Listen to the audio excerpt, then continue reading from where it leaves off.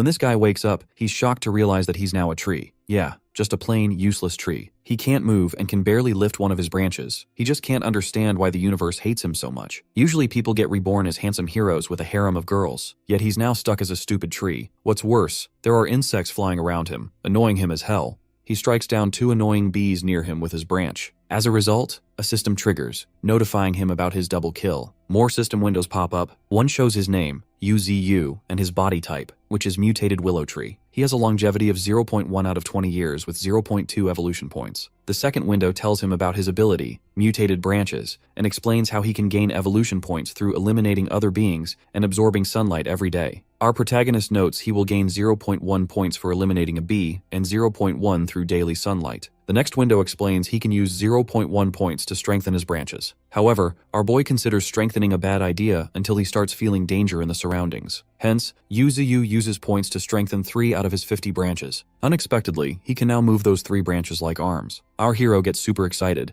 thinking he can fight any hurdle, and instantly attacks a nearby bee nest to gain more points. Half a month later, UZU has strengthened all 50 of his branches. Considering himself super strong, he forms a whirl of branches and unleashes Tornado Pierce, aiming at a huge rock ahead. Unfortunately, his branches do not touch the rock, but it shatters from the airwave his branches produce. Consequently, he decides to attack his enemies from a distance using this move. Having been a tree for half a month, our protagonist has grown taller much faster than normal trees. He can absorb energy through his roots, which makes him think that even without doing anything, he can become stronger. Plus, he has a special attribute called longevity. As a tree, he cannot get sick or tired. Even if he only has 20 years of longevity now, UZU believes that through his evolution points, he can become like the world tree. Yu is enjoying his life as a tree, having zero worries about studying or food. As chicks start chirping from a nest on his branches, our hero recalls that the nest dropped onto him when he broke branches that were blocking the sunlight. He believes these are peregrine falcons. This species is a medium-sized, ferocious beast. An adult stands around 1 meter tall and possesses an air dive speed of 270 to 360 km per hour. You believe such speed would make any prey feel asphyxiated. Luckily, the world he lives in now is filled with mutated air, unlike the world he came from. Furthermore, because he lacks air battle abilities, our boy decides to tame the falcon chicks to use them to his advantage, which will make him more powerful. After losing his first life, our protagonist decides to do his best to survive in this world, no matter the cost. It turns out this world is filled with strong mutated animals like tempest wolves, large-size ants, and the spider queen. There is even a huge gorilla that feeds on trees and a massive blade snake that appears openly, cutting everything in its path and causing destruction everywhere. Later, our hero is busy hunting down a white rabbit.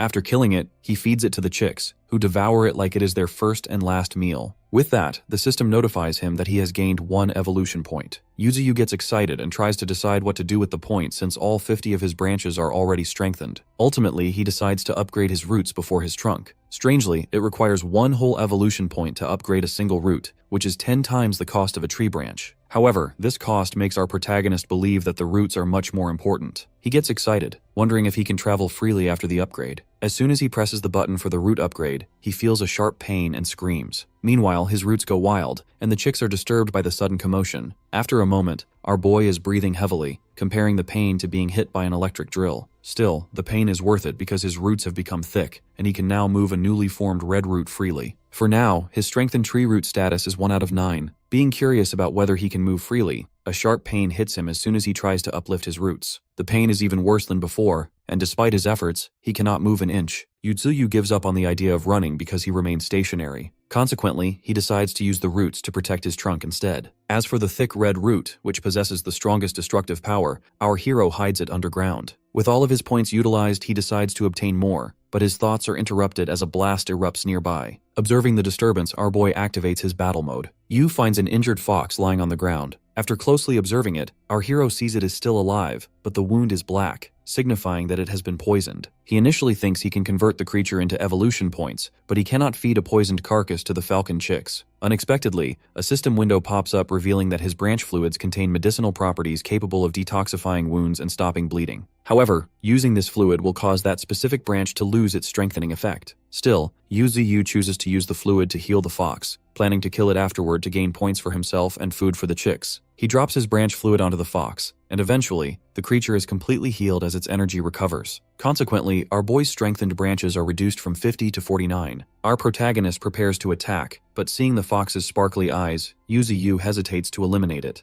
Surprisingly, the fox starts rubbing against our hero, who yells at it to stop, insisting it is nothing more than an evolutionary point. Soon our protagonist melts due to the cuteness of the fox. He forgets about the points and holds the creature so they can rub against each other. Out of nowhere, the fox starts glowing, and the system notifies Yuzi that the red fox is evolving. After the process, it becomes a mutated red fox, aged 3 years and at beginner stage 4, with a special ability called Charm Eyes. Its size has increased, and its fur now resembles fire. Learning about its level, our boy immediately summons his own stats window. From there, he learns his current level is beginner stage 9, making him 5 times stronger than the red fox. He realizes his branch fluid not only has medicinal properties, but can also trigger evolution in other creatures. Our hero thinks that as he grows, he will be able to gauge his own power more accurately, especially once he reaches rank 1, rank 2, or even higher. With this realization, he feels his life is ascending toward a higher existence. Strangely, the fox suddenly runs away. Yuziwa wonders if humans were hunting it, as the wound on its body looked like it came from an arrow. Deep down, our protagonist does not want to interact with humans, fearing they might view him as a wicked tree and hunt him down. Therefore, he decides to act like a normal tree for the time being. Suddenly, the fox jumps away after noticing something. Unexpectedly, 2 young girls approach Yuzi holding fruits and water. Sensing danger, our hero enters stealth mode and hides the face on his trunk. It turns out the girls are there to offer fruits and water to their deceased father. This makes our boy scream internally, as he did not expect a body to be buried beneath him,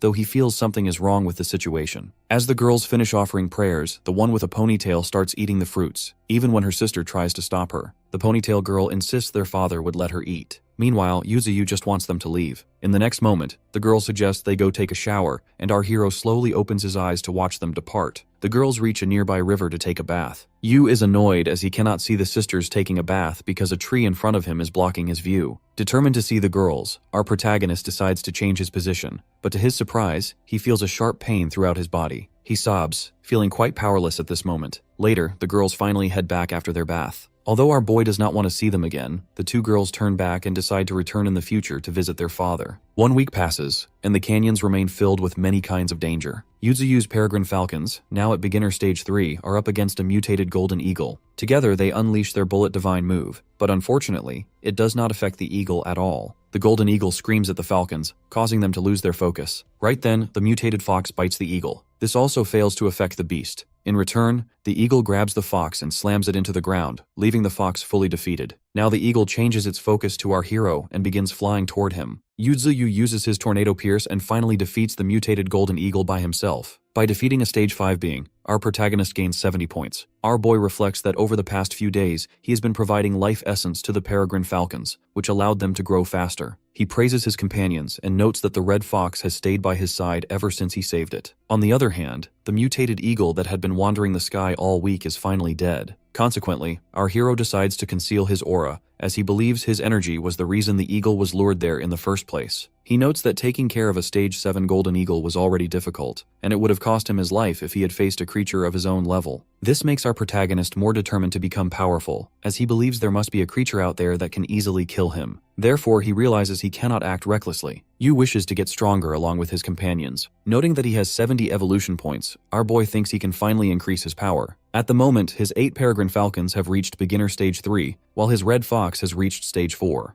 Our protagonist cannot wait to see what they will look like after evolving to the next stage. Before that, he feeds his life essence to everyone so they can grow a bit stronger. Out of nowhere, something huge attacks them from the sky. As a result, Yuzu's roots and branches are destroyed. Unfortunately, a gigantic snake appears right before them. It begins uprooting a nearby tree by spiraling its body around the trunk. Sadly, our hero is left with only 24 usable branches. He notes that he could not sense the enemy's presence, and realizes the snake must have concealed its aura. Instantly, he summons a stats window to see the snake's attributes. From there, he learns it is a stage 9 war axe snake. It possesses a strong fang blade that can penetrate steel plates, while its tail is like an axe that cuts through anything. Our boy freaks out upon learning it is at stage 10. With that, he calls for Xiaoqing, the red fox, who roars at the snake. She remembers it was the one who poisoned her previously. Meanwhile, the snake devours a tree similar to Yuzu before moving straight to strike our hero. Yuzu yells at his companions to hide behind him. Fortunately, at the right moment, our protagonist counters the snake's blade with his thick red roots. Even though he admits internally that this enemy is very strong, he does not give up since he is also a stage 9 being. As the snake begins attacking with its tail blade, our boy accumulates points to increase his strengthened tree roots to 3 out of 9. He shudders while grabbing the snake and, in that moment, strengthens all of his roots. Now, all 9 tree roots are strengthened. He decides to aim for the snake's belly to eliminate it for good. Even though the snake spits blood, the roots only succeed in creating a small crack on its scales. This pisses our hero off, as the snake can easily cut him while he feels relatively powerless against it. Still, he cannot give up and releases a strong killing intent. As Yuzuyu starts attacking with all his roots, the snake finally retreats. Meanwhile, our protagonist is super exhausted. His body starts cracking, and he genuinely thought he would die there. His companions reach him, clearly worried, but he reassures them that he is fine. However, deep down, he blames himself for the mess because he considers himself weak. Admitting that becoming strong in a short time is difficult, he believes the Warak snake will continue to grow fast. If he does nothing, he will surely die here one day. Sadly, his core is about to shatter because Yuzuyu forcefully strengthened his 8 tree roots all at once. Unexpectedly, a system window notifies him that he can now upgrade to the next rank, which requires 10 evolution points. It asks if he wishes to evolve or not. Yu gets stunned, as it is exactly as he expected. There are other ranks above the beginner stage. Now he is all fired up to become stronger than the creatures around him, because he doesn't want to die twice. Therefore, our boy instantly presses the yes button, and his evolution starts. Yu wishes to evolve non-stop as his branches start regrowing. Light spreads in the area around him, engulfing all of his companions as well. After a couple of minutes, our protagonist is transformed to the next stage. His body looks completely different. All of his missing branches have grown back, and his frame has become twice its original size. Unexpectedly, Xiaoqing steps forward as she has reached beginner stage 7. On the other hand, all 8 peregrine falcons have reached beginner stage 5. Our hero thinks the light surrounding him also affected them, hence why all of them have evolved. Next, he orders all 8 falcons to go and find which direction that snake went. Surprisingly, they fly at bullet speed. This makes Yuzuyu think that they can now easily defeat a mutated golden eagle or any monster of that caliber. Other than that, Xiao has also become stronger. Our boy can clearly feel her energy spreading out. Next, as soon as he decides to summon his status window, he hears someone screaming for help. To his surprise, it is the 2 sisters who are running in pretty bad shape. Unfortunately, those 2 are being chased by many monsters. The girls run for their lives, completely unaware of why they are being pursued. On the other hand, our protagonist realizes all of these monsters are being lured by the spreading scent of his evolution. He goes into full fighting mode as he can't just let others eat him away. As the monsters get super close to the girls, a blast erupts. When the smoke settles, the sisters see Xiao standing over the body of one monster. Seeing her terrifying eyes, the sisters scream in terror. Next, as more monsters approach, Yu's falcons effortlessly take care of them as they return to his side. Meanwhile, the sisters stand observing everything with confusion. The monsters pause for a moment while our hero orders his companions to step back. He decides to teach those monsters a lesson by showing them who the real monster is. Yuzuyu starts moving his roots with killing intent. He orders his enemies to attack him simultaneously. However, our hero effortlessly counters them using his roots and branches because he wants all of them converted into his evolution points. A mutated hippo tries to attack Yuzuyu, but it is defeated instead, granting our hero 50 points. After that, eliminating mutated rats gives him 20 points, a rhino gives 30, and a giraffe yields 20. As he continues eliminating more monsters, his points grow. A mutated bat attacks with sonic waves, but our protagonist defeats it as well. Next, a mutated cow appears and surprisingly blocks his attack. Seeing this, our boy decides to keep a few of them alive to nurture later. He grabs a group of them and destroys all the remaining enemies. After defeating everyone, our hero only keeps 8 of them alive. Now all he has left is to take care of the 2 sisters. If he lets them escape, they will discover his secret. If he kills them, he will become a demon tree. Once villagers learn of the sisters' disappearance, more people will discover him, and as a last resort, the military will take control. There is even a chance they might put Yuzuyu in a zoo where people will laugh at his ugliness. Right then, an idea hits our boy's mind, and he thinks he might succeed with it. After a moment, both sisters wake up and are terrified by our hero's gaze. As he raises a root, they scream as if they are being attacked. To their surprise, Yu writes something on the ground with his root. However, they make an expression that our protagonist didn't expect. Deep down, he wishes for them to believe their father has become a willow tree. He starts to panic, thinking he has saved them both from danger, so he hopes they believe his message. Before he can do anything else, the ponytailed twin begins speaking. She asks if he knows her name and challenges him to reveal her biggest secret. Our boy asks his system, and it reveals her name is Xiaoling. Her secret is that she likes ernue from a neighboring village. Her sister's name is Xiaoqing, who has skipped school to take care of her sister and grandfather. Our hero writes down the secret, causing Ling to scream in embarrassment. She yells that she doesn't like him, then admits she only ever revealed that secret to her father. Afterward, Yuzuyu gives a hairpin to both of them, which he crafted from his branches when he was bored. He notes that people are quite attached to those who have passed away, and he believes it is fate that their father was buried beneath him. When their father was on his deathbed, he passed the responsibility of taking care of Ling and their grandfather to Qing. In the present, our protagonist places a branch on Qing's head. He thanks her for taking care of her family and apologizes for leaving everything on her shoulders. Our hero believes that things fuse over time and thinks that perhaps their father's soul fused with him. Later, Qing explains that the last 2 months have been unexpected. An airplane was attacked by a group of crows, leaving nothing behind. Additionally, the sea holds a black shadow that devoured an entire cruise ship. She has heard the air has changed, causing all living things to evolve. The East has named this air spiritual energy, while the West considers it magic. At first, Qing didn't believe the news reports, but seeing our boy now, she believes everything. Next, our hero looks at Ling, who is trying to feed the caged beasts he caught earlier. When those beasts start making intimidating sounds, Xiaohong glares at them coldly, and they quickly back down. Ling praises Hong as the beasts begin eating obediently. Meanwhile, Yuziyu notes how Ling is playing with 4 wolves, but he feels nothing will happen since Hong is watching. He then pays attention to the white crane and the monkey he caught.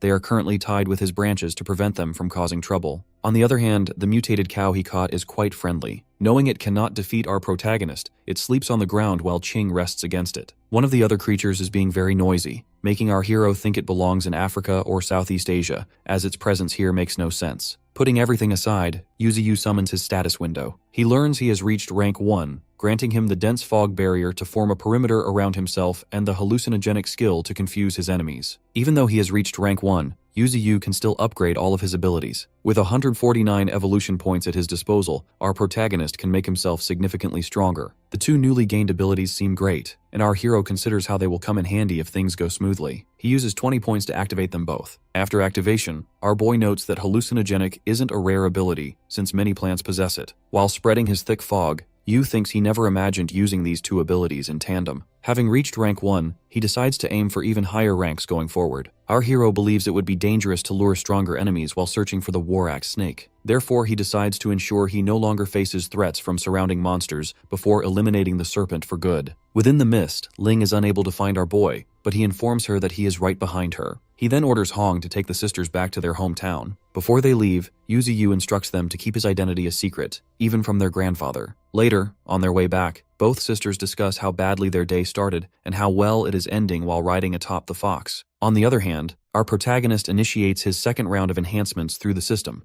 spending evolution points to upgrade his branches, roots, and abilities. Blue energy courses through his form and causes the ground to tremble as his roots expand. With both hallucinogenic and dense fog abilities upgraded, a restless tension spreads among the beasts in the area, signaling the rise of a new overlord. By morning, our hero examines his strengthened form under the misty sun. In a nearby cage, the wolves grow agitated while reacting to the purple energy now radiating from his eyes. He observes the enhanced effects of his abilities on the animals, confirming that his fog can now disorient other creatures. Checking his system panel, Yuziyu reviews his current skills and regrets that only 14 evolution points remain, which is insufficient to upgrade his powerful super regeneration talent. Shifting his focus underground, our boy senses his main route stretching deep beneath the earth and drawing energy from an underground river he calls the Spirit River. Deciding it is safer to hide his ominous red roots, our hero retracts them from view to avoid frightening his companions. Soon after, the peregrine falcons return with news that the dangerous tomahawk snake remains missing, likely still recovering from their last encounter. Yuziyu instructs the birds to continue searching as he anticipates another attack. Suddenly, the caged wolves howl loudly, prompting our protagonist to silence them with a green vine whip. The noise draws Xiaoling and Xiaoqing into the clearing, accompanied by their animal companions. Xiaoling rushes to comfort the wolves by tending to their wounds, while Xiaoqing scolds Yu for frightening them. The girl's gentle care quickly calms the wolves, surprising our boy with how easily the fierce beasts submit. Meanwhile, the honey badger breaks free to steal food, but our hero catches him and secures him with vines again. Xiaoling offers the creature some beef jerky as a peace offering, then feeds the black cow and the others while Xiaoqing continues bonding with the wolves. Our protagonist is amazed at the harmony between the girls and the creatures, realizing the potential value in their ability to tame animals. The group gathers together under his branches, bringing a rare sense of relaxation for our hero. However, as the view shifts to a dark cave on the cliffside, the Warak snake's eye opens in the shadows, hinting at a new threat lurking nearby. As morning breaks over the peaceful human village, Xiaoling eagerly races ahead, calling for her sister to catch up. Xiaoqing struggles to keep pace while their grandfather watches from the courtyard.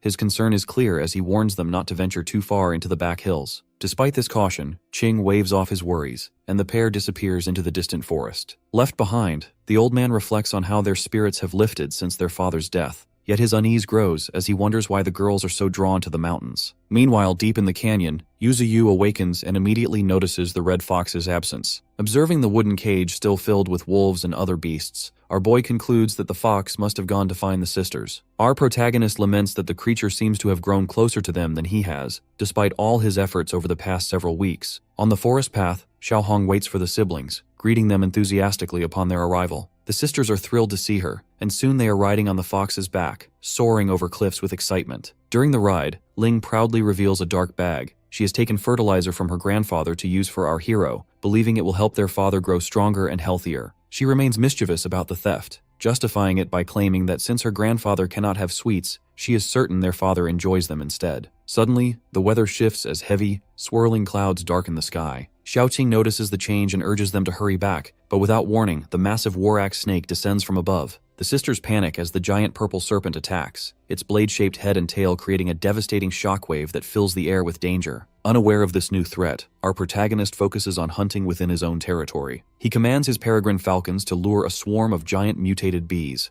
As the birds dive past his trunk, the insects are drawn directly into his range. Our boy unleashes a barrage of glowing white branches, swiftly tearing through the swarm and collecting evolution points from the victory. The falcons return, and Yu rewards them with drops of glowing life essence, which they eagerly accept to further increase their strength. Having secured more points, Yu turns to his system interface and decides to evolve one of his mutant roots to a higher level. Despite the intense pain of the process, our protagonist completes the upgrade. His new root emerges thick, black, and full of power. To test its strength, our hero targets a pair of mutated animals in a nearby meadow, striking them down instantly and reaping additional points from the kill. After the upgrade, our boy uses his evolved root to form an underground defensive perimeter, sending sensory ripples through the soil to detect future threats. The honey badger, tied up nearby, is alarmed by the vibrations, but Yuzu brushes off the protests and notes that Ling will eventually bring food anyway. As the day ends and darkness gathers, our protagonist notices that the Red Fox and the sisters have not yet returned. His concern deepens as he realizes how late it has become. On the other side of the forest, the war axe snake remains with its scales bleeding and its anger unresolved, leaving the fate of the sisters uncertain. Growing increasingly unsettled, Yuzu worries for the missing sisters and promptly instructs Ada, the peregrine falcon, to lead a search. He sends the other beasts out with clear orders not to overlook any clues, but while he waits, our protagonist finds his attention drawn to the ground. There lies Xiaohong, collapsed and bleeding. Without hesitation, our boy channels life essence through his vines to stabilize her condition, only to quickly realize she is alone. Concerned, Yu anxiously asks about Xiaoqing and Xiaoling, but he receives no answer. Shifting his gaze toward the horizon, our hero spots a terrifying scene: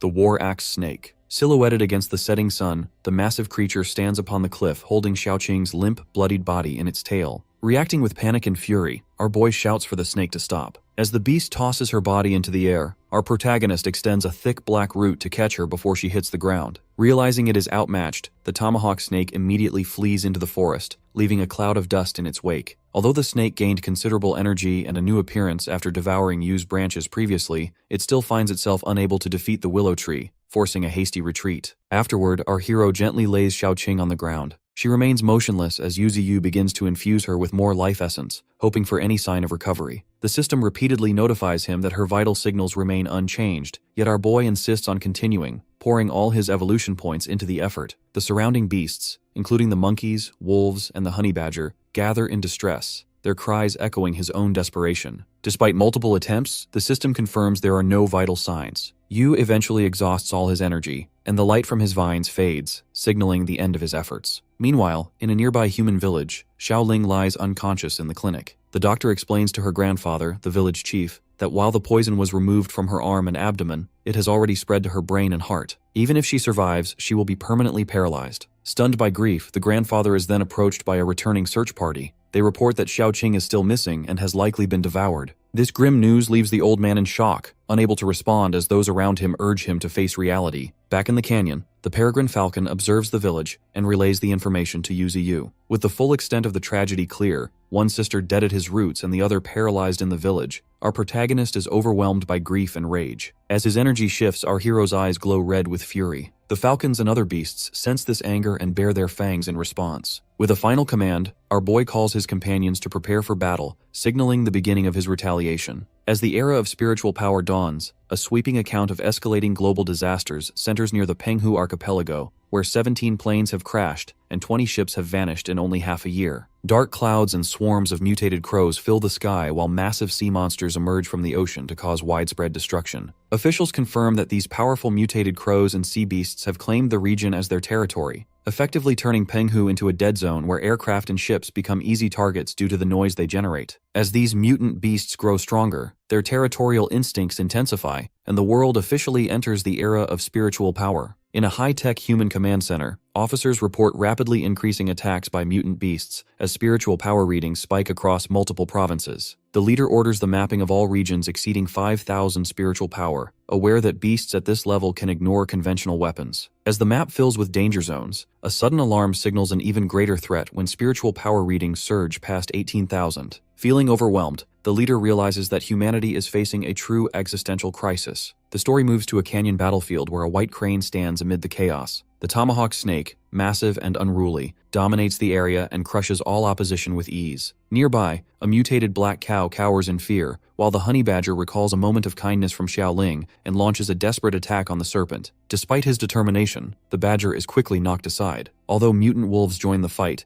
their bites cannot penetrate the snake's thick scales, and they are tossed aside by its violent thrashing. The tomahawk snake emerges unscathed, looming over the battlefield as the undisputed king. Suddenly, the red fox arrives while surrounded by intense flames, marking the fourth confrontation between the two creatures. Previous encounters flash through her mind, especially the moment she failed to save her sisters who were killed by the snake when it was weaker. Grief turns into resolve as she vows to risk everything for revenge, determined to use her newfound power to challenge her old enemy. The tomahawk snake, sensing the fox's growing strength and rage, prepares to end their rivalry. Its natural weapons, including diamond-hard armor, deadly fangs, an axe-like head and tail, and corrosive poison, are all brought to bear as the two apex predators face off. The red fox, though still outmatched in raw strength, charges forward with blazing speed while aiming straight for the serpent's head. Just as the clash peaks, a golden peregrine falcon dives from the sky and crashes into the snake, shattering part of its armored hide. The red fox immediately seizes this opening by launching a fiery attack at the exposed spot. More falcons descend to join the assault, combining their strength with the fox in a concerted effort to bring down the tomahawk snake as the battle for survival and vengeance reaches its climax. High above the canyon, 8 peregrine falcons gather as intense golden light enwraps their bodies. Acting in unison, they dive to form a concentrated spear aimed directly at the war axe snake. Feeling the immense pressure descending, the serpent bares its fangs to meet the attack while even the nearby red fox senses the overwhelming suppression. It becomes clear in this moment that the falcons are determined to sacrifice themselves.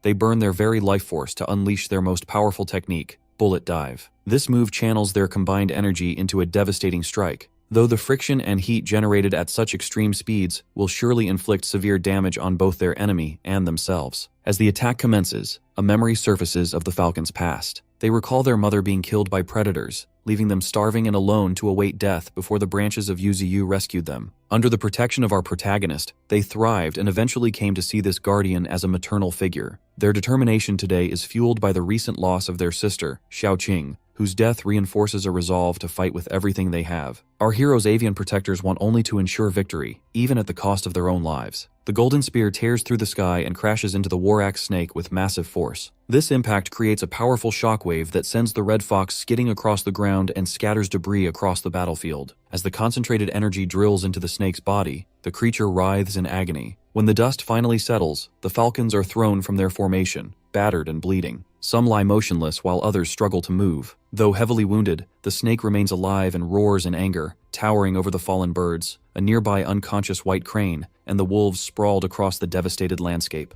Afterward, the red fox stands on shaky legs, bloodied but alert. The undeterred snake rears up to strike, its axe-bladed head smashing into the earth with explosive force as the fox barely dodges. The battlefield shakes from the impact, leaving the predator alone in a cratered clearing for a brief moment. Suddenly, massive roots burst from the ground to encircle and immobilize the beast. The towering, glowing purple form of Yuziyu appears, seizing this opportunity to trap the enemy completely. A flashback reveals the tomahawk snake's history with our boy. The serpent recalls once consuming the stump of Yuziyu to reach the peak of its power and fleeing after being injured in a previous confrontation. It becomes clear that Xiaoqing and Xiaoling were killed simply because they carried the scent of our protagonist. Now, the snake realizes too late that our hero has orchestrated a perfect ambush by coordinating with the other creatures to lure it into a fatal encirclement. The roots of Yuziyu tighten around the snake's body, lifting it off the ground. With a silent command, A massive, sharpened spike erupts from the earth and impales the snake through the jaw and head. Blood pours from the wound as the creature's body goes limp and hangs lifelessly. The canyon floor shakes from powerful impacts as the enormous form of Yuziyu dominates the battlefield. His sprawling roots, glowing with supernatural energy, weave across the ground to enclose the area like a giant web. Trapped within these barriers, the tomahawk snake is overwhelmed by fear, its nerves corrupted by the fury of our protagonist. With escape impossible, the serpent prepares for a desperate final stand, baring its fangs and thrashing against the tightening roots. On the trunk of our hero, a face pulsing with purple energy radiates anger while he mocks the creature's struggle. Without pause, Yuziyu channels his rage into a brutal attack. Red energy explodes upward and crashes into the snake's body, shattering scales and drawing blood. Our boy demands retribution for Xiaoqing, launching spear after spear until the predator is pinned and battered, its jaw smashed amid a relentless barrage. The beast cries out in agony as a final surge of yellow and red power engulfs it, while brief memories of Xiaoqing and Xiaoling flash by to fuel the wrath of Yu. The conflict ends when the massive roots constrict around the tomahawk snake, crushing it completely. As the energy fills the air, the enraged screams of our protagonist echo through the canyon. A colossal spike bursts from the ground and drives through the corpse, ending the struggle in a cloud of dust and debris. When the haze settles, the snake lies broken and still in a crater from its fatal wounds, and a green system window confirms the kill, granting evolution points to Yuziyu. As the battlefield calms, the face of our hero remains twisted with grief. Around him, the mutated black cow lies exhausted and steaming. The golden monkey crouches in shock, and the wolves slink away nervously. A thick black root snatches up the limp body. Unable to accept the outcome, our boy hoists the corpse and shakes it violently, screaming in denial and ordering it to rise. The wolves and the red fox, Xiaohong, watch with a mix of concern and fear as Yuziyu repeatedly slams the carcass into the ground, his features contorted in madness. Suddenly, the rage of our protagonist collapses into overwhelming sorrow. His glowing face streams with tears as the reality of the situation sinks in. He tries to justify these actions by recalling the snake's role in the deaths of his companions, reflecting on the world's brutal law of survival. To you, the cycle of animals living and dying in nature highlights a grim realization. The strong prey on the weak, and lost lives only fuel new cycles of existence. Despite this understanding, grief overwhelms our hero, and he cannot hold back his tears. As dusk falls, Xiaohong silently weeps, the honey badger cries openly, and the golden monkey sits in quiet sadness. Together, Yuziyu and his companions mourn under the fading sunlight. Panic erupts at midnight within the human village. Chief Grandpa and others rush through the streets, their faces drawn in shock and fear. On the cold stone pavement, Xiaoling lies unconscious, her skin pale from the venom of the war-axe snake. The villagers gather helplessly around her, unable to save her. Nearby, hidden in the dense foliage, the red fox, Xiaohong, silently watches the scene with glowing red eyes. She was clearly the one who brought the body to the village,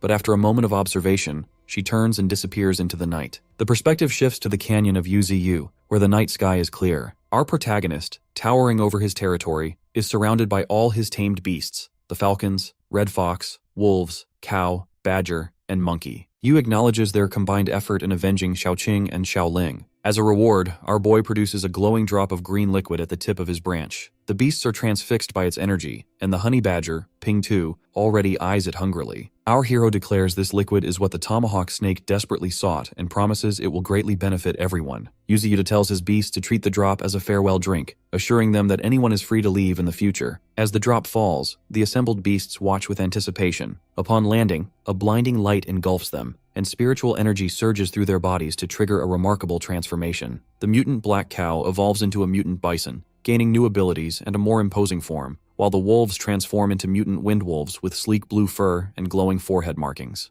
Status windows reveal their new talents, including the bison's crescent crash and ground trample, as well as the wolves' mastery of wind. Yuziyu observes these changes with excitement, noting the presence of both innate talents and special skills among his followers. Even though the white crane and golden monkey only gain a level with no visible changes in appearance, the overall strength of the group increases significantly. The four wind wolves bow in submission to our protagonist, soon followed by the crane and honey badger. Our hero asks if they are willing to stay by his side. The golden monkey steps forward and responds bravely. So Yu, still haunted by recent losses, promises to protect and strengthen his companions. He emphasizes that in this new world filled with spiritual energy, survival depends on becoming stronger. As our boy solidifies his resolve, Yuziyu expresses his desire to become so powerful that all will fear him, declaring himself the origin of everything in his domain. The night quiets as peregrine falcons rest in the branches and the red fox curls up at the tree's base. Our protagonist reflects inwardly, deeply aware of the changes brought by this new stage of evolution. By morning, the canyon is bustling with coordinated activity. The falcons patrol the skies while the wind wolves cover the ground below. The mutant bison, white crane, and golden monkey clear the battlefield of debris by using their unique abilities. The red fox stands guard from a high cliff to watch over the territory, but the honey badger sleeps lazily in a hole. Yu, dissatisfied, uses a red root to drag him out and scold him for shirking his duties. The honey badger responds with defiance, but before the situation escalates, a sudden burst of golden light appears in the sky. Our hero and his followers look up in surprise as a glowing humanoid figure with long hair slowly descends inside a pillar of golden light. This girl, curled in a fetal position and radiating immense energy, opens one glowing red eye to mark the arrival of a new and mysterious presence. An intense ball of golden light streaks down from the sky, targeting the willow tree form of Yuzu in the canyon.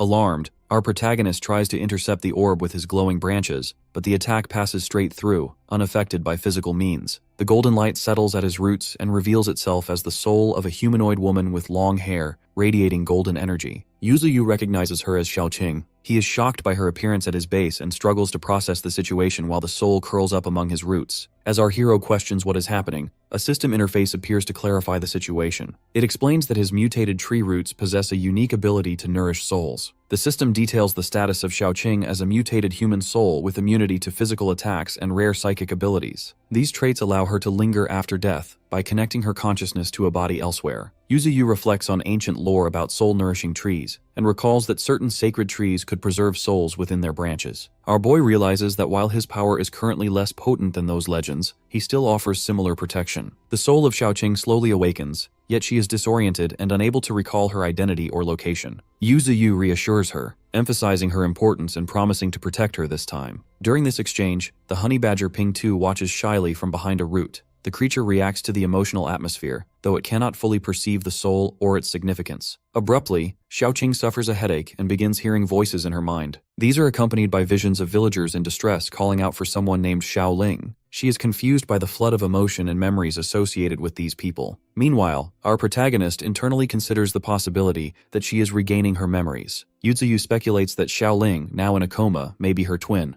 suggesting their souls could have merged or become intertwined after death. To help stabilize the spirit, our hero channels a beam of green life energy into her. The soul absorbs the energy, becoming brighter and gaining new clarity. Xiaoqing then projects a vision to him, showing a room in the human village where Xiaoling lies unconscious on a bed, surrounded by grieving villagers and the village head. Xiaoqing realizes her consciousness is currently inside Xiaoling, and she is able to exert some control over the body. This is demonstrated when the girl's fingers twitch, startling the onlookers. However, this effort quickly exhausts the soul and severs the connection. Our boy observes these effects and suggests that, if possible, Xiaoqing could continue living as Xiaoling to remain in the world. As this plan forms, the focus abruptly shifts to a dark, rainy cliffside. Two soldiers in military ponchos stand beside a jeep and discuss their next target within the Misty Mountain, hinting at new developments to come. Heavy rain falls on a misty mountain pass where two soldiers make their way through the downpour. The younger soldier checks a GPS map and suggests they head to a nearby village for shelter, while his older, more experienced veteran companion surveys the path ahead in silence. Shortly after, the older man is introduced as Yan Gaoyuan, a first-generation superhuman who stands out with glowing red eyes and a dark mask. He takes charge, leading the group forward toward their target despite the harsh weather and poor visibility. Meanwhile, in a canyon, Yuzu communicates with the golden soul of Xiaoqing, who proudly shows evidence of her awakening. Our boy notes how quickly her spiritual awakening occurred, much faster than usual, but he keeps his concerns private. Yu recalls that both Xiaoqing and her sister Xiaoling were recently killed by wild beasts,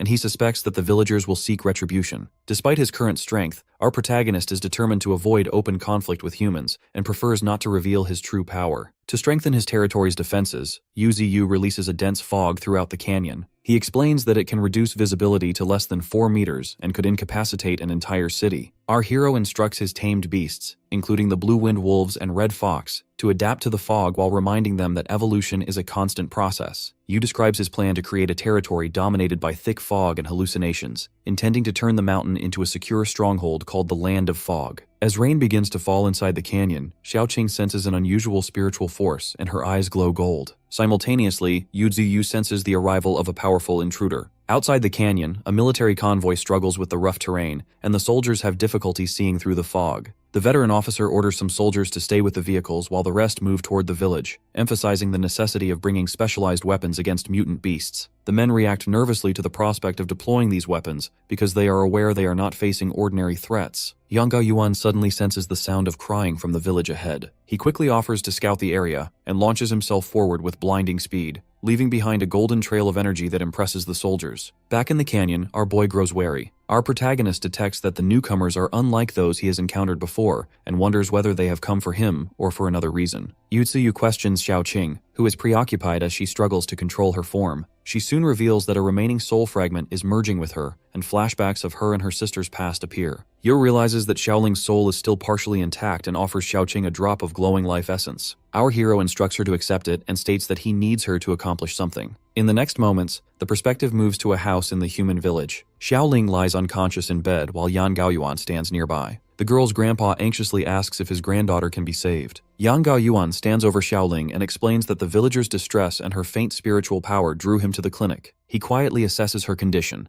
noting her rare fire affinity and how her awakening differs from others. Pulling out a vial of red liquid, Yan explains that the potion will extract spiritual power from the surroundings to help restore her. While Yan prepares the potion, Yu observes the scene remotely as Xiaoqing's golden soul reacts violently inside Xiaoling's body. A system notification reveals the soul has reached entry level 5, but despite the repeated use of life essence, her advancement is limited. Xiaoqing's soul is pulled by an unknown force. Back in the clinic, Yan Gaoyuan pours the potion into Xiaoling's mouth. This triggers a surge of red energy that bursts from her body and shoots a pillar of light into the sky, drawing the attention of the soldiers outside and their veteran officer. Afterward, Xiaoling regains consciousness and slowly sits up while Yan and her grandfather watch closely. The villagers celebrate her recovery and remark on the man's abilities. The officer, however, is puzzled by how quickly the girl revived. He suspects her elemental resonance is exceptionally potent. As Xiaoqing grows accustomed to the body, she tests her movements and adjusts to the new form. Meanwhile, our protagonist considers the opportunity to gather information while the humans remain in the village for the night. The sentient tree telepathically instructs Xiaoqing to avoid raising suspicion during conversations. Later, at a lively village feast, Xiaoling quietly interacts with the soldiers while Yan Gaoyuan sits nearby. When she asks why the soldiers are present, Yan reveals that their investigation is prompted by spiritual power anomalies. The area is considered a mutant beast hotspot according to their spirit satellite. He explains that the satellite cannot pinpoint exact sources, but it detects high concentrations of spiritual power to lead on-site investigations and confirm abnormality density. He also mentions a new measurement unit called the Spirit Bead. Our boy reacts with concern to the existence of the spirit satellite. Realizing humans can detect spiritual power with advanced technology, Yu urges Xiaoqing to gather more information about it. Yang Gaoyuan elaborates that while the satellite detects anomalies, it cannot accurately locate their origin. This allows our hero to feel some relief. He reasons that the humans likely detected his power during a previous confrontation in the area, but our protagonist believes his dense fog will obscure his presence. To remain undetected, Yu resolves to avoid significant spiritual outbursts. He suspects the soldiers carry locator devices, which prompts our boy to be more cautious. The next morning, Yan Gaoyuan informs the village chief that arrangements have been made for Xiaoling to receive further care. Because of her amnesia and inexperience, the chief reluctantly agrees, trusting the promise to seek help for her. As the soldiers prepare to depart, Xiaoling lingers behind her grandfather. The group soon enters the forest and moves through a thick, unnatural fog created by Yu. The soldiers quickly realize they are lost as they repeatedly circle the same marked tree trunk. They grow frustrated while the fog thickens. Despite their efforts, they cannot find an exit and become increasingly uneasy. On a nearby cliff, a pack of blue wind wolves and a honey badger wait in ambush while watching the disoriented soldiers below. Yang Gaoyuan and his squad wander through a dense, misty forest, quickly realizing they are lost and circling in confusion. He notes that the area's spiritual power has risen to a high level, making him wary of a powerful mutant beast lurking nearby. As he scans their surroundings, his intuition warns him of a dangerous creature, heightening his caution. Meanwhile, deep within the fog, our protagonist silently observes the humans. Yu is confident that the thick mist and hallucinogens will keep them trapped and disoriented. Our boy hopes they will retreat,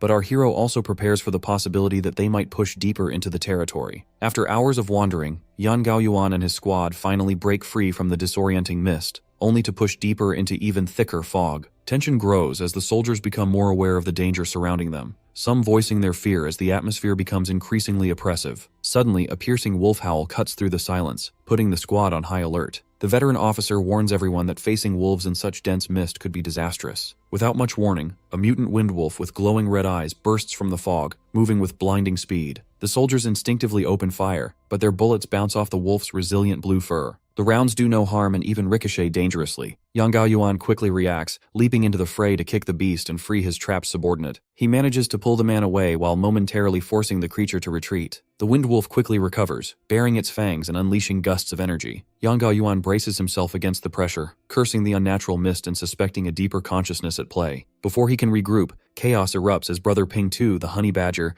charges into the fight surrounded by lightning energy. The soldiers fire at the new threat, but bullets and bombs fail to injure it. The honey badger bites a soldier, causing panic and disorder within the squad. Such mutant beasts possess immense spiritual power, which makes them nearly invulnerable to conventional weaponry, and a significant threat even to well-armed teams. Desperate as the squad's gunfire proves ineffective, the veteran officer, wounded and on the ground, prepares an armor-piercing round. He fires at the honey badger, resulting in a huge explosion of yellow energy and dust. The soldiers anxiously watch, hoping the powerful attack worked. When the smoke clears, the creature remains completely unharmed, revealing the futility of their efforts. At that moment, 3 more massive mutant windwolves emerge from the fog behind the honey badger to intensify the threat. Seeing their most powerful weapon fail and now facing several formidable beasts, the soldiers are overwhelmed with fear, realizing escape or victory seems impossible. Hovering above his beasts, our protagonist reveals his glowing purple face. Yutsuyu states that the humans have ignored his warnings and brought this on themselves. The wolves, honey badger, and a red fox gather, preparing for a final assault. As the beasts charge, Yan Gaoyuan moves to shield his injured men, unleashing his golden spiritual flame and demanding the others fall back. He stands firm with a resolve to protect his team while the mutant beasts managed by our hero converge on the battered squad. The human military squad withdraws after a fierce battle. The group is visibly battered, supporting their wounded while moving through the dense fog. Yang Gaoyuan, marked by frustration and exhaustion, expresses resentment over his encounter with the honey badger. He recalls how the beast relentlessly pursued him after being attacked. Despite his anger, he is convinced the honey badger will not survive the 2 armor-piercing bullets it suffered. As the squad regroups, the veteran officer glances back at his heavily bandaged men. He mourns the loss of 6 soldiers before the group disappears into the mist, their mood somber and defeated. Meanwhile, Yuzuyu observes the retreating humans from his territory. His energetic face glows with satisfaction as he acknowledges the success of driving the squad away. Our boy admits to himself that killing them all would have attracted even greater human attention. He hopes the presence of wild animals and the thick fog will delay any further intrusion. Our protagonist resolves to become stronger before facing humans again. This determination hardens as our hero makes a silent vow to evolve until humans can no longer threaten him. Turning his focus inward, Yuzuyu checks on Xiaoqing, whose soul hovers near his roots. He reaches out to her, and the focus shifts to a view inside a military jeep. Xiaoling, currently possessed by Xiaoqing, travels away with another team. She appears tired and uncertain about her new situation. Through their spiritual link, our protagonist explains that Xiaoling's accidental awakening of elemental power has led to her selection for the mystery sector.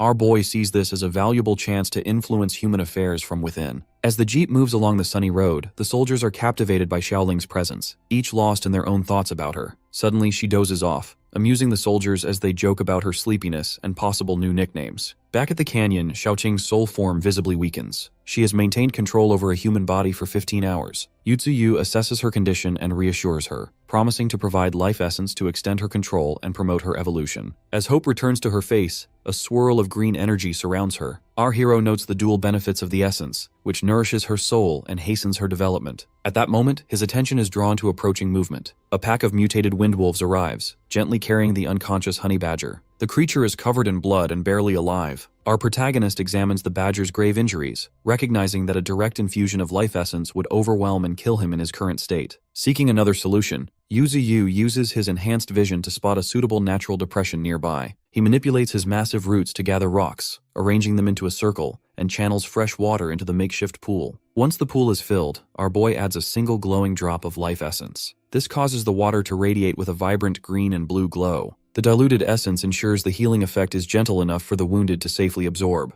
As the healing pool brightens, the white crane and golden monkey, accompanied by the mutant bison, observe the scene in awe. Our hero silently considers the pool a reward for his loyal companions, and a testament to his growing power and resourcefulness. At the Extraordinary Research Institute, the director, an elderly man dressed in traditional robes, discusses recent developments with Yan Gaoyuan. Yan stands respectfully as he reports on powerful mutant beasts and unusual fog surrounding a nearby mountain. He believes the fog could affect human minds and is likely behind the region's changes, but he admits there's no concrete explanation yet. The director, contemplating this information, decides the area warrants a yellow warning status, meaning it's dangerous but not yet critical. He instructs Yan to upgrade it to a red hazard area immediately if anything abnormal occurs. Switching topics, the director recalls that Yan brought a talented girl with him. Yan confirms her remarkable fire abilities, claiming she may be the strongest of her generation. This catches the director's attention, who seems intrigued by her potential. The focus then shifts to an overview of the new global order, explaining how areas are now divided by danger zones. Cities are labeled green zones and considered safe, while most wilderness has become yellow zones, signaling the need for caution due to latent threats. Red zones are under constant surveillance and forceful suppression, while prohibited areas, like the Bermuda Triangle, are entirely off-limits and extraordinarily dangerous. These locations became especially treacherous after the recovery of Aura, making them inaccessible to all life. Back in the canyon, the focus moves to Yuzi-Yu's territory, where his mutant beasts interact. The mutant bison stomps, establishing its presence, while the red fox, surrounded by flames, easily sends a smaller creature flying. The beasts engage in playful arguments. The honey badger gets annoyed and storms off, while our protagonist observes the group's dynamics from a distance, noting the relative calm since no new threats have appeared. Soon after, the blue wind wolves return from a hunt, dragging wild boars as prey. Yu is pleased and quickly uses a purple root to secure the struggling animals, earning evolutionary points for each kill. Our hero notes that even the seemingly weaker beasts contribute to the territory's safety and food supply. Yuzi-Yu tosses the prey back to the wolves, who eat eagerly, while the red fox watches silently, preferring not to join the others. Noticing the fox's aloofness, our boy comments on its desire for elegance. He then observes the golden monkey, who is busy eating leaves and has awakened a rare absorption talent, allowing it to efficiently gain energy from what it consumes. The white crane drifts nearby as our protagonist reviews his own evolutionary options. Yu decides to spend his points enhancing his branches, gaining new capabilities such as releasing paralysis and stun toxins. Our hero tests these abilities on the honey badger, who is momentarily stunned but quickly recovers, unaffected by the toxins. Xiaoqing, in her soul form, appears and explains the honey badger's inherent resistance to poison, which Yuzi-Yu finds mildly frustrating but informative. Suddenly, our boy realizes Xiaoqing has returned. The perspective transitions to Xiaoqing inhabiting Xiaoling's body at a human facility, where she explains she's been kept under routine observation and is scheduled to take a test before being allowed into the Spiritual Power Research Institute. Our protagonist sees an opportunity, recognizing that Xiaoling's body has awakened fire abilities, while Xiaoqing's soul holds spiritual talent,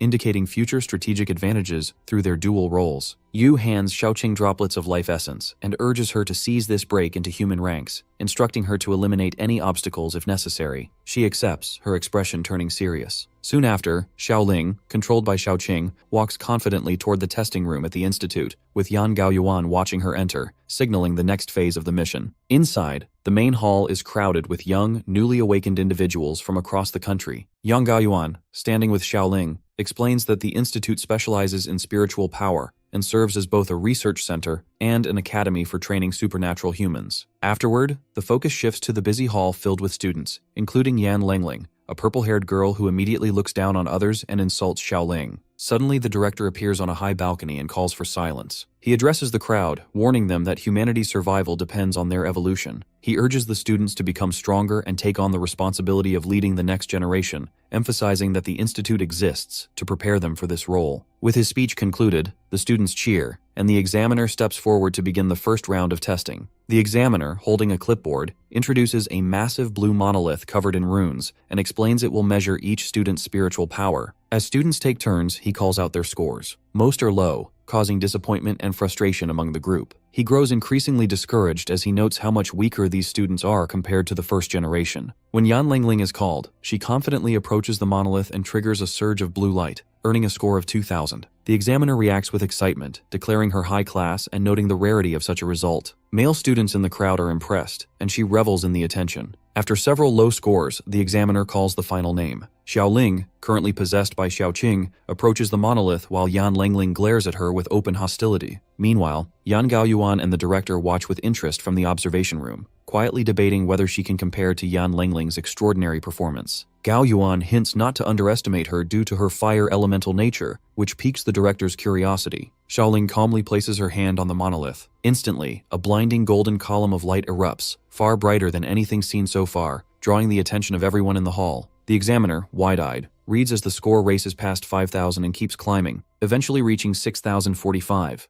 The energy output becomes so intense that the monolith overloads and explodes, scattering debris and dust across the hall and knocking the examiner and nearby students off their feet. As the dust settles, Xiaoling stands at the center of the destruction, looking apologetic for accidentally breaking the device. The examiner, overwhelmed and in tears, proclaims her the best student he has ever seen. Yan Lengling, still watching from the crowd, is left speechless and visibly shaken by the outcome. With the first round complete, the examiner announces the second test, explaining that students with higher spiritual power will be separated for the next phase. The floor opens, revealing different pathways, and the group moves to an outdoor training field. Yang Gaoyuan, now acting as instructor, explains the next challenge. If any student can lay a finger on him, they will pass. The students look intimidated as they prepare to begin. Meanwhile, the scene briefly shifts to the Canyon of Yu. Sunlight filters through the trees as our protagonist becomes annoyed by a honey badger at his base. Our hero lashes out with a vine, ending the interruption. Once the nuisance is dealt with, our boy returns to his rest, and Yu Ziyu remains undisturbed in the quiet woods. The story returns to the Institute, where Gao Yuan easily defeats the students attempting the combat test. Bodies are strewn around the field as he criticizes their performance. Only Yan Lengling and Xiaoling remain standing. Yan Lengling appears furious and determined, while Xiaoling is crouched and ready for her turn. Yang Gaoyuan stands at the center of the arena, announcing that only 10 minutes remain in the round. Only Yan Lengling and Xiaoling are still standing. Battered and desperate, Lengling struggles to keep up while Xiaoling remains equally determined and refuses to give in. Gaoyuan, unfazed, taunts the two girls to work harder or face elimination. As the pressure mounts, Lengling's frustration grows. She attempts to power up, but it is Xiaoling who suddenly erupts with a massive pillar of golden fire, engulfing the area in intense energy. Using her flames to boost her speed, the girl charges at Yan Gaoyuan. He narrowly dodges her attacks, recognizing her rapid improvement and encouraging her to push her control further. The battle escalates as she unleashes a barrage of golden energy beams that slice through the air, forcing the man onto the defensive. The scene leaves Lingling shocked at abilities that far exceed a typical beginner's level, while the director and examiner watch in disbelief. As the relentless attacks continue, Gaoyuan is taken aback by the speed and aggression displayed by his student. Both Lingling and Xiaoling close the distance at blinding speed, and the girl ultimately smashes into Gaoyuan, creating a massive explosion of energy that sends him crashing to the floor. The round ends, leaving the observers in the control room visibly stunned. Lengling mocks the instructor, who quickly turns his attention to Xiaoling, now kneeling and bleeding on the ground. Gaoyuan rushes to her side, alarmed by her condition, but as he tries to help, her demeanor suddenly shifts. Triggered by a memory of instructions from Yu Ziyu, her eyes glow yellow and then red, as her expression turns dark and unhinged. Lengling, standing nearby, taunts her, but the girl's mood snaps. She declares her intent to remove anything in her way, vanishes from her spot, and appears instantly in front of Lengling, slamming her to the ground with overwhelming strength. Gaoyuan watches in shock as she pins Lengling, who begins to panic and plead. Completely unrestrained, Xiaoling raises a flaming fist, intent on finishing her opponent, but Gaoyuan intervenes just in time. He restrains her from behind and shouts that she has passed. The struggle subsides as her aggression fades instantly, replaced by an innocent smile, while Lengling collapses in terror and exhaustion. Afterward, Gaoyuan stands before the girl with concern, admitting that her power may soon be beyond his ability to control. Above, the director and examiner are ecstatic, expressing their determination to cultivate her talent. A montage follows, showing her recognized as a well-known genius and gaining entry to the 8th class at a young age, with her reputation growing within the institute. Meanwhile, the focus shifts to Dashan Village, where the residents evacuate by truck and car, leaving their mountain home behind for the city. Winter arrives, covering the village in snow. The canyon is now silent, with the massive willow tree, our protagonist, continuing to evolve its glowing branches. However, the sense of calm is temporary for Yu Ziyu, as a new threat emerges. A massive shadowy beast with glowing blue eyes and huge tusks appears inside a dark cave, signaling that danger remains present for our hero despite the winter. Even as our boy grows, this presence ensures Yu is not yet safe. In the Northwest Territories, soldiers navigate a harsh landscape filled with glowing purple crystals. They reflect on the sacrifices made to secure a valuable spiritual stone mine until the earth suddenly trembles. A massive silver centipede, a segmented metallic beast with blazing purple eyes, bursts from underground and casts fear over the soldiers. Far away in a mist-covered canyon, Yu Ziyu focuses on strengthening his branches. While channeling blue spiritual energy, our protagonist counts down to reaching the peak of the First Order. He considers the next step in his evolution, aware that elevating to the Second Order will make him nearly unbeatable except by nuclear force. However, our hero also recognizes that the resulting surge of spiritual power will inevitably draw human attention. For the first time, our boy finds himself apprehensive about humanity's potential threat. Abruptly, Xiaoqing's golden projection materializes before Yu and urges him to pay attention to an unfolding crisis. The story shifts to a flashback at the Extraordinary Research Institute, where frantic news reports reveal that a regional squad at the Northwest Mine has been annihilated. Leaked spiritual power from the mine attracted swarms of mutated beasts, culminating in the sudden appearance of the Silver Centipede. Now a second-order extraordinary creature boasting 120,000 spiritual power, the beast unleashes devastation across the site. Elite human troops, the Extraordinary Forces, soon arrive at the battlefield and stand out amid a scene of flames and destruction. As a dragon-like figure rises from the fire, they brace themselves for a formidable fight and note the unusual challenge presented by this opponent. Meanwhile, our protagonist is stunned by the revelation that humans have discovered a spirit stone mine. Yu understands this could allow them to rapidly accelerate their own evolution and close the gap with extraordinary creatures. Xiaoqing clarifies that the discovery has sparked fierce competition among numerous human research institutes, as spirit stones greatly enhance bodily upgrades. Realizing his advantages are slipping away, our hero grows frustrated and laments that his carefully laid plans may collapse now that humans can catch up so quickly. Xiaoqing further explains that the Silver Centipede slaughtered most of the defending forces, catching both the Federation and extraordinary troops completely unprepared for such a powerful adversary. Our boy questions how the centipede could reach the Second Order undetected and suspects it may have a hidden ability. Yu asks if humans have mounted any counterattack, but Xiaoqing admits this is the first time the Federation has faced a Second Order monster. She highlights their total lack of preparation. When Yu wonders if he could fight the centipede, she points out the massive difference in spiritual power. The centipede has 120,000, while our hero has only 16,000, making such a battle nearly impossible for him. Yu dismisses her and instructs her to keep him informed of new developments. The setting then transitions to the Extraordinary Research Institute, where Xiaoqing, now in human form, approaches her teacher. She requests permission to investigate the situation in the Northwest, which alarms her teacher. Eventually, he offers to take her there if the centipede is captured. He speculates about the creature's uncanny ability to appear undetected, and raises the possibility that the ore itself may be responsible. Back in the canyon, falcons soar overhead while carrying large white larvae. Below them, a massive swarm of giant ants scurries in panic. Yu, annoyed by the birds capturing ant queens, decides to seize the opportunity for his own benefit. As snow falls, a red fox waits beneath the branches of our protagonist.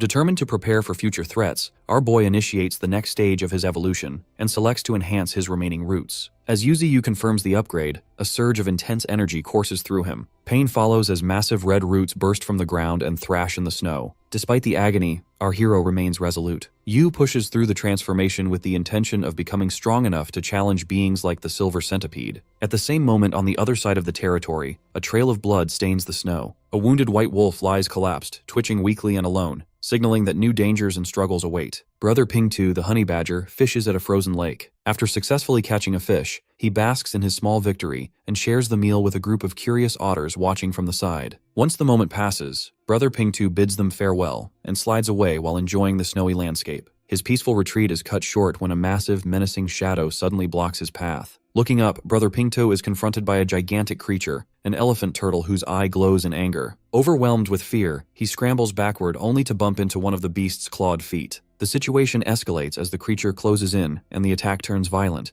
leaving only a flash of red in its wake. Soon after, the blue-winged wolves arrive in the aftermath to investigate a patch of blood-stained snow. In the center of their circle, they find Brother Pingtu gravely injured and unconscious with his body marked by deep wounds. After that, our boy surveys the condition and concludes that the honey badger was lucky to have survived an opponent far superior to him. Our protagonist activates his healing powers and channels energy that gradually revives Brother Pingtu, whose eyes open as he comes to. Following the advice of Yu, the battered honey badger is guided toward further recovery. Recognizing the severity of the attack, our hero quickly gathers his subordinates. He orders the wind wolves and the red fox to track down the assailant, emphasizing the need to eliminate such a dangerous threat before it becomes a direct menace to him. As Yu issues these commands, his frustration and concern grow, especially given the attacker's ability to evade his detection. At that moment, Xiaoqing's glowing soul form materializes in front of him and urgently announces her return. She reports that she came back to inform our boy about the Spirit Stone, stating that it might have the ability to cut off spiritual power. This information immediately helps Yu understand why previous detection efforts failed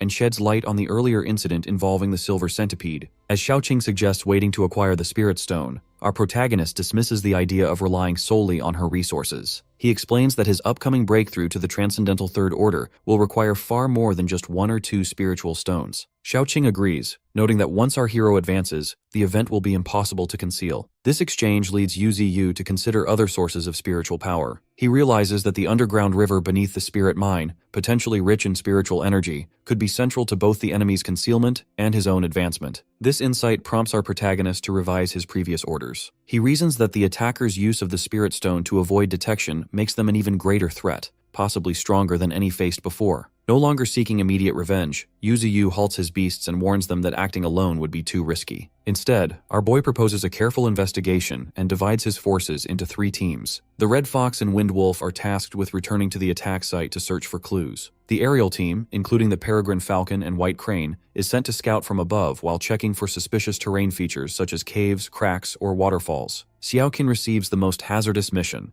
She is to accompany our hero and explore the underground river through a newly dug tunnel. Yu Ziyu stresses the importance of caution, instructing all groups to report back immediately if anything is discovered, and to avoid direct confrontation with the enemy at all costs. With the plan in motion, each team sets out to fulfill its part. The Blue Wind Wolves dash across the snowy terrain, the birds take to the skies, and Xiaoqing ventures deep underground. She navigates the vast network of black roots that our protagonist has grown throughout the cavern and heads upstream toward the upper reaches of the river. Meanwhile, the Red Fox and Wind Wolves traverse a snowy mountain pass, eventually discovering a dark crevice below a cliff, hinting at the next stage of their investigation. Xiaoqing's golden soul form descends deeper into the cavern, where she is immediately struck by the abundance of spirit stones scattered throughout the area, just as her master had described. While she takes a moment to appreciate her discovery, a thunderous roar suddenly fills the cave. The sound sends shockwaves through the darkness and forces her to shield herself from an oppressive spiritual pressure that far surpasses even that of Yu Ziyu. As she recovers, Xiaoqing spots a colossal creature lying dormant in a recess,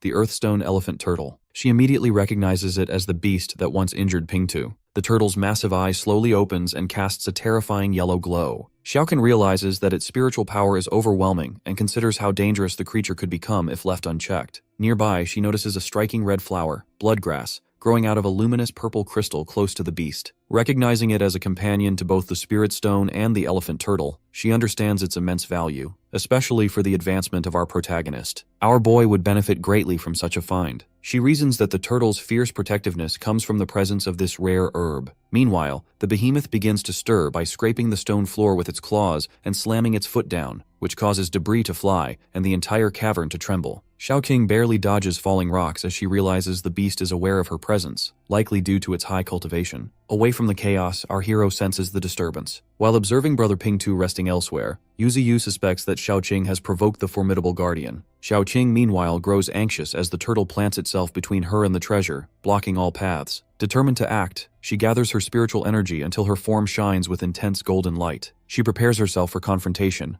but the Earthstone Elephant Turtle responds by stomping the ground and unleashing a devastating earthquake. Purple shock waves shatter the cavern floor and send massive spikes of rock upward. Outside, the commotion reaches the snowy canyon, drawing the attention of the Red Fox and Blue Wind Wolf, who pause to listen to the distant rumble. Back underground, Xiaoqing darts through the collapsing tunnels and dodges attacks as she attempts to lead the turtle away from the bloodgrass. The beast charges after her, smashing through walls and relentlessly pursuing her like a living tank. During the chaos, she seizes the chance to grab the bloodgrass, but the turtle's massive shell shields the herb and prevents her from getting close. She realizes the turtle's main intent is to protect the spiritual plant and worries she cannot stall it long enough for our boy to arrive. Just as the situation becomes dire, a white blur streaks into the cavern and lands between Xiaoqing and the turtle, sending up a cloud of snow and dust. The dust clears to reveal Brother Pingtu, the honey badger, crouched low with claws digging into the earth and a fresh scar on his forehead. He faces the enormous turtle without hesitation. Xiaoqing tries to warn him, knowing the vast gap in their strength, but realizes he cannot hear her. Pingtu roars and launches himself forward, turning into a streak of yellow lightning. The turtle retaliates by summoning massive earth spikes to block his path, but Pingtu zigzags through the obstacles with remarkable speed and leaps directly at the beast's face. He bites down hard on the turtle's nose, tearing through the thick hide and drawing blood, which sends the monster thrashing in pain. The turtle quickly counters by slamming Pingtu with its massive claw, throwing him across the cavern and into the snow. Battered and bleeding, Ping-Tu lies in the snow while the turtle looms over him to prepare another strike. In this moment, a memory returns to the honey badger. He recalls the peaceful time spent sharing a meal with otters before the turtle attacked and shattered that tranquility. Fueled by this memory, Ping-Tu forces himself to rise. Though bloodied, he remains unwavering and bares his fangs at the towering adversary. The story continues with an introduction to the honey badger, highlighting its resilience and fearlessness. Immediately after, Ping-Tu stands surrounded by blue lightning as his fur shifts into a radiant white gold, signaling his evolution. Energy gathers until he bursts forward, cloaked in electricity, and crashes into the earthstone elephant turtle with immense force. The impact sends debris flying while Xiaoqing, watching from the side, is left in awe. Afterwards, Ping-Tu attacks swiftly and darts around the turtle in a blur of golden light. However, despite his speed, he begins to suffer serious injuries. He skids back, bleeding and exhausted. Xiaoqing realizes that he is facing a much stronger opponent, and the turtle soon retaliates with a devastating energy beam. Ping-Tu narrowly avoids the blast and lands, breathing heavily but undeterred. Despite his injuries, the honey badger defiantly roars back at the beast and shows no intention of surrendering. Xiaoqing cheers him on, but Ping-Tu can barely stay upright as blood drips from his wounds. The turtle takes advantage by striking the ground with a massive claw, which sends a shockwave that hits the badger hard. He coughs up blood as the onslaught continues, and the turtle launches another brutal attack that sends him flying. As Xiaoqing desperately pleads for the battle to stop,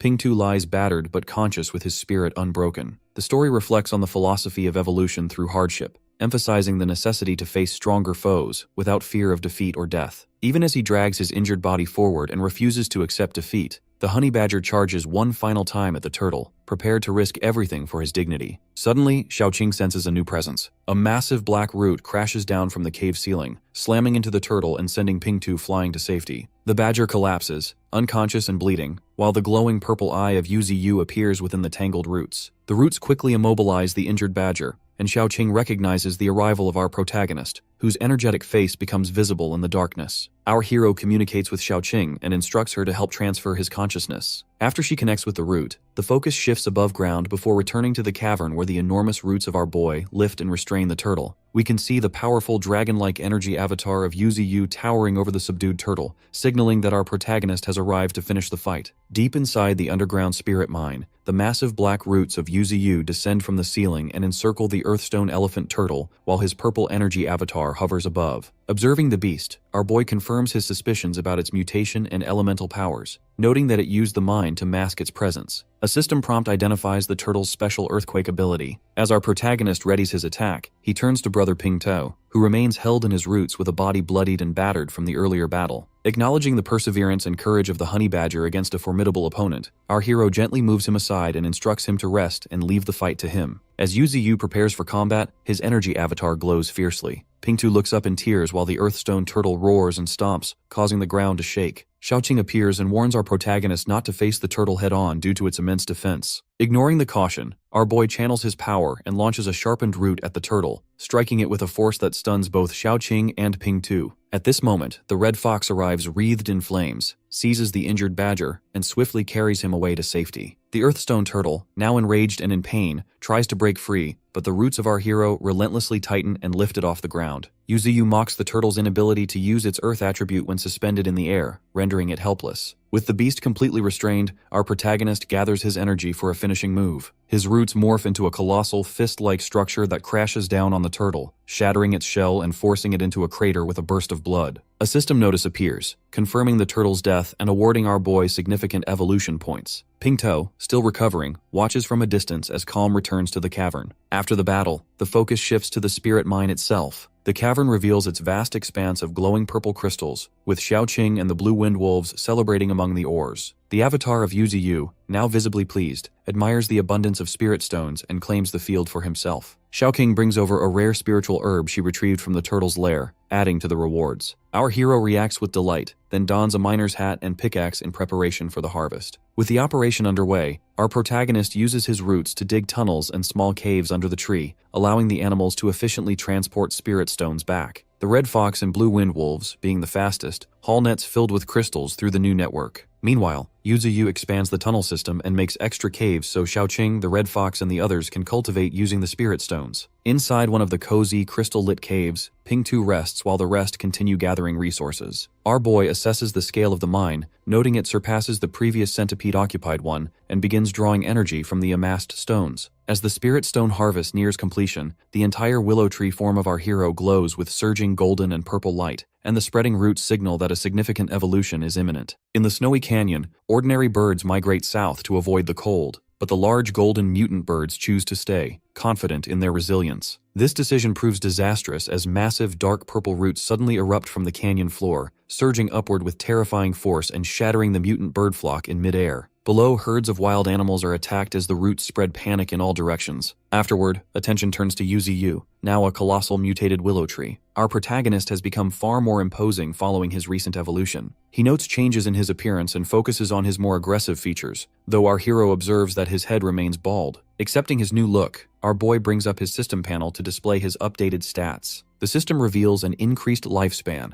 a vast accumulation of evolution points, and new talents such as super regeneration, enhanced mutant branches, and advanced mist skills. Most notably, Yuzu now possesses the Earth element, allowing him to manipulate the land after absorbing Earth attribute spirit stones and the essence of the elephant turtle. Eager to test this ability, our protagonist channels his energy, causing massive spikes of rock to erupt from the ground around him and forming a lethal forest of stone. He quickly realizes the destructive potential of this power, though he recognizes its current range is limited to about 100 meters. As the Earth spikes dissolve into dust, our boy considers how the ability will strengthen with further upgrades. Our hero notes the strategic advantage of being able to move by manipulating the Earth, even though he cannot fully uproot himself yet. Turning his focus to his inherent abilities, Yuzu decides to upgrade his super regeneration. He selects the enhancement through the system, triggering a surge of radiant energy that transforms the nearby canyon. The area blooms instantly with vibrant flowers and glowing mushrooms, all nourished by the enhanced life force of our boy. His regenerative capability surges. With roots that move at such an astonishing speed, they forcefully knock a mutant bison backward. Next, the ethereal golden spirit of Xiaoqing appears to congratulate our hero on his breakthrough. She notes his tremendous growth, estimating his new height at nearly 20 meters taller. She remarks that the spiritual power of our protagonist now reaches 300,000, making him vastly superior to previous opponents like the Silver Centipede. Soon after, the peregrine falcon and the white crane return from reconnaissance to report a suspicious target. Yuzu acknowledges the news and summons them back while Xiaoqing translates the bird's urgent message. Nearby, the mutant bison approaches the roots of our protagonist and fixates on a glowing yellow rock flower. Sensing the desire of the beast, our boy drops the flower into its mouth. The bison immediately undergoes a dramatic transformation. Its eyes glow with golden light and lightning crackles around its body as it ascends to level 9. For the first time, the bison speaks, addressing Yuzu as God Tree. This reveals that spiritual consciousness awakens at this advanced stage. Our hero then observes the Red Fox, who is also close to reaching level 9. He realizes that with continued cultivation, his followers may also awaken their consciousness, promising greater strength for the entire group. Over the next few days, our protagonist expands the underground cave network. The Red Fox, mutant bison, and other creatures work together to transport nets filled with purple spirit stones, contributing to the ongoing development of the group.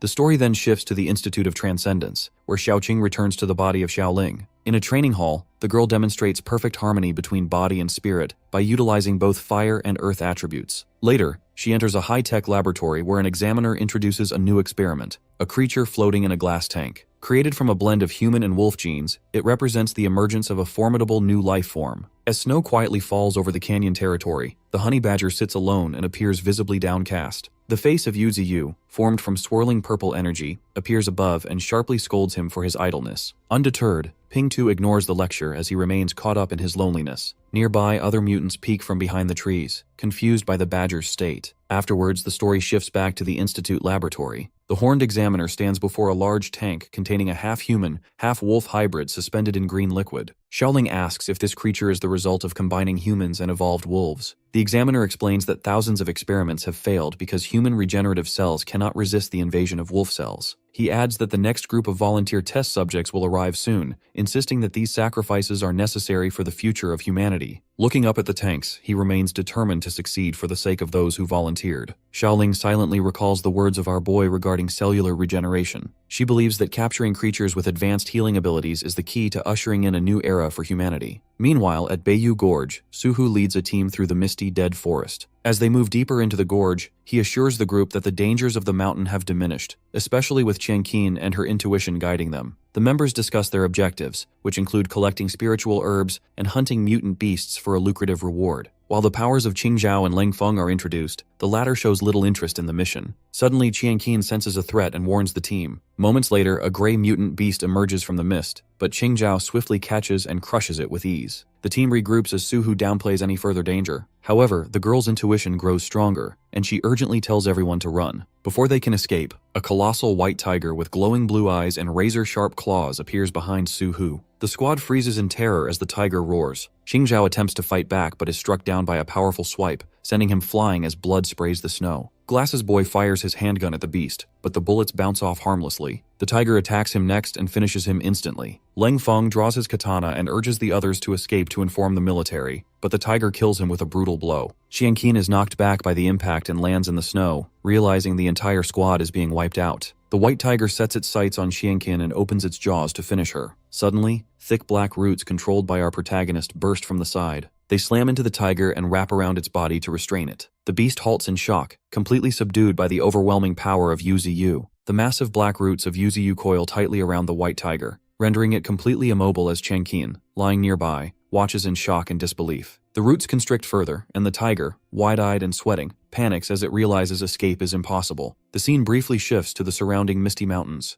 highlighting the isolation of the clearing beneath the towering form of our hero. As the white tiger looks up, it sees the subordinates of our boy gathering. The honey badger stands with folded arms and a smug expression. The group fully surrounds the small defeated tiger, marking a clear display of dominance and unity among the followers of our protagonist. The spirit avatar of Yuziyu appears above the tiger and produces a luminous green droplet that hovers, signifying the upgraded essence of life. As digital streams of green data flow in the background, our hero analyzes his new ability, realizing the enhanced essence now accelerates evolution and strengthens the bond between him and any creature it affects. Deciding to test this power, our protagonist instructs the droplet to fall onto the head of the tiger. The droplet absorbs quickly, and the fierce demeanor of the beast vanishes. Its pupils dilate as it transforms into a docile, kitten-like state, affectionately rubbing against the avatar of our boy and meowing. Yuziyu, satisfied with the effectiveness of the enhanced essence, contemplates its potential on humans. Meanwhile, Qianqin, battered and lying on the ground, slowly regains consciousness. As she opens her eyes, she is confronted by the intimidating presence of the subordinates of our hero, all staring down at her. Panic and fear set in immediately. At the same time, she tries to get the attention of her mates, Lengfeng and Qingzhao, who are both still wrapped tightly in black roots and disoriented, muttering nonsense as they come to.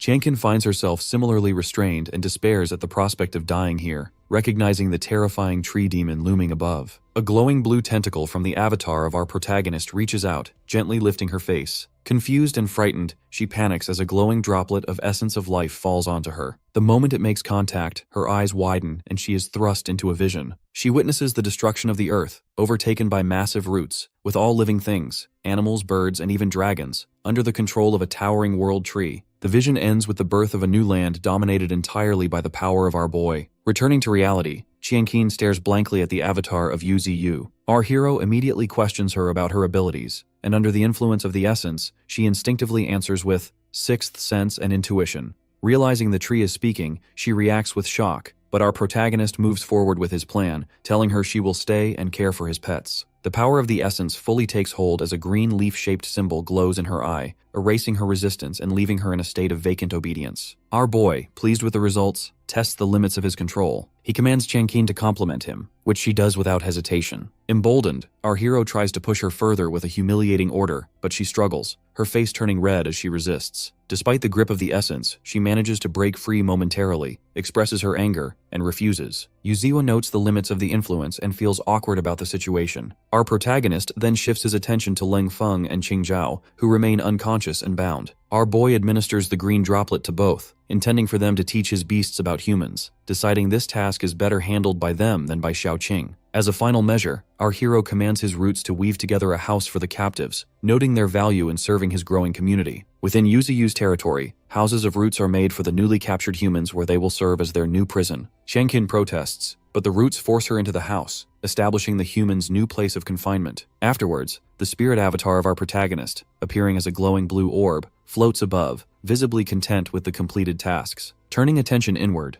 Yuzuyu inspects his core and contemplates his ambition to become a godlike willow capable of moving freely on land, something our boy admits he hadn't dared consider before. Our hero encourages himself to remain motivated, recognizing that extraordinary circumstances have made new possibilities achievable. Opening his status window, our protagonist reviews his progress. He notes the evolution points gained from recent accomplishments, over 5,000 from advancing to the next level, and another 8,000 from defeating the Earthstone Turtle. A mini classroom segment appears, explaining that lower-level creatures provide only minimal points, while defeating extraordinary creatures yields points based on their spiritual power. For example, a creature with 80,000 spiritual power grants 8,000 evolution points. Next, Yuzuyu focuses on his Earth Element ability. Our hero uses his system to reinforce this element, confirming a cost of 1,000 evolution points. Our boy reflects on how, as a second-level transcendental creature, evolving requires more resources. Once the enhancement begins, a surge of energy erupts from his base, violently shaking the ground. The commotion confuses nearby subordinates, and then our protagonist commands the earth to rise. Massive pillars of rock thrust upward, lifting the mutant bison and the honey badger high into the air. Yuzuyu assesses the result, finding his power much stronger, though the effect is still limited to a range within 100 meters. As the rock pillars stabilize, the edge beneath our protagonist's follower, Ping 2, suddenly crumbles, sending him crashing to the ground. He lands hard and sits in pain, but our hero pays him no mind and proceeds to upgrade the earth element further. This time, our boy spends 3,000 evolution points, causing an even larger burst of energy from the earth. Ping 2, now on a cliff edge, watches as a massive rock-armored tree root bursts from the ground like a spike. Yuzuyu observes that every tree root is now as strong as a turtle and can tear through the earth, creating earthquakes. Our protagonist considers that using all his roots at once could raise a wave of land hundreds of meters high, enough to engulf everything nearby. However, our hero also acknowledges the risk. Manipulating spiritual energy on this scale could damage his own body. He concludes that once he achieves complete control of the territory, our boy will be able to travel freely across the land. The scene then jumps to another continent, where a man looks through binoculars from his balcony in a sunny coastal city. He spots a massive wall of water rising on the horizon, and the tsunami soon crashes into the city, swallowing skyscrapers and flooding the streets. Inside an apartment, a mother clings to her child as the water bursts through their window. As the city is inundated, giant jaws appear from the waves, and mutated sea creatures, sharks, prehistoric fish, and monsters, emerge to attack the fleeing civilians. Among the chaos, a colossal red octopus wraps its tentacles around buildings, identified as a first-order transcendentalist. Soon after, a massive spotted golden eel rises from the ocean, its head reaching into the clouds, marked as a third-order transcendentalist. 5 hours later, the focus shifts to the White House, where papers fly across a chaotic office. The leader angrily questions his staff about the military's slow response and the destruction of Jinshan City. He demands a status update from Aaron, who stands before a screen displaying the golden eel. Aaron reports that the creature is a large basilisk of ancient origin, approximately 100 meters long and weighing 70,000 tons, with a spiritual power index ranging from 170,000 to 250,000. She explains that of 3 nuclear bombs launched, only 1 hit the target, and the creature's current status is unknown since it retreated to the ocean depths. The leader is alarmed, and Aaron emphasizes that mutated sea creatures,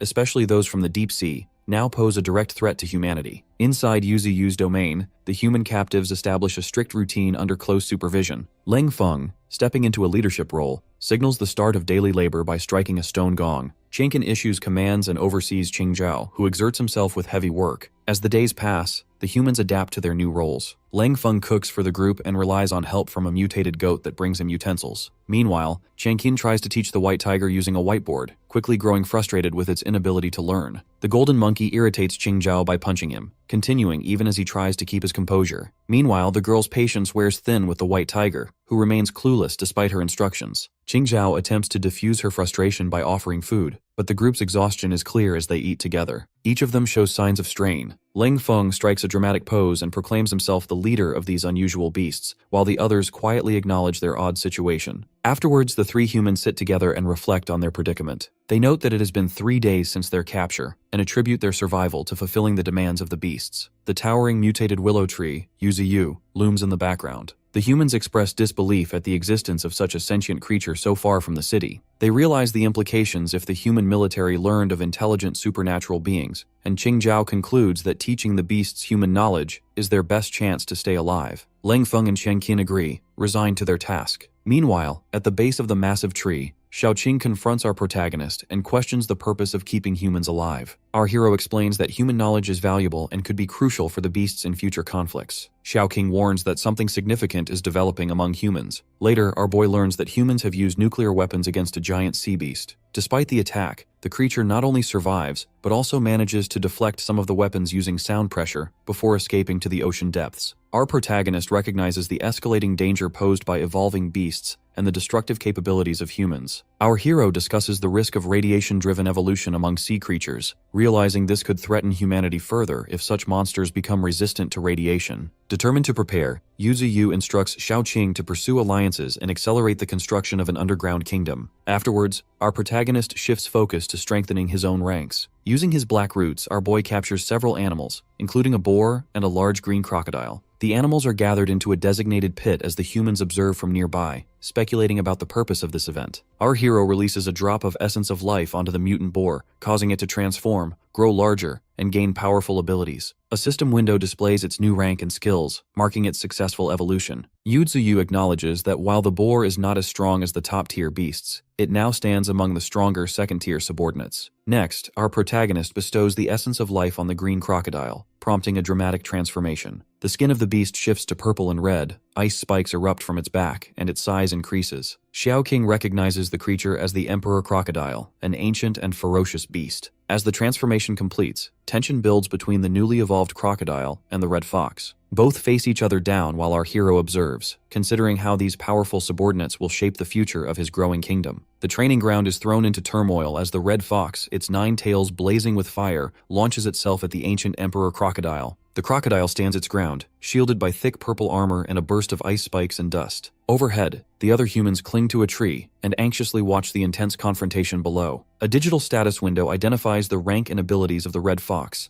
highlighting its mastery over fire and its dangerous gaze that can daze opponents. The crocodile responds by smashing its claws into the ground and sending a shockwave of energy toward the fox. Our hero watches as the fox twists midair to evade the attack just as the ground shatters. The force of the strike distorts the air, and Xiao, observing from a distance, realizes the invisible assault is a sonic wave. The fox lands and immediately retaliates by biting down on the armored neck of the crocodile and digging in its claws. The beast thrashes, trying to shake its attacker off, but the fox refuses to let go. The struggle intensifies until the crocodile slams the fox into the ground, raising a dense cloud of dust. The humans shield their eyes while trying to follow the action. Within the dust, the crocodile clamps its jaws around the fox, but a sudden light glows from inside its grip. The fox, still defiant, breathes a concentrated blast of fire directly into the face of the crocodile. This causes a massive explosion that sends shockwaves and debris across the area, even reaching the spectators nearby. As the smoke settles, the ancient Emperor Crocodile emerges unharmed, dusting off its bone armor and appearing almost amused. Across from it, the red fox stands panting but clearly undeterred. The two apex beasts exchange looks and acknowledge each other's strength in silent recognition. Our protagonist analyzes the powerful performance of the crocodile and confirms its abilities are evenly matched with the fox. Another digital window outlines the formidable skills of the crocodile, including its bone armor, powerful bite, and sonic shock attacks. Once the battle concludes without a clear victor, Qingzhao expresses frustration, wanting to know who won. The scene transitions to the following day, where large wooden structures appear in the gorge. Our boy notes that the growing population has made food supplies a pressing issue, but he finds that the arrival of humans helps preserve food better. Days later, Yu catches newborn piglets and gives them to Leng Feng, who is visibly moved by the gesture. Daily life begins to stabilize as humans and beasts interact more regularly. The red fox and the bison have started communicating with our protagonist, exchanging greetings for special occasions. However, attempts to educate the beasts meet mixed results. Pingtu and the golden monkey remain stubborn and disruptive, unable to sit still for lessons, while the white tiger proves to be a focused and diligent student who quietly studies simple math. Qingzhao stands out among the humans as the most active, constantly hunting alongside the red fox and providing new clothing for his companions. His efforts are highlighted as he makes a breakthrough in his abilities after drinking from the spirit pool. Our hero notices his aura now glows with golden energy. Noticing the progress of the man,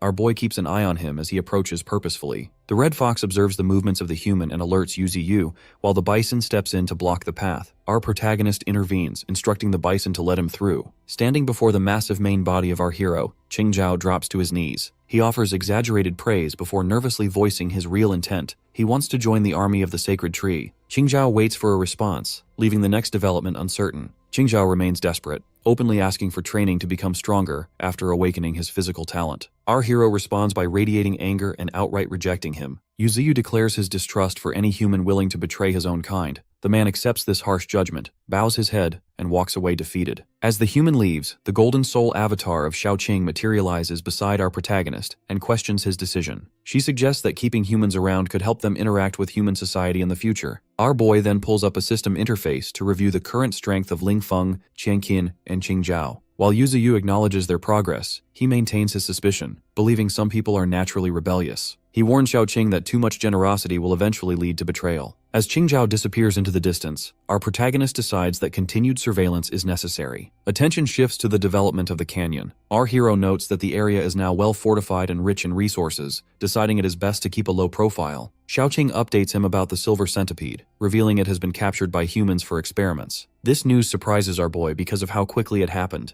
Xiaoqing expresses her plan to absorb the soul of the centipede in hopes of breaking through to the First Order. Our protagonist warns her about the risks of absorbing a Second Order spirit, but she insists she is ready. Our hero quietly observes her determination and recognizes her growth. The focus moves to the ancient Emperor Crocodile, who emerges suddenly and struggles to restrain his irritability since being captured by our boy. Meanwhile, a montage shows the beasts training and fighting. Our protagonist watches as Brother Pingtu advances to the peak of the 7th level. The golden ape and armored wild boar also reach the 7th level, while the hawks, except for the white crane at level 7, ascend to the 8th level. The windwolf gathers a pack of 30 wild wolves to rapidly expand its influence. Next, the ancient Emperor Crocodile stands tall in the canyon with his purple armor shining. Yuziyu ponders whether he should keep these strong beasts confined. Xiaoqing points out that if the crocodile is released, it will quickly become a dominant force. Our hero decides it is time to take the next step and assembles all the elite beasts under his tree. The three humans watch nervously from below, aware of the overwhelming power present. Yuziyu addresses his generals, stating that those who have reached the peak must go out and train,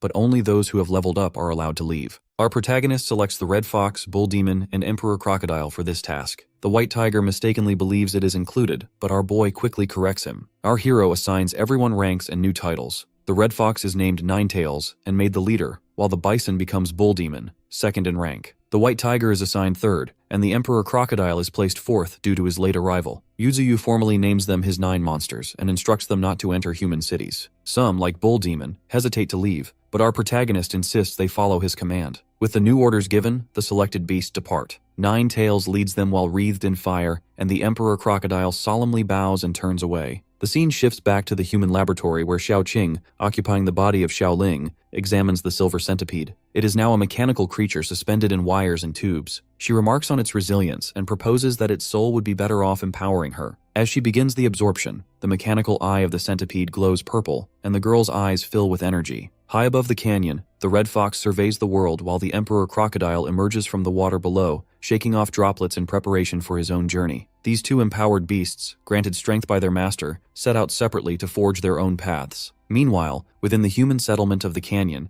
Qianqin attempts to teach the White Tiger by pointing to the character for tiger on the whiteboard. The tiger ignores the lesson and instead forms a heart with its paws to act cute, much to her frustration. Deep in the crystal mining caves, blue wind wolves hurry about with spirit stones on their backs. Nearby, Brother Pingtu dozes atop a pile of crystals and pays no attention to the activity around him. Suddenly, a dark shadow, the massive black root of Yuziyu, approaches and startles the badger awake just before the root lashes out at him. Back in the canyon, our boy decides to test a new offensive move. He forms a glowing green blade at the tip of his branch and launches it forward, but it shatters against a stone formation. Finding it ineffective and draining, our hero invests evolutionary points to upgrade his willow blade skill. His branches glow more intensely as our protagonist tries again. This time, multiple branches release waves of crescent-shaped energy blades that slice cleanly through rock and split massive roots. Yuzuo notes the significant increase in power and reach, though he realizes the high energy cost and the need to visualize the attack. Reviewing his progress through the system interface, our hero sees that all his abilities except the main tree root have reached level 2. Attempting to upgrade the main root, our protagonist balks at the high cost and instead chooses to enhance the fog spread skill. After confirmation, a dense mist rapidly expands from the body of our boy. As the fog grows thicker, Yuziyu considers the potential of reaching the next level and imagines new possibilities for his powers. Within the mist, a gigantic white dragon forms and descends. Below, Qianqin and Langfeng react with confusion and awe. The system interface explains that with fog spread at level 3, our hero can now use the mist as his eyes and reshape it at will.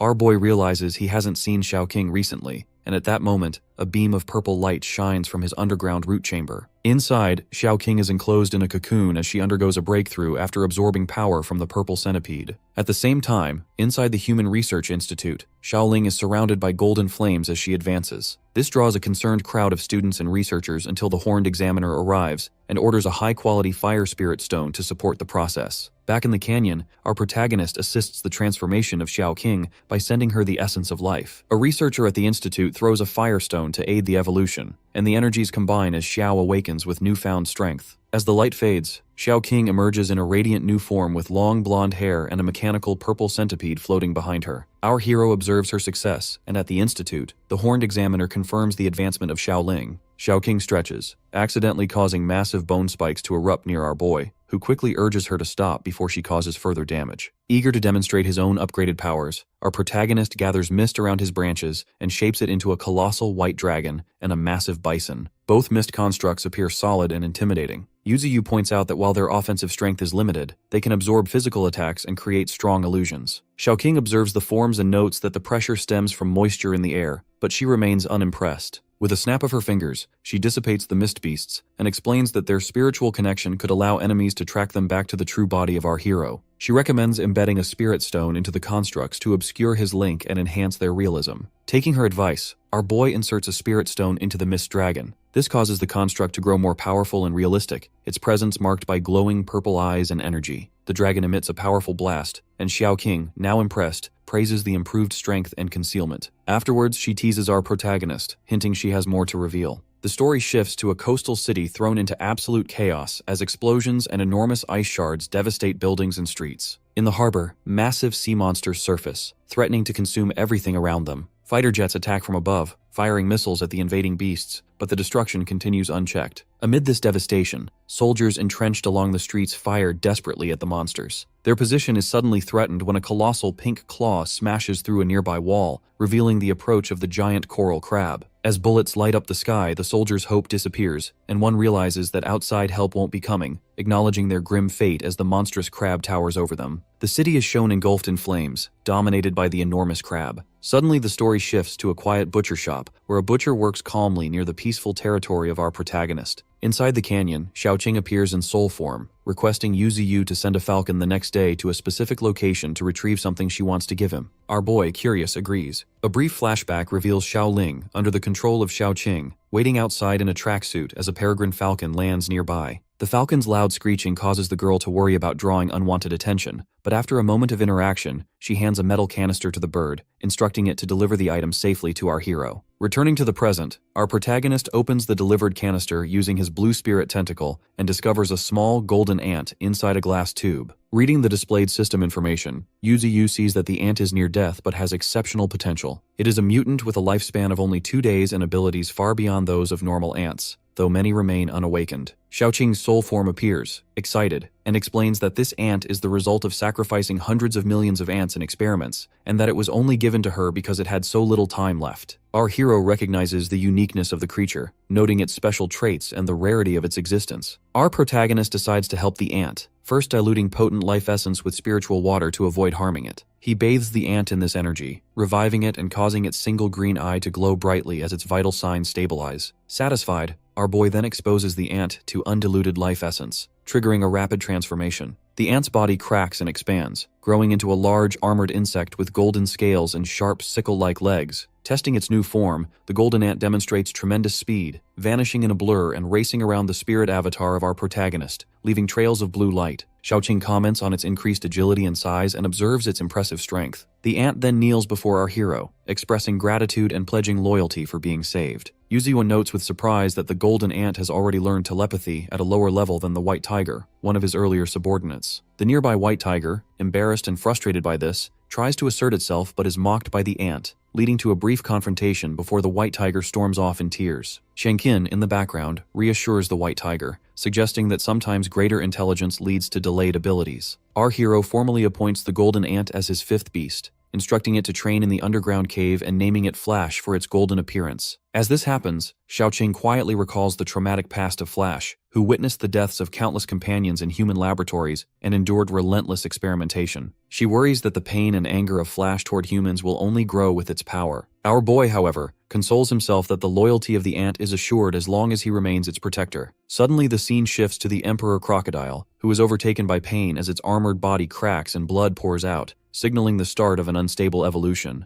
A pillar of white light erupts from the beast as our protagonist realizes the danger of evolving in such a vulnerable location. In a nearby city, the Spiritual Monitoring Bureau detects a surge of spiritual energy and issues a red alert. Operators identify the phenomenon as the emergence of a mutant beast at entry level 9, and urgent orders are given to the Air Force to respond. Back in the canyon, our hero remains occupied with his mist creation, while Qianqing quickly drags Ling Feng and Qingzhao to safety, warning them about the reappearance of the beast and urging them to take cover. Late at night, military helicopters sweep across a rugged riverbank, their bright searchlights exposing the landscape as they hunt for their target. Deep below, the Emperor Crocodile senses the disturbance and recognizes the presence of humans. The beast, immense and armored in purple scales and bone spikes, gazes up as it spots the light. Soldiers quickly identify the crocodile, but before they can act further, it coils its massive body and spins with violent force. The creature destroys a surveillance camera, immediately cutting the feed to static. Inside a command center, Erin rushes to make sense of the chaos. As she and her technician confirm that multiple camera feeds have failed, she realizes the enormity of their target. She concludes that ordinary fighter jets are no match for the crocodile and urgently orders the Air Force to launch an all-out assault, demanding the use of missiles to prevent the beast from escaping. Meanwhile, deep in the canyon beneath the towering sacred tree, Xiaoqing appears in her golden soul form and hurries toward the glowing blue orb representing our boy. She urgently reports that the movements of the Emperor Crocodile have been tracked by human forces, who are now sending dozens of combat aircraft and their extraordinary troops to the scene. Our hero grows visibly uneasy, questioning how the crocodile could have been discovered so easily. Our protagonist wonders if the Federation is reacting out of unusual fear or if there is more to the situation than he knows. Xiaoqing clarifies that the crocodile was exposed during its breakthrough, which led the authorities to immediately classify it as a top-level threat. As she begins to fade, ready to return to her physical body at the Human Institute, Yuziyu cautions her. Our hero notes that the Emperor Crocodile hasn't seen her true form yet, so a confrontation may break out if they cross paths. Acting swiftly, our boy reaches out with his roots and telepathically commands his beasts to intervene. Our protagonist calls on the Peregrine Falcons, his first tamed and most powerful sky overlords, to intercept the helicopters and support the crocodile's escape.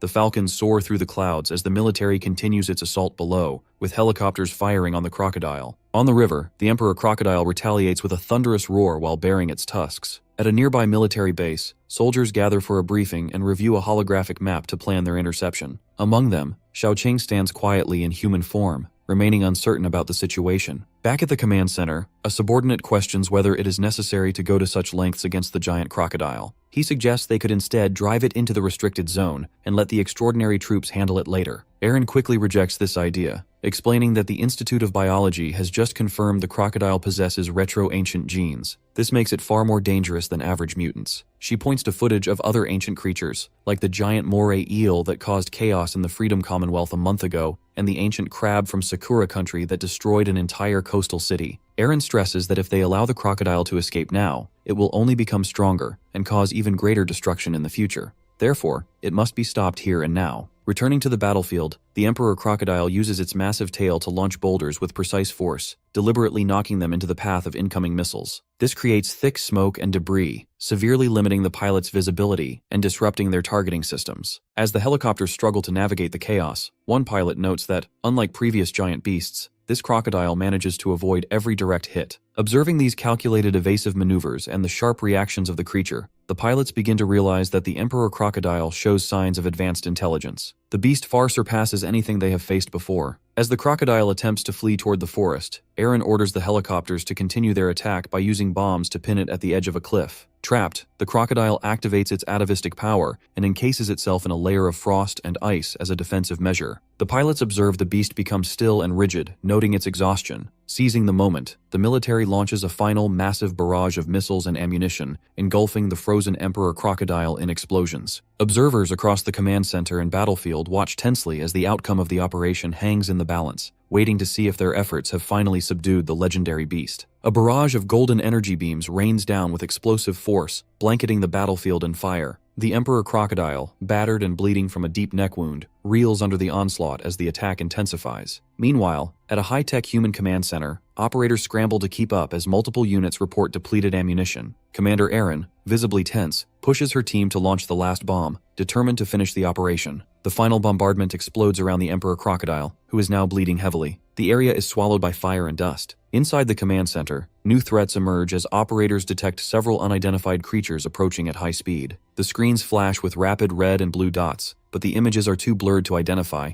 and the operators struggle to keep up. A brief glimpse of a golden-feathered peregrine falcon crosses the monitors, confirming the arrival of advanced predators. At the same time, pilots in the field receive urgent warnings of flying targets moving at 4.6 Mach. Before they can react, a yellow energy beam destroys a cockpit. Communication with all air units is abruptly lost. Aaron, faced with blank screens and missing targets, realizes that the battle plan has failed. After regaining composure, she receives a captured image of the peregrine falcon. Operators explain that these birds, once apex predators, have now evolved to 9th level strength and outclass the current Air Force. A flock of these falcons is shown flying toward the Bayou Gorge. On the ground at Bayou Gorge, the golden monkey, riding the white tiger, leads a group of mutant beasts to the battered Emperor Crocodile. The crocodile lies in a pool of blood, riddled with wounds, while the honey badger looks on anxiously. Our protagonist appears, acknowledging the severe injuries of the crocodile, and noting that gunfire nearly killed him during his evolution. The golden ant reacts to the situation while our hero inspects the wounds. Yuzuyu notes the numerous holes left by armor-piercing projectiles, and advises the Emperor Crocodile not to rely solely on his body to fight against such weapons in the future. Our boy explains that human ammunition, especially armor-piercing rounds, can inflict severe damage even on a first-order transcendent like the crocodile. Our hero also points out that the injuries are serious because these rounds are specifically designed to break through defenses, and our protagonist warns that continued exposure could be fatal. This moment underscores the vulnerability of even powerful mutant beasts to advanced human technology. He then presents our protagonist with a snake egg he rescued, admitting he couldn't save the mother who had awakened the ice element. The crocodile also offers up ice spirit grass found with the egg, suggesting that the egg itself may hold ice abilities. As our boy reflects on these gifts, a translucent blue snake emerges, exuding a powerful spiritual energy that hints at its great potential,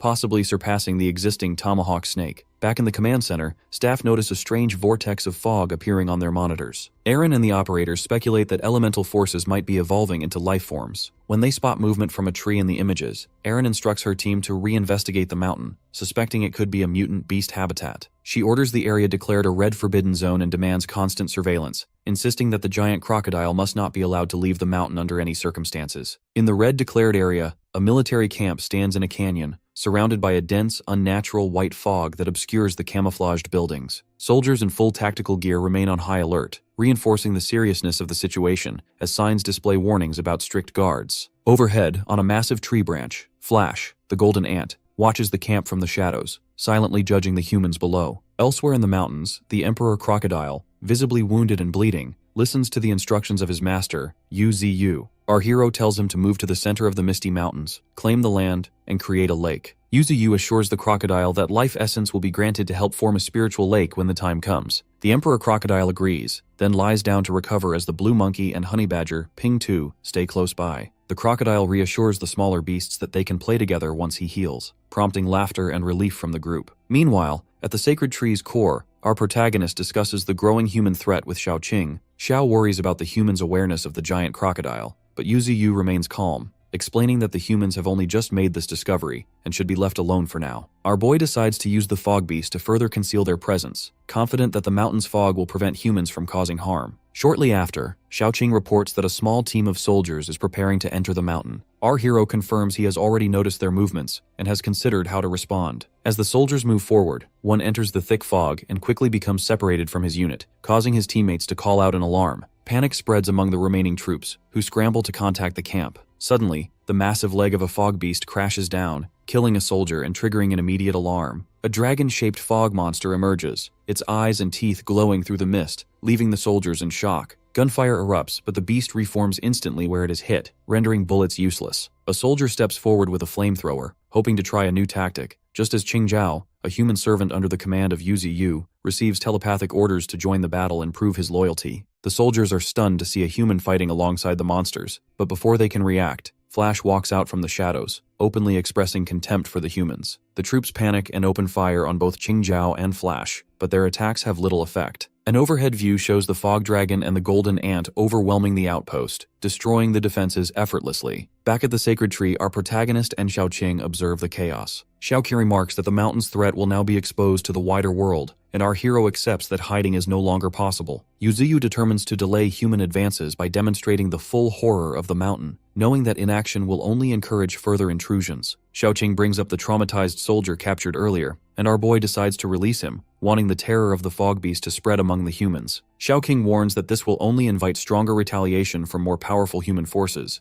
but Yuzuyu, his spirit orb glowing menacingly, resolves to go to war if necessary. Following the battle, Flash stands atop a pile of human bodies beneath the crescent moon. The story explains that the Misty Mountains are now feared as a place where people become lost, and that both the giant crocodile and the fog beast are confirmed to exist within. The Emperor Crocodile, now submerged in a spiritual lake, receives 10 drops of life essence, transforming the site into a haven for the beasts. Afterwards, our protagonist tests his newly strengthened branches, noting the increased speed, strength, and ability to split and ensnare targets. Our hero is shocked by the rising cost for further evolution, realizing that advancing to higher tiers will require immense resources. With his spiritual power now at 490,000 and ranking above the second level, our boy acknowledges the urgency to evolve faster in response to the growing human threat. Yuzuyu summons the Emperor Crocodile and questions him about the river's dangers. The crocodile warns that the river is treacherous, suppresses spiritual power, and harbors even more powerful entities. The story hints at monsters of higher order within the depths. Meanwhile, in City Z, the released soldier is in a padded cell, suffering a complete mental breakdown and providing only vague warnings about the fog beast. Human leaders, realizing the gravity of their losses and the scale of the threat, mobilize their army, superhuman troops, and the Federation's 10 heroes for a decisive response. The leader, his eyes filled with anger, declares his personal command of the operation and vows to annihilate the mountain and its mutated beasts, no matter the cost. Deep within the waters of the North Canyon, Yuzuyu looks down upon the Emperor Crocodile. The crocodile immediately senses a transcendent presence and remains cautious, recognizing that these depths hold not just second-order but potentially third-order transcendence. This realization makes the river feel far more dangerous than it first appeared.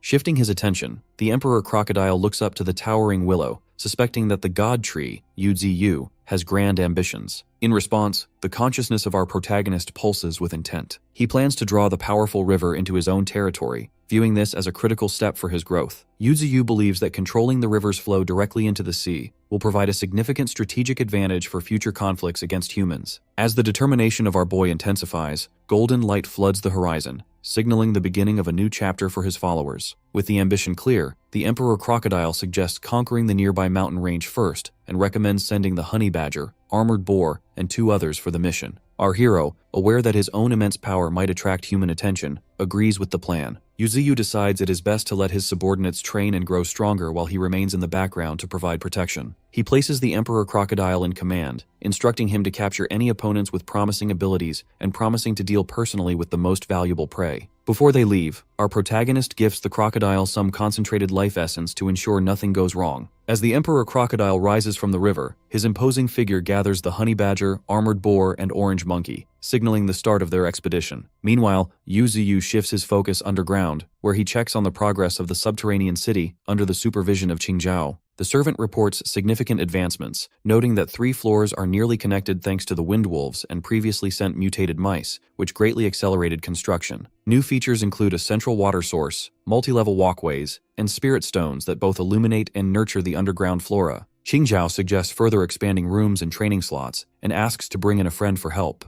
Our boy is wary of outsiders and refuses to trust anyone who has not pledged loyalty. He warns Qingzhao about the dangers of betrayal during wartime and makes it clear that only those who declare their loyalty are welcome. Yuzuyu also states that betrayal will not be tolerated, even though enforcing this could create internal conflict. Our protagonist stresses the importance of keeping information from humans to protect their mutual coexistence. Suddenly, Xiaoqing alerts Yuzuyu that a snake egg is about to hatch, prompting him to leave the tunnels quickly. Reaching the surface, our hero and Xiaoqing witness a dazzling blue light as a mutant white snake emerges from its shell. This creature displays talents in ice manipulation, cold breath, and body protection. Both are satisfied with the new addition to their ranks. As Yuzuyu celebrates this development, the scene transitions to night in the distant mountain range where the expeditionary unit has arrived. They stand ready before the mountains, preparing to clear the area of all threats on the command of the Emperor Crocodile. The group surges forward. The orange monkey springs onto the armored boar, and the white tiger leads the charge. The golden ant, perched on the thundering goat, launches into the forest to take the lead, but is warned not to challenge any strong opponents. A coordinated assault unfolds. The orange monkey pins a giant spider, the honey badger headbutts a dark beast aside, and the white tiger swiftly defeats a local tiger. Meanwhile, the golden ant eliminates other creatures, establishing dominance under the moonlight. Shortly after that, 2 sets of glowing red eyes appear in the trees, revealing the presence of chameleons, first-order transcendents, who quietly observe the new arrivals, hinting at challenges yet to come. In a barren valley of bone-like arches and stone spires under cloudy skies,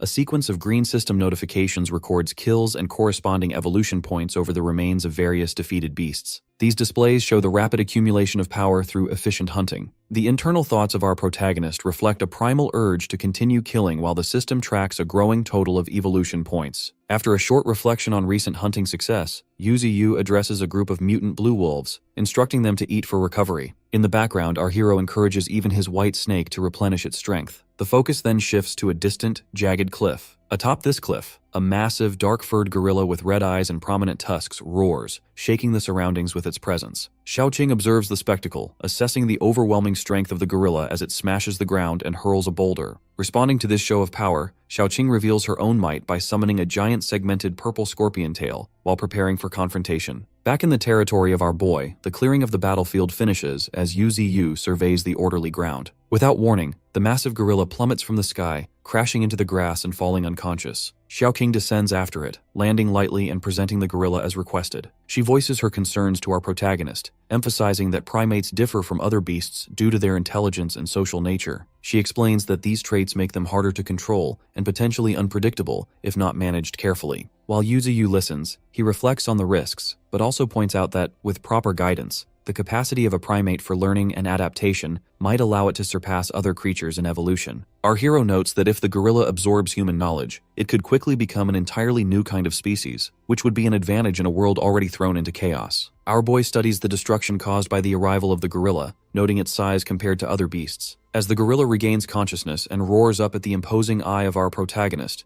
Yuzi quickly subdues it with a neurotoxin blast from his branches, paralyzing the beast. Our hero offers the gorilla a clear choice: surrender or die. The gorilla, struggling under the effects of the toxin, promptly submits and surprises Yuzi with its ability to speak. Skipping over the need for a name, our protagonist bestows the title King Kong upon his new subordinate and infuses it with a surge of golden energy. King Kong undergoes a dramatic transformation, growing much larger and more muscular, with a distinct red marking forming on its forehead. A system display highlights the abilities of King Kong, Berserk and Brute Force, though our hero weighs that these powers are not yet enough for the gorilla to rank among his strongest followers. Without delay, Yuzi orders King Kong to summon its kind. The gorilla pounds its chest and releases a thunderous roar, sending out a shockwave that forces even Xiaoqing and our boy to cover their ears. In response, dozens of mutant gorillas emerge from the surrounding forest, gathering around their new leader. As the spirit orb of our protagonist glows brighter, he surveys his expanded army, recognizing the significance of this new alliance and the potential it brings to his growing domain. A fierce confrontation unfolds among shattered rock pillars in a remote mountain range as 2 powerful mutant beasts clash. Flash, the golden mutant ant at entry level 6, darts across the broken terrain while narrowly evading a relentless barrage of green energy beams. His opponent, a blue mantis at entry level 7, is a formidable foe with scythe-like arms and a glowing blue aura. Flash quickly realizes that despite his own confidence, he is being overpowered by the higher-level beast. As the blue mantis charges and releases a sweeping crescent of wind energy, the golden ant launches himself directly into the attack. Their collision sends a shockwave ripping through the ground, tearing slabs of earth into the air. Locked in a contest of raw strength, the two exchange a flurry of blows with sparks flying from each clash. Flash recognizes the strength of the mantis but uses a sudden burst of speed to break through its guard and land a decisive strike. The mantis collapses, paralyzed by a toxin our boy had prepared. Old Bull, the massive second brother, charges onto the battlefield out of concern for the ant's well-being. Flash quickly reassures him that he is unharmed while explaining the enemy's wind abilities and speed. As the sun begins to rise, the bull signals the end of the hunt. Afterward, the subordinates of Yuzi begin making their way back from their hunts and gather near the base of the mountain. Flash, riding atop Old Bull, surveys the returning group but quickly realizes that the white tiger is missing. Old Bull points out that the tiger ran off immediately after capturing the blue mantis, likely hoping to bring the captive directly to the god tree to claim recognition first. As they look around, our hero also notices the emperor crocodile meanwhile watching them from a distance, ready to provide backup if needed. Meanwhile, deep within the misty forest, our protagonist reflects on his cultivation. Yuzuo notes his exhaustion from depleting spirit energy and counts the branches and evolutionary points still needing improvement. The white tiger soon arrives, howling and proudly dropping off the blue mantis, now evolved to entry level 8, at the base of the tree. Our hero inspects the captive's abilities, recognizing its wind power and mimicry as valuable traits, and commends the white tiger. The blue mantis is promptly sent by Yuzuo to recover in the spirit pool. As it heals, the creature suddenly recovers and attempts to escape,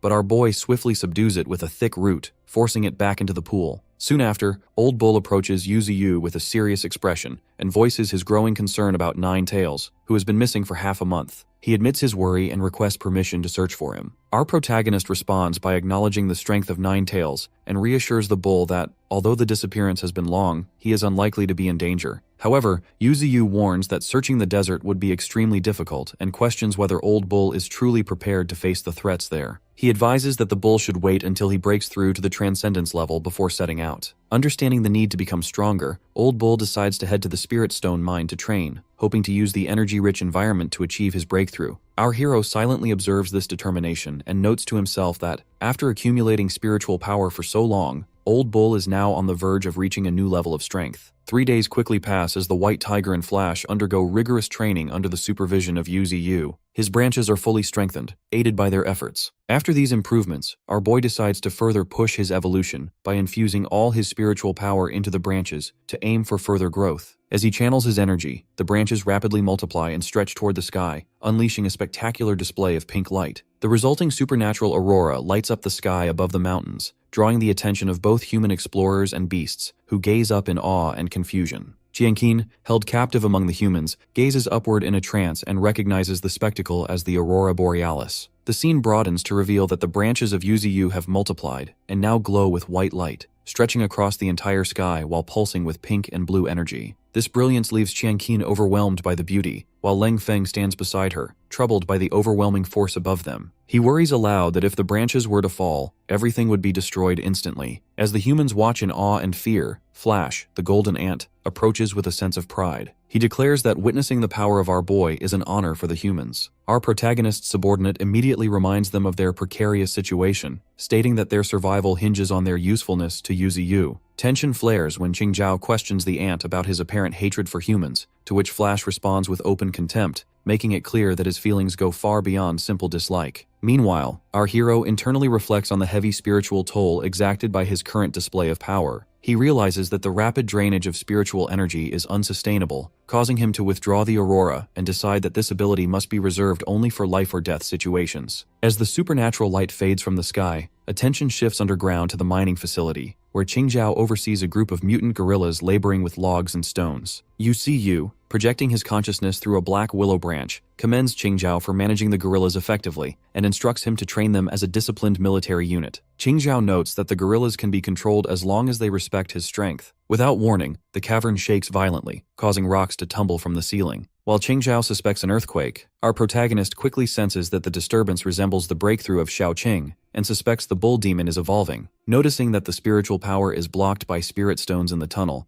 our boy acknowledges the difficulty in perceiving what is happening until a massive pillar of purple energy erupts from the tunnel where the spirit earth stones are stored. As the intensity of the shaking grows, a huge silhouette emerges from the glowing crevice. Old Bull, now greatly enlarged, steps into view. Steam billows from his nostrils, and yellow flowers bloom instantly as a result of the bull absorbing the spirit earth stones. Our hero eagerly anticipates the complete breakthrough, which arrives with a thunderous roar that shakes the entire mountain and causes the tunnel floor to collapse. Above ground, the roots of Yuzuo are jostled, leaving him frustrated as he surveys the damage and recalls similar destruction from the breakthrough of Xiaoqing. Once the dust settles, the new form of the bull becomes clear. He is now a towering beast with horns radiating golden energy and an aura more formidable than the white tiger's. Our protagonist inspects the attributes of the beast through the system interface and discovers the newly awakened gravity field ability, which allows the bull to control gravity using his connection with the earth. The magnitude of this power surprises Yuzuo, who acknowledges gravity as the world's most powerful force. Shortly after,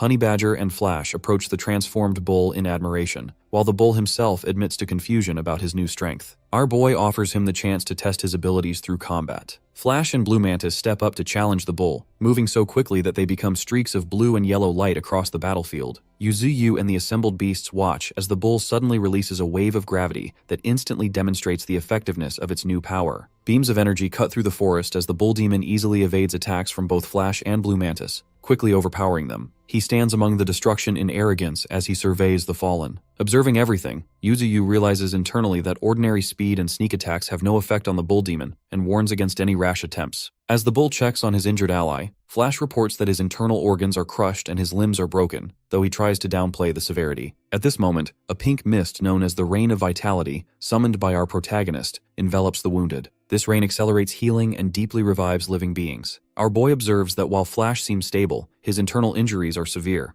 Without the Rain of Vitality, his recovery would take much longer. Soon after, Yuzuyu sits calmly. Addressing the bull demon, he acknowledges the recent breakthrough and advises him to refine his abilities, promising that his power will grow much stronger in the future. Our hero reminds the bull about the promised journey to find Ninetails, urging caution and instructing him to return immediately if Ninetails is found. The bull demon bows respectfully and receives final permission to depart before heading out. Afterward, the focus shifts to a military encampment at night, where soldiers patrol anxiously near heavy trucks. They discuss the threat posed by the crocodile and the presence of transcendental forces, anticipating an imminent operation to level the mountain. The story then transitions to the Transcendental Research Institute. Inside a damaged training room, Xiaoqing stands amidst the wreckage, noticing the significant changes in her powers after entering the transcendental stage. She reflects on the fusion of her physical and spiritual abilities, which have dramatically enhanced her flames. An assistant arrives to escort her to the mentors, and as they leave, the extent of the destruction she caused to the super alloy walls is revealed, impressing the assistant. Xiaoqing enters a massive hangar filled with scientists and soldiers. The professor and a group of staff greet her, while a tall, silver-haired man, Li Hao, observes her with interest. Internally, Li Hao is struck by the strength and appearance of the girl, noting the waves of spiritual power emanating from her. He introduces himself confidently, but Xiaoqing admits she has never heard of him. The professor laughs loudly at this exchange, while the assistant quietly explains to Xiaoqing that Li Hao is a top performer who recently broke through to the transcendental stage. He comes from a wealthy family and is already a major general due to his achievements. Li Hao, attempting to recover from the awkwardness, invites Xiaoqing to join the 2nd Military District, stating that she must first be tested in a fight. The scientists and assistant cheer Xiaoqing on, warning her that Li Hao specializes in thunder-based attacks. Among the crowd, Yan Lengling watches with a competitive attitude, eager for Li Hao to prove himself. As the match begins, Li Hao charges forward, his body sparking with blue electricity. Xiaoqing calmly summons a fire butterfly, which her opponent initially dismisses as flashy before realizing it is dangerously powerful. He attacks with a thunder-infused punch, but the fire butterfly explodes with intense heat, sending Li Hao flying and scorching him. The professor reacts enthusiastically, while the assistant is concerned by the professor's excitement. Yan Lengling shouts at Li Hao to stop holding back and push harder. Rising from the attack, Li Hao becomes enraged and envelops himself in a massive surge of electricity, determined to fight at full power. Xiaoqing responds confidently, surrounded by a swarm of fire butterflies, signaling her readiness for the height of their confrontation. Xiaoqing maintains her composure as she locks eyes with her opponent, Li Hao. Electricity crackles around him as he charges forward with his fist. Just as he attacks, she unleashes her power, releasing a brilliant explosion of golden butterfly-shaped energy that engulfs the stage and splinters the arena floor. Nearby, spectators react in shock, shielding themselves from the debris. Li Hao is left hunched, coughing up blood before collapsing and conceding defeat. The crowd erupts in applause for Xiaoqing, while Yan Lengling glares from the audience with clear resentment. Afterwards, attention shifts to a high-tech office where a director reviews the duel footage, noting Li Hao's overwhelming loss. He orders his team to compile and secure all information on Ms. Ling. Acknowledging her strength, the director wonders aloud where stronger transcendence might be found, as even Li Hao no longer stands above the new recruits. Meanwhile, in Beiyu Gorge, Yuzuyu continues his deep cultivation, supported by his beast companions as our boy strengthens his body in preparation for a breakthrough. In a re-expanded underground cave, an ominous red aura begins to pulse, hidden by spirit stones that block detection from anyone except Qianqin.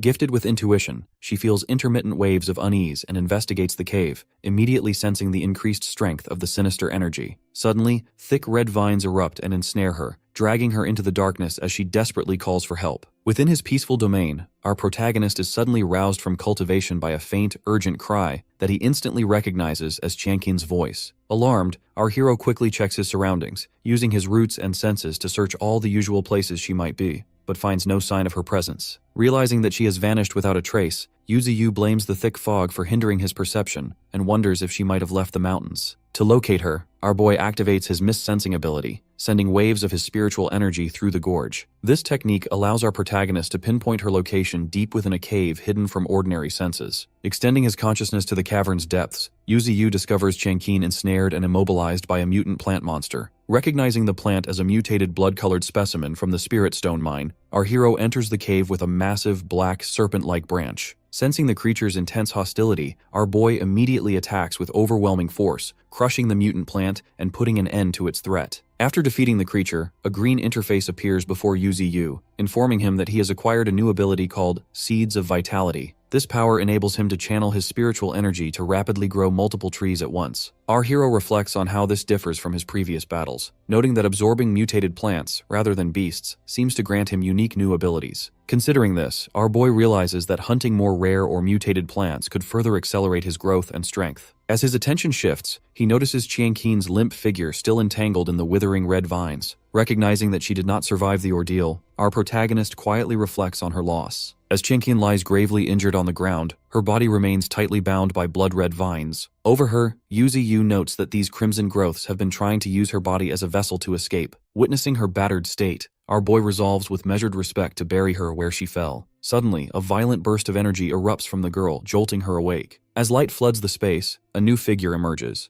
Xiaoqing rises, now healed and armored in green leaves with thorny vines sprouting from her back. Our protagonist reacts with shock, quickly realizing that she has formed a symbiotic contract with the blood-colored plant. As she stands, her face turns pained and she clutches her head. She questions her own nature, asking Yuzu whether she is still human. Our hero tells her bluntly that she is now a plant rather than a human being, pointing out her inability to return to normal society. The weight of this transformation sinks in as she falls into silence, but our boy assures her that she can join his group and make a new home there. After a moment, Xiaoqing accepts, choosing her new path. The focus then moves to another section of the forest, where a mutant chameleon attacks a white tiger, piercing the tiger's chest with its tongue. The golden ant, Flash, manages to bring the tiger before Yuzu, who watches the injured closely. Flash explains that the white tiger refused the Emperor Crocodile's help out of pride, preferring to fight alone. Our protagonist responds by releasing a glowing green essence of life to heal the beast. Yuzu then demonstrates his new ability to rapidly grow trees, though they quickly wither once his spiritual energy dissipates. A sudden disturbance interrupts the group as Flash is struck and sent crashing through a stone wall. He quickly returns to confront the source of the attack, coming face to face with Xiaoqing in her transformed state. Our hero introduces her to the assembled mutants, formally naming her Thorn and assigning her the 6th rank among them. Flash immediately objects, refusing to accept a human as an equal. When he threatens to attack her, our boy swiftly subdues him, forcing the ant to acknowledge her new status. Reluctantly, Flash concedes, while Yuzu notes the depth of the ant's animosity toward humans and recognizes the challenge of leading such a group. The scene shifts to a mountainous region where an armed mercenary team treks through the dense forest in search of the Emperor Crocodile. One teammate urges caution, mentioning that the Misty Mountain is a dangerous red zone teeming with fog creatures. As they press deeper, the group is suddenly startled to spot Xiaoqing standing high in a tree, her appearance both unexpected and bewildering to the mercenaries. Xiaoqing, now known as Thorn, searches the forest for spirit fruits, her arms filling with the harvest as she thinks fondly of her companions, who have gone without such treats for some time. As she stands beneath a large tree, pleased with her find, a massive mercenary emerges behind Thorn, eyeing her with greedy interest. He is drawn not only by the fruits, but by the girl's distinct mutant features and vine-covered form. Before she can react, he seizes her by the head and slams her against a tree, knocking her unconscious. The fruits fall to the ground as the mercenary lifts our protagonist's subordinate by her hair, gloating to the rest of his group about the unexpected value of his catch. Nearby, an older man in white protests in anger, but the mercenaries ignore him, focusing instead on Thorn's face and discussing her value on the black market. They treat her as a rare commodity, intent on not damaging her appearance. Several of the men begin to make crude suggestions, with one even proposing they amuse themselves before selling her. Tension rises among the group, and a female mercenary, frustrated and jealous, pushes through her companions and criticizes their behavior while focusing her spite on the captive. Approaching the unconscious Thorn, the female mercenary draws a dagger and threatens to mutilate her, intent on ruining her beauty. At that moment, the girl's body instinctively reacts. Her Bloody Vines ability erupts, sending thick, thorned vines whipping through the air. One vine wraps around the large mercenary's neck, lifting him off his feet, while others lash out, forcing the rest to retreat. The female mercenary, startled but observant, quickly recognizes that the mutation is recent and the powers unstable, urging her group to attack together. Suddenly, a golden flash tears into the clearing. Flash, the golden ant, arrives and immediately subdues one of the mercenaries, shocking the intruders with his ability to speak. The female mercenary quickly decides the fight is lost and abandons her team, leaving them behind as Flash accuses the group of trespassing in his master's territory. He vows that none of them will escape and transforms into a blur of motion, swiftly incapacitating the mercenaries with overwhelming force. The skirmish ends with the mercenaries broken and scattered across the ground. Thorn, regaining some awareness, sees the golden ant and recognizes his intervention. However, the situation turns again when Flash notices a small, blinking bomb attached to his body. It detonates in a violent explosion, leaving the ant badly injured and unable to move. The battered female mercenary staggers up, taunts Flash about the grenade's special design, and prepares to finish him off with a dagger. In the harsh, snowy landscape, the mercenary pins Flash to the ground, raising her blade with deadly intent. As she brings the dagger down, thick, red, vein-like roots suddenly burst from Xiaoqing's body. The roots impale the woman, throwing her backward. The mercenary coughs blood, her eyes wide in shock. Our protagonist's subordinate stands amidst her own massive, pulsating vines, dazed and fearful as the growths twist tightly around her, leaving her uncertain and shaken. Xiaoqing sits there, overcome by guilt, sobbing loudly over her first kill. The golden ant, perched on a nearby rock, scolds her for the noise. Through tears, she explains that she only wanted to earn money by gathering spiritual herbs, but now she is left with a changed body and the burden of having taken a life. Flash gazes out across the field, reflecting on the weight of taking a life and recounting his own suffering at the hands of human experiments. He tells Xiaoqing she acted to save him and shouldn't feel guilty for what happened. Our boy's loyal follower thanks her for her actions.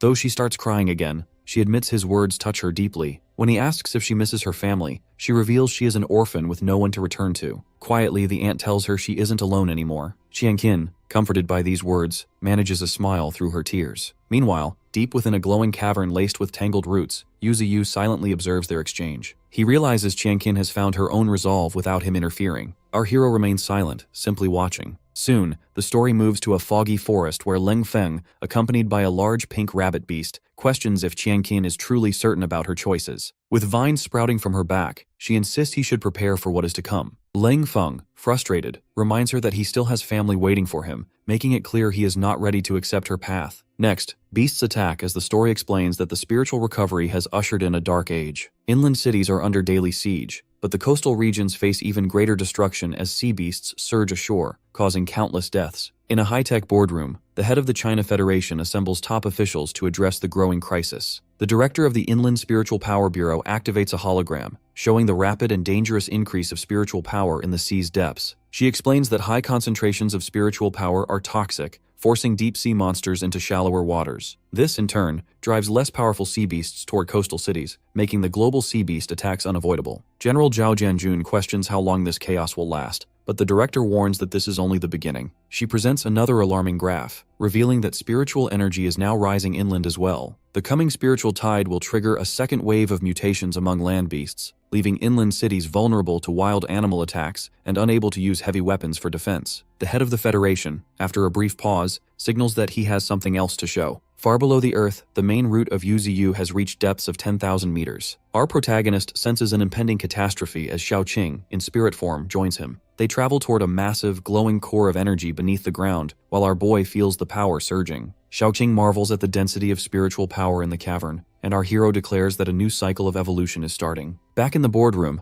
officials are stunned by footage of the golden ant protecting Xiaoqing. They debate whether she is human or plant, and note the ant's ability to speak. The head of the Federation explains the footage came from a mercenary's eye device, and notes that other strange creatures, like the peregrine falcons and fog beasts, seem to be acting under someone's control, hinting at a hidden mastermind behind recent events. Meanwhile, at his domain, Yuziyu inspects a glowing mechanical chip and recognizes it as a spirituality shield. He immediately suspects this device has been blocking his fog spread ability and grows wary of how advanced human technology has become. Realizing that continued deployment of these shields will prevent him from sensing life forms with his fog, our boy acknowledges the significant threat this poses. Afterward, our protagonist checks with Flash to confirm everyone's presence, receiving word that 5 are gathered. As he surveys the situation, the golden ant urgently reports a sudden appearance of strange vapors. The concern of our hero mounts as the view transitions to the sky, which is overtaken by a wave of human military helicopters. Tanks roll across the ground as an immense, disciplined human army assembles, preparing for a major confrontation. A transport helicopter soon lands, and specialists from the Transcendent Force Genetic Modification Department disembark. Among them is Yan Lengling, appearing in her mutant form with distinct cat ears. Simultaneously, the Federal Transcendental Academy organizes its ranks as well. Deep within the gorge, a small blue mutant beast rides atop a wolf and growls defensively, while the golden ant watches the growing human presence with clear hostility. Suddenly, the white tiger roars furiously. A terrified human soldier surveys the misty, towering peaks and remarks on the formidable challenge ahead. In his spiritual space, Yuzu observes the advancing human army and quickly realizes their movement exceeds his expectations. Suspicion grows as our boy notes Xiaoqing's silence and worries that something may have happened. Assessing the size and coordination of the force, our protagonist concludes that the human's objective is more ambitious than merely capturing the Emperor Crocodile, indicating a deeper motive behind the operation. A flashback to 5 days prior shows a high-level strategy meeting within the China Federation. The head of the Federation demands to know who controls Misty Mountain. Discussion follows about the possibility of humans domesticating mutant beasts,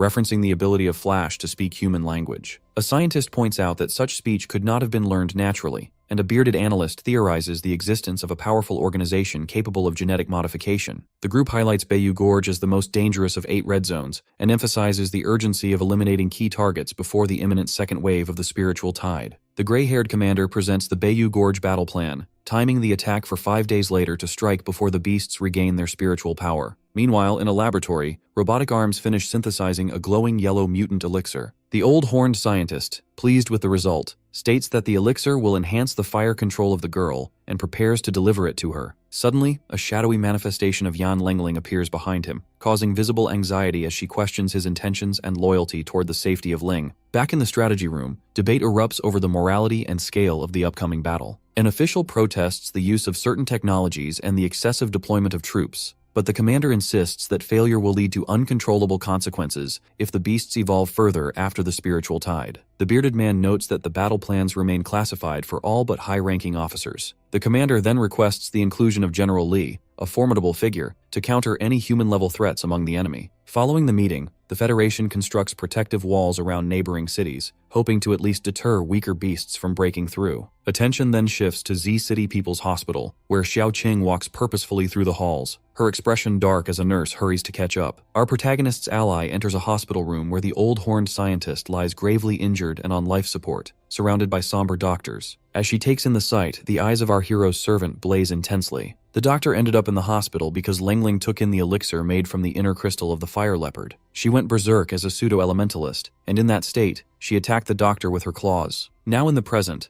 Ling learns all of this and discovers that Lengling fainted before being taken into custody by the genetic unit of the military. Unexpectedly, she did not receive the death penalty because she was under the effect of drugs when she hit the doctor. Lengling is imprisoned for the time being and will be deployed to the front line soon. However, Dr. Qi is in a very terrible situation. On his deathbed, the doctor calls Ling and gives her the half fireball, which he managed to protect. He advises her not to blame anyone for his death, and does not want her to ruin her future because of him. Therefore, Ling reluctantly nods. With that, the doctor closes his eyes and the machine beeps. Now that he is gone, Ling's eyes fill with killing intent. As she walks in the corridor, someone informs her that the head of the Second Army has ordered her to go to the new combat location. The first group of the Transcendents is already there, but Ling is in the second group. For the time being, the informer does not reveal the location of the battlefield. Later, Ling observes the area from outside from a transport helicopter. She did not know that the battlefield would take place in Bayou Gorge. After some minutes, all combatants are standing waiting for the briefing. The gray-haired commander begins his speech addressing all of them. He introduces himself as the supreme commander of this operation. According to him, this will be the first time humans launch an attack against inland beasts. Their goal is to eliminate the fog beast and the giant crocodile, plus they have to eliminate every beast they meet. He adds they cannot let their guard down, as they are unaware of the strength of the opponents. Therefore, they have prepared 30,000 personnel to overwhelm the enemies in numbers. The commander briefs his men to win at any cost so that humans can live peacefully. The codename of this operation is the Hunt. All the combatants respond in unison.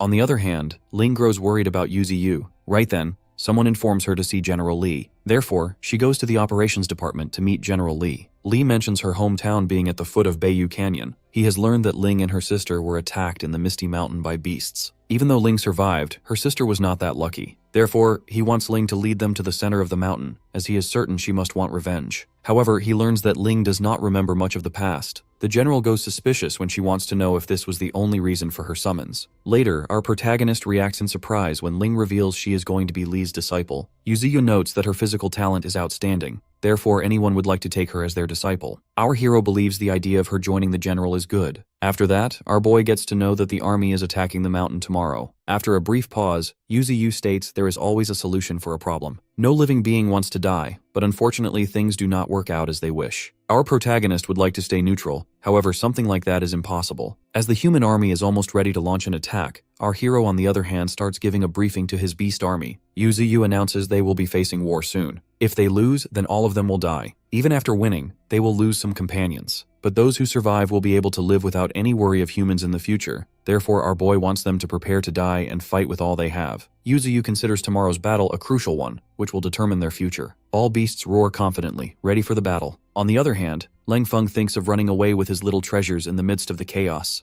The day of the battle arrives, and the human army stands ready to attack. Meanwhile, Ling grows worried seeing an overwhelming number of troops. Right then, the scared guy approaches and reveals that their combat team is divided into 3 groups. The other 2 groups have massive numbers as well, as a high number of troops has been deployed to surround the hills so no beast can sneak into the city. Suddenly, another fighter comments that deploying 50,000 people is quite unnecessary. However, the scared fighter insists this is necessary because, in the past, he saw a 4th-level mutant antelope wipe out 100 men of a rescue army unit. He presses that if a mere 4th-level beast can cause this much damage, then the beasts in the mountain area can cause unimaginable destruction, as level 4 creatures are just food for them. Therefore, the scared man believes it is a great plan to overwhelm those beasts in numbers. Meanwhile, Ling can only worry about Yuzu. On the other hand, a meeting is underway where the special commander gives a briefing. He has divided the operation into 3 directions. The middle troops are the main attackers, while the left and right forces are in an encircling position. He has planned to use tanks to open the way. After that, the transcendental troops will act as their main force to surround and neutralize the target. The commander instructs his men to equip themselves with spiritual power devices, which will suppress their spiritual energy and body smell so the beasts will not notice them. The battle begins, and all 3 forces march forward as they blast their way through. One soldier, however, gets worried that this will cause a wildfire on the mountain, but another explains it is a tactic to lure a large number of beasts to one place. Meanwhile, Li emerges and advises the soldiers to focus on their work. The soldiers realize it is General Li, who is one of the strongest generals in the Federation. This single man has the power equivalent to a whole army. The soldiers are stunned as Li jumps off from a great height. In the meantime, their passage opens up and all soldiers advance forward. But to their surprise, one of the routes belonging to our hero attacks them. Other beasts howl as they emerge along the route. From afar, Ling can see it is a route belonging to our protagonist. Panic erupts among the soldiers as they report to their commander about the sudden appearance of trees and the fog beast. Simultaneously, the commander receives the same report from the right and left wings. The commander grows terrified as soon as he observes the situation from the base camp.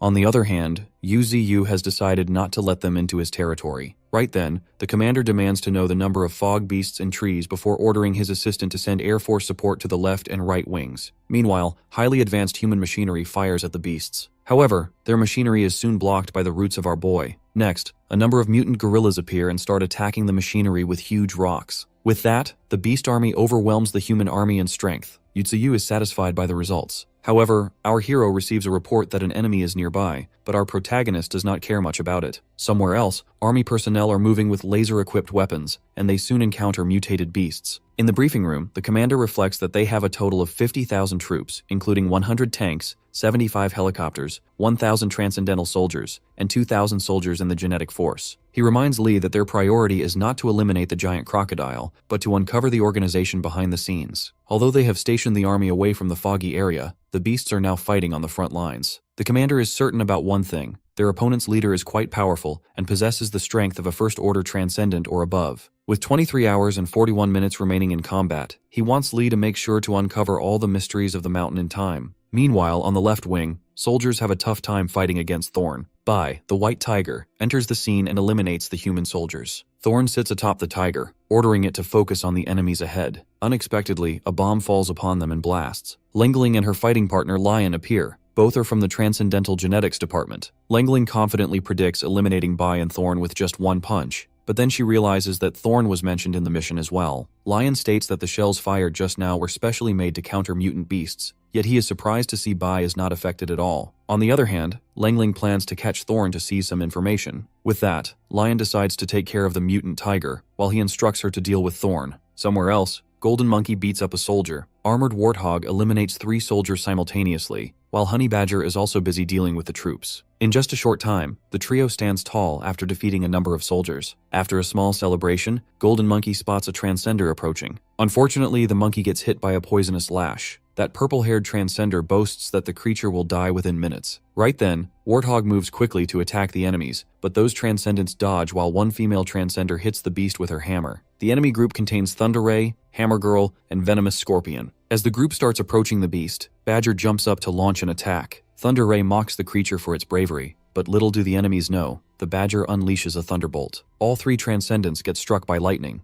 In this way, the tides of the battle change, and the side of the beasts gets the upper hand. Locusts are arthropods, and there are more than 10,000 known species in the world. Even though one is not harmful to humans, they become overwhelming when they attack in high numbers. No matter how powerful humans are, they will feel overwhelmed. Right now on the battlefield, Golden Monkey is coughing. These monkeys typically have the ability to absorb all beneficial substances from others, a power called extreme absorption. But once toxins enter, extreme absorption rejects the toxic substances as there is no way to purify them. Hence, this makes the primate feel extreme pain. Soon, more soldiers arrive near the trio. They start shooting bullets at them, but they quickly realize they need to switch to special bullets designed for high-level beasts. As Honey Badger and Armored Warthog tackle the enemy, the mutant monkey gets spotted by a new Transcendent. As the monkey is this close to being hit, Warthog comes in and takes the hit instead. Both the monkey and the Badger get teary. Soon the Warthog gets its heart crushed by the Transcendent, and Golden Monkey cries out loud. Meanwhile, Honey Badger receives a powerful blow from another Transcendent as more Transcendents arrive at the scene.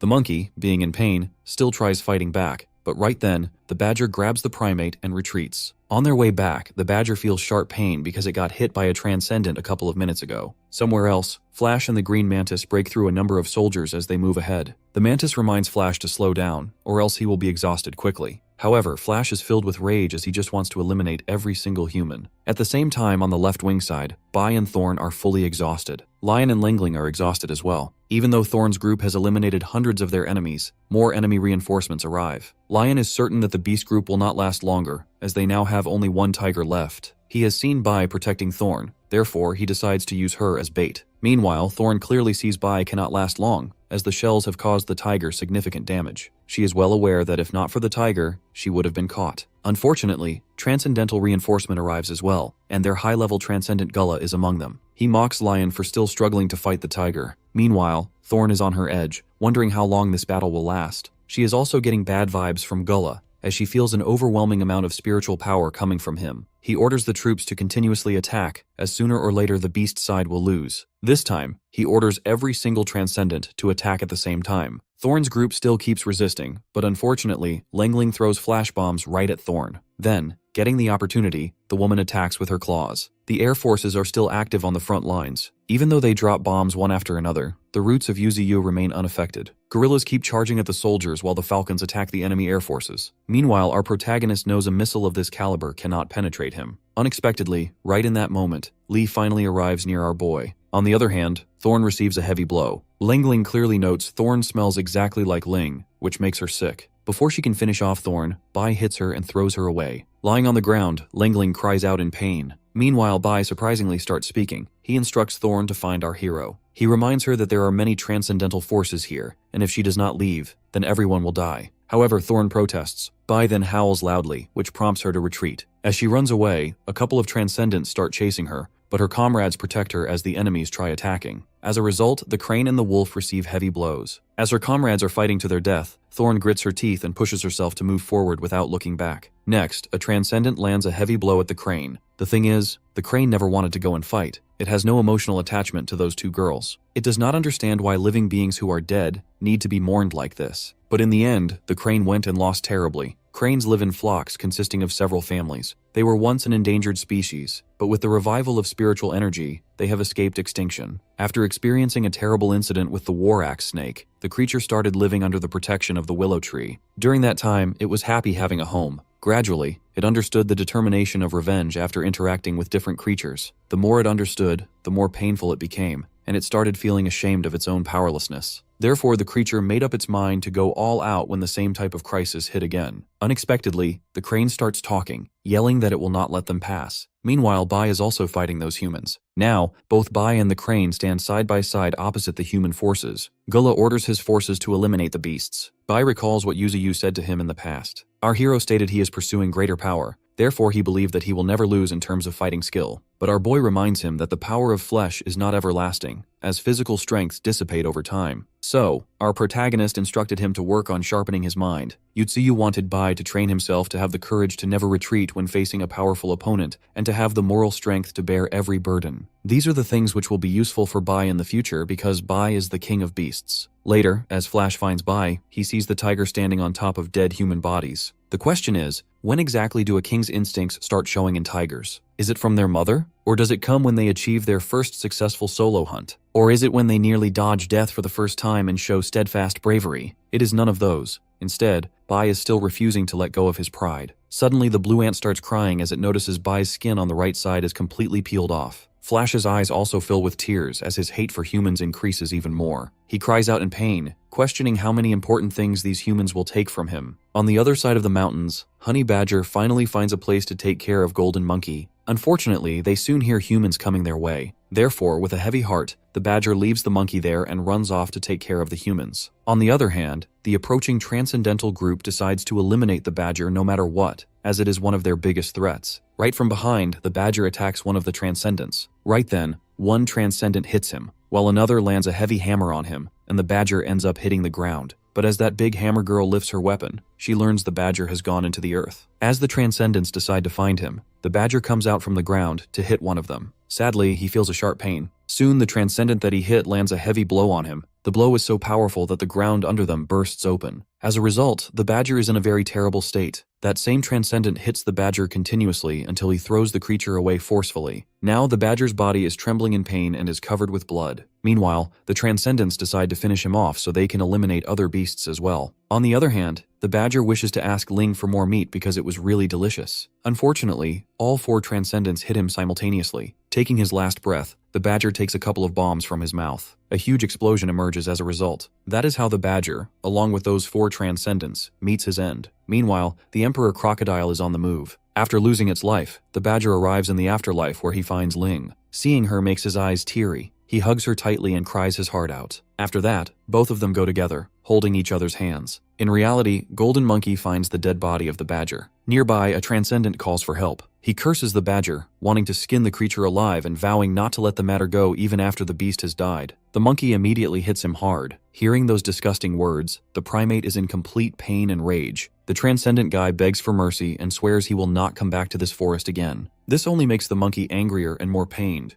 Therefore, he starts hitting the man to death. Eliminating that disgusting Transcendent, the monkey carries away the badger's body. On the way back, the wound on his body continuously bleeds. Eventually, he reaches the dead body of Warthog. There, he remembers the time they spent together. Sitting between the dead bodies of his buddies, the monkey also meets the same fate. Meanwhile, on the other side, Thorn is on her way back to find Yuzu. Unexpectedly, she senses Bai approaching her. But as soon as she looks back, she finds Langling wearing the white tiger's skin. The woman disgustedly remarks that the fur feels very warm. Thorn screams in pain as she sends her stems toward Langling. Unfortunately, Langling dodges all of them and directly grabs Thorn. Unexpectedly, a blast erupts, which makes Langling jump back and leaves the skin in Thorn's hand. The blast is the result of Feng and Qingquan. Langling receives a big shock as she learns there are humans who have joined the organization there. However, Gullah decides to capture them to interrogate later. This time, he himself wants to take care of their opponents. On the other hand, Lee and our protagonist are face to face. Lee feels that our boy is the leader here, and Yuzu nods proudly. Lee then thinks that they knew all along that some incredible beasts were in existence, but meeting one in real life feels incredible. He then mentions that he did not expect our hero to admit it directly. He demands to know if our protagonist is behind those fog beasts. Turns out, Lee is an extraordinary second-order transcendent, and his special ability is Sword Chi Alchemy, which also helps him to consume his opponent's lifespan. Our boy nods as he reveals he is the one who created all of this, stating humans should not have come here. But Lee reminds Yuzu that it was the beasts who had taken away the places where humans lived.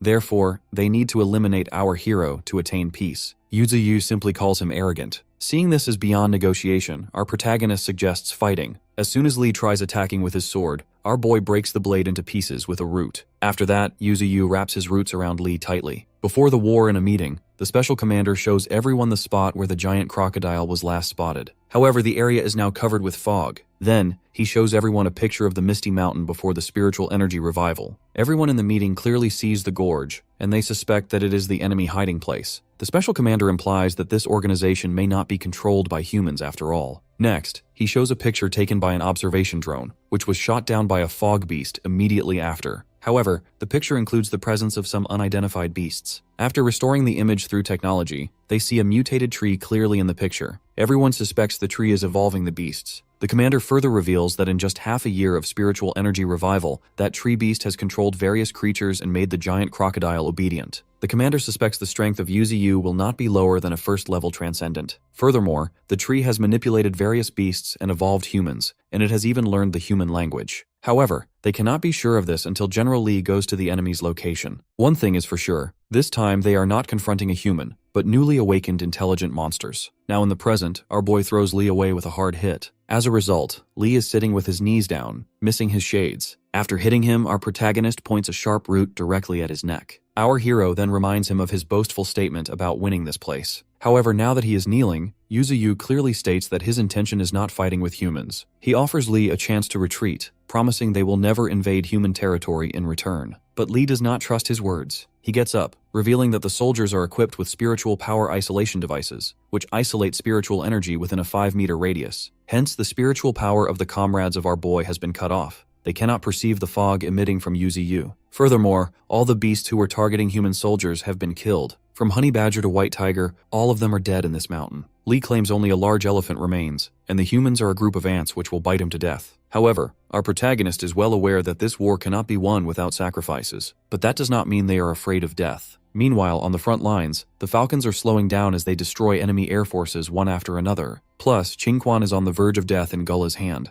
Meanwhile, our boy reminds Li that this world belongs to everyone, so they cannot give up just now. Surviving and fighting is the only thing they can do right now. In the meantime, Emperor Crocodile spots the dead bodies of the trio, which makes its eyes teary in pain. Our hero has decided to fight until the end, even if they face hatred. He directly asks Li if this world only belongs to humans. Yuzu considers it a joke that humans have started a war, but when they are unable to eliminate him, they demand he stop without taking revenge. Our protagonist elaborates that they do not need anyone's approval to live where they want, as this world belongs to all living beings. Meanwhile, the giant crocodile roars heavily. Right then, Flash arrives to help the group of Thorn. With that, he has finally found the people who eliminated Bai. Every human enemy recognizes him as the Golden Ant. Meanwhile, Green Mantis also makes an entry by finishing off some human soldiers. Gulla is surprised to see another fast-moving intelligent beast. Seeing the situation change, Lengling tries to escape, but Flash goes after her. Unfortunately, Gulla counters him and Flash is thrown away. Green Mantis comes in to counter Gulla, but sadly gets its arm broken when Gulla unleashes his Bi-Shadow Impact ability. Flash, however, fills with rage and looks at Gulla with killing intent. Turns out, Gulla is an extraordinary genetic division level 1 transcendental. Flash, filled with hatred, lands a powerful blow on Gulla. As Gulla remains fully unaffected, Flash continuously tries to strike him, yet Gulla dodges every attack. Flash moves so fast that even Mantis cannot see him. Right then, Flash attacks his opponent with a powerful move, but to his surprise, that move does not even penetrate Gulla's skin. In return, the ant receives a strike directly. Mantis flies toward him in panic, but luckily Qingquan grabs Gulla from behind while Leng Feng lands a powerful blow from above. Unfortunately, Gulla's body converts into a number of bats, allowing him to escape. From behind, Thorn tells them to look for the bat with the red eyes. Therefore, Mantis strikes the red-eyed bat. Before the injured creature can fall to the ground, Flash grabs it and slams it hard into the earth. Qingquan wonders if they have won, but right then, a powerful explosive energy emits from the bat, which is actually Gulla's Shadow Impact ability. In the meantime, Qingquan pushes away Leng Feng and takes the hit instead. As the smoke fades away, Gulla transforms back into his original body, but he is injured heavily. The move he just used requires an incredible amount of energy. On the other hand, Qingquan is heavily injured and lies unconscious. Meanwhile, Flash is shocked to see Mantis lying there with only the left side of its body remaining. The insect sacrificed itself to protect Flash. In the meantime, Gulla approaches Flash to finish him off. However, as soon as he lands his strike,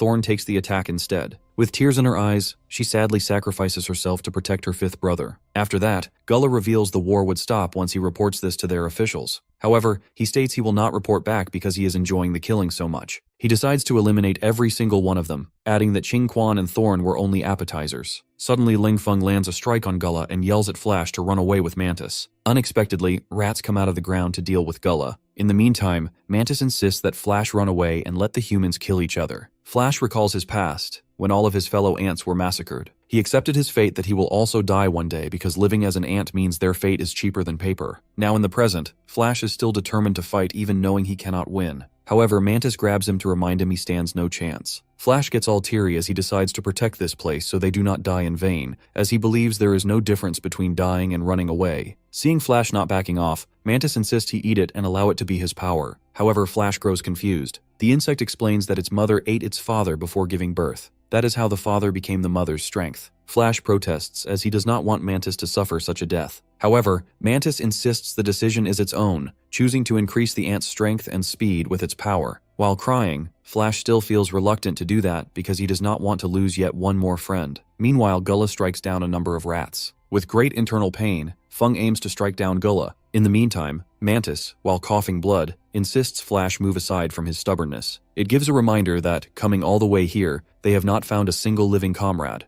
All of them are dead. Mantis has always considered Flash its friend, and this is the fate it has chosen for itself. Hence, with no choice left, Flash does as the Mantis wants. Meanwhile, Feng receives a heavy blow as he chooses to protect a rat. Gullah, however, only mocks him for protecting a mutant rat. After eliminating Feng, Gullah goes for the rat. At that very moment, Flash makes his entrance with an upgraded body to block Gullah's attack. Gullah clearly notes the ant's body has changed, and the aura has become stronger as well. Now Flash is at entry level 9. This makes Gullah think the creature has no chance against a transcendental being of the first level. He remarks that Flash made a stupid decision choosing to stay even when his comrade risked its life for him. But to his surprise, Flash appears behind him with incredible speed. Furthermore, Flash dodges the cloak impact attack. Surprisingly, Flash has collected all of the dead bodies of the rats in an instant and placed them along with Feng. He knows Feng risked his life to save them, even when the human's heart was never truly on the side of their master. Seeing his fallen comrades, Flash decides to avenge them all. On the other hand, Gullah swears to make Flash regret living. All of his arrogance shatters when Flash lands a punch at him. As Gullah falls back to the ground, Flash tells him to get up because he wants to torture him endlessly. Gullah is confused seeing how powerful Flash has become, wondering how even at entry level 9, the ant is able to surpass a first level transcendent. Unexpectedly, Gullah transforms again and emits a strong aura. With that, he hits Flash directly. Flash luckily counters the attack, but then his opponent attacks him continuously. Gullah is 100% sure that Flash is going to die in his hands, believing strength is more important than speed in a fight. But to his surprise, Flash appears from the smoke to deliver a powerful blow. Flash lands a powerful punch on Gullah. Feeling great pain, Gullah emits a swirl of bats towards his opponent. Luckily, Flash dodges the attack, but the swirl ends in a massive explosion. It turns out this is Gullah's special technique, a bomb made of bats. Knowing Flash will dodge anyway, Gullah decides to annihilate the surrounding comrades with these explosives. Therefore, Flash decides to strike down every single bat. Gullah believes our protagonist cannot handle the task, as there are more than 13,000 bats in the air. He sends the entire swarm toward him. With the help of Mantis's power, our hero begins sending the bats back one after another. As a result, they explode on Gullah's side, causing him to fall. In midair, Flash delivers a heavy blow that sends Gullah crashing forcefully into the ground. Before his opponent can react, our boy grabs Gullah's head and delivers a powerful strike. The ground explodes as heavy smoke spreads through the area. In the next moment, Gullah runs for his life, admitting he cannot keep up with Flash. He grows frantic, wondering how a mere entry-level 9 can match a first-level transcendent. In a rage, Gullah tries to land a powerful blow, but he fails as Flash appears right behind him. He aimlessly tries to hit Flash, but he only receives a powerful punch in return. Finding a brief opportunity, he grabs Flash's arm and hits him hard.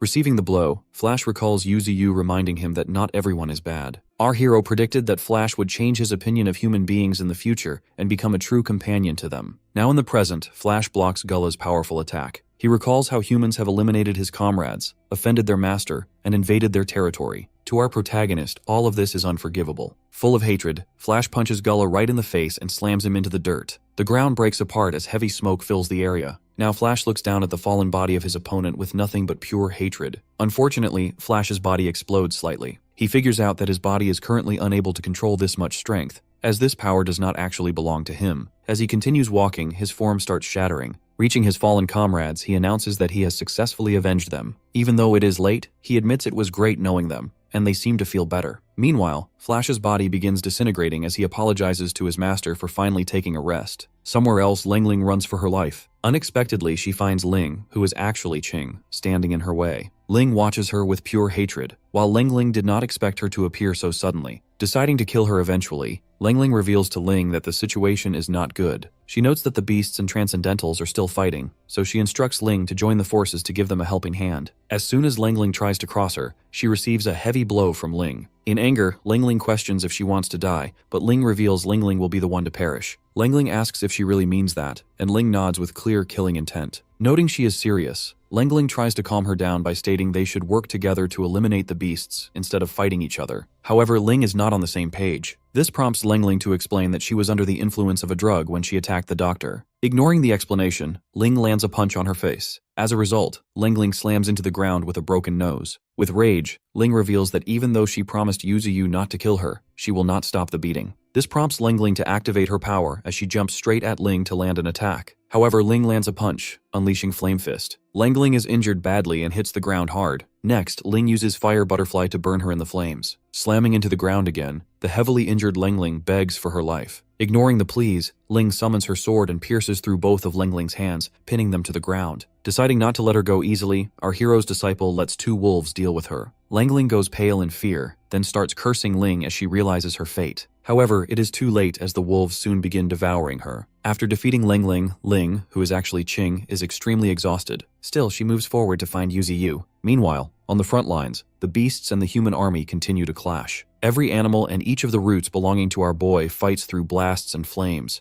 On the other hand, the special commander orders the deployment of all incendiary bombs. The army fires the bombs toward the animals, injuring many of them along with the roots. However, the roots heal themselves instantly. As a result, the commander orders a continuous bombardment until the roots lose all spiritual power to repair themselves. Furthermore, he notes the roots cannot reach the missile launchers, so the machines begin deploying bombs from a distance. Meanwhile, 3 falcons try to reach the bombing machines, but all 3 are struck down. Unexpectedly, another falcon emerges and destroys a missile truck right behind the human soldiers. Suddenly, the soldiers feel an earthquake. To their surprise, this is actually the work of the Emperor Crocodile, who emerges to attack them. The human soldiers begin shooting continuously at the giant crocodile. Seeing the beast, a lady in the observation room believes that this time, they will surely defeat it. Even though the soldiers fire at him, the Emperor Crocodile is not affected at all. Instead, he uses Sonic Blade, blowing away many soldiers and transcendentals under the impact. The remaining soldiers try their very best to keep the crocodile away from their commander. On the other hand, the commander orders everyone to stand back and instructs the Air Force to fire muscle-paralyzing bombs. Even though the crocodile burns under the bombs, he spots the commander standing in front. Right then, a root belonging to our protagonist destroys the helicopters deploying the bombs. Meanwhile, the crocodile jumps toward the commander. Before he can reach him, a bomb lands right in the beast's eye. A huge blast erupts, but as the smoke clears, the Emperor Crocodile emerges totally fine. Thinking that the commander is the human's master, the crocodile decides to eliminate him to end everything. As he is about to devour the commander, the officer remains determined not to lose and orders his forces to fire everything at the crocodile. In the headquarters, their spiritual missile is ready as humanity's last resort. They plan to use it even if General Li is unable to handle the leader of the beasts. An assistant there informs an official that they haven't received any update from Li for 1 hour. Meanwhile, Li is in a very bad condition. Yuzu, on the other hand, declares that Li can't win against him. However, Li is determined not to back off from this fight. Right then, our boy decides to show his true strength before finishing off Li. The general is clearly in shock as he comes to know that our protagonist wasn't using his full power. Right then, Yuzu screams as he unleashes his full power. Huge spine-like structures start emerging from the ground. Meanwhile, Li can't process how much spiritual power our hero can emit. Next, the powerful roots of Yuzu start destroying the nearby ground with huge force. Li gets frustrated as he admits the tree was very powerful before and is now even stronger. Therefore, he decides to eliminate him no matter the cost, or else he will become a great threat in the future. With no choice left, he swallows a pill. The pill transforms his body. His plan is to destroy the tree before the pill's effect goes away. He vows to destroy our boy even if it costs his life. The system informs our protagonist that his opponent's strength has increased, but his health has gone down.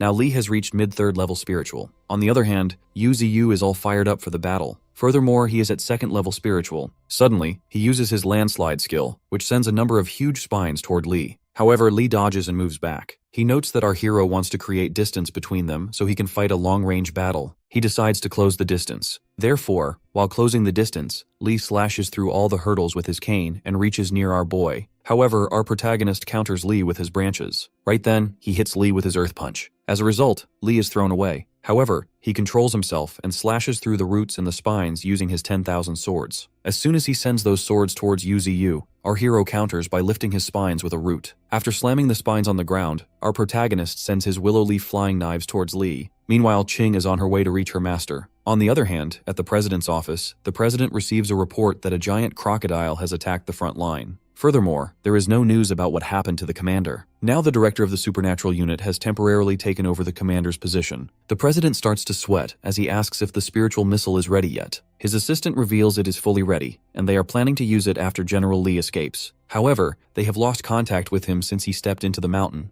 They only know that he is fighting against the opponent's leader. Back in the fight, Yuziyu regenerates his damaged roots. This prompts Lee to increase his power, because fighting like this makes no difference. Therefore, he plans to act fast and destroy the tree's core. He also increases his speed as he goes for the core of our boy. Plus, he has now reached Transcendent 3rd level. As soon as his cane reaches really close to the face of our hero, the ground beneath them breaks apart. When the smoke clears up, Lee gets shocked to find that our protagonist has countered his attack. Meanwhile, Yuziyu wonders if this is truly the power of the 3rd level. Lee's strength is almost at the 3rd level, yet he was only able to crack the core of Yuziyu. However, Lee is still determined to protect his people, so he decides to continue the fight. But our hero yells as he questions if his people deserve to die. Our protagonist asks if their lives are inferior to humans. Landing a blow on Lee, Yuziyu reflects that humans have sent hunters and an army to eliminate them all to protect humanity. However, the beasts never invaded or destroyed any village or city. Our boy gets frustrated as he wonders if humans have a right to destroy them just because they are afraid of them. No one has given them the authority. Suddenly, General Lee receives a message through his transmission device. He is instructed to leave the area because the spiritual missiles are going to launch soon, as he has exceeded the time for the battle. He is advised to move 10 kilometers away. However, Lee refuses. He admits that being a 3rd stage transcendent is not enough for a 2nd level beast, but he decides to defeat it. On the other hand, Lao Zhao reminds him he is needed for other important things. Therefore, they can't afford to lose him.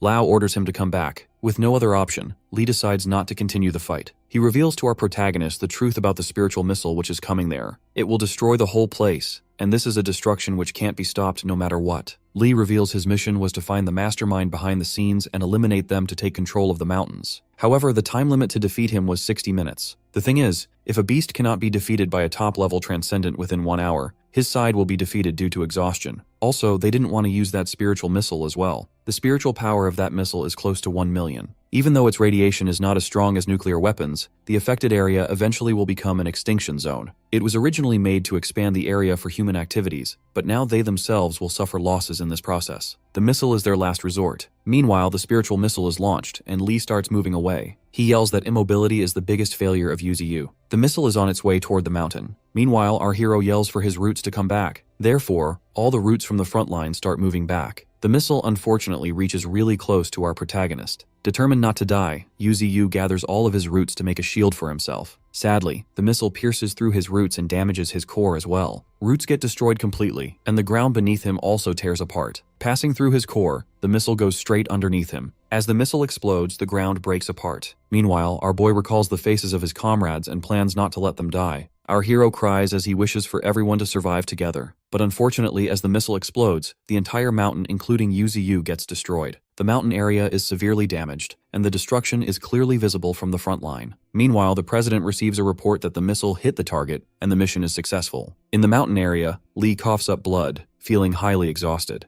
Right then, a transcendental group arrives to help him. They inform Lee that the military has started retreating and explain that the army was fighting the remaining beasts. The soldiers eliminated any creatures in their way and fled from those that were too powerful. However, the giant crocodile caused them great loss, destroying almost every tank and helicopter. Furthermore, it eliminated thousands of soldiers along with the commanding officer. Luckily, the creature was finally taken down by thousands of missiles. Now the mastermind has also been destroyed by Lee in the final missile strike. Because of this, there are no powerful beasts left in the mountains, and the spiritual energy in the area drops from 300,000 to 1,000. Suddenly, Qing emerges from the smoke, looking at the group with murderous intent. She cries in pain because she cannot sense the presence of Yuziyu at all. Lee and the group grow confused listening to her statement. Qing activates her spirit as she considers Lee the culprit. Right then, a fellow transcendental yells at her to retract her spiritual energy, but she slams him hard. She reveals that the tree they destroyed was actually our boy. The scared Transcendental reacts sharply as he learns she was the traitor in the army, but Qing effortlessly eliminates him with her centipede. Li is shocked as he figures out that the centipede was absorbed by her after all. When the remaining Transcendentals plan to attack her together,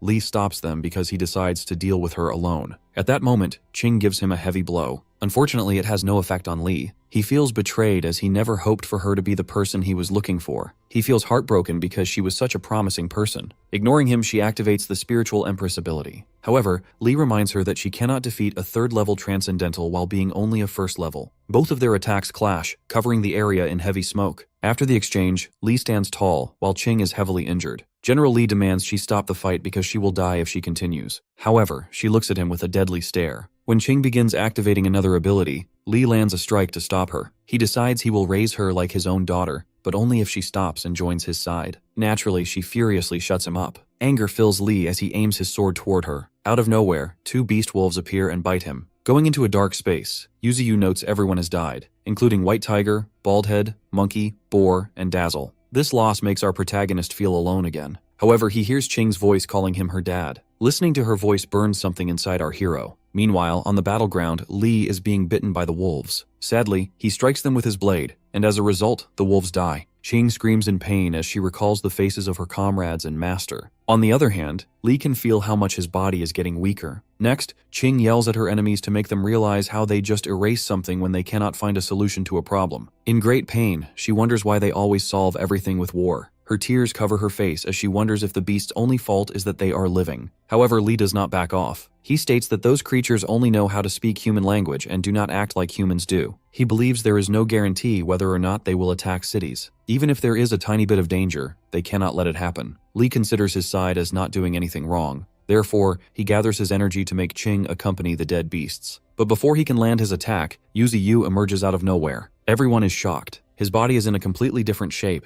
and he can move freely. Our protagonist completely destroys the ground beneath them, appearing heavily in rage. On the other hand, Qing realizes it is indeed her master. Yu only demands the Transcendentals stay away from Qing. Chaos spreads in the area, and Li is super pissed seeing our hero alive. The system notifies that our boy's branches and 9 tree roots are damaged. Furthermore, his regeneration ability has totally stopped. He has only 10 minutes left before the system collapses. The fight between the Transcendentals and Yuziyu begins. However, Li tries to stop them because they are no match for our tree. In full rage, Yuziyu plans not to leave a single one of them alive. Therefore, he uses his roots in great pain to eliminate the humans. Fire erupts in the area as dead bodies fall down. Meanwhile, Li, with 57 minutes of longevity, comes forward to this battle for good. On the other hand, our hero's longevity is only 9 minutes and 10 seconds. General Li strikes directly into the core of Yuziyu. He believes that our protagonist does not have the power to defeat him due to the effects of the missile. But to his surprise, our boy delivers a heavy blow and grabs Li tightly with a root. Wielding immense power, our hero yells that they will live here. With that, he jumps off and marches toward a new destination while holding Li as a hostage. Despite being in great pain, Li figures out exactly where he is going. Meanwhile, at the front line, all the beasts are dead along with the Emperor Crocodile. On the other hand, the Transcendental team is left with only 30 people. The new commanding officer orders a count of the surviving people and bullets. His plan is to clean up the mountain as soon as possible so he can receive all the credit. He orders his soldiers to head into the mountain to finish off any remaining beasts. Unexpectedly, a root belonging to Yuziyu appears and destroys the path in front of them. Our protagonist appears right in front of the military. In a great rage, he begins eliminating the human fighters, and even their remaining tanks are destroyed. Meanwhile, the Transcendentals figure out that they are no match against our hero, so they decide to retreat. But before they can, our boy eliminates them instantly. Grabbing huge pieces of the ground, Yuziyu demands that they leave their territory forever and never come back. He yells that they shall never step into their territory again. With that, he continues destroying the area to eliminate his enemies. The impact is so strong that even Qing, standing far away, can observe the ground breaking apart beneath her. In the next moment, Yuziyu holds Li high. That scene is clearly visible on the monitors back in the headquarters. The people there soon learn that all of their fighters have been wiped out. After destroying the last filming drone, Yuziyu stands tall as the winner of this battle. Qing stands next to him. He advises her to go away, as her identity has been erased and no one remains who knows her. On the other hand, Qing cries because she does not want to leave him. After a brief pause, our boy finally reveals to her that he was originally a human being. Plus, he reveals that she has the soul of Xiaoqing, but her body belongs to Xiaoling.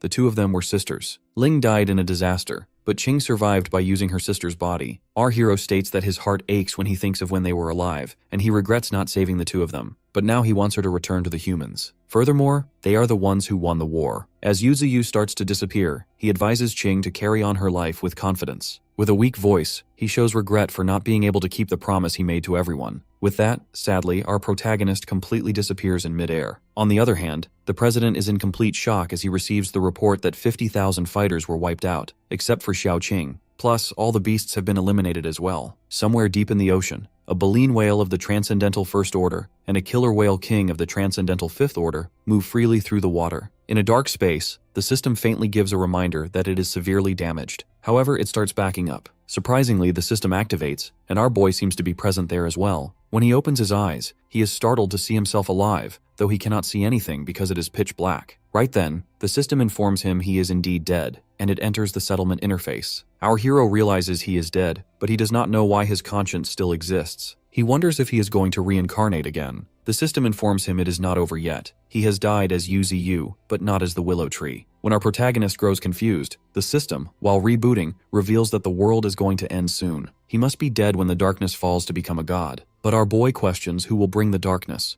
and the system only reveals that there are much scarier beings than humans. Now the system decides to give our protagonist even greater strength. Someday, when the disaster hits, it will help him unconditionally. When the system asks about his willingness, our hero points out that he does not have any other option to refuse this. Then, he curiously asks about the identity of the system. However, the system only tells him to wait to find out at the right time. The system shapes itself into a human form as it starts the process. Soon, as Qing looks around her, she observes fragments of light. Then, our boy materializes near her as his roots spread around Qing. Meanwhile, Yu Ziyu grabs every dead body of his comrades with his roots. Soon, light emerges from his body along with his red roots. Being held by the root of Yu Ziyu, Qing holds the core of our protagonist as she gets closer to his central body. She hopes for everyone to live together. A strong laugh emerges as soon as the core of our hero is placed inside his body. The body regains its energy back as the roots go into the ground. As a result, the leaves and stems of our boy grow up instantly. As he uses a willow leaf knife, the strike cracks the space and destroys a moving satellite completely. Meanwhile, the body of Qing begins to heal. Plus, all the dead bodies of the comrades of Yu Ziyu light up. Eventually, everyone opens their eyes as they get a revival. Everyone stands confidently with full strength, but soon some of them get confused to see themselves alive. Flash and Mantis also wonder how they are alive since their bodies were reduced to nothing.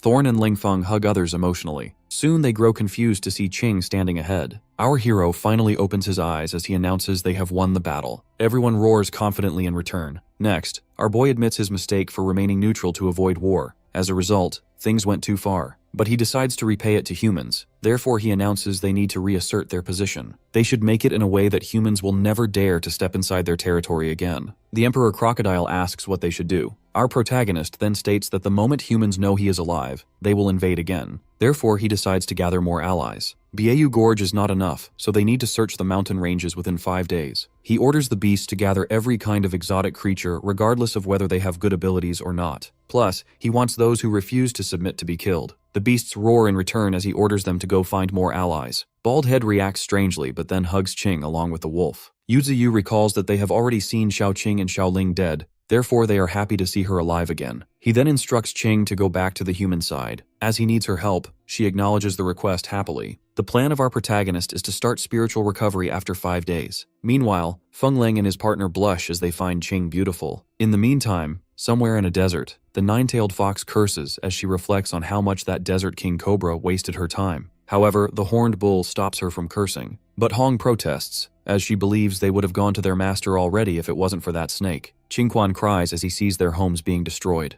However, Lengfeng is happy to be alive. Qingquan agrees, noting that being revived is an amazing feeling. Putting that aside, he asks Feng to help him reconstruct their place, but Feng walks away, claiming he has kids to take care of. On the other hand, Yu Ziyu notes that rank 2 tree roots have spread all over the underground, reaching a few hundred meters deep. Now half of the mountain is filled with the roots of our protagonist. After the revival, the growth speed of his 9 roots is much faster, and he can feel himself getting stronger. Our hero chuckles as he feels more powerful. He summons the status window of his mutated roots, which explains that they have reached the peak of rank 1 Transcend. The roots can turn enemies into nutrients and extract spiritual energy for his own use. Yu Ziyu gets interested in trying this on someone. Seeing Baldhead sleeping nearby, our boy absorbs energy from him. As a result, he obtains 3,000 spiritual energy. Seeing this, our protagonist thinks he can use this ability in battle to absorb enemies and replenish his spiritual energy. He admits that the war with humans was not meaningless after all. With that, he decides to upgrade his life force talent. He has 3 options and chooses Strengthen Regeneration ability. With this, even if the entire body of our hero is destroyed, he will slowly recover, even if it takes months or years. While upgrading his abilities, our boy starts to wonder who revived him and what the darkness mentioned by the system truly is. Later in the evening, Qing arrives at the second military area. Guards there recognize her but are shocked to see her alive. Inside, she takes a shower and freshens up.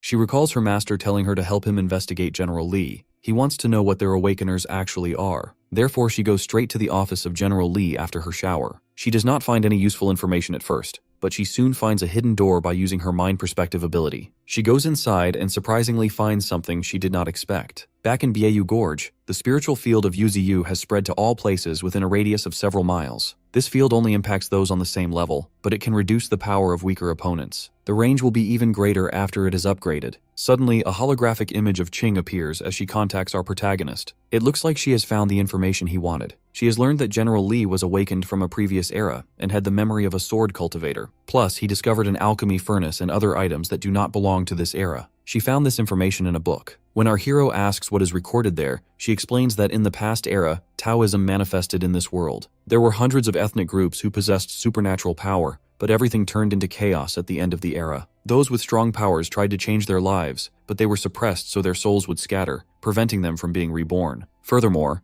it was through the description of General Li that those people survived. However, she adds that it is nearly impossible for a truly talented person to reincarnate and return. Our protagonist makes a point that due to the arrival of spiritual energy, all of that past disappeared, and their fall became a legend. Qing adds that after this loss and the arrival of spiritual energy, they will not come back in a short period of time. Even though Li is dead, his 8 disciples still exist, and there is a high chance they will split the forces. Believing that humans should not be underestimated, Qing decides to reach the highest position of federal authority to gain power. She is determined to not let those humans become obstacles for our boy, ensuring the same tragedy never happens again. At Raya Mountain, Flash arrives at a red ant colony. He offers them a chance to become stronger, only if they come with him. However, one of the red ants attacks, but Flash counters the attack effortlessly. As a result, the red ant collapses on the ground. Flash straightforwardly mentions that they have to die if they do not surrender. He asks the fallen red ant if it wants to live or die. Unexpectedly, the red ant leader emerges, who is way bigger in size. Elsewhere, the monkey has gone to a tribe of apes and stands with full determination. The ape tribe leader is also present there. All across the mountain, the comrades of Yuziyu are on the move to gather as many allies as they can, subjugating other beasts. On the other hand, the green mantis goes back to his mother. He informs her that they have just finished the war with humans and need power to expand. Back at Beiyu Gorge, our boy notes that the flower bloomed again after being evolved to rank 3. But then, he does not know to whom he can give his flowers, as the demon cow is not there. Suddenly, our protagonist gets an idea and calls Qingquan. When Qingquan responds, Yuziyu gives him a flower to eat. Following the order, Qingquan eats it and starts waiting. Instantly, his body starts to transform. Golden energy engulfs him, but he screams loudly while feeling pain. Our hero explains that this elemental flower is able to transform his body into the purest elemental body. Noting that Qingquan has normal talent, Yuziyu reflects that he can sublimate the value of the element flower the most. As the transformation completes, the body of Qingquan is filled with power. Plus, he is super buffed up as well. Feeling his power, he wishes he had it when he was fighting Gula. Seeing things have gone smoothly, our protagonist instructs Qingquan to get used to it, as they will rely on him in the future. Qingquan swears loyalty to our hero. After working on Qingquan, Yuziyu decides to upgrade his own ability. He has 12,000 evolution points and utilizes 10,000 of them to upgrade his elemental control to level 3. With that, our boy cannot wait to make the humans tremble in fear. Finally, after 1 year, he can now freely move around. Thorn, sitting on his branch, congratulates him. However, she is concerned about using so much spiritual energy. She thinks it will draw humans again. However, it is the plan of our protagonist to make the humans know that he is still alive. Turns out, he has decided to declare their position in front of all humans. Plus, this time, our protagonist has more allies, as his loyal comrades have gathered several kinds of beasts from around the mountain ranges. All of them are standing with loyalty and aggression. Our tree announces that they will now gain a huge force of combat ability. Thorn swears her loyalty toward Yuziyu. Noticing that she is still at level 6, our hero decides to help her break through. Therefore, he gives her his life essence. Being on a transcendent 3rd level, the concentration of the life essence has been increased 10 times. Noting that Thorn has half of the plant attributes and possesses the same origin as him,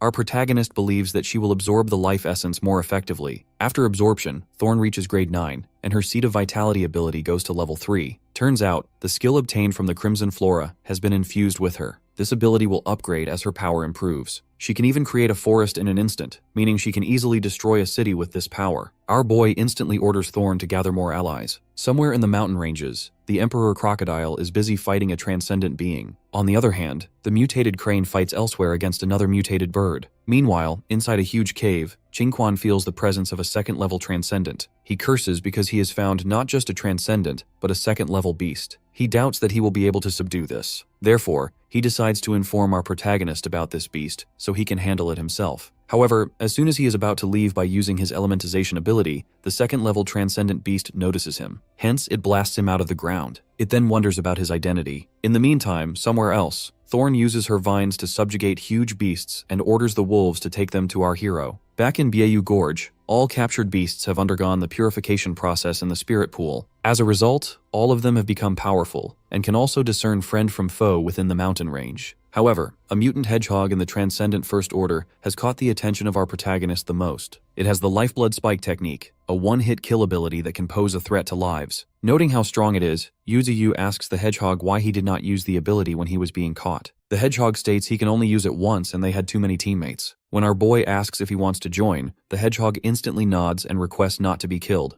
Our hero only wonders how such a powerful creature can be so timid. Suddenly, he feels a tremendous power approaching, which equals 300,000 spiritual power. Somewhere else, Qingquan is carrying a bag full of gems, and walking beside him is the mutated panda. The panda asks him one question after another about our boy, Nine-Tailed Fox, White Tiger, Thorn, and his fighting partners. Qingquan can only feel annoyed. However, he admits he cannot beat the panda. He wonders why he always meets opponents stronger than him. Right then, the panda stops as he notices our protagonist nearby. Our boy appears in his root form. He wonders how this panda cub can speak so clearly, and soon realizes he is the panda who escaped the zoo in the past. The panda chuckles, remarking how foolish they were that he escaped successfully. Then, he requests Yuziyu to give him a proper name. Putting the topic aside to discuss later, our hero offers to let the panda climb on him so he can transport him to the main location. However, the panda insists he will roll there. Surprisingly, as he continues rolling, he keeps hitting rocks one after another. Later, the injured panda finally accepts the offer as they head back to their home base. Arriving at the main location, the panda finds it very beautiful. There, Yuziyu, in his original form, welcomes the panda, who is the first second-order transcendent beast to arrive. The panda did not come empty-handed, as he offers a basket full of fire spirit stones to our boy as a gift. Our hero wonders where he obtained these stones, and the panda reveals he has an entire cave full of them. He plans to give all of them to our protagonist, as long as he is allowed to stay. Yuziyu thinks this is a result of the panda being raised by humans, as he clearly knows how to offer gifts. In the next moment, he gives the panda a gift in return. It is actually monkey wine, which was discovered while taming a group of monkeys, and is now brewed by the golden monkey. A pleasant fragrance fills the air as soon as the panda opens the wine barrel. He immediately starts drinking the wine like water, finding the taste excellent. After looking at the panda's stats, our boy learns that he possesses both offensive and defensive capabilities. With his Spirit Devourer ability, the panda can devour 5 different elemental spirit stones and possesses elemental resistance. Observing how the panda is enjoying the wine and noting his desire to stay, our protagonist gives him a name,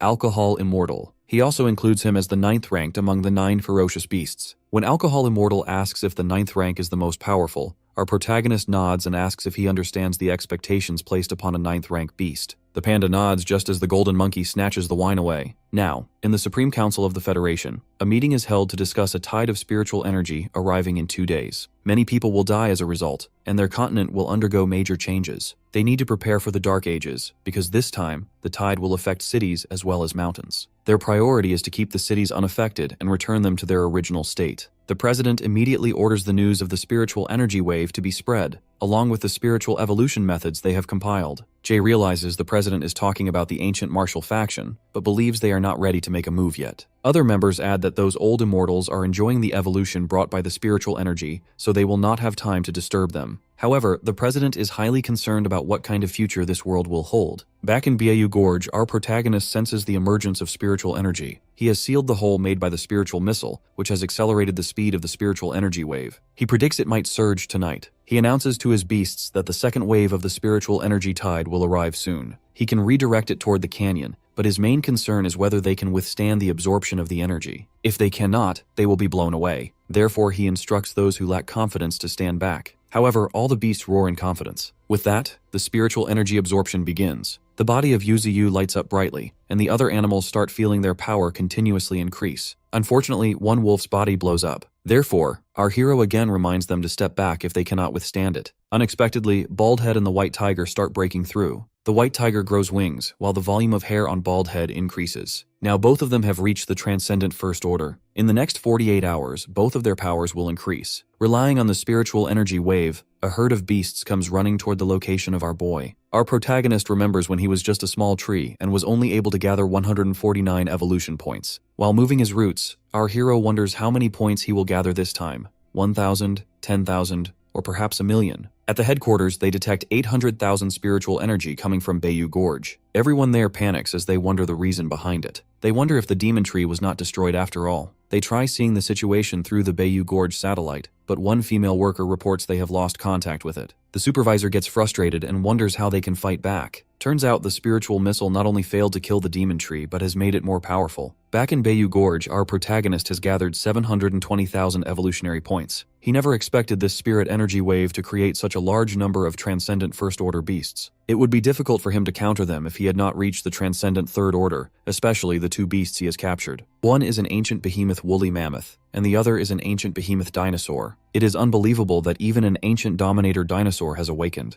At this pace, the number of ferocious beasts will only increase. Our boy has also captured other transcendental creatures and enclosed them in his roots so they can evolve there. Surprisingly, the nine-tailed fox and the mutated cow finally return. The fox is at the Transcendental First Order, and has also grown an extra tail. Yuzu reflects that with each advancement, one tail will be added along with an additional innate ability. Our protagonist wonders if this fox can be the inheritor of the ancient lineage. Meanwhile, the cow asks about the change of the terrain. As a result, they learn that the humans attacked them. The fox figures out how much humans are scared of them, and the cow feels a need to make their own country. With the fox and the cow, our boy now has two more generals. Plus, there is only one way to announce their existence to the humans. As time passes gradually, a loud bang occurs, and the whole world is enveloped in a colorful glow as the ground starts shaking. Everything, including land and marine creatures, comes to a standstill. The spiritual energy wave finally erupted. Humans also start getting affected. The minds that cannot bear the wave disintegrate into particles, but those who survive will get even more powerful. The spiritual energy rising from the mountains and forests starts getting more abundant.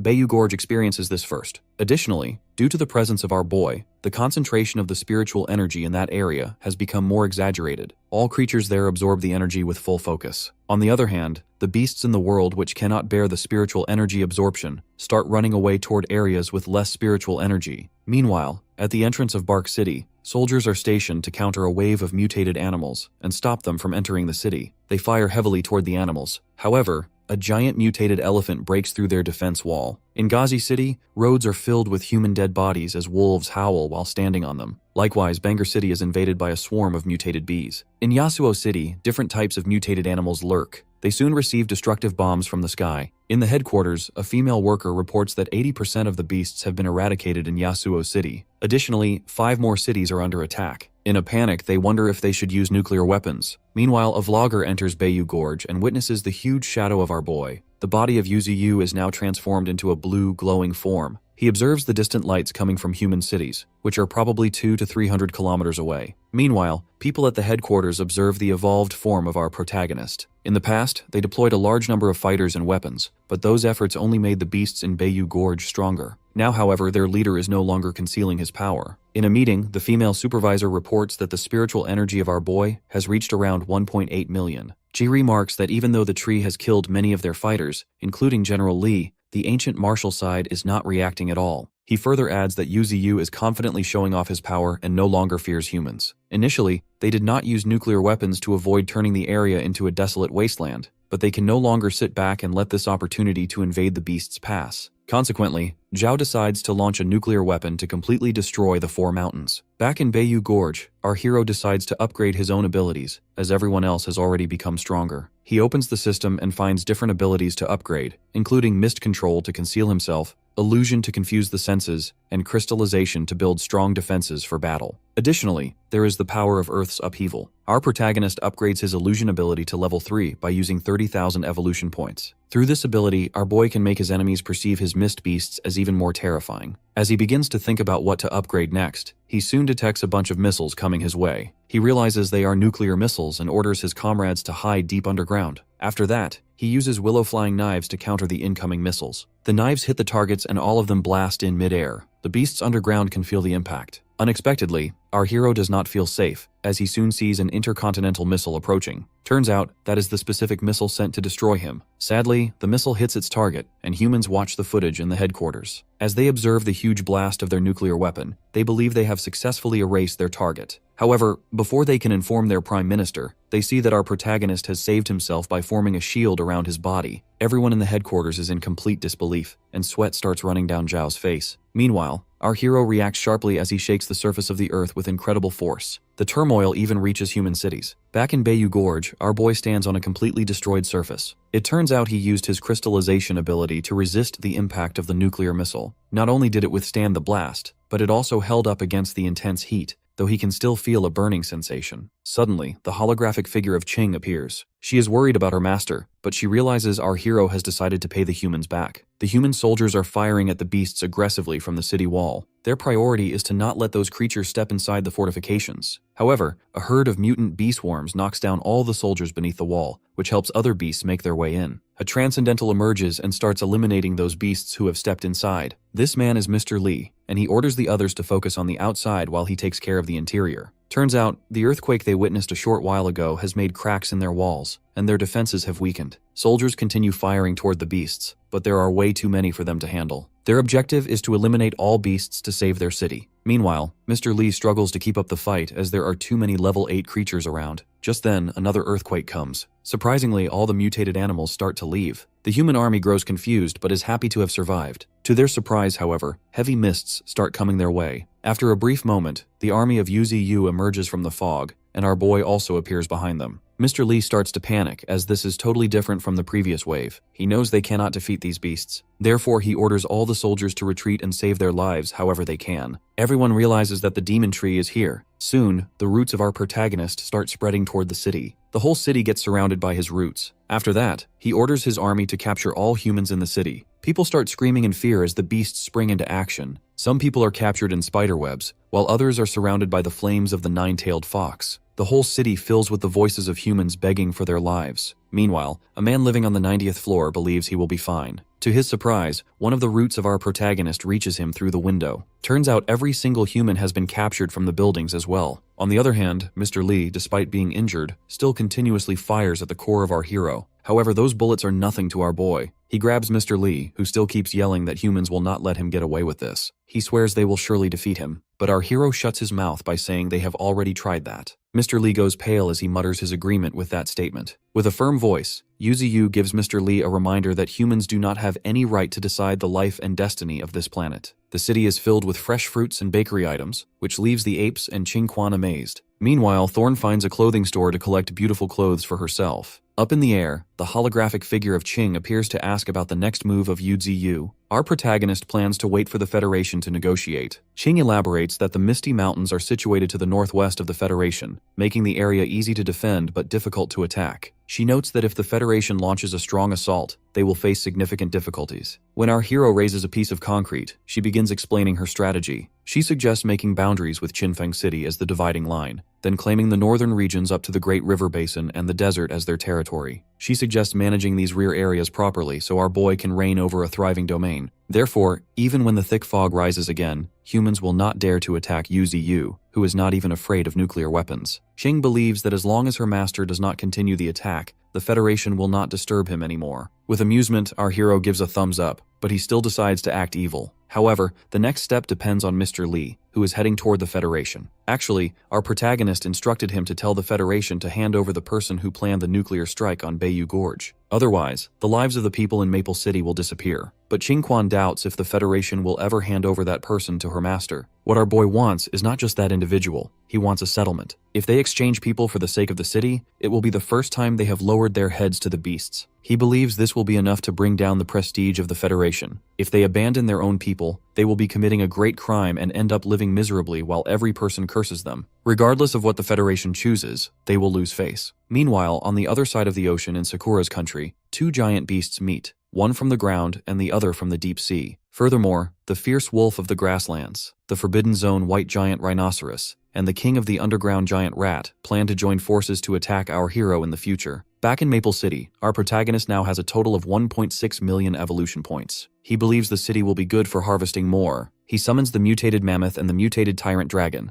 both of which are massive creatures with dinosaur-like features. He decides to give them his life essence to confirm their status. He names the mammoth Glacier, making it his 7th beast, while the tyrant dragon is named King Joe, our boy's 8th beast. After receiving the life essence, Glacier is now at the Transcendent First Order, while King Joe has reached the entry-level 9th grade. With this, Yuzuyu finally has all of his 9 fierce beasts. Meanwhile, in the federal office, officials sit in a meeting room with intense emotions. They never thought the demon tree would actually move, let alone lead a group of even stronger beasts to attack human cities. When the Prime Minister asks about Mr. Lee, he learns the man is severely injured and has been unconscious for 3 days. Another official points out that while the demon tree captured the city, it has not slaughtered a single human, only taking them hostage. The fact that the tree is threatening them to hand over one person makes it seem like a human being. The Prime Minister is conflicted about whether to hand over the man. Zhao begins speaking. Since he was the one who suggested the nuclear strike, he insists he should go. He argues they cannot put thousands of lives at stake. The Prime Minister reminds him he will die, but Zhao declares he is not afraid. He has many doubts and wants to ask our protagonist questions himself. Soon, the Federation representatives reach our boy. It is the first time Zhao sees our hero with his own eyes. Finally, the wait is over as the commander of the Federation arrives. Our protagonist opens his door for him to enter. That white-haired commander has evolved to the peak of the transcendental first stage due to the spiritual wave, which is why he believes he can risk his life to defeat the demon tree. But as soon as he steps inside, the army of beasts roars at him heavily. The commander instantly feels terrified when he sees the mutated cow standing in front of him. The commander starts to stutter as he reminds the cow that they are there for negotiations. The cow tells him to follow, which leaves the commander in shock. As he keeps walking in, he witnesses the 9-tailed fox looking at him with killing intent. On their way, monkeys, mutated birds, and all sorts of beasts continuously roar at him and at General Zhao's car. The mutated spider, green mantis, glacier, and the snakes all watch the humans with murderous eyes. Ultimately, they reach the space right in front of our protagonist. Zhao steps outside with the other transcendents. He feels the intense aura of our boy and realizes that this is indeed the being General Li fought against. General Zhao announces his name to the citizens, causing everyone to start begging him to help their families. Then, Zhou reveals to our hero that he is the one behind the use of the nuclear weapons. He demands Yuzuyu release the citizens now that he has arrived.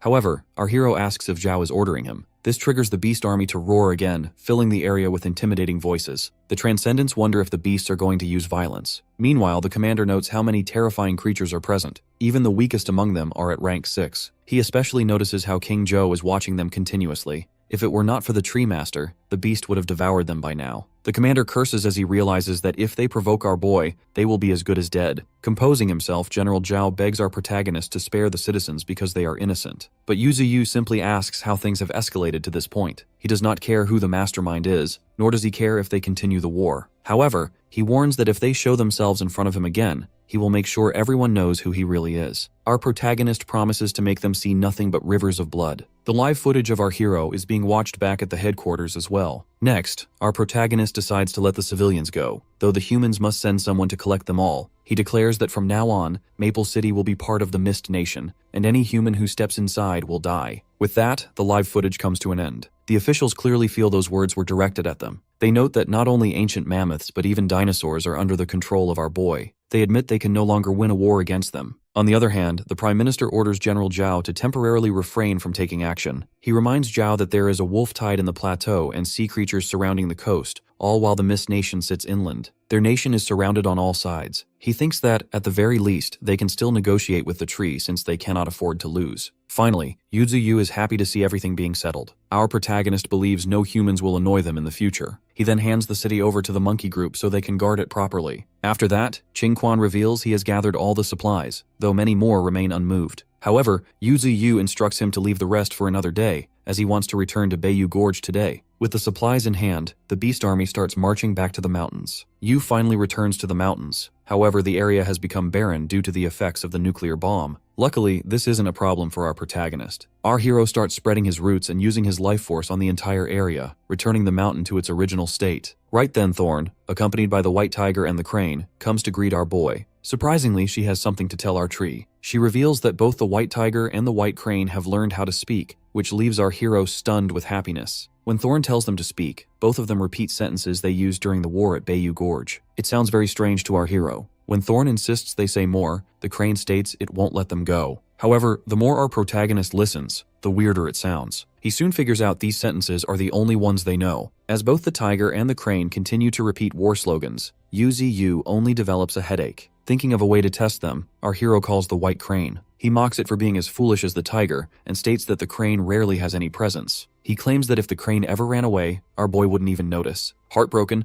the crane flies away, yelling that it is going to die. Naturally, our protagonist simply doesn't want the creature to act on impulse. Later, our hero practices his willow leaf blade by striking spikes in the mountain area. He notes that the willow leaf blade at level 3 is very effective. It has a longer range and its power has increased significantly. Looking at his system window, he notes his hallucination has evolved into the illusion realm at level 3. This ability consumes spiritual power to create an illusory world. Furthermore, his level 3 spirit field now gathers 1,000,000 spiritual energies. By using them together, he can trap an enemy in an illusion while weakening their strength. With his current power, he can easily merge the entire mountain into the void. Right then, he realizes he has spirit stones and ice spirit stones from Maple City, although they are not available in great quantities. Combined with the fire stones from the Raya Mountains where the pandas live, our hero has successfully collected 4 types of spirit stones. He predicts that beasts from the sea will eventually come to the land. Before that happens, he decides to become even stronger. Yu has conquered the Raya Mountains, and the next step is to expand the territory toward the northern regions. That specific place in the north is cold all year long and very few people live there. The kingdom located in the northern regions has seen its territory shrink continuously due to the harsh environment. However, the number of wild beasts there is astonishingly high, putting it on par with the desert, the Great River, and the plateau. Collectively, these are known as the 4 deadly regions. Before expanding further,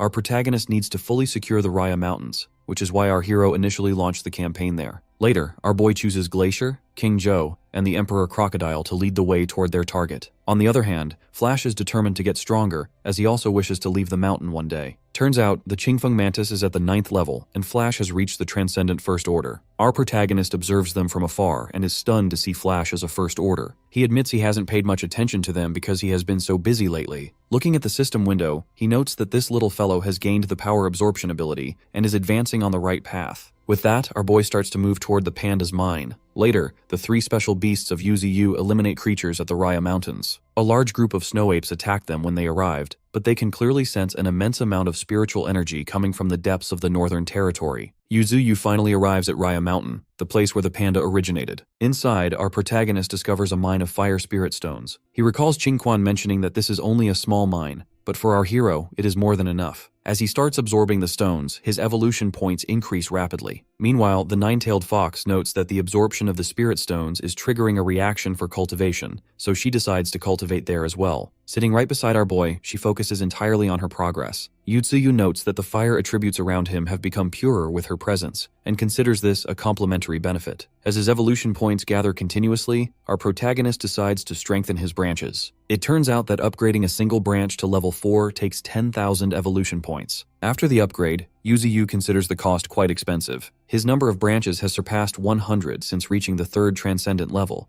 and if he uses all 2 million of his points on them, he won't have anything left for other upgrades. He acknowledges his current power at level 3, but eagerly anticipates evolving to level 4 so he can truly become a natural disaster. A level 4 branch proves to be much tougher and capable of harnessing different elemental energies. Outside the cave, Qingquan and his fellow gorillas take down wild beasts. A large red bull appears to attack Qingquan, but fortunately, the white snake takes it down. The white snake and Qingquan are happy to see each other, though a wild brown bear soon appears in front of them. Consequently, they decide to eliminate it together. Elsewhere, the bull demon feels bored in the absence of the 9-tailed fox and our hero, so he decides to take a stroll outside. Unexpectedly, he finds King Joe there and wonders why he is not on the front line. Shockingly, King Joe starts to attack, but the bull uses his gravity ability to stop him in his tracks. Increasing his size, the bull asks if King Joe intends to rebel. From afar, our boy observes the bull demon and finds him much stronger. Suddenly, the fox informs Yuzi that she has purified the spirit stones and flames for him. After that, our protagonist orders her to take Flash and Thorn to eliminate the brass on the outskirts of Raya Mountain. He also decides to leave some fire spirit stones for her. As she leaves, our hero feels lonely, like an old man. Back in the Bayou Gorge, the White Tiger, the Spider, and the Alcohol Immortal are bullying the three Vulture brothers. Right then, Yuzi appears in his root form and frees the vultures after beating the three bullies. Deciding to deal with them later, he leaves for other business. Somewhere in the mountain, Leng Feng is busy with his training. He recalls Qingquan informing him that their master has captured Maple City and will bring more supplies in the future. Leng Feng did not expect our protagonist to capture a city and reflects on the many necessities Qingquan has already brought him. He also learns that Linhai City, where his sister lives, has been invaded by a beast tide and is in very poor condition. In frustration, Leng Feng slams his fist into the ground. Suddenly, our hero appears before him in root form. He mentions the younger sister and reveals he has decided to go see her. Yu thinks that perhaps his sister is waiting for him. Therefore, he stretches himself out and makes a passage for Leng Feng to reach the city directly. He gives him two options to choose from.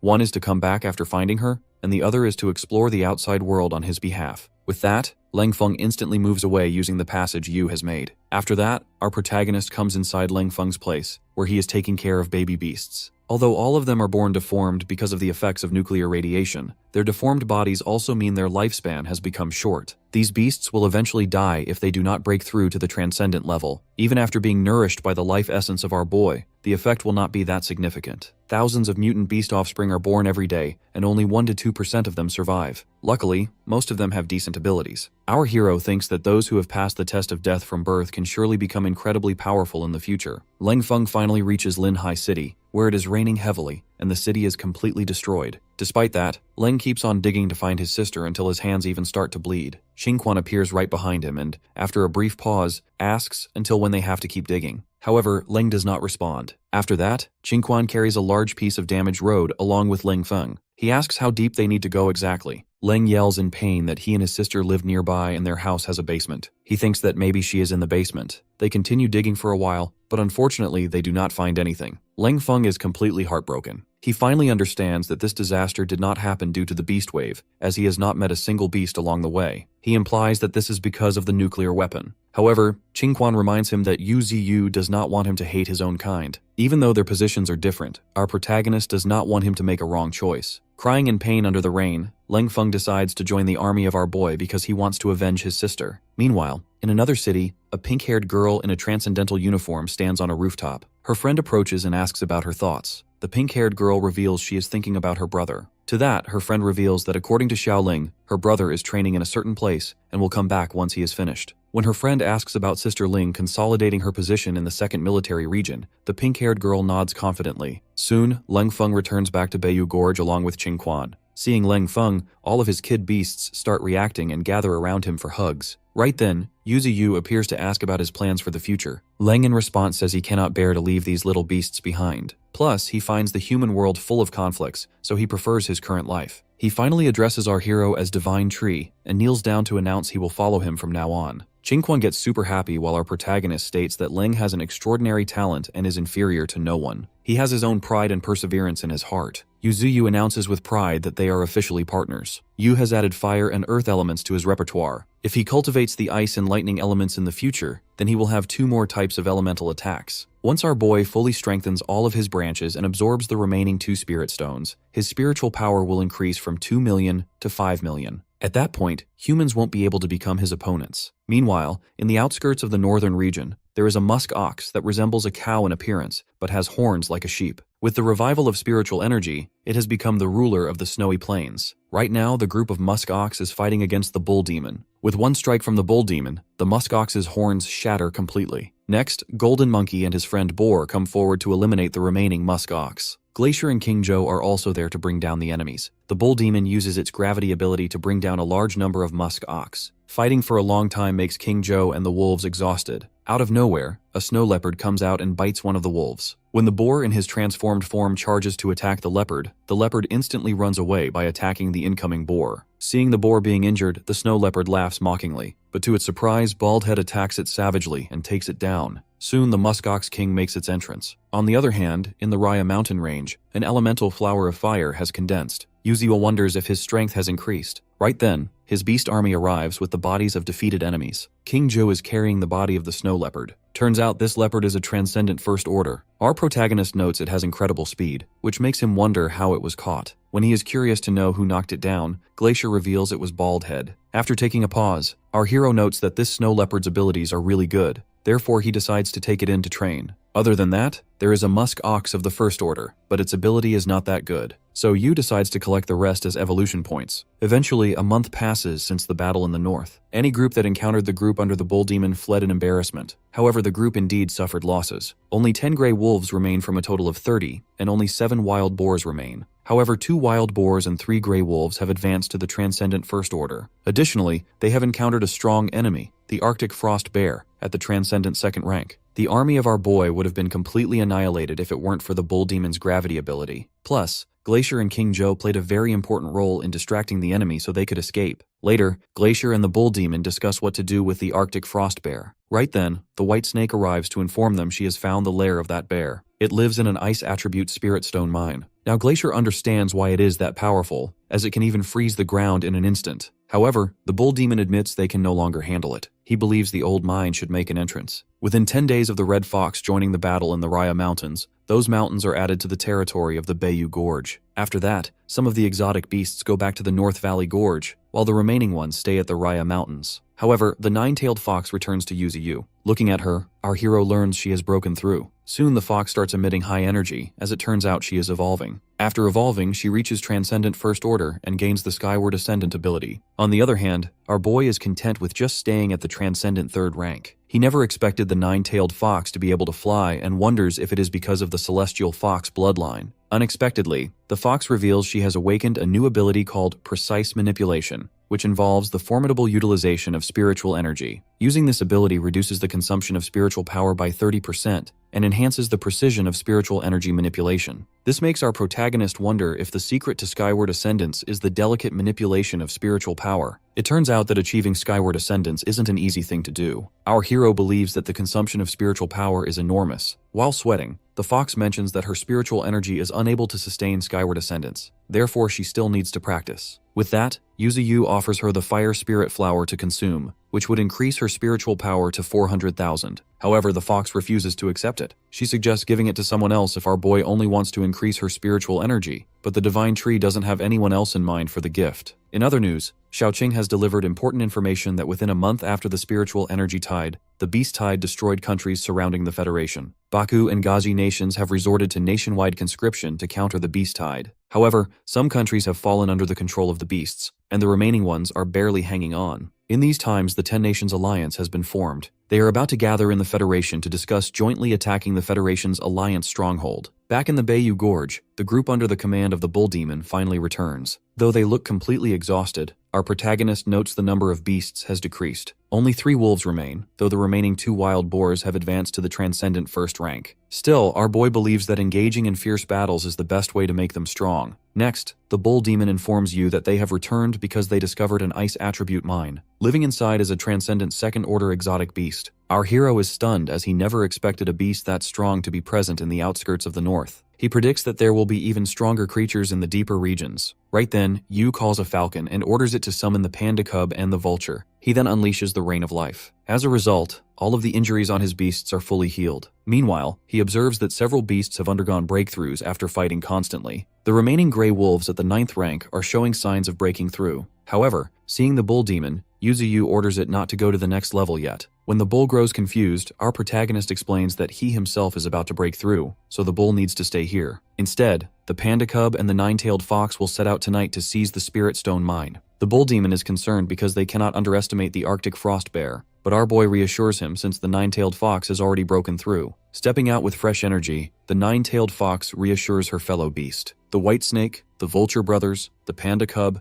and the 9-tailed fox are on their way toward the north region. As usual, the panda cub starts asking the fox unnecessary and useless questions. Being annoyed, the fox increases her speed and leaves the panda behind. Riding on one of the vultures, the panda cub yells at the vulture to increase its speed as well. Back in the Bayou Gorge, Yuzu wonders if they will be fine in the north. It turns out he has sent the bull demon back to the canyon mine for training. Additionally, almost all of the Fire Spirit Stones have been absorbed. All 2 million points have been used to upgrade all branches to level 4. Level 4 branches can attach to different elements to attain different powers, though only some of the branches have elemental powers attached to them currently. When our hero absorbs Ice Spirit and Thunder Spirit power, he can attach even more elemental powers. Branches combined with the spitting ability will make our boy even stronger. He is planning to upgrade his roots next. When he starts to wonder about the power of sea creatures, our hero instantly focuses back on himself. He summons his system window and thinks about the Blood Covenant ability, which is currently at level 1. It is actually a newly acquired ability obtained by taking blood samples. Yu chooses to strengthen his Blood Covenant ability. Utilizing 1,000 evolution points, his Blood Covenant ability upgrades to level 2. As he still has 106,000 points, our protagonist continues strengthening the ability. With the next upgrade, Blood Covenant reaches level 3. Now our boy has the power to make others his devoted servants by utilizing blood as a conduit. In short, Yu can turn any person into his servant, just like a vampire. He believes he can control minds more effectively this way than with life essence. Next, he summons Qingquan to give him a mission. He explains that the 10 Nations Alliance and the Federation are going to meet at the border soon to discuss how to attack them. Therefore, he wants Qingquan to disturb the situation so their meeting can be delayed or stopped.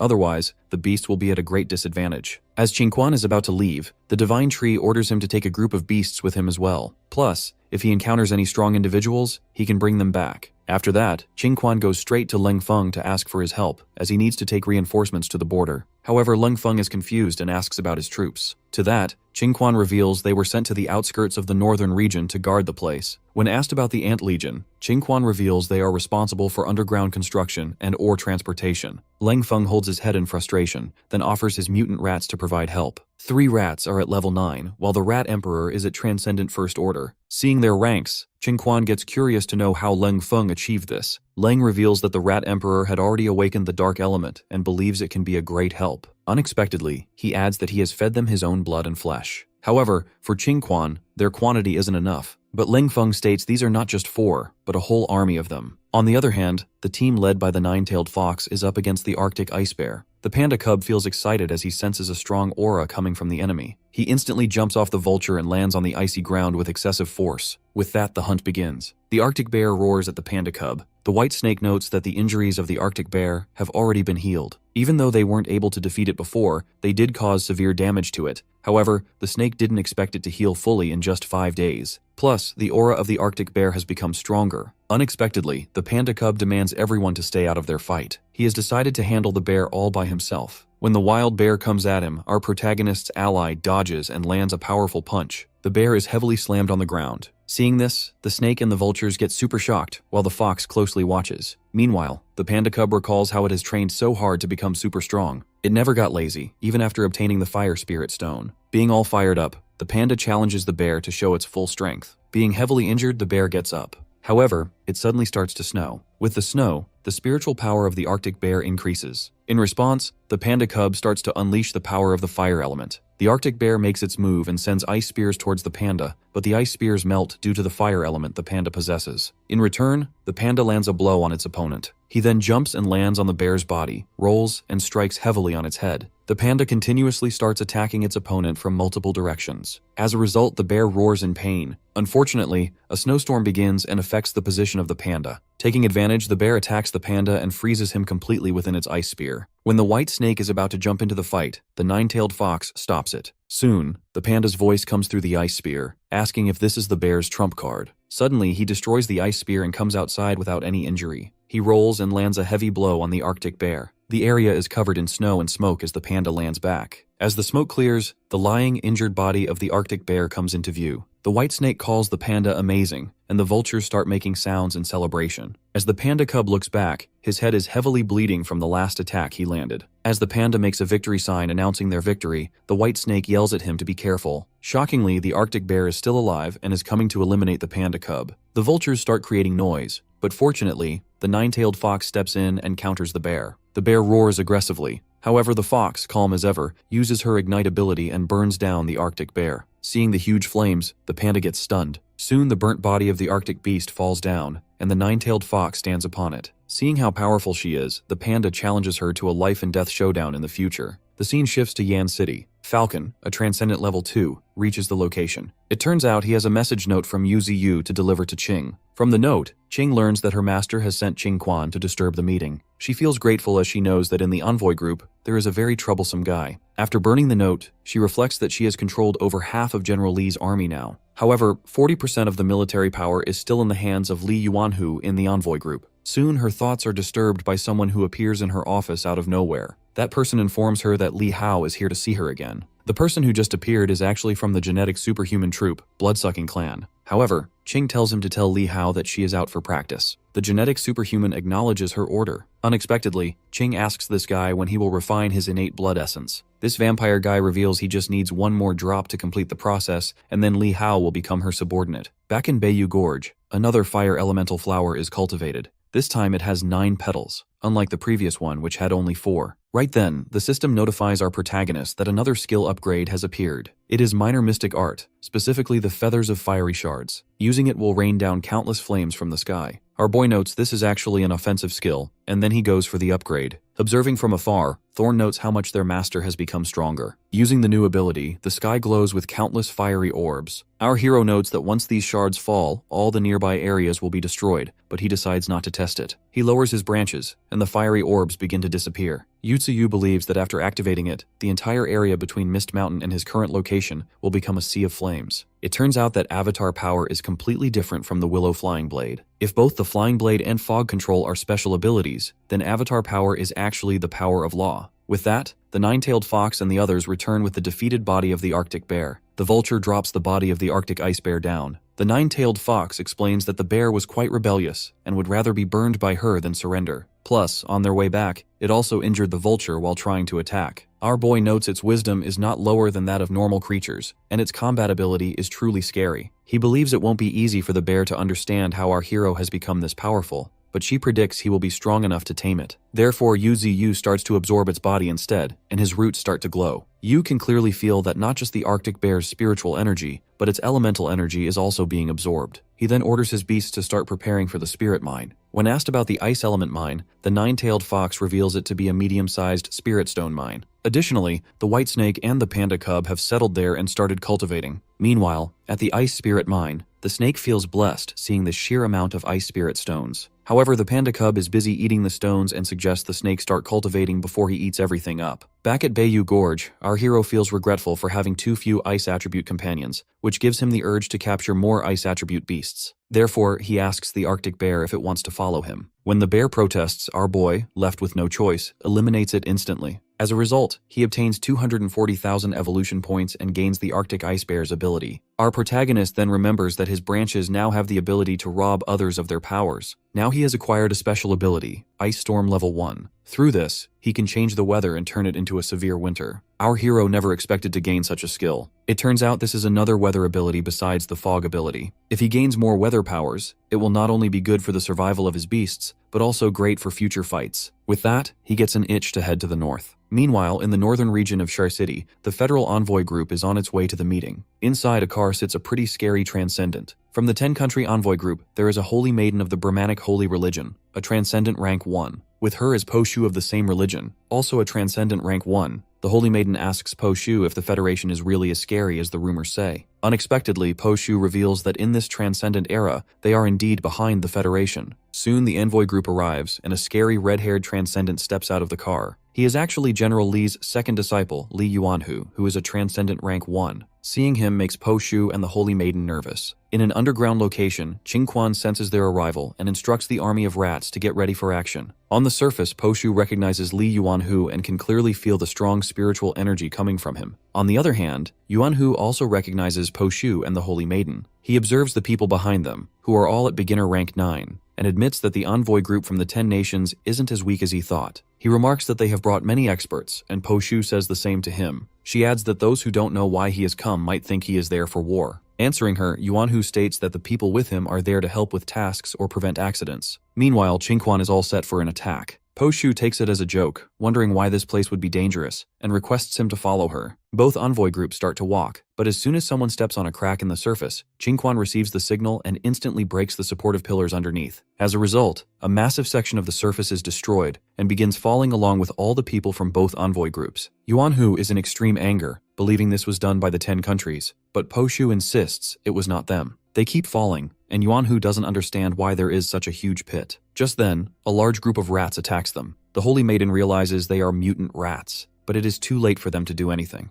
Meanwhile, at the bottom of the pit, Qingquan and the remaining mutant rats are all set to attack the humans. Rat tides are actually the most dreaded tide for humans, because they do not just arrive in large numbers. They devour humans alive and torture them to death. Po Shu orders her men to eliminate the rats and uses her wind blade to clear some of them out. Meanwhile, Yuanhu and the Holy Maiden are eliminating the rats as well. Seeing them in action from the shadows, Qingquan notes that these 3 individuals are the strongest. He decides not to underestimate them, thinking the Holy Maiden might be slightly weaker than the other 2, but still dangerous. The rest of the fighters are not worth his attention. Qingquan plans to strike the enemies alongside the 4 strongest mutant rats. After clearing her way, Po Shu looks up and wonders when this place became so hollow. Furthermore, there is no way out given the height, so she instructs Yuanhu to wipe out the rats and find an exit. However, she soon takes a hit as Qingquan pierces her body with his sand. Both the Holy Maiden and Yuanhu look toward her, which gives the Rat Emperor an opportunity to land an attack on Yuanhu. Luckily, Yuanhu does not sustain a heavy injury. Right then, a number of rats start swarming him. Qingquan orders the remaining rats to eliminate the rest of the humans immediately. Even when the humans beg for their lives, the rats kill them instantly. Soon, every single human is eliminated, leaving only the Holy Maiden behind. 3 days later, Qingquan brings her to the Raya Mountains. He explains to Yuziyu that she is Isia, one of the 3 holy maidens of the Brahmanic holy religion from the 10 Nations Alliance delegation. After getting the report, our boy lifts up her body. He reflects that the Brahmanic religion is extremely mysterious, and even the Federation fears it. Our hero notes that even in a coma, she is emitting terrifying spiritual energy. He then removes her veil and finds her extremely adorable. Finding her figure attractive as well, our protagonist decides to make her his loyal servant using his Blood Covenant ability. As soon as he uses the ability, the consciousness of our boy and Isia enters her core space. By entering this core, one can fully understand Isia and take absolute control of her, even to the extent of shattering her core space and taking everything, including her soul. In reality, the process is completed as a huge amount of pressure erupts. Soon Isia opens her eyes, having reached the Transcendent First Order. She can heal, perform a snake walk, and possesses a technique for striking and killing like a snake. Strangely, she can even borrow her master's powers and provide evolution points to him. The Divine Tree is stunned to learn this. All the evolution points he has gained until now have been through slaughter and have been stained with blood,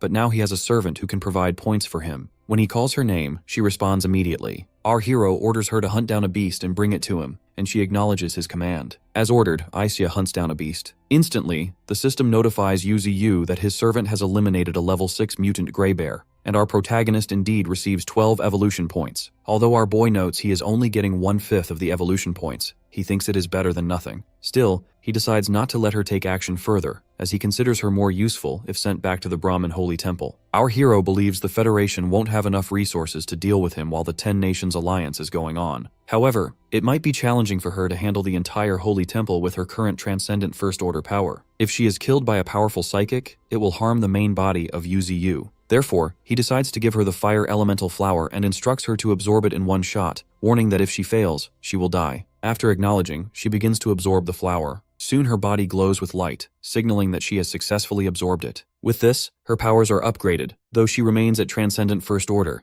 According to our protagonist, she will soon break through and reach the Transcendent Second Order. He then instructs her to go to the spiritual pool in the Bayou Gorge to nurture herself, promising that he will soon give her his life essence. After that, our boy turns to Qingquan, praises his work, and instructs him to take Isia with him. With that, they both start their journey towards Bayou Gorge. After a few days, our hero shockingly feels an earthquake, but he soon realizes it is the Bull Demon and wonders if it has finally broken through. Soon Yuziyu sees the transformed form of the Bull Demon, which can now stand on just 2 feet and has finally reached Transcendent Second Order. When the Bull Demon calls its master, Yuziyu is in complete shock to see it transformed into a humanoid form. In amazement, our protagonist asks how in the world the Bull Demon has done it. Our boy remarks it is becoming more and more like a demon and admits he also wants to become like it. However, the Bull Demon itself is not entirely sure how it happened, noting that during evolution, it simply wanted a more convenient physique. Meanwhile, our protagonist thinks that so-called demons are just another form of transcendent beings after evolution. In this transcendental era, there will surely be more beings like the Bull Demon. After acquiring a humanoid form, the Bull Demon wants a weapon, specifically an axe. Understanding the need, our hero starts refining some of his branches and roots to make an axe. In terms of durability, it could be a divine weapon for humans. He finally makes the weapon, gives it to the bull demon, and names it the Magma Battle Axe. After that, our boy reveals he is going to the northern region in a few days. He has left some fire spirit stones for their fire attribute companions, and in his absence, he wants the bull demon to be in charge of guarding the Misty Mountains. 3 days later, Isia is sent back to the Brahmin Holy Temple. Under her command, the deaths caused by the Rat Tide and the members of the Holy Temple are attributed to another force within the Federation. As a result, the 10 Nations Alliance and the Federation officially go their separate ways. In the meantime, Yuziyu sets off for the Northern Territory. While he is away, the Bull Demon and a group of mutant beasts are instructed to guard the Misty Mountains. On his way towards the northern region, our hero hunts down all the beasts in his path. Soon he reaches the island he is looking for. Suddenly, the white snake and the panda cub come to greet their master. Our protagonist feels an enormous aura emitting from both of them due to the spirit stones. The panda confidently reveals that he has swallowed a few spirit stones. Right then, our boy spreads his roots into the ice spirit mine, stunning the panda and the white snake. After that, he instructs the nine-tailed fox to come to his fire attribute branches while instructing the white snake and the panda to focus on their training. With that, our hero starts absorbing the ice spirit stones. Several days pass as Yu's spiritual energy surpasses 5.5 million. His tree roots pierce through the icy layer to hunt down many fish, bringing his total evolution points to 4.5 million. Our protagonist has specifically accumulated 500,000 points recently, while the rest were harvested in a hurry. Most of these gains come from the sea, but noting that this is just a shallow area,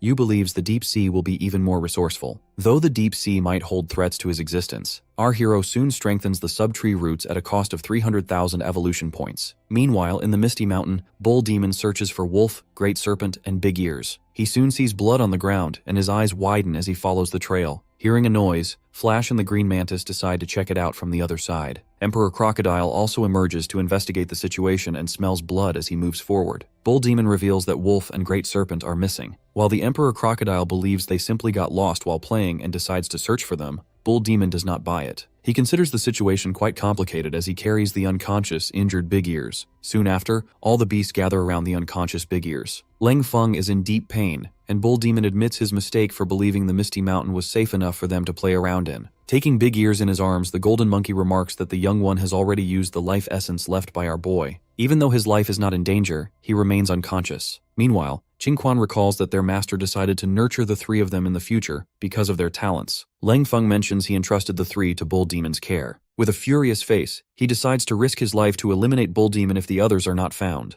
Thorn tries to calm Leng Feng from behind, stating that Bull Demon has always treated the young ones as younger siblings and is also feeling terrible. Bull Demon promises to give Leng Feng an answer, and the Emperor Crocodile urges them not to argue, reminding them that the top priority is to find the young. Wind Wolf King has already led the wolf pack to search, yet the enemy is good at hiding and leaves no trace of a scent. Crocodile takes full responsibility, noting the enemy intruded while their master was away and even managed to hide their aura. Deciding not to let the invaders escape, he uses his extreme tracking ability. Suddenly he notices something and finds out that humans are behind this. He sees ninjas running ahead, holding cages containing the young beasts. Bull Demon grows furious at the discovery. Meanwhile, the ninjas try their best to escape. One of them, Liu Shengzoteng Jun, reflects on hearing that they should only fear the demon tree. He wonders if the other beasts are not worth paying attention to, yet he feels an overwhelming killing intent coming from the mountain. It looks like they have been deceived by a transcendent. Their mission is to take the reincarnation of the eight-headed serpent to their country, to save it. Soon, the group feels a heavy pressure, and another ninja senses they have been discovered. However, Zuteng Jun has a plan to sneak into Sunset City. They intend to escape through the other side of the city gate, leaving the city soldiers to deal with the beasts from the Misty Mountain. When the other ninja reminds him that many people in the city will die this way, Zoteng Jun shows no concern. His first priority is bringing the eight-headed serpent back to the Sakura country, and he feels no responsibility for deaths in the Federation. He places the fault on the person who gave them the wrong intelligence. Sunset City is actually one of the 10 major cities rebuilt after the Federation, guarded by Transcendent Level 2 experts and 30,000 military forces, where each soldier is at least Level 7. Zuoteng Jun, an envoy from Sakura country to the Federation, has come to the Misty Mountain for this secret mission. In his eyes, the 3 serpents he discovered are likely to become the 8-headed serpent. Since these serpents are the only hope to save his country, bringing them back is the top priority. Because of this action, the conflict between the Federation and Misty Mountain is sparked again as all the beasts move under the command of the Bull Demon. Before this whole thing happened,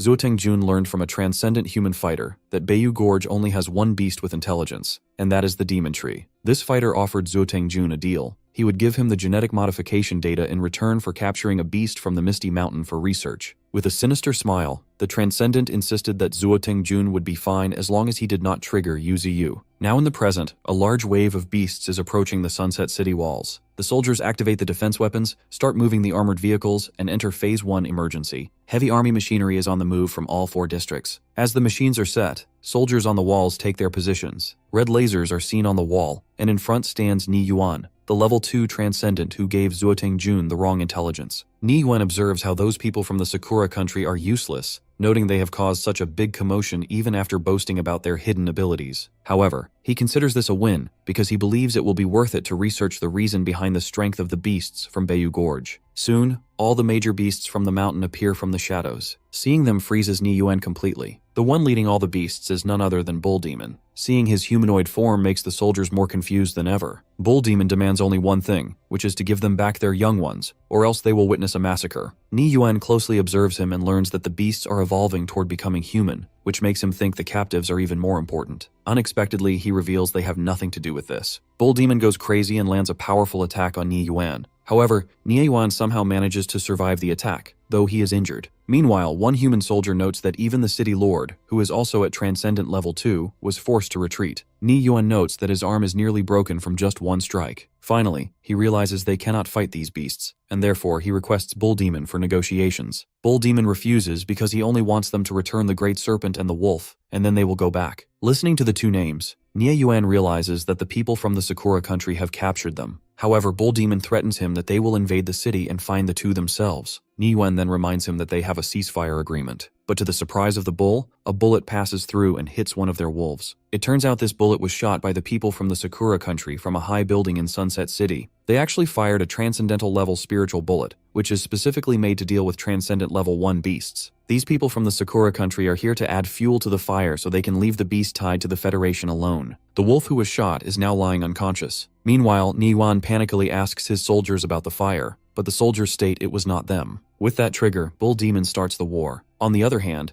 Xiaoqing Jun is going back to his country, condoning the genetic modification plan data and prioritizing bringing the young beasts back to the Sakura country. The soldiers stationed in Sunset City are actually the most powerful legion composed entirely of transcendent warriors, with the weakest being at level 8. This is the Black Armor Corps, a new unit formed after the second spiritual energy revival. These soldiers finally open fire at the beasts, determined to fight until the end. Soon, a shower of bullets covers the entire area. On the other hand, the Bull Demon orders the vultures to attack. The 3 Vulture brothers unleash their Meteor Fire Feathers ability, setting the wall on fire. Next, the Bull Demon orders the beast to destroy the city wall. Mutated falcons fly straight into the structure and damage it severely, causing the wall to collapse. As one transcendent human fighter comes forward to eliminate a falcon, the White Tiger emerges and lands a heavy blow, forcefully slamming him into the ground. Meanwhile, Nai orders his soldiers to use all of their firepower on the beasts. This continues for a moment until King Zhou advances and climbs the wall. After reaching the top, he starts eliminating the human soldiers, leaving them to see nothing but hell. On the other side, a wild boar advances and eliminates a number of enemies. Bald Head also begins his attack, soon unleashing his Thunder Resonance ability. The Golden Monkey joins in to eliminate more enemies. Wolves, spiders, and every other beast find it easy to take down their opponents. Humans seem to be getting scared of the beast's combat power, so they decide to use missiles. However, the vultures intercept them with Meteor Fire Feathers. Neil finally admits that the Black Armor Corps is weak against these creatures. He knows the Corps can usually deal with beasts of the same level single-handedly, so he is confused as to how they are being beaten so easily. Suddenly, the Bull Demon appears right in front of Ni. He reminds the commander that they are not ordinary beasts. Nai completely loses his mind and starts swinging his blade, but to his surprise, the Bull Demon catches the sword with his bare hand. He shows Nai that he bleeds too and can also feel anger, believing that the beasts are no different from humans. Meanwhile, Flash, along with Qingquan and Thorn, sneaks into the city. Using his antenna, Flash senses the presence of their young ones. It appears their target is moving in an army van in the southwest direction. Finally, the wall of Sunset City falls. Elsewhere, Xiaoqing Jun's group is moving in an army vehicle. While driving, Sheng notes how terrifying the beasts are, and only hopes for the city to hold on for a few more minutes. Unexpectedly, a man within their van asks where they are going, and soon the vehicle blasts apart. It is the work of a transcendent human from Sunset City who has discovered the group from the Sakura country, escaping with the young beasts. Xiaoqing Jun finally realizes the Federation wants them dead and never intended to hand over the genetic modification data. He announces that he will take the 8-headed snake, but the guy from the Federation is determined not to let them go. Suddenly, an old man from Jun's side appears and challenges the Federation fighter. This man is Elder Leader Liu Sheng.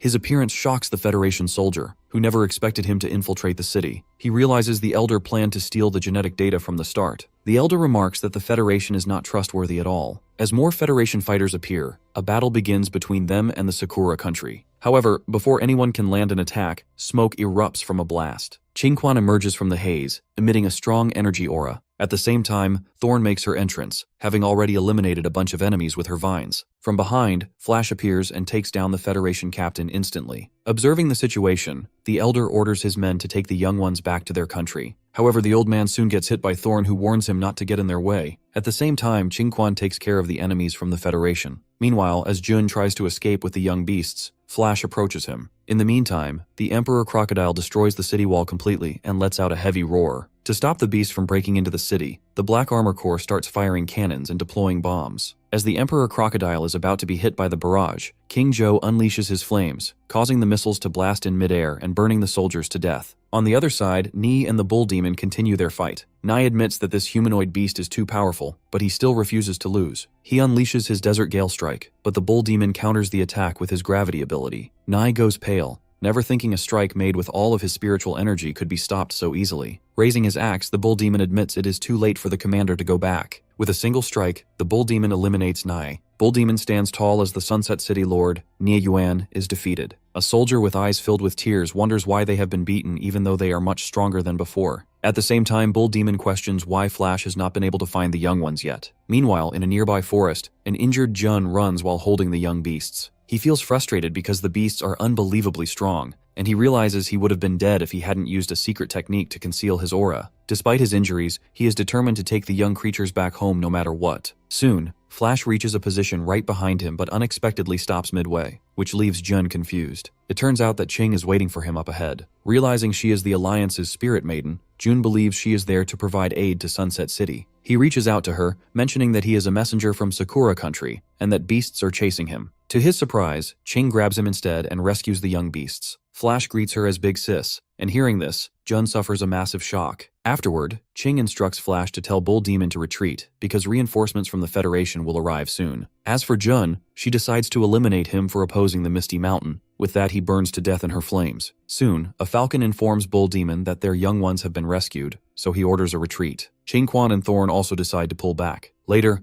on their way back to the Misty Mountain, Emperor Crocodile wonders why they didn't conquer the city instead. Bull Demon mentions it was an order from Qing, so they must obey. Meanwhile, the young beasts rest in Thorn's lap. Bull Demon is grateful they were saved, otherwise their master would be mad at them. He then orders the Emperor Crocodile to note all casualties, take the injured to the Spirit Lake, and move those who are severely injured to the Spirit Pool. Meanwhile, reinforcements reach Sunset City. These are Iron Knights sitting on the backs of mutated pandas, led by Lan Yi, a Transcendent Level 2 Iron Knight. Upon reaching the city, they realize they are too late. Lan Yi notes they cannot ignore the power of the Misty Mountain. Suddenly, he notices something. It is Qingquan hiding in the bushes, who grits his teeth for being spotted. As soon as Lan Yi jumps in that direction, he finds no one. He feels strange finding the area empty because he is sure he felt a presence just now. While coughing blood, Qingquan retreats, feeling grateful that most of their forces have already left. He believes things would have become difficult if they had to face that Iron Knight, as their entire army might have been wiped out completely. For the Federation, the Misty Mountain is not an unfamiliar place. It is a forbidden land within forbidden lands, home to the mightiest beasts and an infinite number of powerful creatures. Now, these beasts are attacking human cities, leaving the Federation completely shaken. In a meeting room, reports confirm that the beast tide in Sunset City was caused by an envoy from the Sakura country. Before the battle, a humanoid mutated beast inquired about the young ones. Initially, Marshal Nie Yuan and other fighters thought it was merely an excuse to invade the city,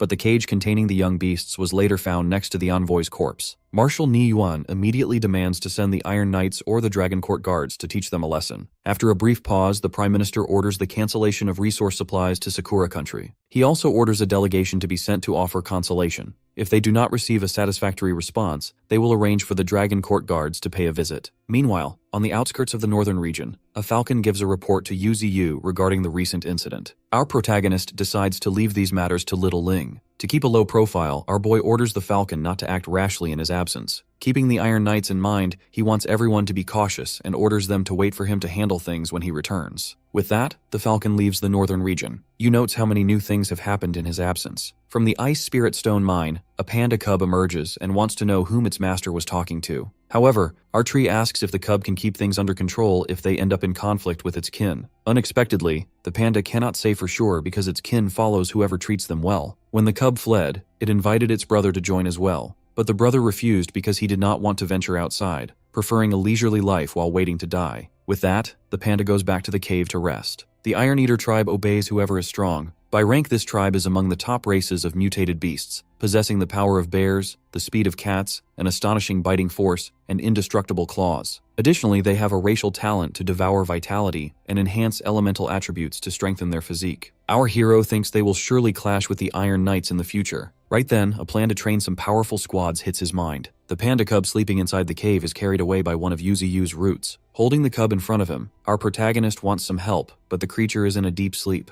Therefore, our boy starts slapping the cub to wake it up. With a swollen face, the panda cub finally wakes up, admitting it had a good sleep and is feeling fresh. Yu wants it to find the Arctic bear's lair for him. The panda confidently leaves, excited to find more companions, but it trips and falls on the snow, ending up asleep again. Later that night, deep in the ocean, a transcendent first-tier sperm whale is eaten by a huge transcendent third-tier octopus. Back in the northern region, our hero looks at his stats. He is at the transcendent third-tier rank and has 4 million evolution points. His mutated branches are at level 4, while his roots and flying leaf blade are at level 3. Most of his abilities are at level 3, except for Blizzard and the Wood Dragon ability, which are at level 1. His crystallization and flaming feathers remain basic. Due to ice attribute minerals, his spiritual power has reached 6 million. Having 4 million points, Yuzu decides to upgrade his Blizzard and Wood Dragon abilities. After enhancing Blizzard to level 3, he doesn't feel any change at all. Our protagonist thinks the power that controls nature does not manifest in the main body. Next is the Wood Dragon ability. He hadn't paid much attention to it before because he wanted to prioritize skills with higher attack potential, but upgrading this ability requires a total of 500,000 evolution points. Still, he presses the button, and instantly a strange light appears as he begins to feel an inexplicable, intense pain. A huge beam of light and pressure appears due to the upgrade, which draws the attention of the massive octopus living in the ocean. A mutated orca, a transcendent second tier, emerges from the ocean to charge at Yuzu. It has followed the spiritual power our protagonist emitted during his upgrade. Even though his body still hurts, our hero must react as the orca opens its jaws to attack. However, the orca's body freezes completely when our tree uses his Frozen Earth ability. Since the elemental attachment of his level 4 mutated branches is now Frozen Earth, Yu can easily freeze a large portion of the sea. Suddenly, a large fish with a sharp, long mouth bursts from the frozen ocean and strikes our boy's main body.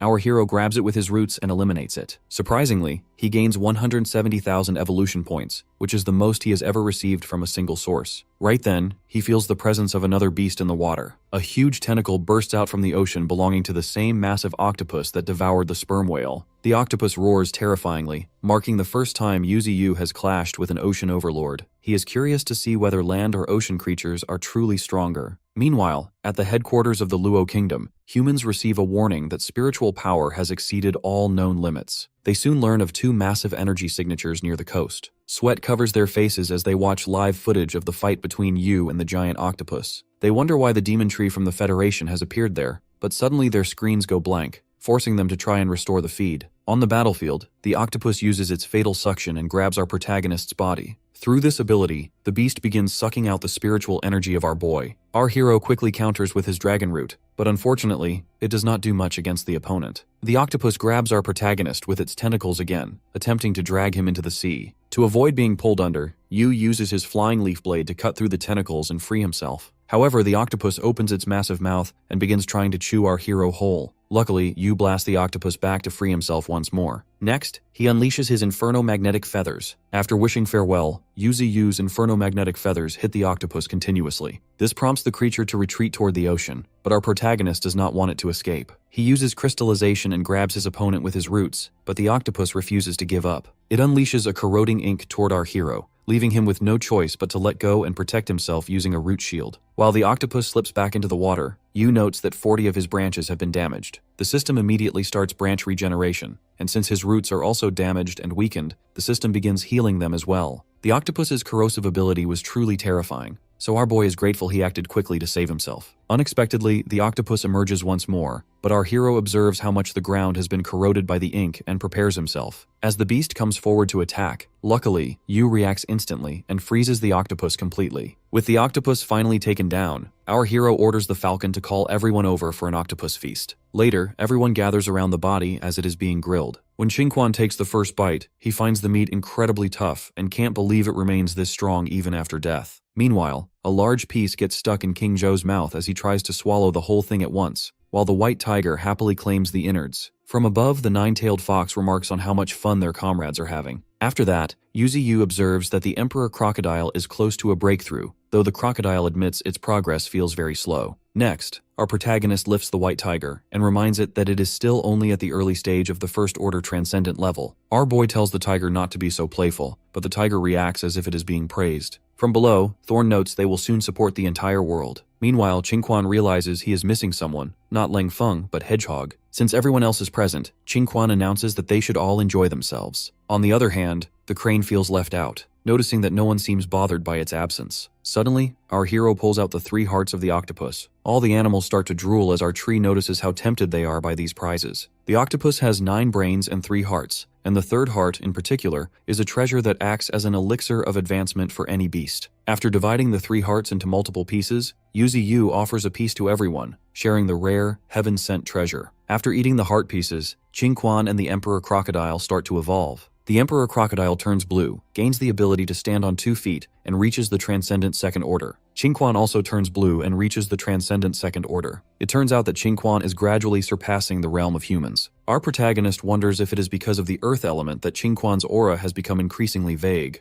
Thorn steps forward and finds Qingquan even more handsome, but he tells her to step back as he decides to show off a new ability. He slams his hand on the ground, shocking everyone. From the earth, Qingquan creates a huge castle that floats in the air. Our boy's jaw drops in surprise, and he jokingly thinks Qingquan would become incredibly rich if he went into real estate. While everyone praises him, Qingquan soon feels exhausted because he used all of his spiritual energy at once. His castle shatters and he begins to fall, but the Emperor Crocodile rescues him. The Emperor Crocodile's body now resembles a giant dragon, and Yuzi Yu thinks he might actually evolve into one in the future. Even when the Emperor Crocodile suppresses his spiritual power, an aura of sharpness continuously emanates from him. He has awakened an ability known as Bloodthirsty Tyrant. When he is injured, his anger rises, and his speed and strength increase greatly. Additionally, his healing ability has multiplied several times over. Suddenly, Thorn feels multiple strong auras nearby. It turns out the panda cub has arrived with new companions. Shockingly, as the panda walks on the water, it freezes. The entire Arctic bear tribe emits strong spiritual energy, and the panda states that our hero called them all over. The bears respond positively, and our protagonist puts a smile on his face to welcome them. To his surprise, the bears are terrified of him, which leaves him confused since he even tried to make himself look cute. There are 120 Arctic bears in total, and 4 of them are Transcendent First Orders. Soon, our hero spots the leader, a Transcendent Second Order mutated Arctic bear. It possesses the Thunder Power ability, giving it thunder attributes. Although Big Bald is acceptable, he still cannot compare to this leader. Our boy wonders how the panda cub managed to bring them all here without using force, especially since the previous Arctic bear leader didn't give up even in death. The panda confidently declares that he made an alliance with them based on food and shelter. Our protagonist is proud and praises the cub sincerely. The Arctic bear leader roars, and the panda translates that they will be reliable allies. Both the leader and our hero shake hands to finalize the alliance. Next, the golden monkey arrives with a large barrel of wine,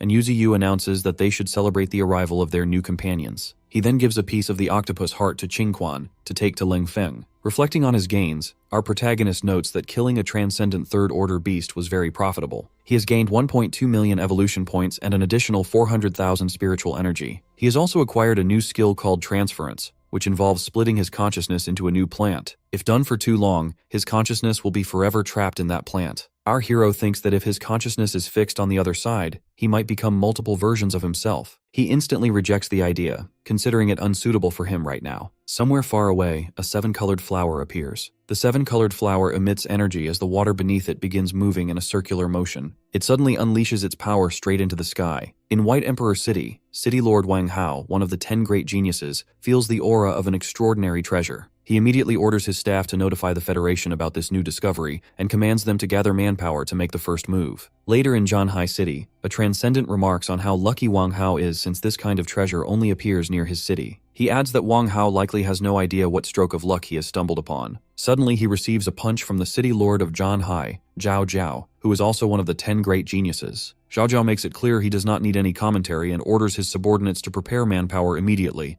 determined to obtain the extraordinary treasure himself. With the appearance of this item, White Emperor City and Zhenhai City are not the only ones involved. Major hubs like Yan City and Mo City send troops as well. Even secret forces within the Federation are in conflict, leaving the Federation seething with hidden currents. In Inferno City, Qing remarks that another divine flower no less powerful than the demon tree has appeared. Her assistant, Kylie Huoer, a transcendent First Order, reports that major cities have already dispatched people and several covert squads are moving out. Qing reflects that the Federation is totally scattered from the inside due to greed. She is more concerned about her master, knowing it would be bad for him if the Federation obtains that flower. She orders her assistant to notify the genetic forces to prepare to seize the treasure. As soon as the assistant leaves, she instructs the Falcon to inform everyone about the situation. Back in the Misty Mountain, the Falcon informs the Bull Demon about the mysterious flower. The Bull Demon orders it to report everything to the Master residing in the northern region. Additionally, he wants to summon the Emperor Crocodile to guard the Misty Mountain. Holding his axe tightly, the Bull Demon decides to head out first. Elsewhere, human transcendents under Wang Hao walk through the woods. Wang Hao soon senses something is off, noting that the moment he stepped inside, he felt as if his consciousness was being stolen away. The place looks strange to him, and the sensation grows stronger the further he goes. However, this leads him to believe he is closer to his target. Soon one of his men, Yuan Feng, starts coughing and acting weird. His veins become prominent as his body reacts strangely. Wang Hao suddenly yells at everyone to get away from him. At that moment, Yuan Feng starts hitting his own comrades, who grow confused seeing him act this way. Yuan Feng then unleashes his blade strike move. His fellows realize immediately that this move can easily eliminate a transcendent First Order beast. Meanwhile, in the northern region, Yu Ziyu is busy upgrading his level 4 roots, which causes him agonizing pain. Soon, the Falcon appears to give our boy a report. Yu Ziyu learns about the divine flower, which possesses powers no less than his own.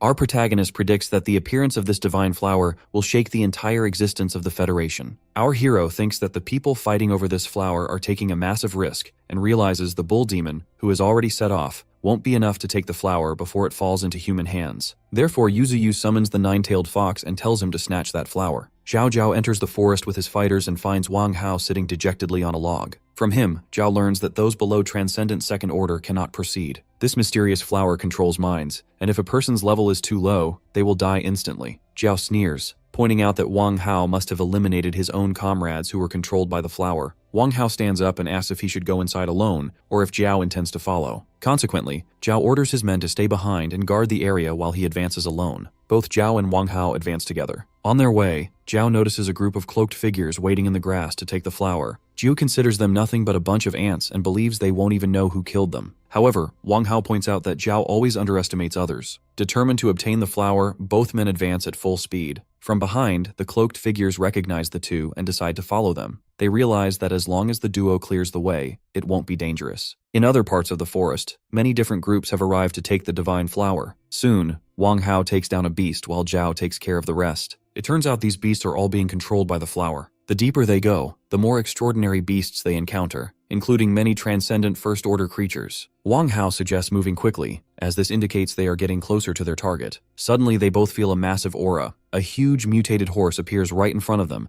identified as a savage raging steed of the Transcendent Second Order. Before Wang Hao and Zhao can react, another massive beast appears, an Inferno Abyssal Falcon, also Second Order. Figuring out they cannot fight these beasts, Wang Hao and Zhao retreat. Meanwhile, someone else has found the flower. Strangely, there are no beasts around the lake where the flower is located. This person wears a samurai hat and wishes to use the flower to ascend from the Second Order to the Third, or perhaps even the Fourth Order. However, his thoughts are dismissed as he sees Wang Hao and Zhao marching ahead, still being chased by the Raging Steed and the Abyssal Falcon. No one notices the presence of the man in the samurai hat. Unexpectedly, Wang Hao decides to buy time by distracting the beasts so Zhao can seize the divine flower. Zhao readies his claw to collect it, and at the same time, the man under the hat jumps toward the flower. Surprisingly, something starts to emerge from underneath the water. A massive snake rises from the lake and attacks both of them simultaneously, standing tall to protect the flower. At the Spiritual Energy Monitoring Bureau, staff monitor every move made to obtain the divine flower. According to a report, they have detected 20 individuals with over 100,000 spiritual energy. Among them, 8 have exceeded 300,000. The supervisor orders the images of those 8 individuals to be frozen for identification. The group includes Wang Hao, Zhao, the man under the hat, Qing, the Raging Steed, the Abyssal Falcon, and the Bull Demon. Zooming in on the Bull Demon, the supervisor learns that even the Misty Mountain has joined the competition. She is equally stunned to see Qing joining the fray. Back in the forest, Wang Hao lands a strike on the Abyssal Falcon, causing it to crash to the ground. Meanwhile, the man with the hat and Zhao face off against the giant snake. However, Zhao leaves the snake to the other man and rushes to snatch the divine flower. Before he can take it, the Bull Demon makes its entry and forces Zhao to back off. Zhao instantly recognizes the creature as the bull demon of the Misty Mountain. Although he didn't expect to see it here, he decides to eliminate it and unleashes his innate ability, Hell Serpent. Unfortunately for him, as soon as the Hell Serpent nears the bull demon, the creature strikes with its axe and splits the serpent in two. Next, the bull demon unleashes gravitational force, but the Hell Serpent unexpectedly breaks through. In response, the bull demon uses Ignite and burns the serpent down.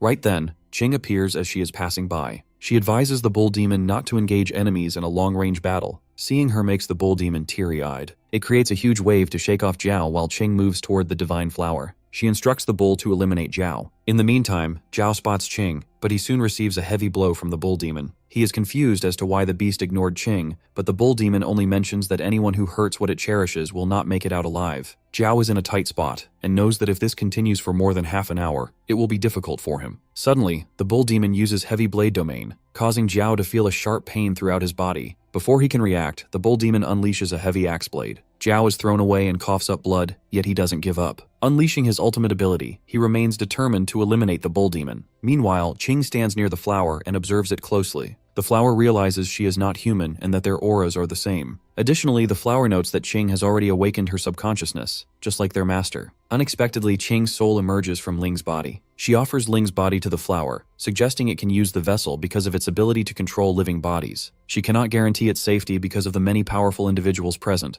but with Ling's body, the flower can protect itself. The divine flower does not understand why Qing is helping, but she reveals it is simply because they are of the same kind. The abyssal falcon receives a heavy blow from Wang Hao, but shockingly, it heals itself in no time. Wang Hao gets stunned seeing its healing ability, which makes him frustrated. Suddenly, a beam of light emerges behind him, and everyone sees in that direction. Turns out that it is Qing who is using the divine flower, and as a result, the beam of light is emitting. Unexpectedly, the eyes of the abyssal falcon, the huge snake, and the raging steed turn their colors. All of them go crazy as they advance towards Qing. The fighters from behind observe the whole scene closely. One thing is for sure, they don't want the beasts nor Qing to get the divine flower. Therefore, everyone starts to move. On the other hand, Demon Bull is not letting Zhao pass through. In the meantime, all the beasts and other fighters are about to reach Qing, but she unleashes Inferno Butterfly and sends them towards her opponents. As a result, a huge blast erupts and everyone gets fully burned. The flames are evaporating the lake. Everyone is down, but Qing stands tall. Seeing her eyes changing its color, some nearby fighters wearing golden helmets wonder if she is being controlled because she has touched the flower directly. But they reflect that not only have they failed to take the flower away, there are also powerful enemies in the area. On the other hand,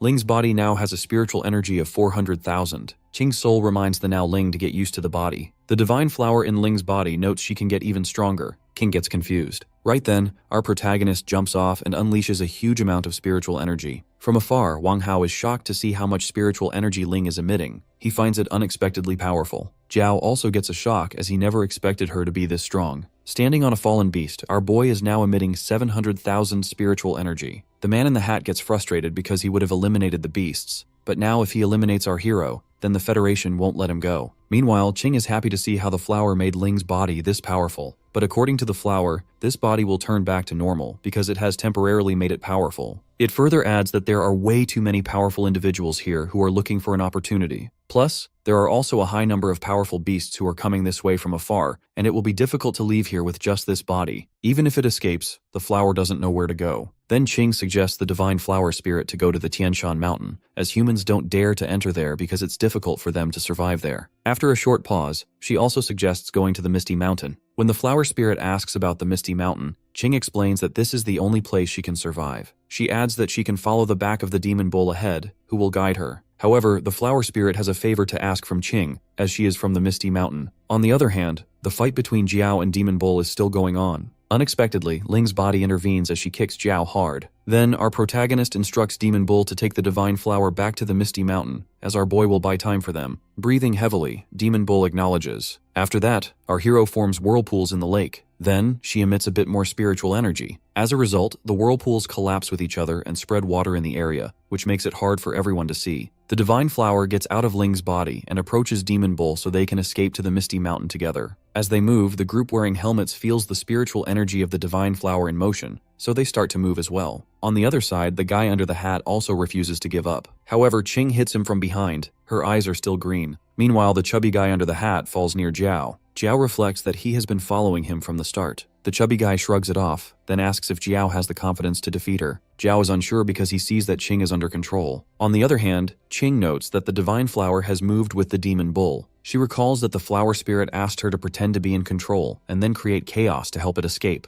In the present, Qing decides to enjoy herself to the fullest. In the meantime, Demon Bull and the Divine Flower are on their way to the Misty Mountain. On the other hand, the Abyssal Falcon is still after Wang Hao. It doesn't want to let humans escape easily, but to his surprise, the Falcon leaves him and flies ahead. Just then, Jiao and the chubby guy fall near Wang Hao under great pressure. They are very injured. They admit they are nothing in front of Qing. They struggle to get up. While Wang Hao notes that Qing, the Flame Princess, of all people is being under control, he steps up. Our hero decides to counter her and instructs the other two to go after the Divine Flower. He doesn't want the Divine Flower to fall into the hands of the Misty Mountain. Meanwhile, Yuziyu in the northern region sneezes as he wonders if they have obtained the Divine Flower. Now, Qing and Wang Hao are up against each other. Both of them exchange their attacks as the water in the lake blows up under the pressure. The group of Golden Helmet fighters observes the effects of the fight between Qing and Wang Hao. Their leader did expect them to be this powerful. He reflects that Xiaoling's strength originally was formidable, and it has been enhanced after being controlled by the Divine Flower. On the other hand, Wang Hao is impressive to deal with such an opponent. The leader predicts if their boss and their second brother were here, they would probably experience a tough time. He then plans to make their move soon, as he wants the Dragon Guards to capture the Divine Flower and Demon Bull soon. On their way back, a high number of beasts have gone crazy as they are reacting to the spiritual energy of the Divine Flower. Experiencing a tough time, the chubby guy plans to turn Demon Bull into soup. Surprisingly, Demon Bull is also experiencing a tough time, and the Divine Flower beside it reveals that these beasts are attracted to its spiritual energy. They take it as a potent tonic. Demon Bull grits its teeth as it knows it will get caught because of its decreasing spiritual power. Unexpectedly, the Divine Flower takes action and increases the spiritual energy of the bull. With that, both of them go ahead at great speed. Seeing this, Jiao and the chubby guy get frustrated. At the same time, the nine-tailed fox, along with the white tiger and thorn, are on their way to back up Demon Bull. Meanwhile, the panda cub and Qingquan on the surface feel jealous of them for being able to fly. Somewhere else, Demon Bull, while moving forward, feels they don't have anyone who is pursuing them. But all of a sudden, a golden arrow lands right in front of them. Turns out this arrow was shot by one of the Dragon Guard's fighters. He feels a bit disappointed as his attack didn't hit. Right then, the Divine Flower senses something. Two fighters of the Dragon Guards simultaneously attack Demon Bull. Our hero bleeds a bit. He senses a strong aura coming from these Dragon Guards. However, they are not strong to the extent that they are unbeatable. Furthermore, a herd of beasts are behind them as well. But our boy smirks as he finally understands why Yuziyu wanted them to act together. Soon, the leader of the Dragon Guards offers to spare its life if it hands over the Divine Flower. Our protagonist doesn't give up as he unleashes his ability. All of his opponents are now unable to move. Right then, with his remaining spiritual energy, he turns himself into a celestial body. Due to this, he can increase the gravity constantly. The Divine Flower is all confused, but our hero reveals that he needs to be stronger. Therefore, he uses all of his strength to make his ability strong. Bull Demon is emitting a huge amount of spiritual energy. Both Jiao and the chubby guy in the air can clearly sense the strong gravitational force coming from ahead. On the ground, a Dragon Guard warrior steps forward as he claims this ability is not something which he cannot withstand. He eagerly wants to see if his body will break down first, or if the gravity crushes him first. With that, he comes forward to land a punch, and our protagonist also prepares his punch. Both of their punches land on each other. The bulky Dragon Guard warrior admits using punches is more convenient. After that, he uses Supreme Ruler and Heavy Machine Fists to land multiple punches on our boy at the same time. He boasts that the energy of the Bull Demon is no match for him, but right then he receives a heavy blow from our hero. With a lot of strength, Demon Bull succeeds in slamming his opponent on the ground forcefully. Right then, another Dragon Guard warrior shoots an arrow towards him. The bull counters the arrow, however. Another warrior lands a strike on him from behind. Luckily, the strike wasn't enough to cut our protagonist. Filled with rage, our boy throws the arrow which he just stopped towards that same warrior. Even the opponent's sword gets a crack. Seeing the situation, the shooter standing on the cliff starts shooting continuously. The whole area gets covered under those arrows. Unfortunately, the arrows hit Demon Bull, yet the arrows are not stopped. Therefore, the Divine Flower steps forward and tries to control the arrow shooter. But sadly, that doesn't work, and it can only impose mental suppression on him. The shooter, as a result, loses his composure. This gives an opportunity to our protagonist to land a powerful strike on him. As our hero lands his strike, the shooter escapes unscathed. He then reflects that even though the Bull Demon is just a mere transcendent second order, he is on the level of all three of them together. Furthermore, he notes that Demon Bull is struggling to fight after taking that slash in his back. Before the Dragon Guards could take advantage of this, a herd of beasts had almost caught them. Jiao and the chubby guy plan to take an opportunity from the chaos to snatch away the Divine Flower. Before anything could happen, someone fires powerful flames from the sky on the ground.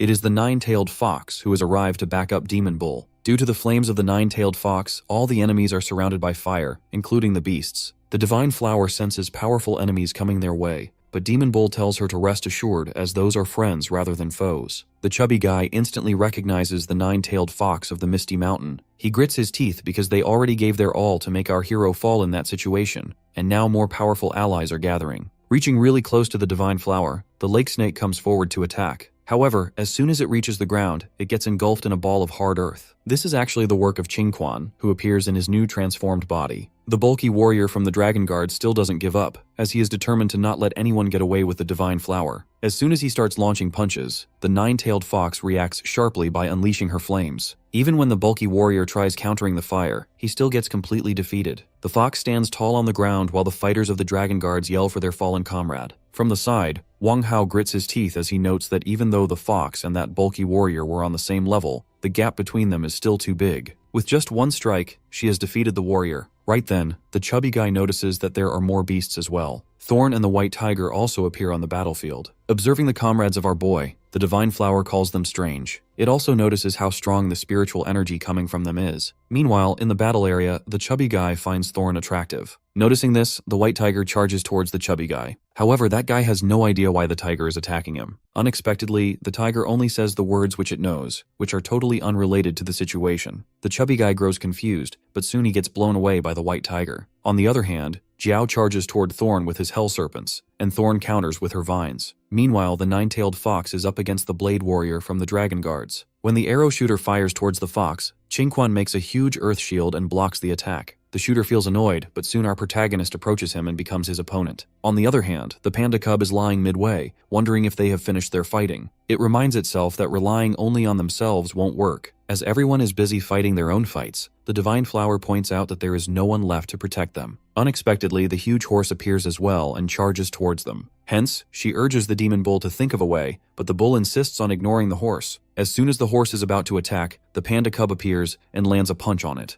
The Divine Flower finds the panda cub handsome while the horse slams into a nearby wall. The panda cub confidently stands in front as he has finally reached the battlefield. Seeing this, the Divine Flower is absolutely in love with him. The panda cub jokingly remarks on how much the demon bull has been beaten up. Shrugging it off, the demon bull reveals that all of the opponents are transcendent second order, so he doesn't need to underestimate them. The panda boasts that he is pretty strong, and since he is here, he won't let them get hurt. He jumps off immediately, leaving the Divine Flower completely fallen for him. Meanwhile, the white tiger is up against the chubby guy. The chubby guy finds the tiger's vitality super vigorous and admits that he will die if this fight continues. With no option left, he must use his secret ability. He knows that even if he wins, the backlash will be severe. Unleashing the move, the whole area is engulfed in a poisonous liquid that sucks the life out of living creatures on contact. Shockingly, the chubby guy becomes super slim as he utilizes most of his energy. He reports that in order to devour the Divine Flower, he stored a large amount of stomach acid in his stomach. He admits it is a waste to use it all at once, but it was necessary to win. With that, he decides to run from there as quickly as possible. To his surprise, the white tiger catches up with him from behind. He freezes completely as the white tiger bites him. In the meantime, the arrow shooter is stuck under spikes. Qingquan finally traps him with his ability. The shooter curses him for betraying humankind to join forces with Misty Mountain. However, Qingquan has nothing to say on the matter. Right then, he crushes the arrow shooter in his sharp spikes. With the arrow shooter dead, only the blade user remains alive. Soon, he takes a heavy blow from the nine-tailed fox. She demands he not look down on her by looking away. After being hit, the blade user composes himself and uses his swordlight slash ability. Before the nine-tailed fox can dodge, the panda cub steps in and reveals that this kind of attack should not be dodged. Within an instant, he shatters the attack coming from the blade user. The blade user is in absolute confusion, and soon, the panda cub attacks him. However, the blade user dodges. Observing the cub closely, the man is stunned to see him existing in the wild and wonders why he is so powerful. He thought they had already captured them all, and wonders if this is the one who escaped from the reserve. After thinking, the blade user asks if his name is Cheesy. The panda is stunned that the man knows his name. From this reaction, the blade user confirms it is really Cheesy. However, he never expected him to join Misty Mountain. He adds that his brother will be furious if he knows about this. By this, Cheesy realizes his brother has joined the Dragon Guards. Regardless, he doesn't need anyone's permission to join whoever he wants. The blade user offers him the chance to join them, but only if he cuts ties with the Misty Mountains. The blade user insists Cheesy join him,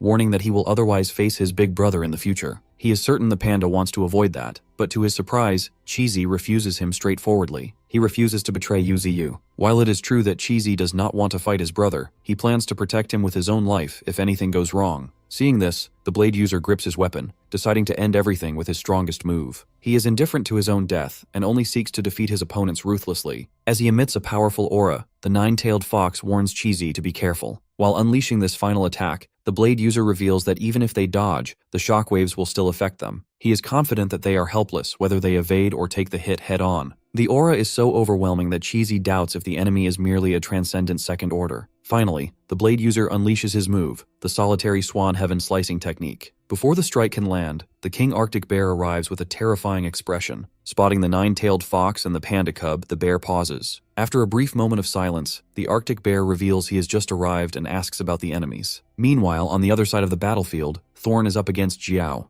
Jiao grits his teeth, realizing that everyone else has been defeated. He admits internally that he will die soon if the fight continues. In her fighting mode, Thorn wonders why he will not just die already. In the next moment, she pierces a vine through his body. Observing this, the Divine Flower notes that all of the Demon Bull's comrades have won their battles. Our hero states that this represents the true power of the Misty Mountains. Somewhere on a distant cliff, two foxes, one black and one white, feel grateful they did not involve themselves in the fight. They realize they would also be dead. The white fox admits that the Misty Mountains have become a force they cannot interfere with. She never expected that a member of the Fox clan would be serving under the command of the Divine Tree, nor that her strength would be so formidable. As they retreat, the black fox remarks that the nine-tailed fox's bloodline is extraordinary, as he can feel her aggressive aura even from this distance. The white fox then resolves to become just as powerful. Over by the lake, Qingling stands tall after defeating Wang Hao. Highly injured, Wang Hao asks if she has finally come back to her senses. He points out that being controlled by that divine flower is unlike her. She simply states it was a minor accident, but Wang Hao does not believe her. He reminds her that this accident almost cost everyone their lives, and that he sacrificed 50 years of spiritual power to save her. As he continues to list his sacrifices, Qingling only finds him noisy. Instead, she wonders if the Demon Bull and the others managed to escape. She walks away, leaving Wang Hao behind to see if there is still a chance to recover the divine flower. Now emaciated, Wang Hao demands she wait, believing she cannot leave him after everything, especially since he expects her to marry him. However, she still leaves. Alone, Wang Hao wonders where everyone else has gone. At the same time, Jiao is struck by Thorn's vine. Surprisingly, he successfully saves his soul, which begins moving in the opposite direction. He never expected the reinforcements from the Misty Mountains to be so powerful that even the dragon guards were defeated. Though he has lost his physical body, Jiao decides to start a new life as long as his soul survives. To his horror, Qingling's centipede devours his soul and refines it into a small, orb-like structure. The next day, shocking news spreads throughout the entire alliance. Every powerful expert who attempted to take the divine flower has been wiped out. Not a single person survived. Among the Dragon Guards, members ranked 7, 8, and 9 all perished. The genius Zhao Jiao and the Lord of Gourmet City also died in the battle. At the scene, neither the body of Qingling nor Wang Hao is found, and their whereabouts remain unknown. In the world of Tree, the recovery of spiritual energy serves as the root of all change. Ordinary creatures evolve into transcendent beings through this energy, and as it appears, all things begin to transform. The world is full of these changes, and Yu is not the only existence of his kind. A spiritual energy tide occurs when a specific amount of energy triggers a large-scale explosion. Even transcendent creatures have a limited tolerance for this power, as excessive amounts cause death. Consequently, a large number of creatures gradually turn into spiritual energy during these tides. Others migrate toward areas with less energy to ensure their survival. Furthermore, spiritual energy resources are considered rare treasures, which are divided into plants and minerals. Plants that absorb a large amount of energy while growing become rich in it, yet they do not develop intelligence. Instead, they become treasures such as spirit flowers and spirit grass. This is why Qing gives a herb to her master that she took from the body of a sandro turtle. High concentrations of spiritual energy also enrich stones under certain circumstances, turning them into spirit stones, which are very important resources. Right now, the entire Federation is in a dire condition. Not only is there an outbreak of rats, but even the wolf packs have attacked numerous grassland tribes. That death toll is 30,000. On the other hand, Qing and Wang Hao returned yesterday with deep injuries. Additionally, the investigation team discovered that in the Withered Wood Forest, there have been creatures with mutated beast characteristics that resemble humans. In the headquarters, the Prime Minister has learned that the genetic experiments on artificial life, which were banned before, have continued again under someone. After investigation, they have found that all the data from the Genetic Forces base has been stolen. Furthermore, all the experimental personnel have disappeared. The Prime Minister wonders if they are all dead. Next, he sees footage from Australia in which there is a huge ancient creature rampaging in cities across Australia. Around 100,000 people have lost their lives and the casualties are still rising. Due to this monster, the entire human population in Australia is barely hanging on.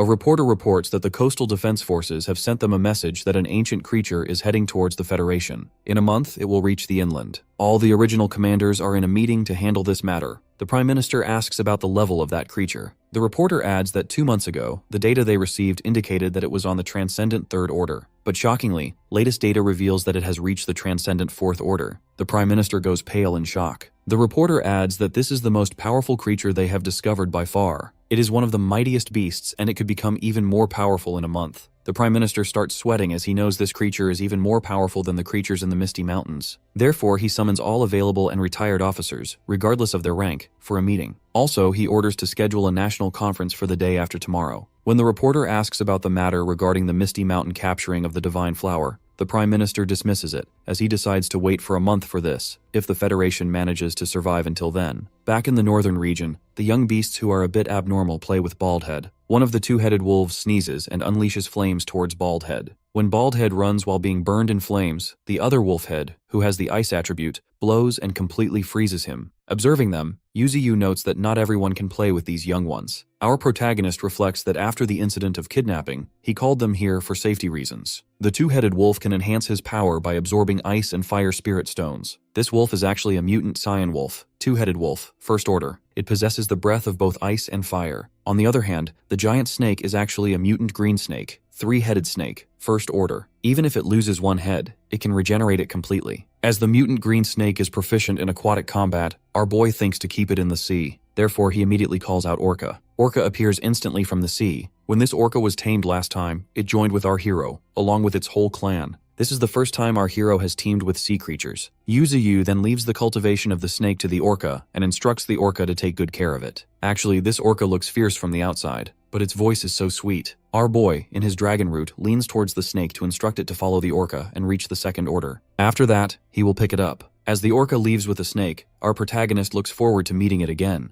Now Yuziyu carries the wolf and orders it to eat the ice spirit stones. It has to eat the stones, and it fully controls the ice elemental power. After that, he leaves Big Ears to the golden monkey. On the other hand, Baldhead finally frees itself from the ice. It then begins looking for the three young ones. Not finding them makes it go crazy. However, right then, our hero approaches it as he plans to personally train it. Baldhead is way behind the golden monkey and the boar. Our protagonist begins its training and notes that its progress isn't fast enough yet. He threatens it, saying if it continues like this, he will kill it himself. Seeing him giving strict training, the leopard and the green mantis find their master scary. Meanwhile, Yuziyu continues the training non-stop. 5 days later, Baldhead became super bulky. Even though our boy found these days exhausting, he is happy to see the training paying off. Now anyone below first order won't be a match for Baldhead. Suddenly the falcon appears, giving a report to its master. From it, our hero gets to know that his comrades are finally back. Meanwhile, Baldhead feels prideful as it can't wait to show the results of its special training. Now it has reached the peak of Transcendent First Order. But as soon as the whole group appears, who are all above Transcendent First Order peak except Thorn, Baldhead loses all of its confidence. Therefore, it leaves quietly. In the meantime, Yuziyu spots the Divine Flower. Seeing the Divine Flower, Yuziyu opens the attribute panel because he wants to see how powerful she is. Surprisingly, the stats window emits a strong light so intense that even our hero struggles to open his eyes. Even the attribute panel is extraordinary. The Divine Flower is actually the Celestial Earth's enigmatic flower, Transcendent First Order. She possesses the power to freeze time, though it consumes 1 million spiritual energies in an instant. Reading about this, our protagonist notes that her abilities are related to time and feels envious of her for controlling such a force. However, the Divine Flower isn't able to say much. Realizing she might be overwhelmed, Yuziyu reminds her that she doesn't need to be nervous, as nobody here has any ill intentions toward her. Other than the time-freezing ability, the Divine Flower possesses the flower's language ability. Through this, she can make both spirit flowers and spirit herbs follow her commands. Therefore, our protagonist wants her to help him cultivate these resources. To this, the Divine Flower states that with enough spiritual energy, they can mature in half a month. However, she also needs to absorb 1/5 of the spirit flowers and spirit herbs as food. Yuziyu finds no problem with this arrangement. He then decides to leave the task of finding seeds for the spirit flowers and herbs to the nine-tailed fox. After that, Cheesy informs our hero that he is going back to the mountains because he wants to find some bamboo to eat. Our boy gives him permission and thanks him for his hard work. Before Cheesy can leave, the Divine Flower calls out to him. She states that she needs to stay here for some time before going to the Misty Mountains and requests that he wait for her. Our hero blushes seeing the two, while Thorns wonders if this is a confession. The Divine Flower finally confesses her feelings to Cheesy. However, he feels annoyed and doesn't understand what that has to do with him. He leaves, telling her not to bother him. The Divine Flower then tells everyone else that she just got dumped. Unfortunately, our protagonist believes that love always comes with bitterness. Somewhere in the ocean, the Federation has sent heavy machinery to eliminate the giant beast coming from Australia. As fighter jets fly above the giant, the creature observes them closely. More and more fighter jets fill the air. From the ship, the military spots their target. In the next moment, they open fire and the jets launch missiles toward the giant. An infinite number of missiles and bullets hit the target. After a brief moment, the giant finally reacts and growls heavily. It opens its massive mouth and unleashes supersonic waves that encounter and destroy all the incoming missiles. Even the jets are destroyed, and the ships face great difficulties. Soon, their intercontinental ballistic missiles are ready to launch. A missile goes straight to the giant and blasts upon impact. Due to the force, even their own ships receive damage. Unfortunately, as the smoke clears, the giant is still standing and appears totally fine. Turns out the intercontinental ballistic missiles are completely ineffective. After that, the giant makes a move and starts destroying the ships in front of it. Live footage of the giant is being watched in the headquarters. The officials discuss how their thermal weapons are totally useless against a transcendent fourth-order creature, even though the weapons used are the most powerful ones available in the present time. With that, the countdown to the all-out war between the giant and UZU begins. Only 14 days are left. Meanwhile, in the northern region, our protagonist is envious of the Divine Flower, who can directly absorb spiritual power into her body. Suddenly, a system notification pops up. According to the alert, an unidentified power is detected. It asks if he wants to use 100,000 evolution points to unlock it. Our hero immediately activates it. Surprisingly, he unlocks an innate ability. Through this, our boy can freeze time for 0.01 seconds. However, it will cost 1 million spiritual energy in an instant. At present, its application level is less than 1,000th. Yu is confused when he learns that he also has the power to control time. Beside him, the Divine Flower, who appears withered, reveals that she has transferred all her gathered spiritual energy into his body, allowing him to obtain this new ability. Our hero freaks out seeing her in such poor condition. However, she shrugs it off, saying she will be fine after resting a bit. Right then, our protagonist gives her his essence of life. Consuming that, she feels fresh as ever and wonders about the miraculous liquid she just consumed. Our hero boasts that he is very strong as well. Observing the stats of his new ability, he thinks that even though this power is quite useful, it is difficult to master as well. Noting the 1,000th comprehension, he believes he can increase the duration in the future. As he is super excited, he instructs the Divine Flower to work continuously, and he promises to provide her with the essence of life in return. On the other hand, somewhere else, Qingquan sets up a projector and screen to watch a movie. He explains to Cheesy that this is how humans entertain themselves. The devices he has now were brought from Qingfang City, and they can watch any kind of movie if they are connected to a smartphone. But sadly, the phone signals in the woods are not very strong. Cheesy adds that he had heard about this when he was living in the zoo. After a couple of minutes, they both start watching a movie. As the film continues, more and more animals start gathering to watch it. Unexpectedly, they are more excited than Qingquan. In the movie, the protagonist says in a dialogue,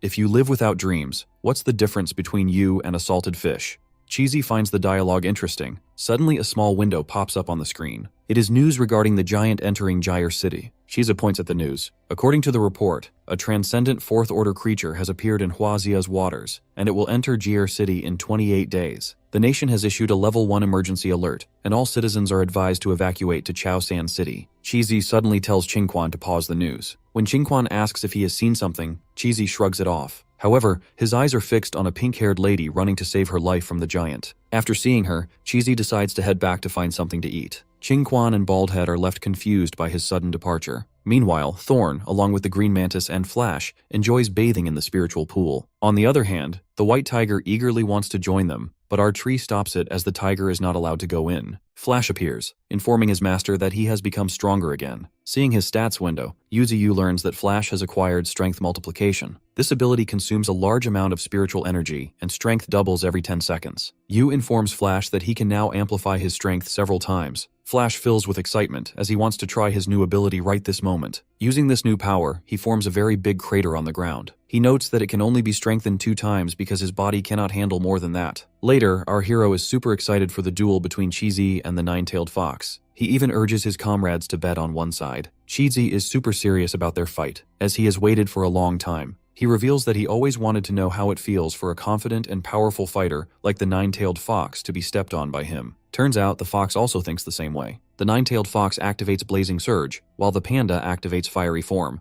Both the nine-tailed fox and Cheesy are emitting a great amount of spiritual energy. The fox takes the first move with great speed, appearing right behind Cheesy. The panda uses petrification and a huge blast erupts. Yutziyu covers himself and the others with his roots, sweating as he observes how strong those two have become. Nine-tailed struggles to push away Cheesy. On the other hand, the panda is satisfied seeing how the fight is unfolding. With that, he delivers a powerful punch at the fox. As a result, Nine-tailed lands back forcefully. But as soon as the panda begins approaching her, the nine-tailed fox unleashes a large amount of spiritual energy. Cheesy stops midway. From the flames, Nine-tailed emerges with a powerful aura. She unleashes her powerful flames to burn down her opponent, and as a result, a large part of the forest starts burning down. Observing the battle, our hero notes that both of them seem to want to kill each other. Meanwhile, Nine-tailed observes closely to see her opponent. Surprisingly, a fireball materializes in front of her. It is actually Cheesy, who has used an ability known as Giant Fireball. This allows him to transform into a fireball, which devours everything. Cheesy has hence absorbed all the flames. He and Nine-tailed see each other with killing intent. Right then, Yuzi, in his dragon root form, starts to move to stop them from fighting further, because they will eventually destroy the island. But to his surprise, as soon as he reaches them, Cheesy admits his defeat. He admits that Nine-tailed is very strong. Our protagonist and the others are confused to see Cheesy admitting defeat. Nine-tailed is also confused because she knows that the panda was the one who wanted to fight, yet he is stopping now. Cheesy apologizes and states that he just wanted to know if he could win against a powerful opponent. Then he turns to our hero, revealing that he wants to discuss something in private. Later at night, Yuzi asks if he really thinks he can't win against Nine-tailed, but the panda only comments that she is quite strong. Then, he curiously asks how strong a transcendent fourth order is. He wants to know if his master can defeat it. Our tree gives a mixed answer. When Cheesy asks how it feels to challenge someone who is stronger than themselves, our hero states that fear dominates most of the battle. If one is afraid of dying, then everything becomes meaningless. After letting out a small laugh, Cheesy comments that even his powerful master is afraid of facing a powerful opponent. After a brief pause, our tree wonders if this is the thing he wanted to talk about.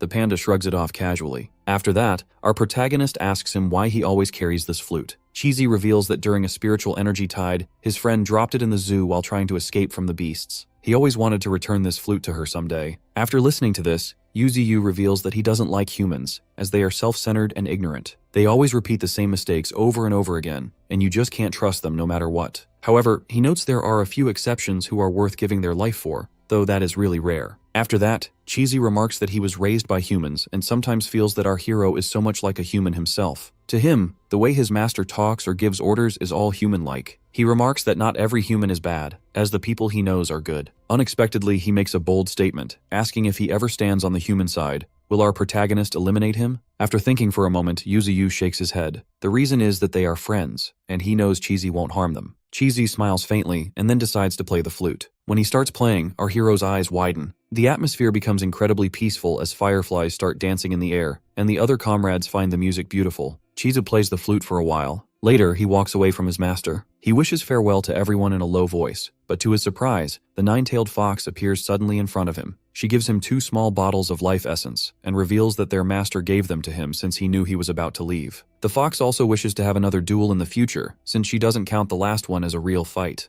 He knows this as he confidently leaves the area. Meanwhile, somewhere else, a city near the ocean is destroyed by the giant monster. Everyone, including the transcendent fighters, is dead. As the giant leaves the city, a huge wave of ocean water engulfs the entire area, leaving the city completely submerged. Soon, a whale shark approaches the giant. It is also a transcendent fourth order. Both of them start attacking each other, and the scene changes. In the northern region, all the animals are busy watching a documentary on the screen. Seeing them, Qingquan feels a bit annoyed. On the other hand, the white crane flies over to the northern region but doesn't find Yuzi at his usual place. As the crane starts panicking, it gets hit by one of our hero's roots. Surprisingly, our protagonist's body has become way too huge. He is so tall and big that he now covers the entire island. Actually, our boy has acquired a new skill called size mastery. This allows him to change his own size without compromising his power or spiritual energy. He is even taller than the mountains and enjoys his time being a huge tree. From below, the divine flower, who has now reached the transcendent second order, remarks on how much fun our hero is having.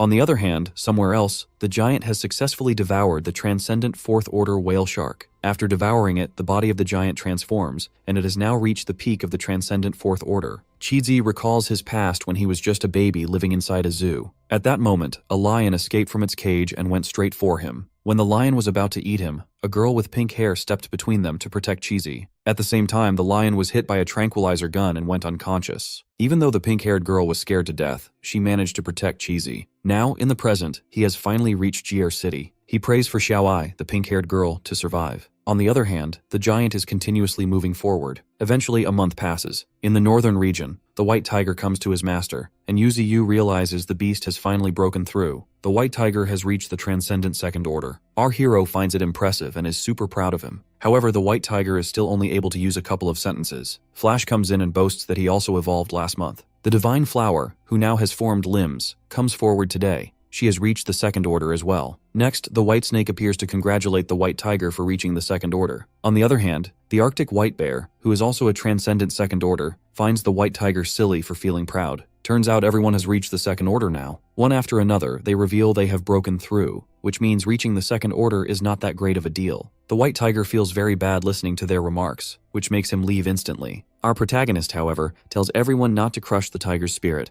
but no one reacts much. Yuzuyu reflects that everyone has experienced a qualitative leap this month and their strength has increased. He has also awakened a new skill called Ice Age. Through this, he can freeze the land and ocean under the sky instantly. Furthermore, his spiritual energy has surpassed 8 million. Additionally, they have utilized all the spirit stones underground. He plans to leave the remaining stones for the young beasts. He has placed the Gorilla Legion to guard the northern borders, and eventually plans to replace them with the Arctic White Bear Legion in the future. Plus, our protagonist plans to return to the Misty Mountains soon. Then, our boy wonders about Cheesy and whether he has found his friend or not. Strangely, our hero is missing him despite the panda having annoyed him so much. He hopes that Cheesy is totally unharmed. However, the panda is now facing the giant on his own. He is literally bleeding, and so is the giant. Later in the northern region, everyone is busy watching something on the screen. They laugh because the program is super funny. Soon, Qingquan decides to watch cartoons, but Baldhead wishes to watch the animal world. As soon as Qingquan grabs his smartphone, he learns about GR City being destroyed by the giant. Right then, he opens the news, and the screen lights up with live footage of the giant fighting someone. Upon watching closely, everyone realizes that the one the giant is about to devour is none other than Cheesy. Therefore, Qingquan immediately reports the whole thing to his master. From there, all the powerful comrades learn the news. Yuzuyu instantly orders everyone to return to the Misty Mountains. He calls everyone back because it is time for them to fight. With this, only 10 days are left until the final battle between our hero and the ancient creature occurs. In the past, when the beast tide reached GR City, everyone ran for their lives. However, Xiaoai ran in the opposite direction. Even when she was advised not to go there because of the presence of dangerous animals, she ignored the warnings, worried only about Cheesy. She knew the panda was still inside the zoo. Soon, a mutated lion reached the young Cheesy. It roared, making him feel scared. But before anything could go wrong, Xiaoai jumped into the scene to buy time for him. The scene changes to the present, where the panda has just reached GR City. He stands in front of the zoo and announces that he is back. Observing the city closely, he finds it incredibly quiet and surrounded by strange objects. There is no human in sight in the entire city. Perhaps people have run away or are hidden somewhere. Plus, the panda has not yet spotted the transcendent First Order giant. Suddenly, he hears a kid scream. The child gets up and finally finds something to eat, which makes him feel grateful even though he is in physical pain. Right then, Cheesy finds him. He wants to know the boy's identity and asks why he is in his house. However, the kid is scared to death, as he considers Cheesy to be a monster. Later, after getting an explanation, the kid calms down. He did not expect a panda to speak human language. While walking along, the kid reveals that this area is now a red zone. Cheesy is more curious to know about the giant who was destroying the city, but the kid doesn't know much, only that the giant disappeared yesterday out of nowhere. He adds that the giant was battling an orca, and due to that battle, half of the city was submerged. When the panda asks why he didn't evacuate, the kid states they didn't escape in time, noting that all the roads are now blocked by massive obstacles. The kid was separated from his family, and after that, the giant beast appeared. Their army could not even defeat it, and so many people have lost their lives because of the monster. When the panda asks why the kid is walking around in such a dangerous situation,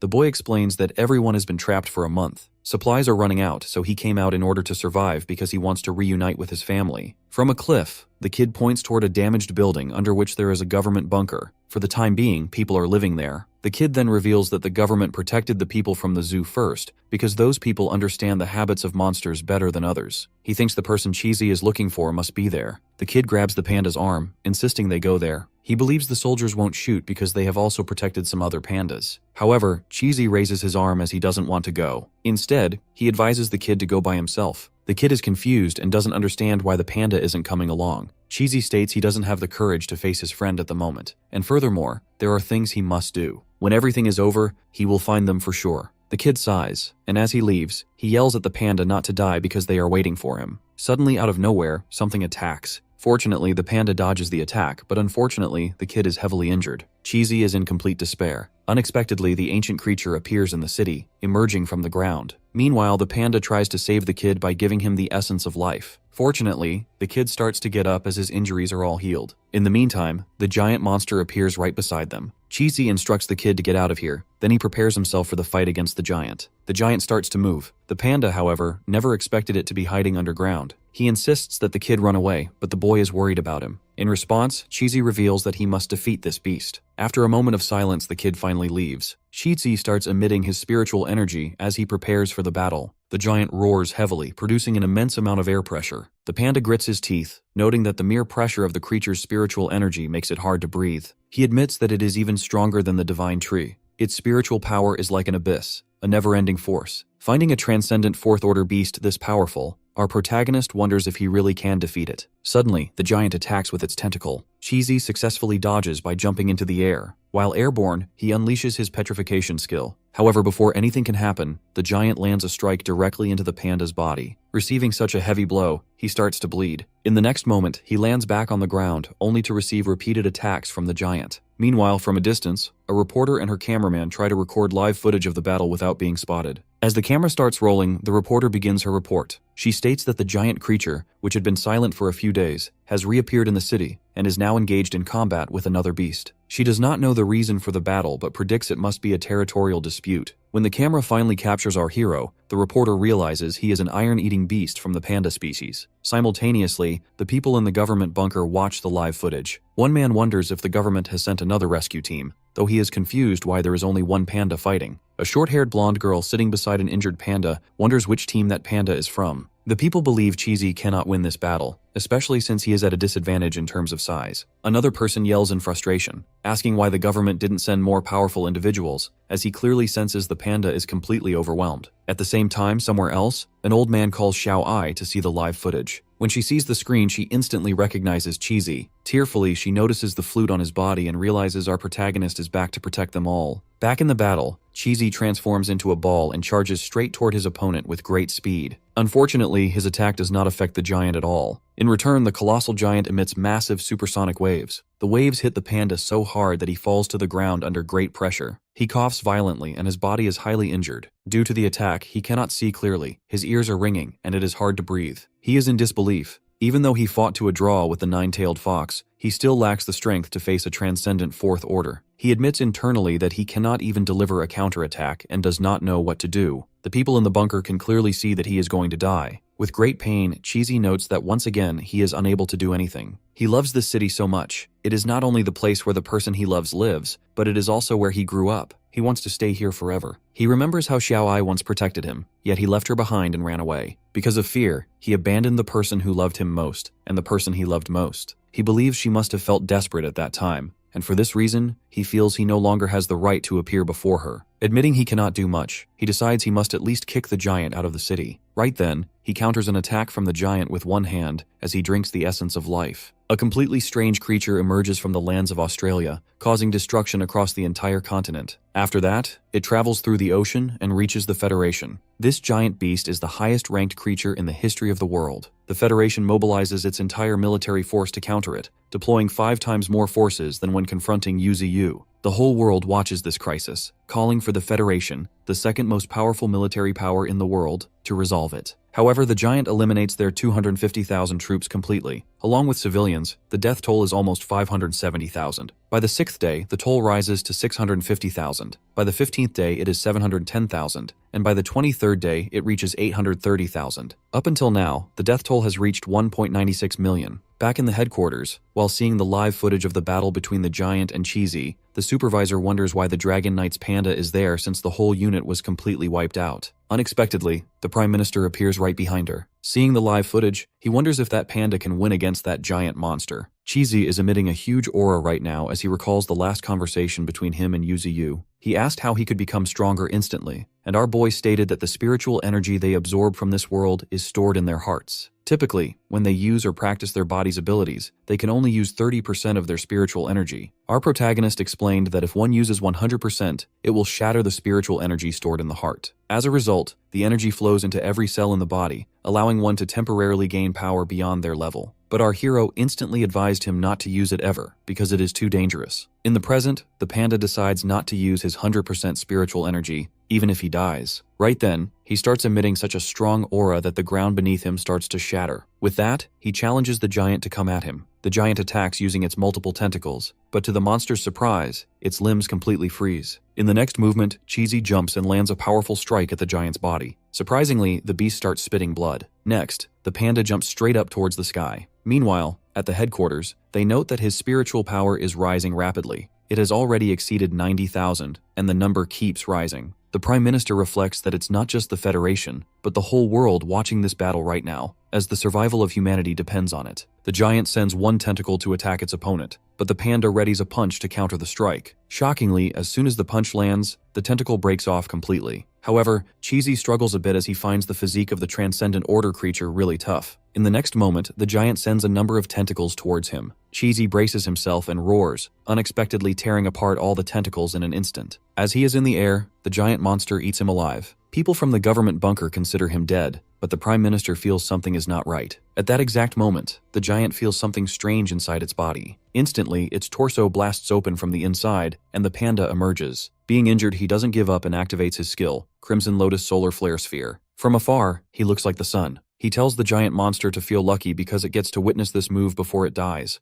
a technique that even Ninetales didn't experience. Cheesy finally unleashes his secret move, which hits directly on his opponent. The giant beast roars heavily in pain. On the other hand, the panda, despite being injured, is enjoying the whole thing to the fullest. He next attacks the giant from multiple directions repeatedly. Seeing how much the giant has taken damage, the reporter reports that this is the first time it has been pushed to this extent. It seems like it doesn't have any way to fight back. She adds that the panda might win this war. The supervisor at the headquarters is stunned to see how powerful Cheesy is. Meanwhile, the people from the government bunker all root for him to win this fight. Every single person around the world roots for him to win at all costs. Back in the battle, the panda is still hitting the giant monster. The panda gets back and tells his opponent that this city was once so beautiful and the beast cannot take over this place. Determined to make the giant leave this city, he again goes forward to land another powerful attack. The pressure is so high that everything gets affected under its impact. After the attack, smoke spreads through the entire area. The reporter gets worried about the cameraman and his camera. As soon as the smoke clears, the reporter is stunned. Meanwhile, all the excitement fades from the faces of the people in the government bunker. The same goes for Xiaoqing and the old man.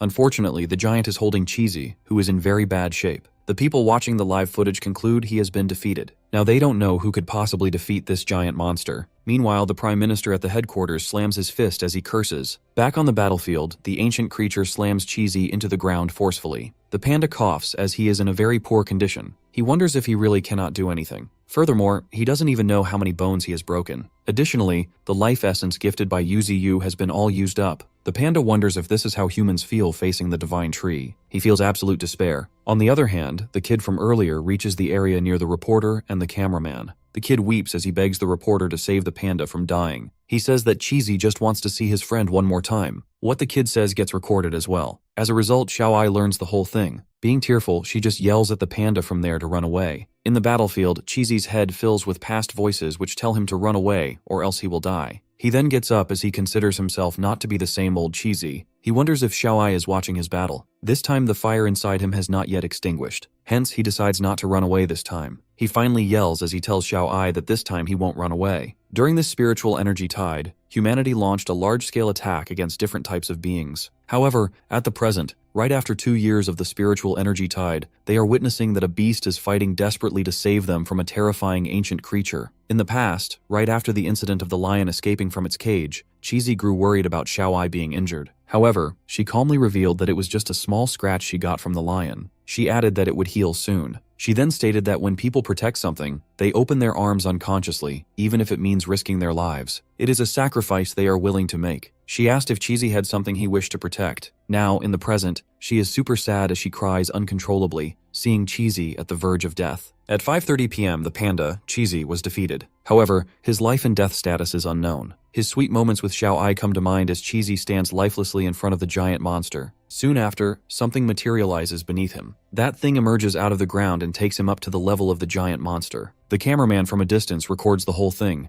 and the people watching the live footage are in great shock. In the next moment, that giant ancient creature opens its mouth to devour Cheesy. Meanwhile, Xiaoqing is in great pain as she shouts the panda's name. Sadly, the giant monster ends up eating the panda. In the north region, Yuziyu watches the full live footage of their battle. Right then, Qing's soul appears as she has something to tell her master. She explains that Jir City is the place where the panda cub was born. Plus, there were around 8 people who raised him in the zoo, and the Xiaoqing he mentioned is one of them. The list of people who have escaped the city does not include any of the zoo's employees, and they are not on the casualty list as well. Our boy then asks how much time it will take to reach Jir City. King reveals it will take a month. Our protagonist figures out that the panda also left exactly a month ago. Back in the headquarters, the Federation comes to learn that the panda who was fighting against the giant isn't a member of the Dragon Guard squad. In fact, this panda is the one who escaped Jir City earlier. The Xiaoqing he mentioned can be one of the employees at the zoo for whom he is looking. The Prime Minister cannot believe that the panda fought the giant beast just to save someone. The rescue operation they launched to rescue the panda has not made any progress until now. The land is completely blocked as well, meaning the entire city is completely separated. Furthermore, the explosives do not affect the monster at all. If they use helicopters for rescue,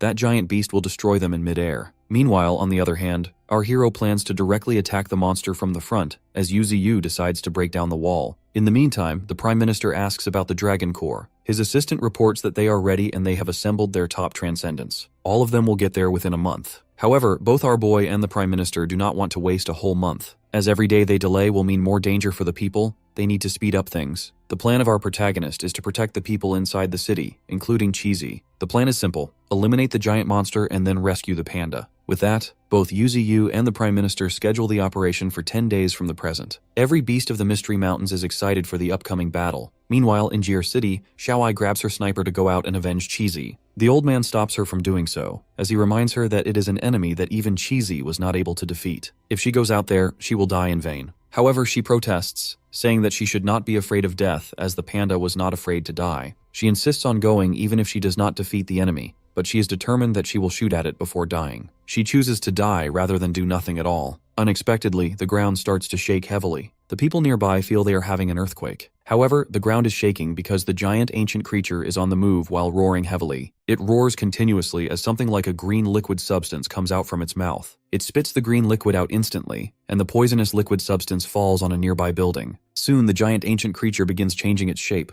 The reporter nearby reports that it has transformed into a pupa. Back in the headquarters, the assistant of the Prime Minister reports that they have chosen a name for this ancient beast derived from its place of origin and its behavior. The giant ancient beast is now known as Destructive Beast Australith. The Prime Minister reads the details of Australith, who was born in Australia and came here through destruction. Soon, someone comes in and reports that footage has just come from Jir City, in which Australith has wrapped itself like a pupa. Seeing the footage, the Prime Minister figures out that it is evolving. If they do not kill it soon, the whole world will be destroyed. Australith's green liquid comes off from the building and gathers to become a bunch of monsters. The monsters formed from the green liquid are now going after the citizens, who run for their lives in a panic. These green creatures grab and devour the humans. Later, they deliver the dead bodies to Australith, which is currently in a larva form. That larva possesses a massive mouth and immediately begins eating the human corpses. From the shadows, the cameraman records the entire scene while risking his life. However, the reporter reminds him that they must take risks to earn rewards later. She reports that these monsters are capturing humans specifically to provide food for the giant pupa. These green monsters consist of different types. The large ones act like guards who are always watching, while others possess wings and fly to monitor the surroundings of the giant pupa. It is as if they are working with human-like coordination, which implies the creature has awakened its intelligence. Everyone will be doomed if they wait until it evolves completely. In the next scene, a young man runs for his life as a bunch of green monsters chase him. Fortunately, a panda appears and unleashes his ability, Shadow Projectiles. This is the injured panda who was in the government bunker a while ago. He comes forward and insists the young man retreat to the shelter. On that panda's back, a short-haired girl is present. She observes just how many green monsters that pupa creature has created. 3 days have passed since the battle between the monster and Cheesy, and the light around the giant is getting brighter and brighter. Soon, a swarm of green beasts surrounds her and the injured panda. The panda calls the short-haired girl, Xiaozi, as he suggests they retreat. Therefore, both of them fall back. Back in the shelter, the people call Xiaozi their captain and ask for updates on the situation outside, or if she has found any food.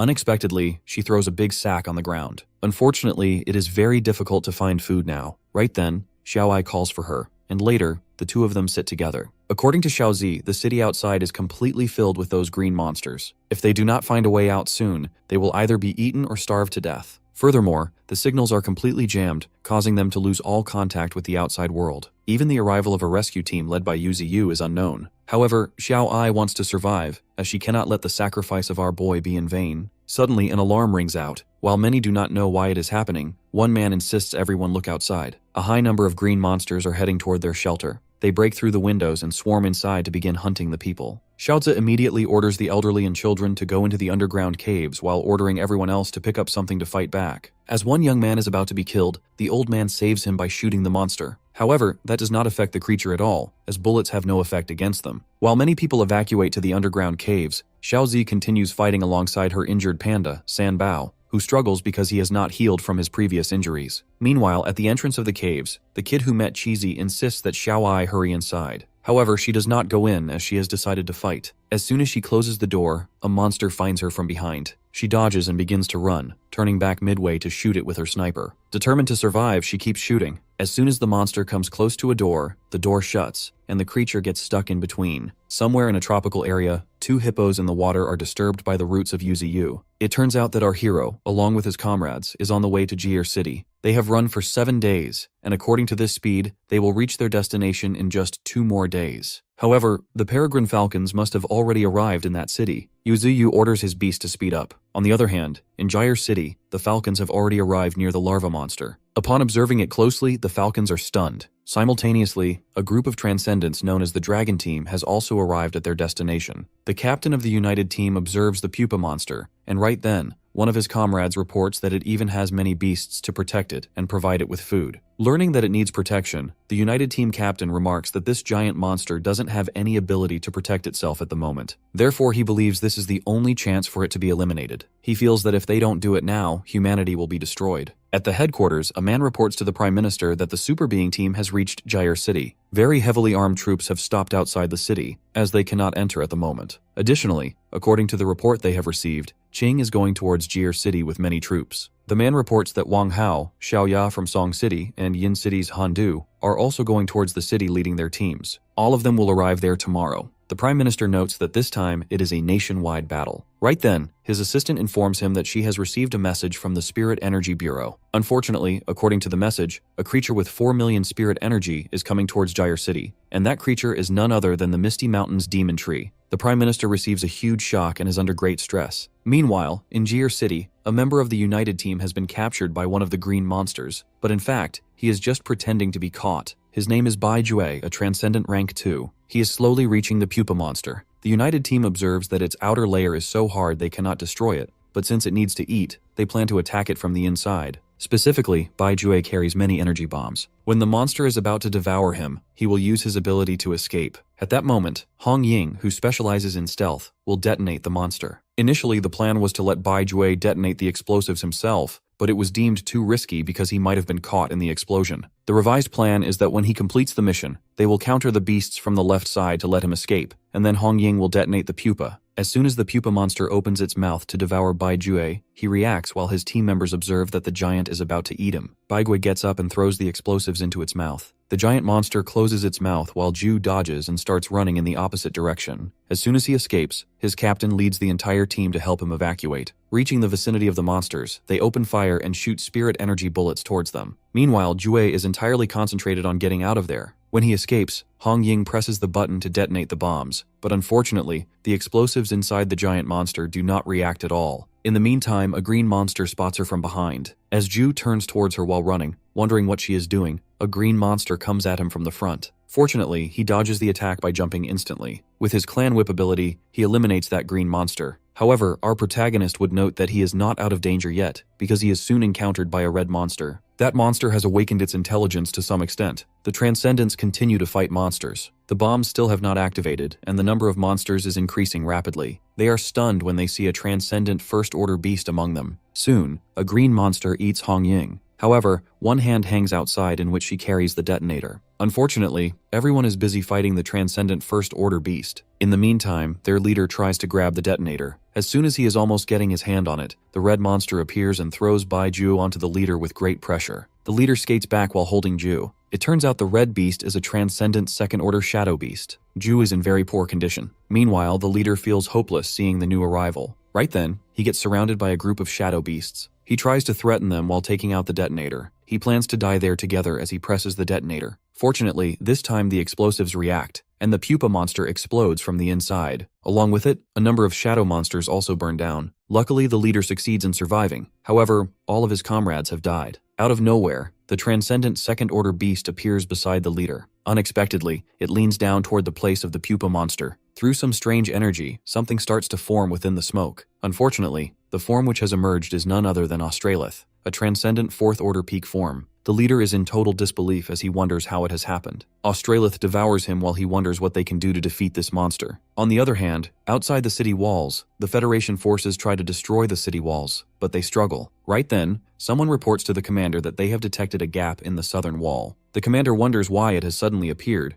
but he immediately plans to head inside through that gap. In the meantime, many shadow monsters are gathered around a shelter within the city. From inside the shelter, people block the doors and windows to not let the monsters in. It turns out those monsters have surrounded them for 2 days, and the people are too exhausted to hold on further. At this place, they will eventually be eaten or starved to death. Xiaozi, Xiaoai, and the old man are exhausted as well. Every single one of them has reached their limits. Unfortunately, out of nowhere, the shadow monsters break through the walls. The people inside are determined not to let them break in. However, just then, there is something very terrifying. Xiaoai and Xiaozi are there along with Sanbao. Too many shadow beasts have come in. If this continues, they will all die. Out of nowhere, the ground starts to shake heavily. Surprisingly, after this earthquake, all the shadow monsters start to leave. However, some beasts come in and start eliminating those shadow beasts. The tremors have completely stopped. Unexpectedly, the roots of Yuzi appear, which are growing out from the ground. These beasts are none other than our boy and his army. Yu and his comrades stand before the refugees. All of them recognize our hero, yet they wonder why the group has come here. The people start to panic, believing the newcomers will devour them and that they are truly going to die this time. Standing in front of Xiaoai, Yuzu asks if she is Xiaoai and if she is the person the panda was so desperate to protect. After a brief pause, she realizes he is a friend of Cheesy. She curiously asks if they are here to save him. Yu nods and adds that he will protect all of them because the panda wanted to do so as well. Following this, Qingquan places a large box filled with food supplies in front of the people. This food was brought from Qingfeng City and is enough for everyone to eat today. When they ask about tomorrow, our protagonist states they will be rescued by then. He then orders half of his comrades to stay and protect the people, while the rest follow him to deal with Australith. Meanwhile, Australith is surrounded by its shadow beasts. It feels a powerful energy approaching, but it also feels hungry. Australith has now reached the transcendent fourth order with a spiritual energy of 13 million. On the other hand, Yuzi is at the transcendent third order with a spiritual energy of 9.7 million. Australith's children are starving as well. After a couple of minutes, our boy is seen approaching Australith. The reporter and the cameraman record everything, as the reporter never expected the demon tree from the Misty Mountains to come here. However, the signals go down after Australith transforms into something new. Unexpectedly, the signals are recovered. The reporter feels very happy and yells in excitement,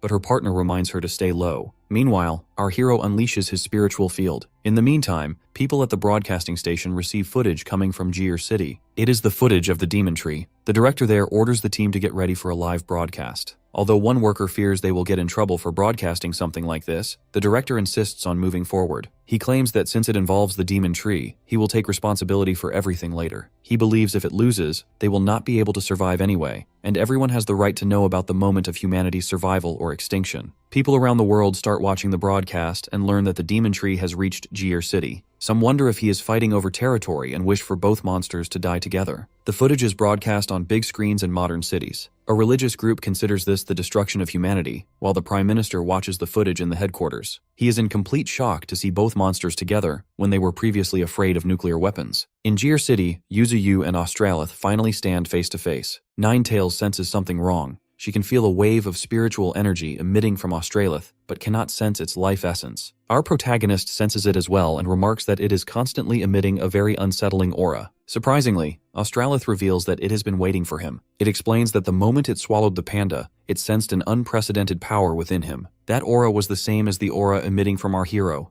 Fortunately, Cheesy is alive in Australith's stomach. It did not kill him so it could sense the presence of Yuzu through him. The reason behind this was to find our boy and devour him as well. Yuzu thanks Australith for revealing this and furiously says that now he knows how to rescue the panda. With that, the battle between them begins. As Australith orders its minions to charge, our protagonist also orders his comrades to charge ahead. The beasts from both sides collide with each other. The Arctic Bear uses his ability, Thunderous Might, while Demon Bull uses his axe to attack the enemies. On the other hand, the Emperor Crocodile utilizes his supersonic waves. When a herd of shadow beasts charges at Ninetails, the fox uses her Inferno Blast ability to burn down her enemies before transforming her body. Elsewhere, Yuzu is up against Australith, but unfortunately our protagonist is unable to penetrate its defenses. However, when Australith attacks, it easily pierces through the body of our hero. The giant monster uses its tentacles to strike him, while also damaging any comrades who get in its way. Yuzu looks at his friends, worrying that their fight will catch them in the crossfire. Soon, his opponent closes the distance and eats our boy. It laughs, considering the fight won. Right then, our protagonist appears from the other side. It turns out he used his hallucination skill to confuse Australith. Grabbing the opportunity, Yuzu hits the giant with his root, causing Australith to fall hard onto the ground. The two powerful entities eventually reach Australith's nest, where an overwhelming number of eggs reside. According to Australith, its offspring will hatch soon, after which all living beings in this world will become their food. It claims the order of the food chain will change, and the sole purpose of this world's existence will be to serve them. Australith realizes our hero has dragged it to this location so his comrades would not be affected by its spiritual energy. However, it is certain that its minions will eliminate his comrades soon, especially since it has subordinates who have reached the Transcendent Second Order. Australith plans to devour Yuzu himself. In return, our boy reminds the creature that his subordinates are not weak enough to be defeated. Furthermore, he did not drag the beast this far because he was afraid of it harming his comrades. The truth is that while confronting a Transcendent Fourth Order with his full power, Yuzu cannot guarantee their safety during the monster's elimination. Unexpectedly, our protagonist transforms himself into a humanoid form. He has been searching thoughtfully for the most effective combat stance, and the form he takes now is the best choice for this battle. Our hero is determined not to let Australith reach the pinnacle of the world, and he plans to eliminate all of its descendants before they can even hatch. Suddenly, a huge blast erupts, leaving half of the city under fire. Although the giant beast survives, its eggs are destroyed. Yuzu never expected it to have emotions, but it appears the creature can feel anger as well. Australith is in a rage, seeking to eliminate our boy. Right then, something bursts out onto the battlefield. Meanwhile, the reporter narrates that the battle has finally begun. Out of nowhere, a shadow beast approaches them, but just as it is about to eliminate the crew, Sanbao lands a strike on it. Back in the shelter, more shadow beasts appear. The beasts of the Misty Mountains start counting them while the people scream in fear and run for their lives. Unfortunately, some humans are eaten by the monsters. As the crowd tries to evacuate from the opposite side, they find a giant white monkey sitting in their way. They believe they are going to die there, but to their surprise, the giant monkey starts attacking the shadow beasts. With its assault, a large number of shadow beasts are eliminated. Right then, more monkeys appear and begin counting the beasts. The refugees are in a state of confusion, wondering if these creatures are here to rescue them. However, some think the monsters are simply fighting over them as food. The giant monkey then asks if there are people present who worked at the zoo, which makes the refugees even more perplexed. Later, the monkey informs its master that all the humans in the area have been located. Its master then orders the city to evacuate. Meanwhile, a giant boar forgets about the mission until another boar reminds it that their objective is to protect the humans and rescue the zoo staff. Hearing this, some people doubt if the creatures can really protect them. Somewhere else, a group of flying insects transports people to a safe place. Qingquan stands observing the city and receives a report from Thorn that all surviving humans have been located. Qingquan gives the order to get them out of the city instantly, as the rest of the plan depends on Yuzu and the 9 great beasts. They have a total of 7 teams working in different parts of the city. These include the Qingquan Squad, the Ant Queen's team, the Praying Mantis Green team, Ninetails, and the Combat team, the Wild Boar King's group, the Monkey King's team, and our boy fighting the giant beast. Elsewhere, Ninetails receives a heavy blow from the red beast. She is injured and covered in blood. On the other hand, the other great beasts also struggle against an overwhelming number of shadow beasts, yet they continue to fight. In the meantime, the hedgehog and the spider are almost eaten by a large shadow beast, but the flying white tiger rescues them. That giant shadow beast receives a heavy blow from Flash. After eliminating it, our protagonist knows that these monsters are very different from humans. They don't have emotions or fear, and all of them attack without caring for their own lives. Soon, one of the Vulture brothers receives a heavy blow from a flying shadow beast. Demon Bull, standing on the ground, is exhausted from fighting non-stop and wonders how much longer the battle will last. Right then, a falcon arrives and informs him that there are no humans left in the area. Now they can go all out without holding back. Therefore, the Emperor Crocodile unleashes his Echo Wave, maximum firepower ability. Demon Bull uses gravitational force to eliminate the enemies. Similarly, the White Snake uses its Glacial Flow Icebound domain ability, while King Joe uses his Inferno Ray Beam to blast the foes. Meanwhile, Ninetales reflects on how our hero took this task on his own,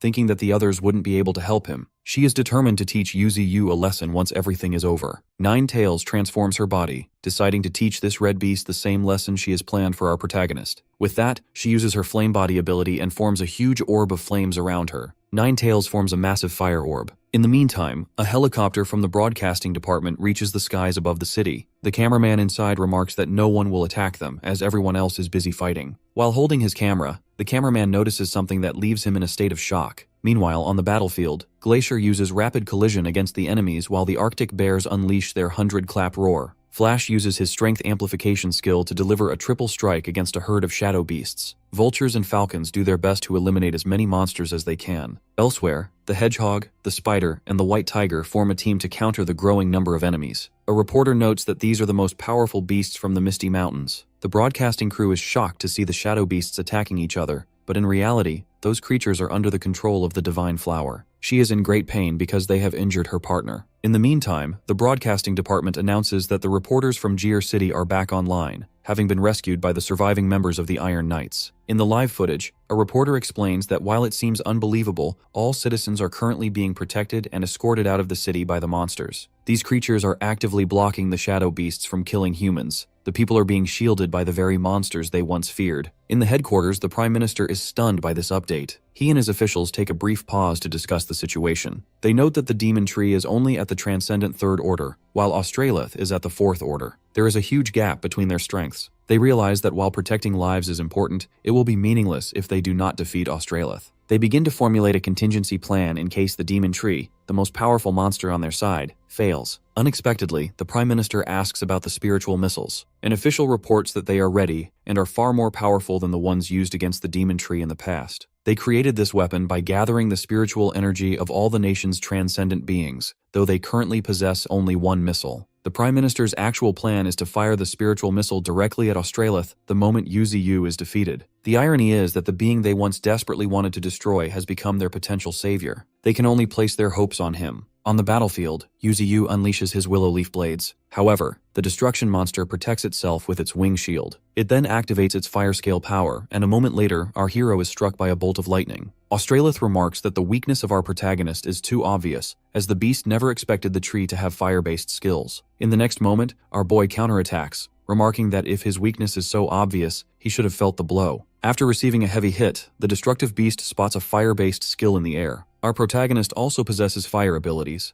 a fact that the monster realizes is a grave threat. In the next moment, it takes a heavy blow from this attack. Although the beast somehow manages to free itself, it is furious, staring at the tree with killing intent and hatred. To its surprise, Yuzi disappears instantly from the front and reappears right behind it. Our hero notes that despite possessing fire-based skills, Australith is highly vulnerable to his attacks. The destructive beast is unable to block the next move from our boy. Yuzi pierces through the creature with his sharp, spike-like root, causing Australith to cough up blood. Through this attack, our protagonist finally reaches Cheesy, who is trapped inside an orb. His opponent tries to strike back with Scale Powder, but our hero counters it and sends his opponent reeling. Now that Australith is completely exhausted, Yuzi has successfully saved the panda. Yu has rescued the panda, who remains in a dormant state. Deciding to talk to him later, our hero throws the orb away with great force. As it flies through the air, Ninetales spots it and informs everyone that Cheesy has been found. Demon Bull catches the orb with the help of his anti-gravity ability, and the fox then orders them to take the panda away from the battlefield. The white snake carries the orb and tries to evacuate, but she is unfortunately blocked by a swarm of shadow beasts. Suddenly, a beam of light strikes the monsters. It turns out the panda has awakened and defeated the shadow beast himself. Though he is still in a very poor state, he soon realizes his friends have come to save him. Overwhelmed with emotion, he asks why they have come all this way. Ninetales reveals that he was being eaten and that their master saved him. The panda is shocked to learn that our boy has come here as well. The fox states that it is not just their master, but everyone has come to protect what is precious to him. Unexpectedly, Ninetales hits Cheesy with her tail. Everyone is stunned, reminding her that he is already severely injured. However, she is furious with him and demands to know why he didn't call for help. The panda struggles to explain, but cutting him off, the fox yells,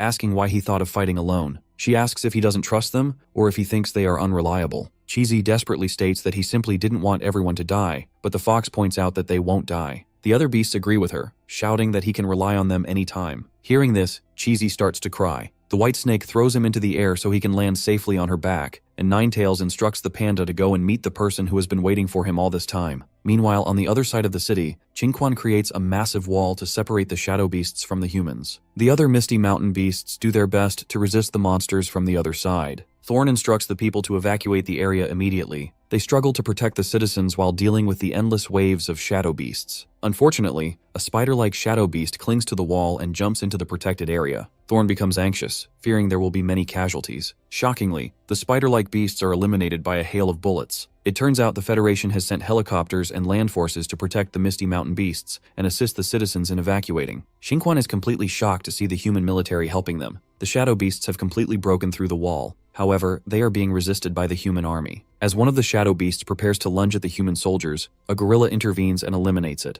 Other shadow beasts go after the civilians, including the kid from earlier. Xiaoai fires a bullet right through the monster behind the child. Right then, her old man tells her to be careful as a monster is about to devour her. Unexpectedly, Cheesy leaps in and eliminates that monster with a single bite. Xiaoai feels like she is dreaming, but she soon realizes that it really is Cheesy. Everyone else is stunned to see him. In the meantime, the white snake arrives to help deal with the shadow beasts alongside Qingquan. The snake has come to reinforce the line, and Qingquan is straightforward about being glad to have him there. Meanwhile, the human army does its best to prevent those shadow beasts from closing in on the civilians. Soon, their captain orders them to cut off the shadow beasts' reinforcements. Next, the captain orders the team to prepare the RPGs. They open fire on the spider-like shadow beasts. In the chaos, an RPG is fired toward a larger shadow beast, but unexpectedly, the creature swallows the projectile. It then launches that same RPG back toward the civilians. Unfortunately, Qingquan is too far away to block it in time. Before anything can go wrong, the white crane sweeps in and grabs the RPG with its foot. Everyone is stunned. The white crane quickly throws the RPG back toward the shadow beasts. Thorn and Qingquan praise the white crane for being useful,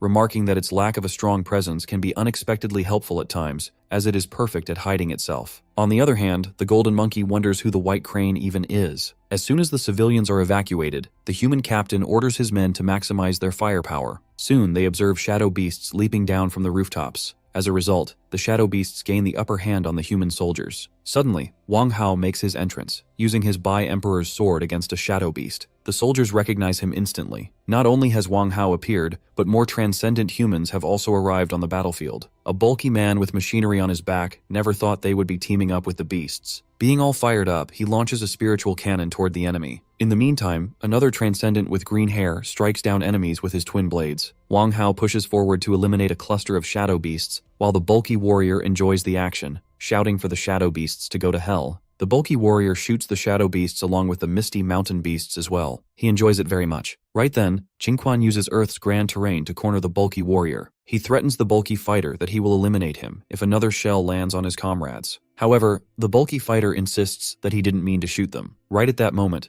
Baldhead comes in, showing his power to that bulky guy. Meanwhile, Yuzuyu uses his 9-wood arboreal roots and attacks Australith. As a result, it falls back while coughing blood. It doesn't give up, however, as it stretches out its tentacles to grab our protagonist's roots. With its wings, the destructive beast starts flying. It plans to bring our hero to space to get an upper hand in their fight. However, Yuzuyu considers it a fool as he uses his skill, Gigantification. With this skill, his body becomes enormous. Then, our boy strikes directly at the destructive beast. Beating up his opponent makes our protagonist enjoy it. The destructive beast slams into the ground along with the buildings. As a result, a huge pressure is being created. Even the broadcasting helicopter from a distance can feel the shockwaves. The reporter reports that with just one strike, a huge crater is being created in the city. He reminds the viewers that this is a battle between Transcendent Third Order and Transcendent Fourth Order beings. Watching the live footage of the battle, the Prime Minister admits that this is beyond the capabilities of humans. On the battlefield, Yuzuyu stands tall in front of his badly injured opponent. He knows that it's not easy to kill a Transcendent Fourth Order being in just one blow. However, our hero finds it impressive that he has been able to injure that being like this. Shockingly, the destructive beast removes its own injured leg. Our boy is super shocked to see it doing that. He never expected it to have the cards to do that. Australith states that a damaged limb in a battle is nothing but a burden.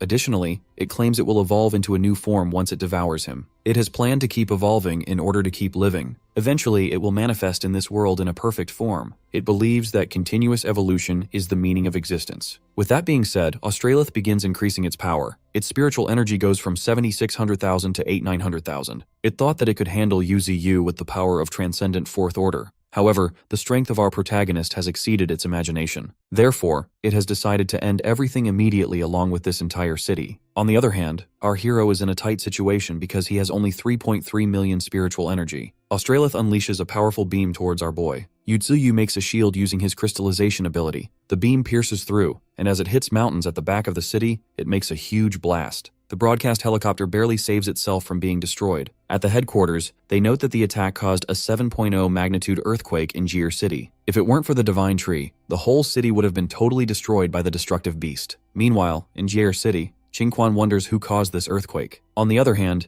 Yuzuyu successfully survived the attack. He never expected Australith to be hiding its true strength. Our protagonist now understands that the earlier transcendent Fifth Order beast must have been defeated by the same act. That beast probably was caught off guard. It's the first time in history our boy has been reduced to such a state by another being. Meanwhile, at the headquarters, the Prime Minister orders them to prepare the spiritual missile. He plans to launch it once the divine tree is depleted or shows signs of being defeated. With a serious look, he orders to launch that missile directly. Back on the battlefield, Australith is preparing to launch the same attack again. Right now, it has reached near transcendent Fifth Order with spiritual energy of 9.2 million. Yuzuyu is in shock as he learns that it can use such a powerful attack twice. Australith launches the same attack for the second time towards Yuzuyu. Our boy screams in panic behind his shield. In the meantime, the destructive beast creates a herd of transcendent Second Order beasts. They immediately start approaching our protagonist, who is already in a very poor condition. Out of nowhere, Qing arrives to help out her master. She immediately uses her flame sword to eliminate a bunch of Second Order transcendent beasts. Huge fires erupt from that area. She instantly jumps back and lands on her master's body with a broken sword. She makes a sad face as she comes to realize that even the Great Flame Sword, which was developed by the Spiritual Power Research Institute, can only withstand one full power strike. Most of the people watching the live footage recognize Qing as the Flame Princess from the Transcendent Unit. She informs Yuzuyu that they need to end this quickly, as the government is planning to launch a spiritual missile here. This clicks something in the mind of our hero. Then, he instantly asks her if there is a way for him to contact the higher-ups. Later, he talks with the people at the headquarters. The Prime Minister feels a bit hesitant to talk with their previous enemy. Unexpectedly, our boy seeks help from the Prime Minister because dealing with a transcendent Fifth Order is extremely difficult. In the meantime, Qing approaches the destructive beast with her Inferno Butterfly ability. Australith grows a bit confused as now it needs to deal with the humans as well. Right then, it unleashes a powerful attack to deal with Qing. On the other hand, the Prime Minister is hearing an unexpected request from Yuzuyu. Our protagonist finds out that this is the thing they have always wanted from the start. The Prime Minister tells him not to regret this later. However, our hero is not the one who can do something that will make him regret it later. On the other hand, after surviving the attack, Qing realizes that this destructive beast is too powerful for her to defeat. Therefore, she plans to give everything she has to buy time for her master. With that, she uses her butterfly fire technique as she now has a pair of fire butterfly wings. The destructive beast laughs crazily, as it finds it amazing to finally see a remarkable human. With everything she has, she launches an attack towards the creature. Qing is super exhausted after launching such a powerful attack. To her surprise, Australith grabs her with its tentacle. As soon as it is about to eat her, it spots a spiritual missile coming its way. Although it doesn't have any idea what that is, Yuzuyu suddenly holds its whole body down in his roots. After rescuing Qing, our boy demands she retreat from there quickly. The destructive beast confidently remarks that this thing won't be able to destroy it, and the only one who is going to die is Yuzuyu. However, our hero reveals this isn't sent to destroy it. It just needs to observe everything closely. Unexpectedly, as the spiritual energy missile comes near, our protagonist holds it with his roots. He confidently declares that this is his union with humans. Yuzuyu roars loudly in pain as he merges with the spiritual energy missile. Flames erupt, and Australith observes everything closely. As the flames dissipate, the destructive beast senses that our boy has a completely new spiritual aura compared to before. As the smoke fades away, our protagonist emerges with a completely new body filled with much more energy. The destructive being immediately launches an attack towards its opponent. It despises our hero because he is defending the power of humans. Unexpectedly, Yuzuyu counters the attack with his bare hand and launches it back towards its yielder. The destructive beast dodges by jumping high, but to its surprise, the head of our boy stretches out as he grabs the beast to stop it from escaping. Then, Yuzuyu uses the willow leaf flying blade. The blades actually emit from his mouth. Australith admits it will be troublesome to be hit from this distance. However, it is still unable to dodge, and the blade hits it directly. As a result, Australith receives a heavy blow and is heavily injured. Before it can do anything, our hero punches it right on its body. Due to this strike, the destructive beast falls onto nearby buildings while coughing blood. The mask of the destructive beast finally breaks apart, and its original face comes into view. Yuzuyu finds its face ugly. Soon, the beast starts to transform completely into a humanoid form. It announces that this land belongs to it. Our boy wonders if it is now planning to use its full power. Unfortunately, our protagonist doesn't have enough spiritual power left. The spiritual missile he just absorbed is making him lose his spiritual energy constantly. Therefore, he decides to end this battle as soon as possible. He prepares himself for the final showdown. On the other hand, Australith gradually approaches our hero. Both of them are now engaged in a fierce battle. After a series of exchanging blows, Yuzi unleashes 9-wood arboreal roots. The destructive beast uses a magnetic shield to protect itself, then follows up by using Tsunami. In response, our hero uses Ice Age. The whole area turns into ice. Next, the enemy beast uses sound waves to attack our boy. After taking this attack, Yuzi uses the earth element to attack his opponent with a huge spike-like structure. The destructive beast receives a heavy blow. Right after that, our protagonist throws a couple of huge buildings at his opponent. Cheesy watches the destruction from a distance with a worried look. Australith is exhausted and does not know why Yuzi is protecting the humans in this city. It points out that our hero must have become this powerful by eliminating other beings as well. However,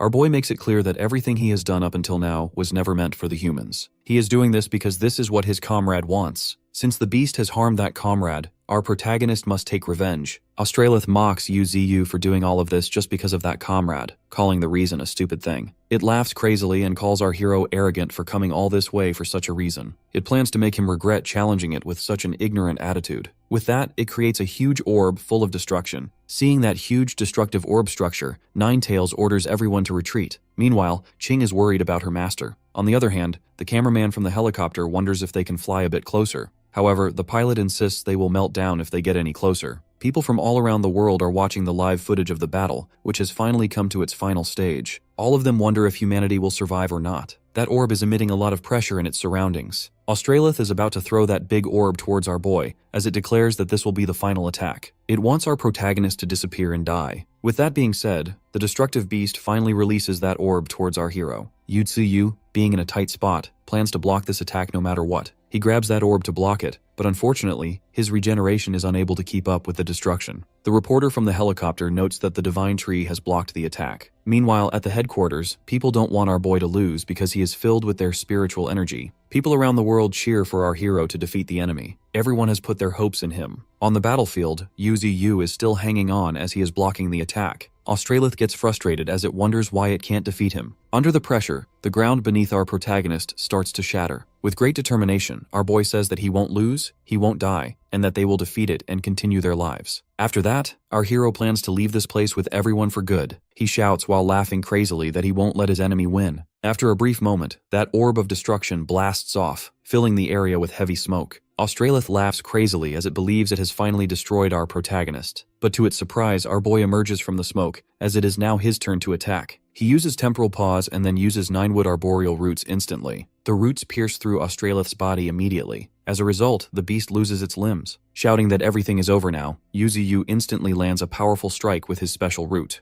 The system finally notifies that the target's vitals have stopped. Australith's body lies on the ground, unable to move. Our hero finally announces that they have won the battle and should go home. With that, the battle with the transcendent Fifth Order beast has finally come to an end. Australith has finally been defeated after a battle of almost 2 months. The people of Gear City are now relieved. Not just them, but people from all around the world are in great happiness. At the headquarters, everyone cheers in celebration as well. Yuzi has transformed back to his original form. However, he never expected the city to be destroyed to this degree. Beside him, Cheesy remarks that the wars between humans are much scarier than this. After that, our boy asks if the panda has found the person he was looking for. Cheesy shakes his head. It turns out he was helping people get out of the city, so he didn't get a chance to look for her. Right then, Ninetails arrives. Unexpectedly, she has something regretful that she needs to tell Cheesy. The panda goes pale as he comes to know that Xiao was helping the citizens to retreat, and in the middle of that, a shadow beast attacked her. No one can blame Qingquan and his team for this, because the situation was so chaotic, and there were many humans to protect as well. Later, Cheesy reads on our hero in dragon root form.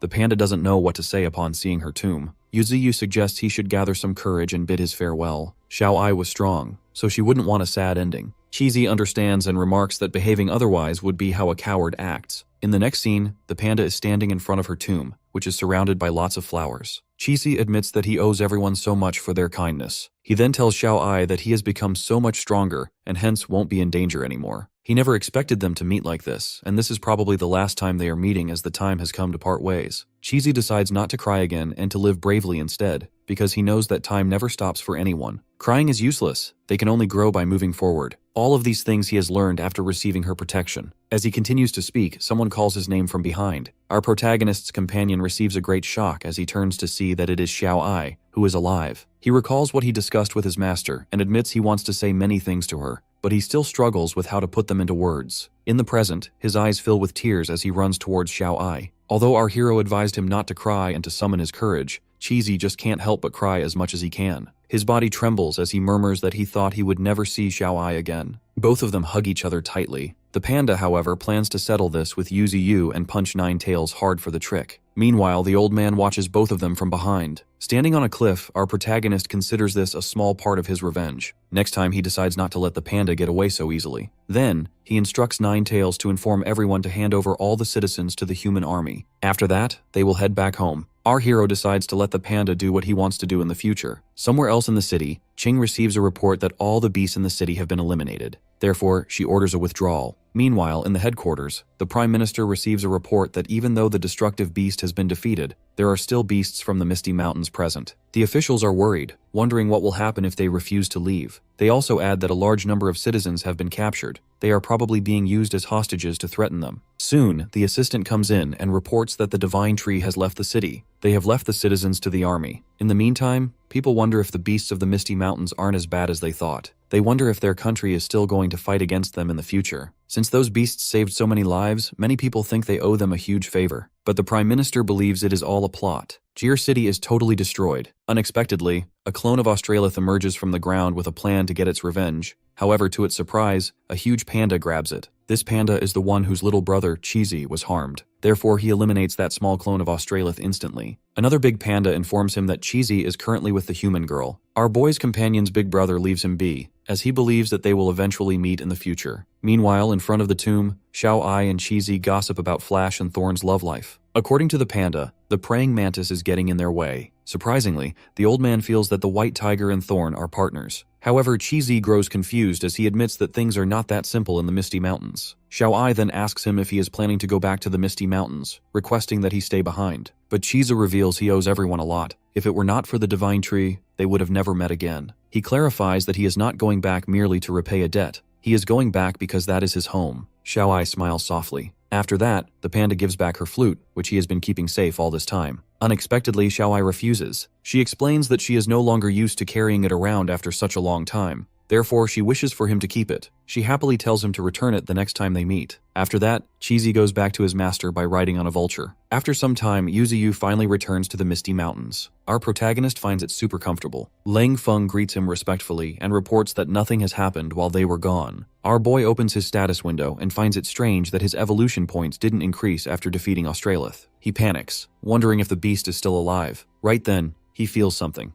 And after a moment, our protagonist finds himself in the place where he first met the system. The system informs him that the forces of darkness have begun to manifest. It warns that the next one to step forward possesses an unimaginable power. Our hero wonders if the ancient creature he eliminated was the potential crisis the system mentioned before. The system explains that he will face despair in the future and will lose everything. If he fails, he will fall into reincarnation. But if he wins, he will end up alone. The system simply wants our protagonist to prepare for a fight to the death. After that, Yuzi comes back to reality. He thinks about the coming of the darkness. However, our boy has full confidence in himself and believes he won't lose. Somewhere far away, there is an island in the middle of the ocean. In reality, it is an aquatic beast that has an island-like back. From the outside, it looks like an island, but it is actually a massive aquatic beast moving through the water. The island whale beast sinks deep into the ocean until it reaches a cross-circle symbol. It prays to the leader of the sea tribe to lead the seed tribe toward the true path of evolution, hoping to lift the sea tribe to the top of all races. Back in the Misty Mountains, an eye spirit flower appears on Yuzi. He has absorbed an endless amount of ice spirit stones. Because of that, an elemental spirit flower has been condensed on his head. Our boy wonders to whom he should give this flower. Nine Tails appears and suggests that her master go outside and explore the world, since he can now change his size and has vast lands under his control. However, our protagonist thinks it is not the perfect time to do so. In the meantime, the divine flower approaches and asks to accompany him on his journey. Our hero happily nods because with her, he can cultivate much faster. Right then, Cheesy passes by as he informs Xiaoqing through a phone that he has arrived. Next, he takes a selfie with the three of them. Yuzi comments that the panda is acting weirdly these days, and Nine Tails agrees. When the ice spirit flower blooms fully, our boy calls out to Little White. The white tiger makes its entrance confidently, but our protagonist explains that he actually wants to summon the white snake. He then gives the ice spirit flower to the white snake. She eats it proudly while thanking her master. After eating, the white snake evolves into a much more beautiful form. With the new upgrade, she can also fly using cloud soaring mastery. Yu enviously wonders why they all start flying as soon as they evolve. The bald head and his friends see the white snake in amazement as she cuddles her master in thanks. Our hero then checks her attributes. She has now become Aqua Draconis, Transcendent Second Order. Unexpectedly, she has 2 inner abilities, both of which are powerful offensive skills. Other than those, she also possesses special abilities. If our boy guides her, she will eventually become a formidable force. He instructs the white snake to practice hard, hoping she might one day become a dragon. Dragons are the most powerful creatures in this world. If she becomes one, she will be the strongest being in the Misty Mountains. A month passes after our protagonist defeated Australith, and he continues to live in the Misty Mountains. He has sent Qingquan, the Arctic bear, and the whale group toward the northern region to guard it. 8 days later, something happens in Australia. As a land of fossils, it has become a paradise for monsters and the most dangerous place on Earth. On the 38th day after the elimination of Australith, a thunderous roar echoes across the world. With that, the world's first dragon emerges. It is a transcendent third-order being. Its voice echoes like thunder, and it has a huge body like a mountain. Additionally, its wings unleash a hurricane of the 12th degree. A team sent to investigate this being lost their lives in the process. Eventually, the news reaches the Freedom Federation, Huaxia Federation, Lua Kingdom, and the 10 Nations Alliance. The whole world is once again plunged into crisis. Somewhere in a meeting room, officials discuss the colossal dragon, the legendary evil dragon. They wonder if these kinds of creatures are going to emerge in the world regularly now. After observing, a doctor finds that this dragon hasn't fully evolved yet, as its arms are not fully grown.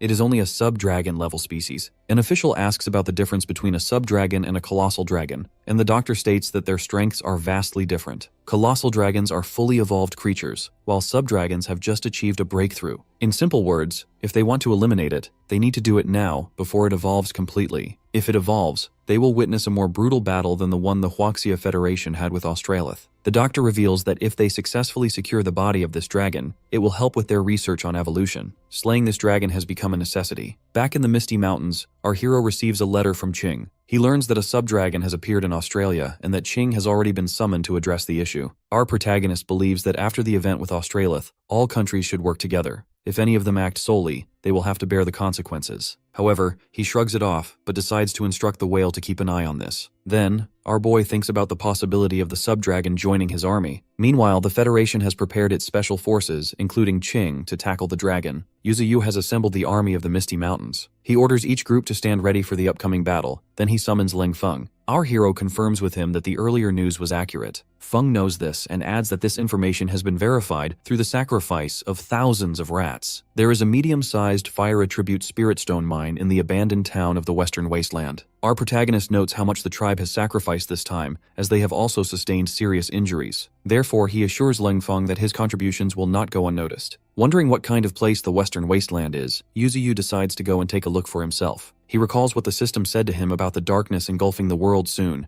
and how he might fall into despair after losing everything. However, our boy confidently decides not to fall into despair and to continue evolving until he stands at the top of the world. The Western Wasteland, also known as the Western Desert, was once a vast desert from the ancient era. Since the arrival of the Transcendent Era, it has transformed into a fierce and unforgiving land. After some time, our hero finally reaches this desert along with his army. Flash, after observing the sand closely, remarks that its color is a bit off. The praying mantis, Qingfeng, states that the reddish sand is actually mixed with blood and that the air is filled with a faint smell of gore. Meanwhile, Ninetails observes the red sand and wonders how many battles this desert has witnessed to end up like this. On the other hand, the white tiger and the twin wolves feel exhausted and want to rest. Right then, they receive a lash from their master. Actually, our protagonist has them undergoing some special training. Near them, a monster emerges from the sand and tries to attack the panda. With just a simple punch, Cheesy knocks the beast unconscious. Meanwhile, the panda continues his call with Xiao Ai. Yuziyu finishes off that unconscious beast with a simple stab. In return, he receives 50,000 evolution points. The twin wolves and the white tiger drool while looking at the dead body of the beast. After eating the creature, they move forward.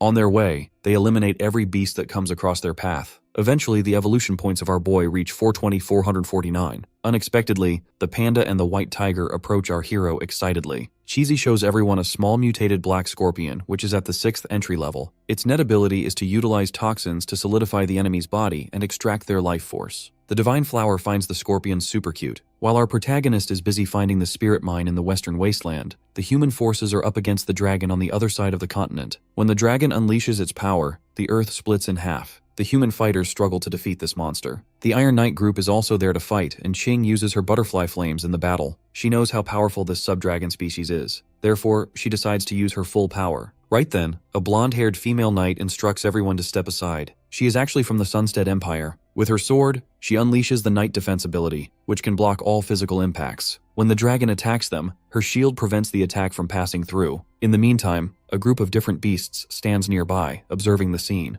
Under the command of the blonde-haired fighter, many knights charge forward. The forces of the Federation join them to beat the dragon. From a distance, a group of beasts watches everything closely. After attacking countless times, the dragon finally falls down. It is bleeding and is already on its last breath. Therefore, everyone tries to attack it simultaneously. But to everyone's surprise, a strong sense of oppression fills the air. Everyone starts to panic, wondering if the aura is coming from that dragon. Qing, however, doesn't think it is coming from the beast. As they look back, they see an army of creatures looking at them, appearing just like the army from the Misty Mountains. Surprisingly, the injured dragon reveals that those beasts are just using the humans to eliminate it, and after that, they will eliminate everyone else. A mutant kangaroo comes forward and addresses the dragon as Ned. The fighters are confused to see it getting so close all of a sudden. However, the kangaroo only talks to the dragon. It reveals that the king is super furious with Ned for his actions. Not only has he tried to enslave the entire race, but Ned has also shown up in the mortal world and exposed everything to humans. When Ned asks if they have allied with the humans, the kangaroo nods and unexpectedly reveals it was done without human permission. The beasts wouldn't have been able to land on the shore otherwise.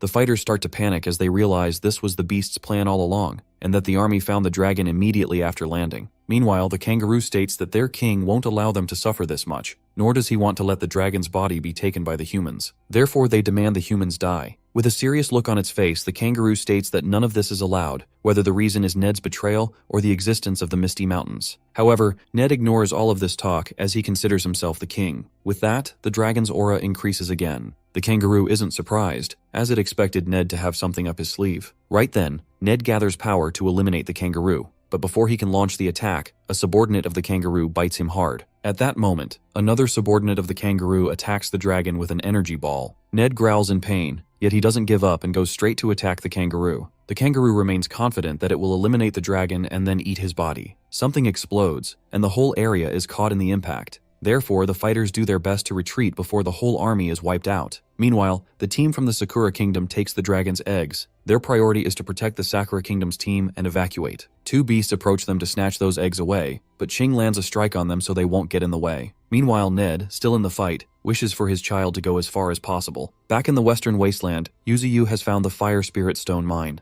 That mine is being guarded by 4 descendant second-order fire pythons. When those pythons come forward to attack, our protagonist leaves everything to his army. Ninetails uses flames to eliminate one python. Flash uses his fist to eliminate another. Our hero's companion, Cheesy, uses a frozen fist to take down a third python. Unexpectedly, a strange woman from a distance observes them, wondering about our boy. Flash, Cheesy, and Qing Feng land heavy blows on the pythons. However, the twin wolves struggle to fight. Yuzuyu frees them by eliminating that python himself. As a result, our boy gains 80,000 evolution points and absorbs 50,000 spiritual energy. As another python prepares to attack him, he makes himself bigger, causing the python to pause right there. He then unleashes a bright power that forces the pythons to lower their heads in front of him. Our protagonist finds that they are not too dumb. On the other hand, Ninetails notes that the number of fire-type companions has increased. From afar, a strange woman with green hair is shocked to see the fire pythons being defeated so easily. Our hero discovers her instantly. That lady freezes in shock and tries to escape, but Yuzuyu reaches her in an instant using his dragon root form. He scares her with a single look. It turns out that the lady is actually half human and half snake. In the meantime, the panda surrounds her from the other side.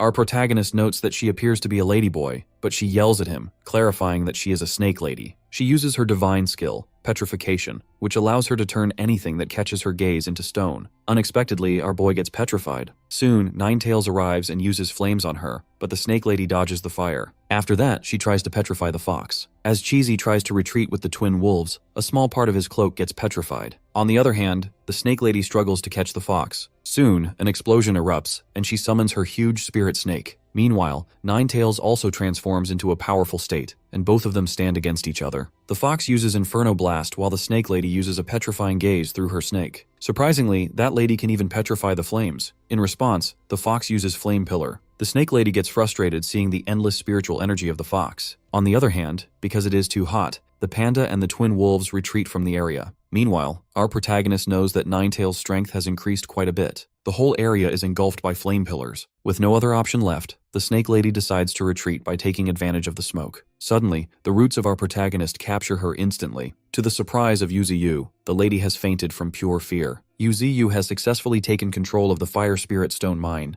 These stones are much better than those found in the panda's area. Even Ninetails, who typically hates cultivating, is quietly absorbing them. As our boy starts looking for something else, he sees the snake lady being very friendly with Cheesy while looking at the phone Xiao gave him. The panda plays a song on his phone, and the snake lady feels captivated by it. Our protagonist admits that Cheesy is quite good at socializing. The snake lady is from the Snakeman race and is at Transcendent Second Order. Our hero is intrigued to see her possessing a mini-divine skill. As she is a new comrade, our boy prepares a gift for her. She gets super excited and wishes for a phone. However, Yuziyu states that he has much more valuable things to give than a device. The snake lady makes a sad face, insisting she wants a phone. The panda then whispers to her that the divine tree is a country bumpkin who doesn't know about that kind of stuff. She continuously yells for a phone while the panda fuels the fire by repeating that our protagonist is a country bumpkin. Later, the panda stands with a swollen head from a reprimand while our hero gives the snake lady the essence of life. Her body fills with energy as she transforms slightly, believing she has grown stronger. Yuziyu reminds her that she cannot betray them now that she has become one of them. After that, Cheesy and the snake lady decide to find Ninetails for a fight. Our boy gets annoyed and hits both of them on the head, reminding them not to create trouble. Right at that moment, a falcon appears next to our hero. It is totally exhausted, having flown for a day and a night to find its master. The falcon reports the entire incident regarding the Subdragon.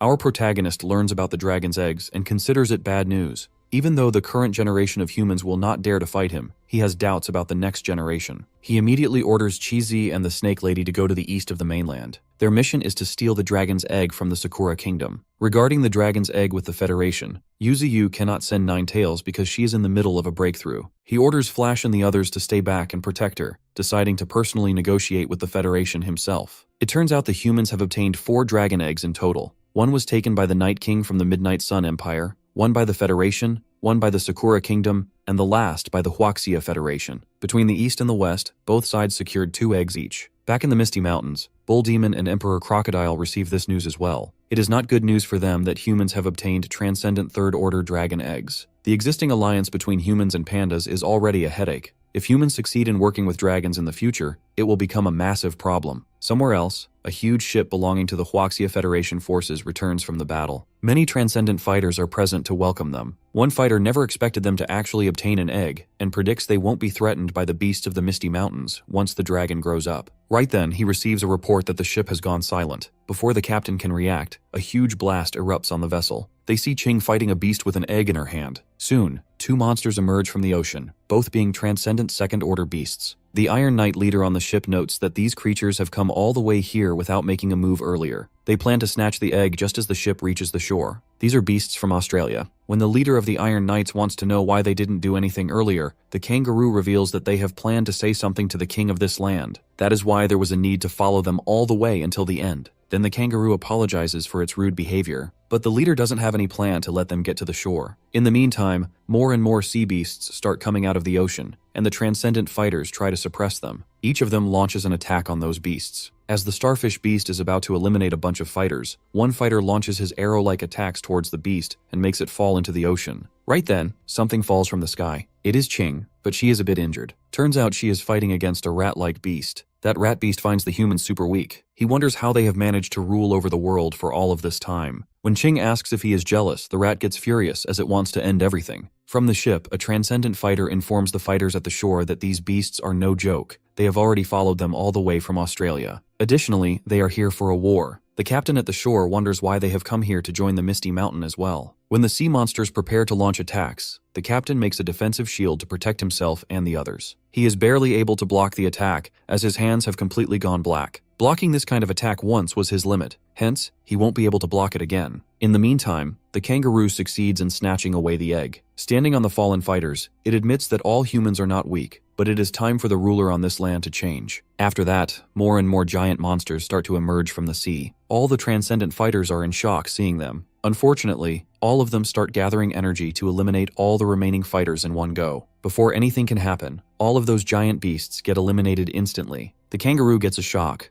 someone makes an entrance, and the kangaroo recognizes that creature instantly. That entity is none other than Yuzi, the king of the Misty Mountains in humanoid form. The transcendent fighters recognize the demon tree, but they wonder why he has become so small. Actually, the thing is, the main body of our boy is residing somewhere else, while his big root has made its way all the way to the shore. There, Yuzi is present in a small form through his root. Our protagonist demands to know who the kangaroo is. The kangaroo mentions that it is from Australia, and its king has always wished to meet Yuzi. Our hero goes all confused. Why does its king want to meet him? The kangaroo reveals that its king wants to work together with Yuzi so that they can take over the entire continent. All the transcendent fighters start to panic. The kangaroo then adds that they will create a world that will belong to them. It offers our boy a chance to join them so that they can eliminate the human race together. However, Yuzi doesn't seem like he wants to join them at all. As Yuzi rejects their forces, the kangaroo declares they are enemies from now on. Consequently, its army of beasts unleashes an attack toward the shore. The captain of the transcendent fighters considers this to be their end. However, these attacks are nothing against our boy. Our hero single-handedly counters all the strikes at once, while the transcendent fighters barely stand still under the pressure. Next, Yuzi grabs all the enemy beasts with his roots, intending for them to die. He crushes every single one of them. After that, he successfully snatches away the dragon's egg. Unexpectedly, the kangaroo is somehow still alive. Being severely injured, it tries to land a strike on our protagonist, but Yu counters the attack. The kangaroo finds it impressive that it almost died at the hands of our hero. In response, Yuzi mentions he should be the one saying that, as the beast has surprisingly survived. Seeing the situation, the kangaroo jumps back and lands on its fellow shark beast in the ocean. It then announces that it understands his thoughts, addressing the tree as the king of this land. The kangaroo plans to inform its own king of all this, and expects to meet again in the future. According to the creature, when that day arrives, its side will be the ones who win the battle. With that, the kangaroo yells at its army to retreat. The rat beast also retreats, deciding to save the final result of its battle with Qing for next time. It lands on the shark beast beside the kangaroo, and both of them retreat together. The transcendent fighters are stunned to see them leaving just like that. It turns out the Iron Knights are still alive. Yuzi, on the other hand, decides to take the dragon egg because he believes that humans cannot control it by themselves. He adds that the enemy beasts have a legion, and once they attack again, the humans will not be able to protect themselves. Hence, the Misty Mountains will cultivate the dragon egg to become even stronger. The captain figures out that it will not change anything even if they oppose this decision. Our boy nods and adds one more thing.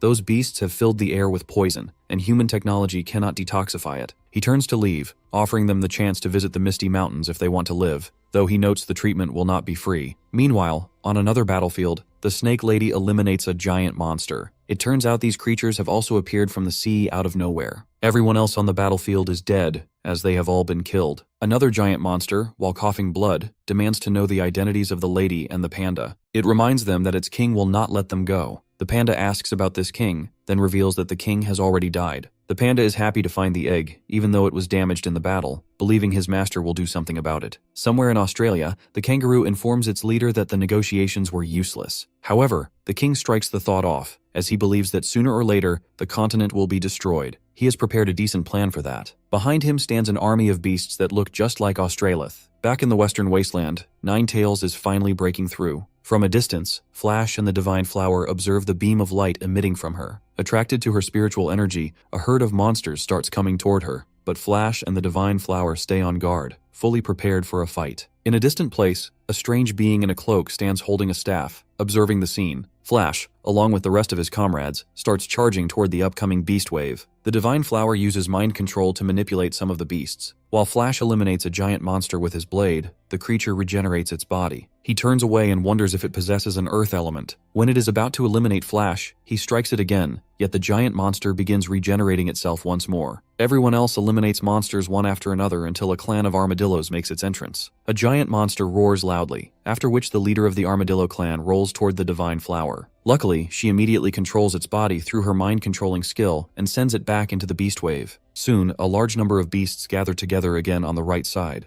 Although they are not that strong, their numbers are too high. Furthermore, it is a very important moment for Ninetales, and it will be bad if she is interrupted. The Divine Flower reflects that she has promised the Divine Tree she will protect Ninetales. Therefore, she unleashes mystifying fragrance. As a result, every single beast pauses midway. The Divine Flower instantly instructs the snow leopard to run toward the left to lure them away. With lightning speed, the leopard starts running toward the left, Because she is riding on him, all the beasts start following them. Meanwhile, a strange man under a cloak observes the whole thing from a cliff. He never expected so many good allies to be gathered around Yuzi. Unfortunately, the white leopard along with the divine flower reaches the vicinity of a second-order sand snake transcendent. It turns out there are two sand snakes. As the sand snake is about to eliminate the leopard and the divine flower, the strange man in a cloak uses his staff to summon a storm. A huge tempest arrives, which affects the beasts of the tide. Meanwhile, while breaking through, Ninetales feels the presence of a third-order transcendent. On the other hand, all the enemies outside have disappeared. That strange man in the cloak finally reveals himself in front of Flash and the group. Time passes while Ninetales is still in the process of breaking through. Half a month passes, and that strange man sits near the area without moving at all. Flash doesn't believe that he effortlessly blocked an entire beast wave just by raising his hands. Soon our boy returns. The man in the cloak recognizes our protagonist and finds him extraordinary. Yuzuyu also senses an unrecognizable presence. Later, the strange man reveals he has learned that the divine tree represents the sky, while his leaves and fruits represent the sun, moon, and stars. Our hero feels proud learning about these things, but Yu makes it clear that he doesn't bear any fruits. He believes he owes that man since he helped Ninetales and the others. Then, the cloaked man reveals he has come here because he needs help with something. The man under the cloak is actually not human. His name is Seth, and he ranks 4th among the mainland's 10 great beasts. Because of his appearance, he was once considered a divine being, possessing the title of the King of Deserts and Storms. He received his name from a human elder. Strangely, a certain change occurred in Seth's behavior, leading him to eliminate half of the citizens in his country. Right now, he is having a discussion with Yuzi, the top-ranked of the mainland's 10 great beasts. Seth wants to obtain one of the branches of the divine tree. He adds that he has a natural enemy who is a beast of the darkness element. The beast wave they encountered weeks ago was merely a wisp of that enemy's divided soul,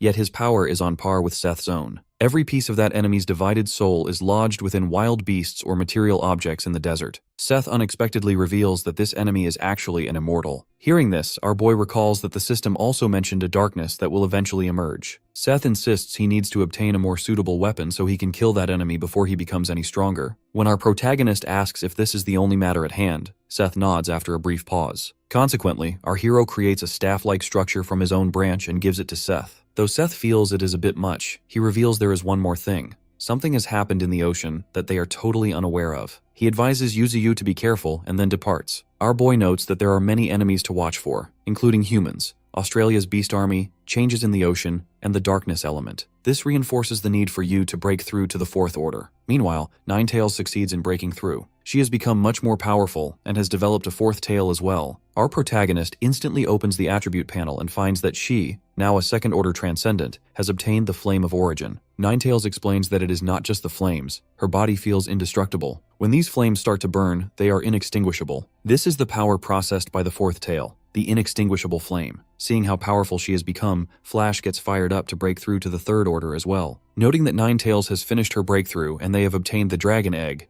Yuzi decides to head back to the Misty Mountains. The Divine Flower is concerned about the Fire Spirit Stones, but it seems our hero has a solution. Later, they head back to the mountains. Surprisingly, Ninetales airlifts the huge Fire Spirit Stone all by herself, while Yu and the other beasts sit on the stone carefree. As soon as they reach the Misty Mountains, our protagonist instructs Ninetales to bring the stone to the desired position. Suddenly, Cheesy waves and welcomes our hero home. Later, the Divine Tree holds both dragon eggs. Yuzi never expected Australia's beast army to chase them all the way there, and he is sure the other 2 dragon eggs must have run into obstructions as well. Holding the damaged egg, our boy can feel tremendous spiritual energy emitting from it, yet he can feel no vitality. He thinks it must be stillborn. However, they still have the other one and must ensure nothing happens to it. Meanwhile, the Federation has discovered a viral infection in a man caused by poison spread by Australia's beast army. Unfortunately, the doctors do not have the medical equipment to cope with this virus, leading them to wonder if they need to ask our protagonist for help. Suddenly, a nurse yells at Ching to stop her from moving around. She walks with a trembling body, sweating and feeling weak. Ching comments that they won't be able to save the victims themselves, so she instructs them to prepare for a journey to the Misty Mountains. The Divine Flower also breaks through. She transforms into a human form, possessing an inner ability called the Sounds of Nature. This power allows her to hear the voices of all living things and confuse others through sound. Seeing her like this, Yuzi stands stunned because of her new human appearance. Afterward, the Divine Flower begins playing a flute. However, she only produces a harsh noise that makes everyone uncomfortable, so our boy stops her immediately. The Divine Flower then goes straight to the panda, expressing her desire for them to perform together next time. The panda only grows annoyed, as he wants to stay away from her. Our protagonist decides he must find a music teacher for them in the future. Soon, the Divine Flower notices that humans are approaching. Surprisingly, they are not from the Federation, yet they are not weak either. There is nothing to worry about, however, as Thorn and the White Tiger have already moved to block them. A man steps out from a vehicle and introduces himself as Benson from the Luo Kingdom. He explains that he was poisoned during the battle in Australia with the Beast Army 1 month ago. Having heard that the Divine Tree has a cure, he has come seeking the antidote. The group hasn't come empty-handed. The vehicles behind Benson are filled with spirit stones. Thorn notes that they are Thunder Spirit Stones. As she receives a signal from her master, she allows the travelers to follow her. When the human vehicles start moving toward our hero, the passengers see ghost-like figures in their way.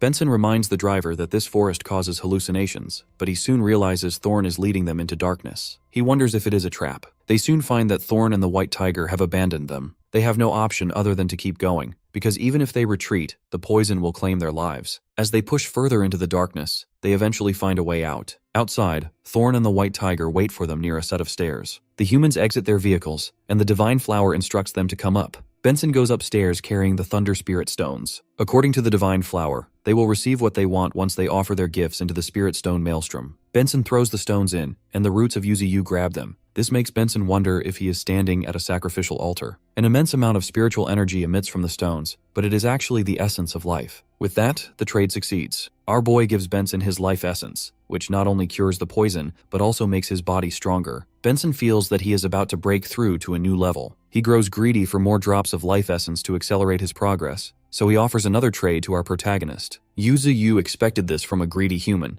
Even though the poison is cured, the man is still not satisfied. The Divine Flower explains to Benson that everyone has only one chance and that he should leave. When Benson shows reluctance, she explains he can sign the Blood Pact to receive more life essence. The Blood Pact is a scale belonging only to the Divine Tree, using blood as a medium to form a contract. The first condition ensures he is not an enemy of the Misty Mountain. The second requires him to help if the Misty Mountain faces trouble in the future. Thirdly, our hero will not let the contracted person do anything disloyal or against justice, nor will he force him to become an enemy of humanity. Benson agrees to sign since he does not have to turn against his own kind. Yuzu reflects that he previously controlled the saintess of the Brahma religion through the Blood Pact. However, that method only helps him control a few people, and he does not want to fully enslave humans. Instead, our boy hopes that powerful humans will sign the pact with him so he can influence human society. Over time, he believes humans will stop treating him as an enemy. The Divine Flower adds that if Benson breaks the rules, he will die in an explosion. Now, by trading everything he has brought, he can take 3 drops of the essence of life. With a suspicious smile, Benson makes the deal. After receiving the essence of life, the human group leaves the Misty Mountain. The Divine Flower fumes, expressing that she does not know why her master is helping the humans. She does not see any benefit to them if those humans get stronger. Yuzu explains that if a transcendent second-order human becomes stronger after leaving this place and has nothing to do with him, then humans will not believe him. He asks if he only came to cure the poison, then how did he become so much stronger? Our protagonist notes that humans are a very contradictory race, who are always suspicious of each other and filled with distrust. If everyone thinks that one is a bad person, then it will be useless no matter how much good they do. Humans are not stupid as well. It is just that they are more interested in maximizing their own benefits. Eventually, humans will slowly push Benson out and make him come back to the Misty Mountain. But our boy is not interested in those results alone. He wants Benson to become an independent monarch controlling a region. This will be the same for all the humans who come to the Misty Mountain in the future. Before the battle between them and the darkness arrives, our hero decides to borrow the strength of more races. Unexpectedly, the Divine Flower points out that his manner just now was so similar to humans. To cover this up, Yuzu states it is because he is just spending too much time with Thorn. He changes the subject by saying he is going to look at the items he just got. Turns out there is a huge number of Thunder Spirit Stones that our protagonist has acquired. He believes that it was not a bad deal to give 4 drops of the essence of life to trade for 8 truckloads of Thunder Spirit Stones. More importantly, he got the Thunder Spirit Herb, which is a spirit flower formed by the Spirit Stones. This flower is the same spirit flower that Thorn absorbed previously. Furthermore, our boy has left behind 100 drops of essence of life on the sacrificial altar. If any humans come in the future, they will be handled by the Divine Flower. Then our hero reflects that he needs to break through to the 4th Transcendent Order. Suddenly he watches Baldhead eating away at the Thunder Spirit Stones. After that, Yuzu decides to leave a portion for the Thunder Element Beasts so they can break through using these. Soon, Baldhead receives a huge Thunder Spirit Stone, which makes it feel touched. Next, our protagonist starts absorbing the Thunder Spirit Stones. Thunder strikes at him as he begins the process of breaking through. From a distance, Ninetails notes that her master will be completely different once he wakes up. Then she summons Demon Bull to give the damaged dragon egg to the Emperor Crocodile. At a certain lake, Demon Bull calls out to the Emperor Crocodile. Unexpectedly, the crocodile looks completely different and huge as he emerges from the lake. Demon Bull hands over the damaged egg to him. He believes that the crocodile totally deserves this, as he is always guarding the Misty Mountain when their master is not around. The crocodile instantly eats away the dragon egg. As a result, the Emperor Crocodile starts to transform. Therefore, Demon Bull decides to guard him until he absorbs the egg completely. From a distance, Ninetails notes that now two of them are breaking through. Meanwhile, Thorn and the White Tiger are guarding the second dragon egg. Somewhere else, Lang Feng, seeing the beam of light, believes that the breakthrough of our boy will affect the structure of the world. Soon, the Emperor Crocodile's body begins to transform, and a huge amount of spiritual energy emits from the crocodile's side. Now the Emperor Crocodile has a completely different form. Demon Bull is so excited to see the new version of the Emperor Crocodile. But no, the crocodile thinks it can evolve more. He roars heavily as he begins transforming again. Soon he transforms into a dragon, which is actually the form of the legendary Dragon of Rock. The transformed Emperor Crocodile unleashes his new attack, which strikes straight ahead. Demon Bull is absolutely shocked seeing this level of power. On the other hand, Ninetails notes that he has succeeded. The attack which the crocodile sent ahead has made a huge crater in the ground. However, that ability consumes way too much stamina, more than he initially thought. Soon, Ninetails feels an overwhelming aura. It appears to be coming from a human transcendent who fought against Australia's Beasttide previously. He cannot believe that it only took one drop of the essence of life to cure the poison. He notes that the humans were not able to cure the poison regardless of what they tried, yet the divine tree cured it effortlessly. With that, he leaves the altar. The White Leopard notes that he did not sign the contract. To that, the Divine Flower states that he did not want more life essence. The fighter who was just here is tough and definitely not one to submit to them so easily. When that fighter goes downstairs, he comments that he will be leaving first because he has a mission to perform. Hence, he tells Qing to catch up to him after she is finished. The Divine Flower makes a soft expression as she meets Qing. Soon, Ninetails and the Grey Wolf arrive to meet Qing. Now they can all meet openly without hiding. Qing announces that she has brought good stuff with her, noting that her butler will take inventory of all the commodities they brought later. She then instructs a person in a cloak to follow her. They soon meet Yuzi, who is currently undergoing a breakthrough.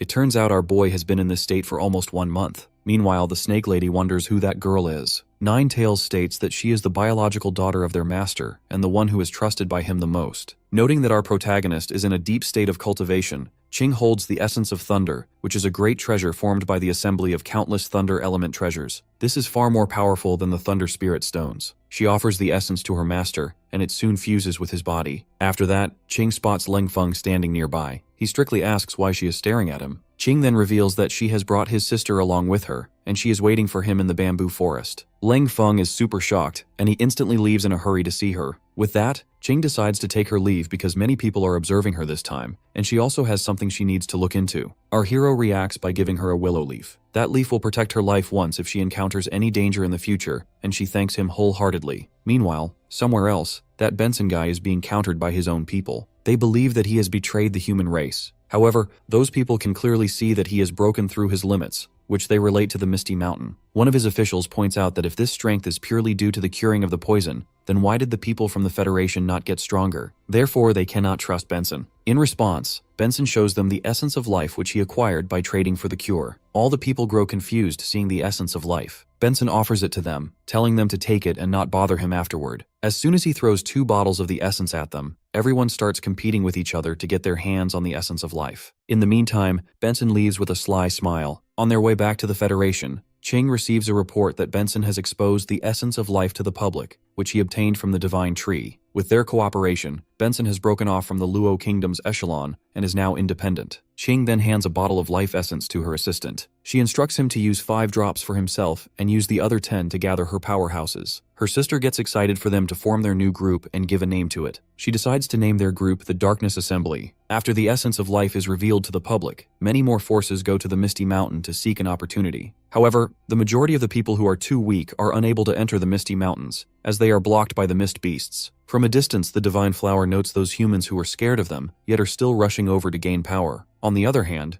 Thorn is concerned about what they will do next, as she wonders if those who manage to get past the mist are considered qualified. The Divine Flower shakes her head because they will not let anyone close who is not at least a transcendent second order. Plus, the resources they bring should satisfy them, meaning Yuzi does not want to give his life essence away so casually. Suddenly, they are summoned by Ninetails. After some minutes, all the beasts gather around Nine Tails, and every one of them wonders why they have been summoned. Nine Tails then asks the Snake Lady to explain. She states that on this continent, other than the Misty Mountain, there are many other factions made up of mutated beasts. One of them is Australia's Beast Army. The strength of those factions may differ from each other, but they are still dominating their regions. These factions include the Baron Tyrant in the depths of the Western Barren Land, the Black and White Duo Foxes of the Green Mound, the Black Crow who is the ruler of the skies of the Northern Ocean, the Blood Wolf of the Savannah, and the Arctic Kings in the depths of the Northern Territory. The White Leopard points out that it was living in the Northern Territory for a long time, but has never heard of the Arctic Kings. The Snake Lady reveals that it is because of our protagonist that they do not dare to reveal themselves. Among the factions, the only one that can go up against them is Australia's Beast Army. There is a possibility that they might be stronger than the Misty Mountain. Nine Tails explains that the reason everyone is gathered here is so everyone knows about these factions, especially Australia's Beast Army, which is about to declare war against them. Therefore, they need to prepare and start talking to other factions.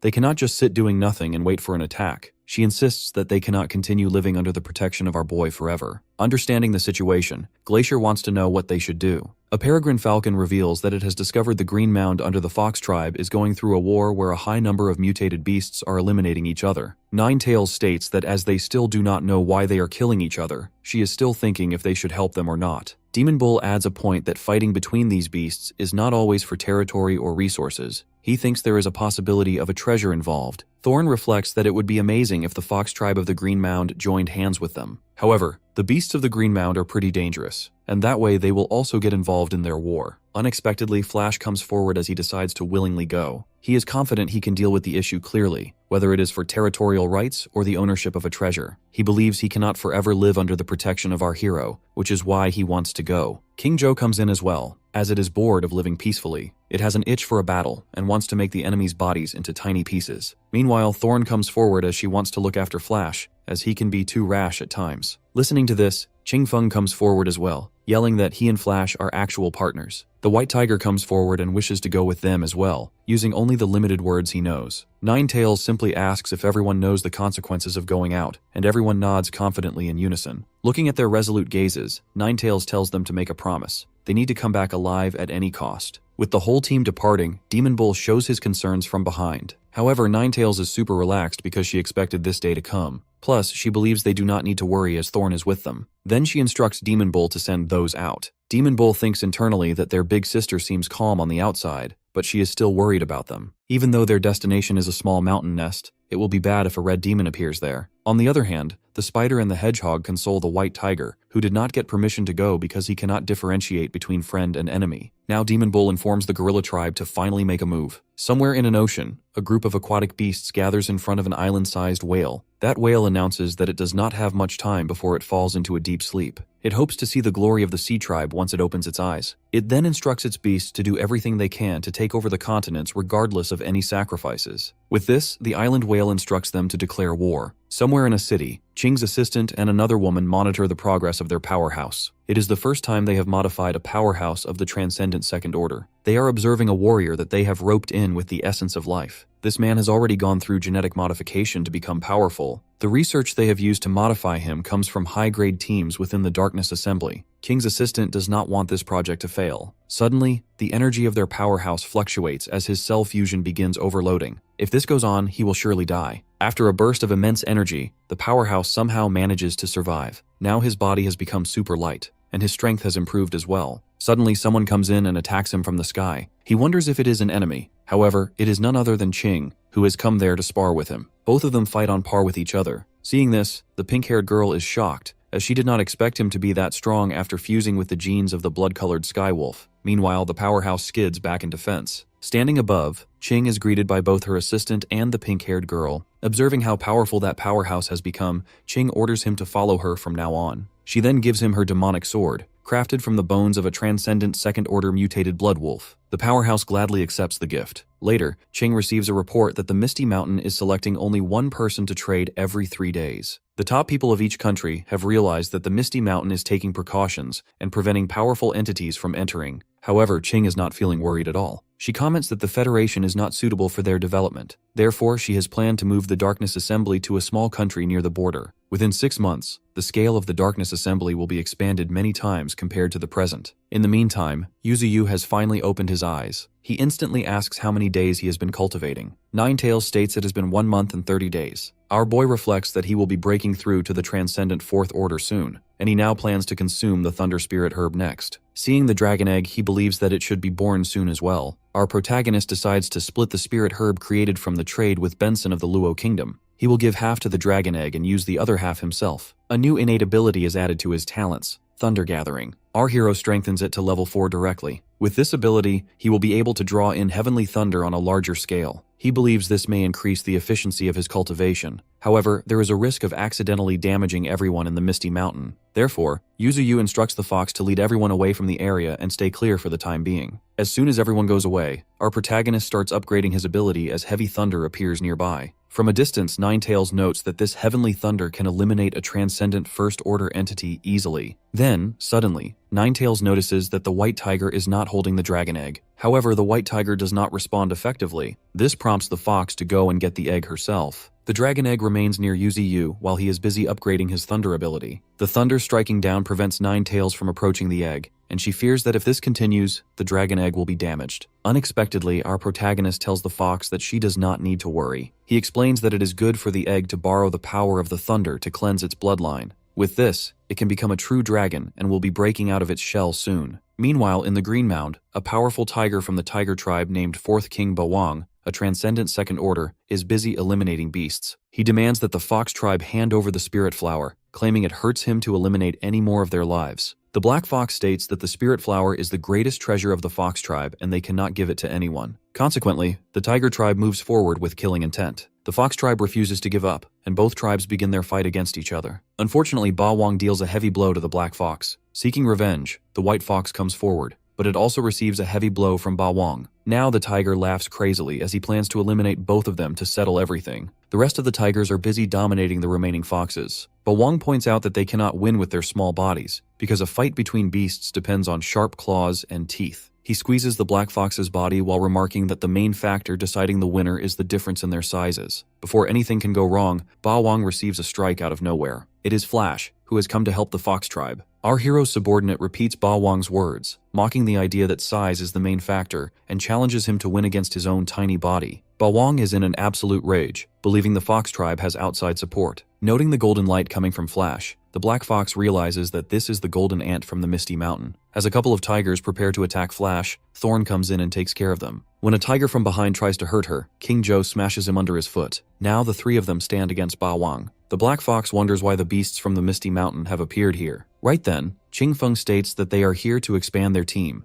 In trade, they will ensure no enemy invades their territory. Flash gives the leader tiger two choices: join them or die. Bawang chooses a third option, declaring that all of them will die there. He uses his immense spiritual energy as he closes in on Flash and his group. The white fox informs the group that the tiger's physical body is very strong and they cannot be careless. Flash uses a triple strike as a counterattack. Unexpectedly, the gorilla tribe has also arrived. Seeing the situation, their leader believes they do not need to do anything yet. Surprisingly, Bawang is eliminated by Flash in just a single blow. However, it is not over yet. Somewhere underground, another tiger named Hu Wang, who is at the peak of the Transcendent Second Order, is filled with a thirst for revenge. Hu Wang receives a report that Bawang is dead. Supporters of the Fox tribe arrived and turned the situation around in an instant. Hu Wang orders for Lao Wu to be called over, as the Dark Leader decides to go with them this time. Back in the Green Mound, Thorn is observing a small, weird creature that is threatening to eliminate her. The White Fox explains that this is the Blood Spirit fruit, which can nourish the blood and strengthen the body after consumption.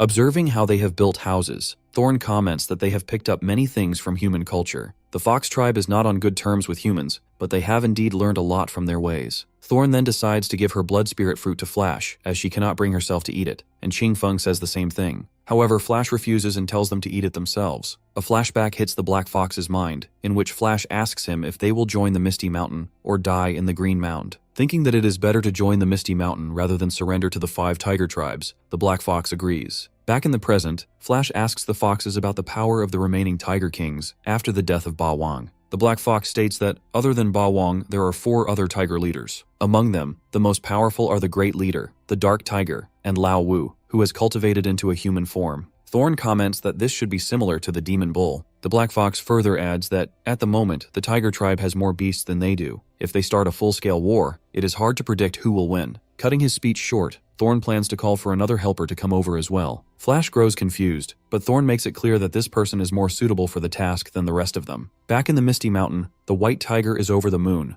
It seems he is the one Thorn was talking about. He confidently starts flying toward the Green Mound. However, soon after, he comes back to ask about the location. The Falcon tells him to go toward the east. After flying a bit, he comes back again because he simply did not understand the directions. Therefore, the Falcon decides to go with him. The Spider and the Hedgehog believe this is going to be a problem. At nighttime, Hu Wang arrives with his group in the Green Mound. Fortunately, Flash and his team are all ready to take them down. Our protagonist's subordinate recognizes Hu Wang as the Dark Tiger, while the Dark Tiger recognizes them as the supporters of the Fox tribe. The White Fox points at the 3 tigers beside the Dark Tiger. One is the second leader, the Blood Tiger King, who is cruel and bloodthirsty. Another is the third king, Mao Wang. On the other hand, the most terrifying 5th king is nameless. Without their intelligence, the Fox tribe would never have known of his existence. Hu Wang yells that they only managed to eliminate Ba Wang because they invited a group of supporters. Planning to not let them escape this time, Hu Wang unleashes supersonic waves, a tiger roar, toward them. But King Zhou counters the attack with his own supersonic waves. Next, Hu Wang orders his tribe to kill all the foxes. The foxes do not give up on their territory, as they would never allow the tiger tribe to destroy their peace. With that, the fight between the foxes and the tigers begins. Qingfeng is also busy eliminating enemies when he is encountered by Mao Wang. Thorn saves him by countering Mao Wang's attack, and now the both of them face each other. On the other hand, Flash uses his single strike after increasing his strength to counter the 5th Tiger King. In the meantime, the Black and White Foxes are up against the 2nd Tiger King, the Blood Tiger. King Zhou, meanwhile, is up against Hu Wang, who increases his spiritual energy from 10,000 to 50,000. King Zhou blasts off flames, but Hu Wang jumps out of the fire unscathed. In midair, he unleashes a roaring wave toward King Zhou. Unfortunately, it hits King Zhou, which makes Hu Wang boast about his own strength. Fortunately, King Zhou is still alive as it emerges from the smoke and bites its opponent. Unexpectedly, some kind of poison from Hu Wang infiltrates King Zhou through the bite. As a result, King Zhou immediately frees Hu Wang. Turns out Hu Wang is from the dark element. Now King Zhou's body will be slowly corroded away. Seizing the opportunity, Hu Wang grabs King Zhou's neck and throws it away with great force. Its body is getting dark from the darkness element. From a distance, Qingfeng spots King Zhou in a difficult situation. Hu Wang, determined to eliminate King Zhou, sends a powerful blow at it. However, as the smoke clears, the White Tiger emerges, having protected King Zhou from the last attack. His comrades are stunned seeing him arrive on the battlefield. Noticing his wings, Hu Wang considers the White Tiger a bit stronger than King Zhou. The White Tiger shouts only one thing,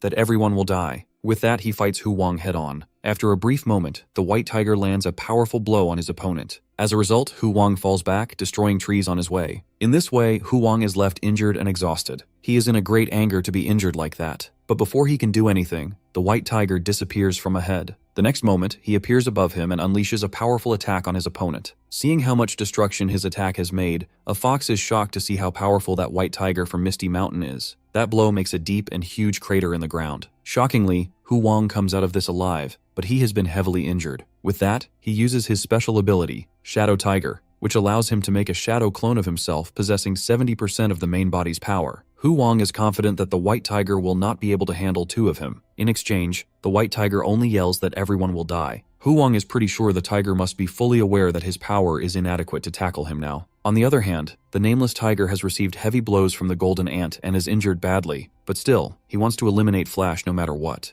Our protagonist's subordinate, Flash, comments that even though the tiger is strong, he himself is stronger. Then, our boy's loyal ant uses his triple strike after increasing his strength, striking at his opponent from multiple directions. The Black and White Fox succeed in defeating the 2nd Tiger King. On the other hand, the 3rd Tiger King is being toyed with by Thorn, as she expresses a wish to become his master. Qingfeng also stands tall atop the body of his fallen opponent. Now only the battle on the side of the White Tiger remains. Hu Wang unleashes a double roaring sphere, which hits the White Tiger directly. Before Hu Wang can celebrate his victory, the White Tiger emerges from the smoke. This shocks Hu Wang, because his strongest attack was only able to dirty the beast's fur. Our hero's tiger furiously shouts that everyone will die. Hu Wang now realizes the full meaning of this statement. It does not mean they themselves will die, but rather everyone fighting against them. As the White Tiger closes in to land a powerful blow, Hu Wang admits he saw through their power from the beginning. The white tiger is not only powerful but very smart as well. Considering him extraordinary, Hu Wang receives the final blow. As the smoke lifts, Hu Wang is seen lying on the ground while the white tiger stands tall before him. When the white tiger prepares to eliminate his opponent for good, Hu Wang's comrades beg him not to kill their big brother. Thorn then gives them two options. One is to join them, and the other is to be killed. The tiger tribe leaders decide to join as long as their big brother is not harmed. However, Hu Wang gets up with his weakened body, insisting he hasn't lost yet because he does not want them to take his comrades away. His brother insists they cannot win. 2 days later, the white tiger, the tiger tribes, and the treasurer of the fox tribe leave the green mound. The white fox asks the black fox if their decision to give their treasure away is a good one. The black fox states they cannot protect it anyway, so it is better to use it as a token of joining the Misty Mountain. Plus, they can obtain an endless supply of the essence of life. Meanwhile, Thorn notes they have managed to subdue 3 kings of the 5 tiger tribes, along with many others in the Transcendent First Order. Furthermore, the white tiger is happy because there will be others of the same tribe in the Misty Mountain now. 2 days earlier, the white tiger had tried to stop Hu Wang from leaving. The white tiger only repeated that everyone will die. Thorn then explained that he needed to say he would wait for Hu Wang at the Misty Mountain in 3 months. If Hu Wang defeats him there, his tribe will be returned. But if he loses, Hu Wang will join the Misty Mountain. In the upcoming days, Thorn, Flash, and the others are all busy in battles to expand their power. Yu Ziyu, on the other hand, is cultivating to break through to the Transcendent Fourth Order. During that time, the Misty Mountain enters a brief moment of peace. The scene shifts to the Magic City, one of the most modern coastal cities of the Federation. Inside a car, a blue-haired woman named Lin Zi, a Transcendent First Order and one of the 10 Great Heavens Pride of the Federation, sits observing the waves. She notices how unusual the sea is today. After getting permission from her teacher sitting beside her, she vanishes from the car to take a look at the ocean. Her teacher, who wears glasses, has never seen Lin in such a hurry and hopes everything is fine. After vanishing, Lin teleports to the coast. As soon as she opens her eyes, she finds herself in front of a massive scale of sea beasts. One of the beasts shoots its spike-like horn toward the mountains, and that spike blasts off instantly. Lin moves her focus from the monsters to the destructive power of the attack. In the meantime, a monster discovers her. The giant sea monster opens its mouth to devour Lin.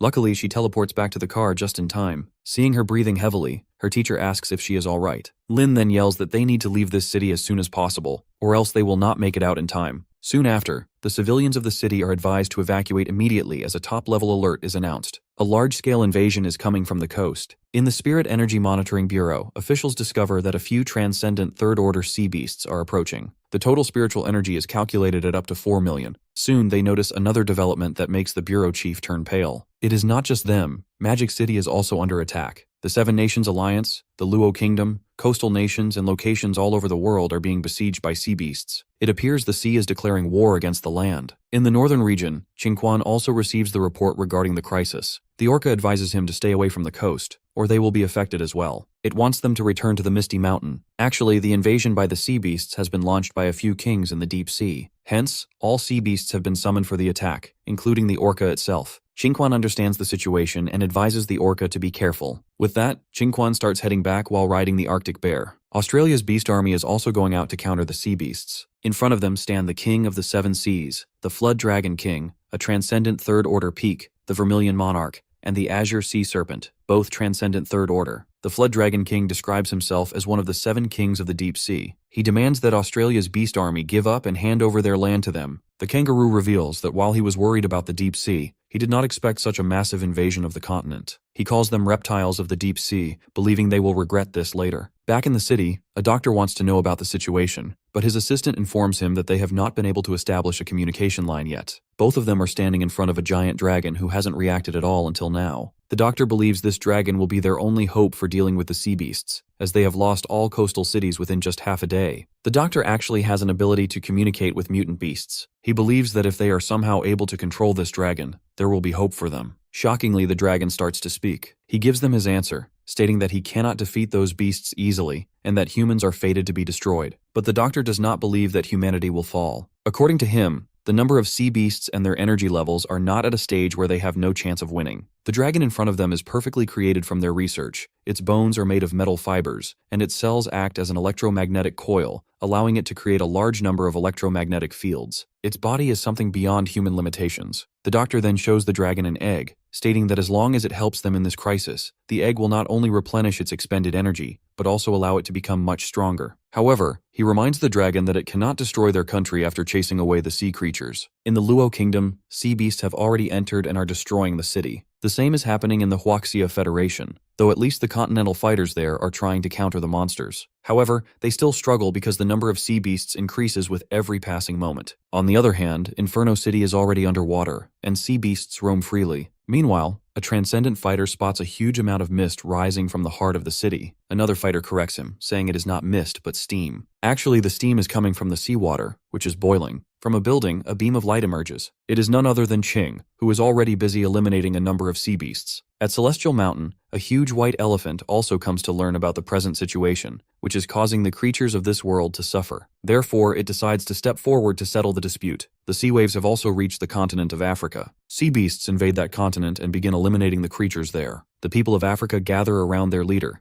However, before he can speak, a group of sea monsters arrives and spreads chaos. Back in the Misty Mountain, Yuzu finally opens his eyes. Ninetales is happy to see him waking up. However, our boy is still one step away from breaking through. He did not expect the consumption of resources to be so enormous, and he still needs 10 million evolution points to complete the final step of his breakthrough. He asks if something is happening in the outside world, as he has been feeling very strong spiritual energy being emitted from the neighboring area. Ninetales tells him about the global invasion. Now our protagonist knows that the sea beasts have finally started their attack on the land. He never expected it to be such a large-scale invasion, but our hero has a plan. He has now found the opportunity to gain more evolution points. Plus, by helping humans in this crisis, his prestige in the human heart will rise. This way, he will kill many birds with one stone. He then orders Ninetales to take some land beast with her to subdue sea beasts to expand the Misty Mountain army. For himself, our boy decides to meet these deep-sea creatures personally. Back in Magic City, sea beasts swim freely under the water. Meanwhile, some of them are attacking Lin. She uses Space Slash and succeeds in eliminating one monster, but unfortunately, she has almost used up all of her strength. She no longer has the energy to escape. However, she believes that luring the sea monsters to her position will give others time to flee. Soon, a huge monster appears right behind her, preparing to eat her. To her surprise, the huge monster receives a heavy blow and falls to the ground forcefully. It is actually the work of the huge white elephant from Celestial Mountain. This is the white jade elephant, a transcendent third order. Lin is stunned to see a white giant elephant floating in the sky. The elephant gathers energy and launches another attack toward the fallen giant monster. In the meantime, Lin teleports to the rooftop of a building. She knows that if she does not escape soon, she will die, but she doesn't have any strength left to move. Qing appears right behind her and recognizes the giant elephant as a transcendent third order. A captain of the transcendent fighters also appears with his team, recognizing Qing. He reports that up until now, 27 coastal cities have been invaded by sea beasts. Among them, 5 have already been completely destroyed. The rest of the cities are still resisting, but they will also eventually be destroyed. He believes the only thing they can do is delay the sea beast's advancement, fearing that this seems to be the end of the world. Somewhere nearby, a sea beast king, a transcendent third order peak, emerges. Qing ignores everything the captain says and decides to fight. However, the captain still insists they should wait for the Federation higher-ups to devise a proper plan. Otherwise, they will die with their current strength. Furthermore, the country is already prepared to use the Spirit Orbital Cannon. Once it finally activates, the current crises will be resolved completely. But Qing points out that those people cannot wait that long. Therefore, she flies directly ahead using her spiritual wings. Those wings can only be used by fighters in the third order, and Qing is already a transcendent third order cultivator. She goes straight toward the giant sea monster and sends a heavy attack toward it. From behind, she notes that the seawater is also boiling up. Meanwhile, the giant sea monster spots Qing, who yells at it in rage. The fight between the giant sea monster and Qing begins. She uses her purple flame and veneration to attack the monster. The beast roars heavily in pain. However, after the attack, as the smoke lifts, the giant monster is totally fine. Because its body is so massive, the scope of Qing's attack is not enough to cause lasting damage. Suddenly, the white jade elephant arrives and saves Qing from the giant sea monster's counterattack. He returns to her side and asks if she is all right, but Qing is only concerned about his identity. The elephant plans to explain this later, but he assures her that he is not their enemy. Their talk is cut short when the giant sea monster unleashes its attack in the form of a light beam toward them. Both Qing and the elephant are caught in the blast and are soon hit by that attack. Fortunately, the elephant survives, but he is in very bad shape.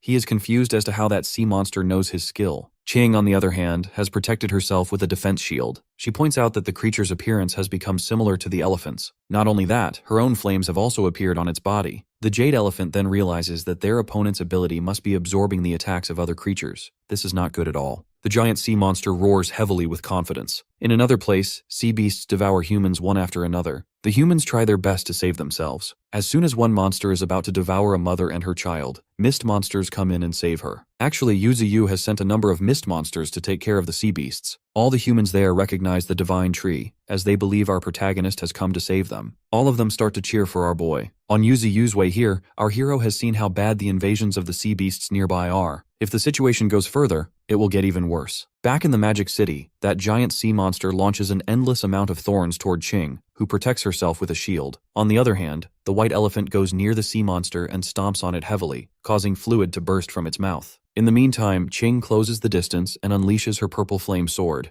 However, it is still not enough to eliminate the beast for good. It instantly starts preparing for a breath attack. Before Qing can escape, the monster unleashes the blast. That attack lands straight on a building along with Qing. Fortunately, she is somehow able to survive the blast. The elephant grows worried about her, but she unexpectedly admits that this monster is unkillable. The elephant remarks that it is not a normal sea beast. It is one of the 7 kings that unified the deep sea. Furthermore, it is one of the leaders responsible for the land invasion, known as the King of the Sea Beasts. The King of the Sea Beasts roars as it unleashes an attack, sending countless thorns at them. After protecting himself, the elephant unleashes yet another attack, Sky-Piercing Hoof. He lands a powerful blow on his opponent, and as a result, seawater sprays everywhere. Meanwhile, Qing notes that he actually managed to shatter space. Other than her master, this is her second time seeing a creature shatter space like that. After landing the attack, the white elephant stands near the whirlpool. Qing is curious to know if the fight is over. The elephant states that no matter how strong that monster is, it is impossible to survive that attack. But to their surprise, the giant monster appears above them and uses the elephant's own ability, the Sky-Piercing Hoof. The attack lands directly on the white elephant. As a result, the jade elephant is unable to move, as he is heavily injured. Qing finds the monster too tough to defeat. The King of the Sea Beasts declares that the land belongs to the sea, everything belongs to the sea, and rebels shall die. When it tries to eliminate Qing with the Sky-Piercing Hoof, Yu arrives and saves her in time. Our hero recognizes the beast as one of the deep sea kings. However, our boy finds it incredibly ugly. The sea beast reacts sharply and again uses the Sky-Piercing Hoof technique. Qing informs our protagonist to be careful, as that move can shatter space. Yu counters the attack with a thick root. Huge pressure is created in the surroundings, which makes Qing fly backward. Fortunately, the white elephant holds her tightly to save her. He knows that the move the King of the Sea Beasts is using is far more powerful than his own, yet against the divine tree, it is nearly ineffective. The spiritual energy being emitted from our hero is too powerful. For Yu, that attack was nothing at all. Therefore, the King of the Sea Beasts attacks him repeatedly until it receives a powerful blow from our protagonist. Our boy knows that this is only a stolen move. He then entangles the beast in his thick roots and uses a divine skill, Thunder Execution. Massive lightning and thunder strike his opponent directly. After enduring a heavy blow of thunder, the sea beast finally reverts to its original form and collapses hard.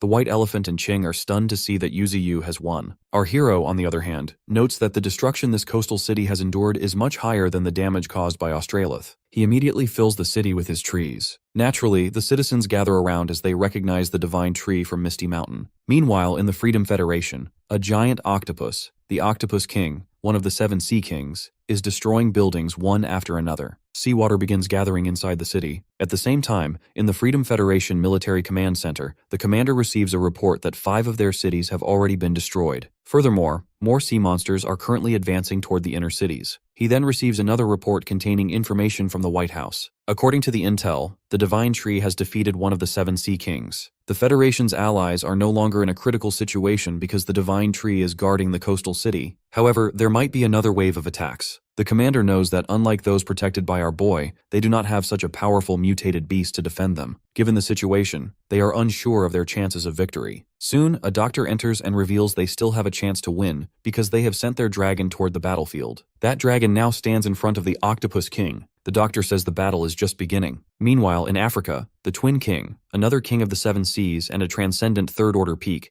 is up against an African fighter who is likely the leader of his people. On the other hand, in Australia, another sea king is up against a kangaroo. The kangaroo yells to his army that their priority is to prevent the sea beasts from invading their territory. The Sea King points out that he is also a creature who evolved from the seas. In the middle of the battle, the Sea King suddenly senses that the spiritual energy of the King of the Sea Beasts has disappeared, making him wonder if his peer has been defeated. He starts to sweat, wondering if there is a powerful being on land who can challenge the 7 seas. Back in the Magic City, Lin wanders through the forest created by our protagonist. She admits that humans are indeed far inferior when facing him. From behind, a strange kid asks if her ability is teleportation. She turns and wonders why a child is there. Shockingly, the kid is actually Yu in human form. Lin receives a massive shock. Later, our hero in his child form brings Lin to his main body where Qing is waiting. She also gets a shock seeing him as a child. However, he laughs it off, explaining he recently gained this new ability. Ching is happy to find him looking just like a human. Our boy explains that he has used a hallucination effect on his body. Those who see him will perceive him as a human child. But there are limitations, as he cannot stay too far away from his main body. After returning to his main body, Yu plans to deal with the sea beasts he has captured inside his roots. Among them is a mutant giant turtle, a transcendent second order. Aside from high defense, it lacks other abilities. The same goes for many other sea beasts. It turns out most of them are quite useless and not worth taking under his command. Therefore, he goes straight to the important one, the sea beast at the transcendent third order peak. This beast follows an evolutionary path similar to his own. From Ching, our protagonist learned that this beast took only a few minutes to evolve into a giant elephant. This is just the starting point of it evolving into a copy of his main body. The evolution will probably merge with the abilities it has learned before. Our hero wonders if, once it completes its evolution, it will become a real willow tree. He also wonders if he would have obtained its innate abilities had he devoured it immediately after the battle. For now, he decides to keep it and use the others to cultivate his evolution points. After eliminating the rest of the sea beasts, Yu is ready to activate his 4th order evolution. For the 4th order evolution, Yu spends 10 million evolution points. Then our boy leaves his protection to Ching while he breaks through. With that, the process of breaking through begins. Right then, the white elephant appears as he finds that Ching's master is about to break through. He finds the spiritual energy emitting from our protagonist truly mesmerizing. Meanwhile, Ching notes that the white elephant can change his size freely, which is quite amazing. Then she asks him about his identity. The white elephant reveals that he is from Tianshan, just an ordinary being who fights corruption. At the same time, in the western region, Seth is on his journey. He wonders if our hero would break through soon. Meanwhile, at the Tianyu mountain, a bird feels the energy fluctuating due to Yu. At the same time, in the northern region, beings there also feel the change in the atmosphere. Deep in the sea, the huge island whale opens its eyes. It also feels the change, and figures out that this is an energy wave coming from someone who is breaking through for the 4th order. However, it believes that there shouldn't be anyone to reach at the 4th order so quickly. Due to this, it plans to act fast as well. From afar, the humans observe how big our divine tree has become, even larger than the surrounding buildings. Soon, thunder strikes, which is actually heavenly thunder. Our boy is emitting an immense amount of spiritual energy. 2 beasts have appeared in the vicinity. One is King of the Seven Seas, Dragon King, a transcendent 3rd order peak. The other King of the Seven Seas is Conch King, also at transcendent 3rd order peak. Dragon King figures out that our protagonist is the one who has killed their fellow King of the Sea. Conch King comments on the immense amount of spiritual energy which is emanating from our hero. It believes that this is the great time to get rid of him. Suddenly, Ching and the white elephant feel the presence of those 2 monsters who have a huge amount of spiritual energy. Both of them are terrified of figuring out that they are 2 of the kings of the 7 seas. Both of those kings get near Yu by swimming through the seawater. The white elephant sweats as a doubt that they can win against them. More importantly, our boy has not broken through yet. Those 2 kings are that much powerful that they can eliminate them in just one single hit. The elephant knows that it would take at least 1 hour for our protagonist to wake up. Ching shouts for him to calm down as she prepares herself for a fight. She wants him to think about something rather than panicking. She points out that they will not follow him when he tries to escape because their target is not him but her master.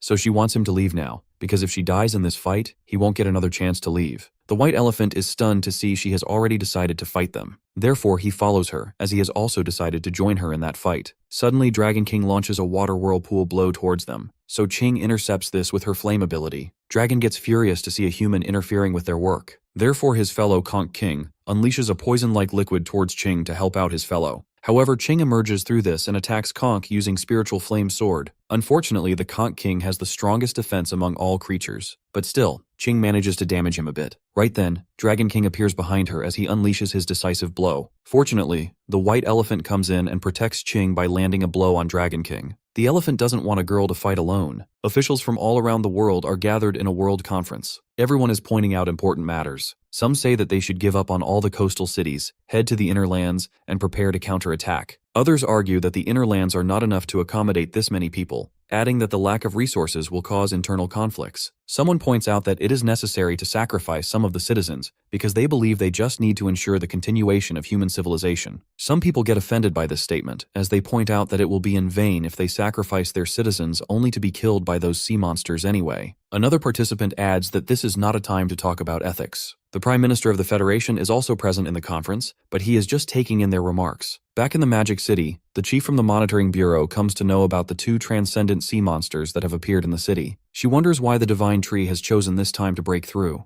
She also thinks that the Deep Sea King is afraid of Yuzi getting stronger, which is why he has chosen this time to attack him. The whole world is being invaded by the sea monsters right now, and yet humans cannot do anything against them. Then, the chief gets a report that they have captured the image of a human among the sea monsters. When they open the image, they learn that it is none other than their flame princess, Xiaoling. The chief does not know why she is there, and she wonders if Xiaoling is planning to fight against those sea beasts. Rejecting all other thoughts, the chief concludes that she is fighting for our protagonist. Back on the battlefield, Qing uses her spiritual flame gigantic sword and lands a blow on Dragon King. She manages to hurt him, which makes Dragon King decide not to take her lightly. He now considers her as someone at the first rate. Meanwhile, the white elephant directly hits Conch King. After that, he uses piercing tusks. When Conch King falls back, the elephant takes the opportunity and tries to attack with his sky-piercing hoof. Unfortunately, Conch King unleashes a huge amount of sulfuric acid. Both of their attacks clash as they step back. Conch King never expected his top to be damaged like this after just one stomp. However, the white elephant is also in a bad situation, as his skin is burning from the acid. Parts of his left body just got hit by the liquid. Right after that, both of them prepare to launch another attack on each other. Back to Qing. She uses light butterflies to counter the stream shield of the Dragon King. However, it does not affect Dragon King at all. He then shouts for her to step back as she is getting in their way. Unfortunately, he uses the stream shield ability to trap Qing inside. She gets frustrated because a skill that is meant for defending is being used to trap her. Right then, her opponent unleashes Stream Cannon. At first, Qing dodges all the attacks, but soon she realizes that those cannons are using the stream shield to bounce back. She is affected by those cannons even though she uses her own shield to protect herself. Leaving Qing busy with the cannons, Dragon King approaches our hero, as he plans to finish this in one breath. Before he can fire his cannon, Qing appears and lands a heavy blow on him. His eyes get damaged while she herself is breathing heavily. Now Dragon King is in an absolute rage as he goes toward Qing to eliminate her for good. He shouts for Conch King to use that skill. Listening to this, the white elephant grows confused as he wonders if they have an even stronger skill to use. Both kings combine their skills to make a brand new technique. Turns out, this is their most powerful combination skill. The kings want to explode Qing and our boy into pieces. Those kings together make a huge orb filled with destructive power and launch it toward Qing and our hero. Transcendent human beings from the Federation are fighting against sea monsters. Meanwhile, in the Spiritual Energy Research Institute, the chief notes that the advancement of the sea beasts toward the coastal cities has slowed down. The transcendents in those cities are continuing to hold them back, but this is just slowing the speed of their invasion. This will continue until they deal with the Sea Kings. The Transcendent leader eliminates one big sea monster, but more and more come out as there is no end to it. Suddenly, all of them start to feel an immense and terrifying spiritual energy, and the sea monsters also feel the same thing. The team leader feels that it is coming from the direction where Qing is. He wonders what kind of monster she is facing at the moment. Back in the Magic City, the kings are about to launch their most powerful attack. If that goes off, Qing and the white elephant won't be able to block it. This attack will not only eliminate the divine tree but also destroy all the cities along with the humans. Therefore, the elephant wants Qing to use her full power without holding anything back. But Qing already knows it and doesn't want anyone to dictate it to her. In the meantime, the kings launch their ultimate skill, Twin Stream Cannon. Both Qing and the white elephant develop a huge shield around them so they can counter the incoming attack. Sadly, their shields start to break while Qing starts losing her blood in the process. On the other hand, both kings shout as loud as they can so they succeed in destroying everything. A huge blast erupts as a result. As soon as the smoke is clear, we see that Yuzi is completely alright, standing in between, as the destructive cannon has been split into two halves. However, the white elephant is lying in a very bad condition, yet he has successfully protected Qing. As the two kings again start developing their combination skill, they feel offended that the elephant has successfully protected that girl, but they know that they will be successful in the end. Now that our protagonist is unfortunately alone, they are determined to take him down this time. Therefore, Qing steps out to try stopping them again. Meanwhile, the white elephant tries to stop her, but Qing still moves forward even in a very bad state. In the meantime, the kings again launch their destructive orb toward our hero. But for Qing, protecting her master is the most important thing. She recalls the time when she lost him once. At that time, the shouting of the humans and the crying of beasts went on endlessly. She wonders if fighting for boundaries is really that important. Whether it's the humans who are trying to expand their territories, or the sea monsters that have invaded the continent to expand their power. For her, those wars are completely useless. She believes that the only one who can stop all of this is her master. Therefore, she needs to protect him at all costs. Not just because he is her master, but because our boy is also the guardian of Earth. As the kings launch their destructive attack, Qing comes in and does her best to protect our protagonist. From afar, the lying white elephant grows super worried about Qing. Surprisingly, Qing manages to block that attack, even though she is now in a very poor condition and completely exhausted. Seeing this, Dragon King is stunned, and remarks that she is doing something which is useless. but Ching mutters that it is not useless at all. She starts falling down, as she believes she has bought enough time. As she falls, the white elephant runs to catch her, but unexpectedly, our hero's root catches her safely. It looks like Yu has completed the process of breaking through.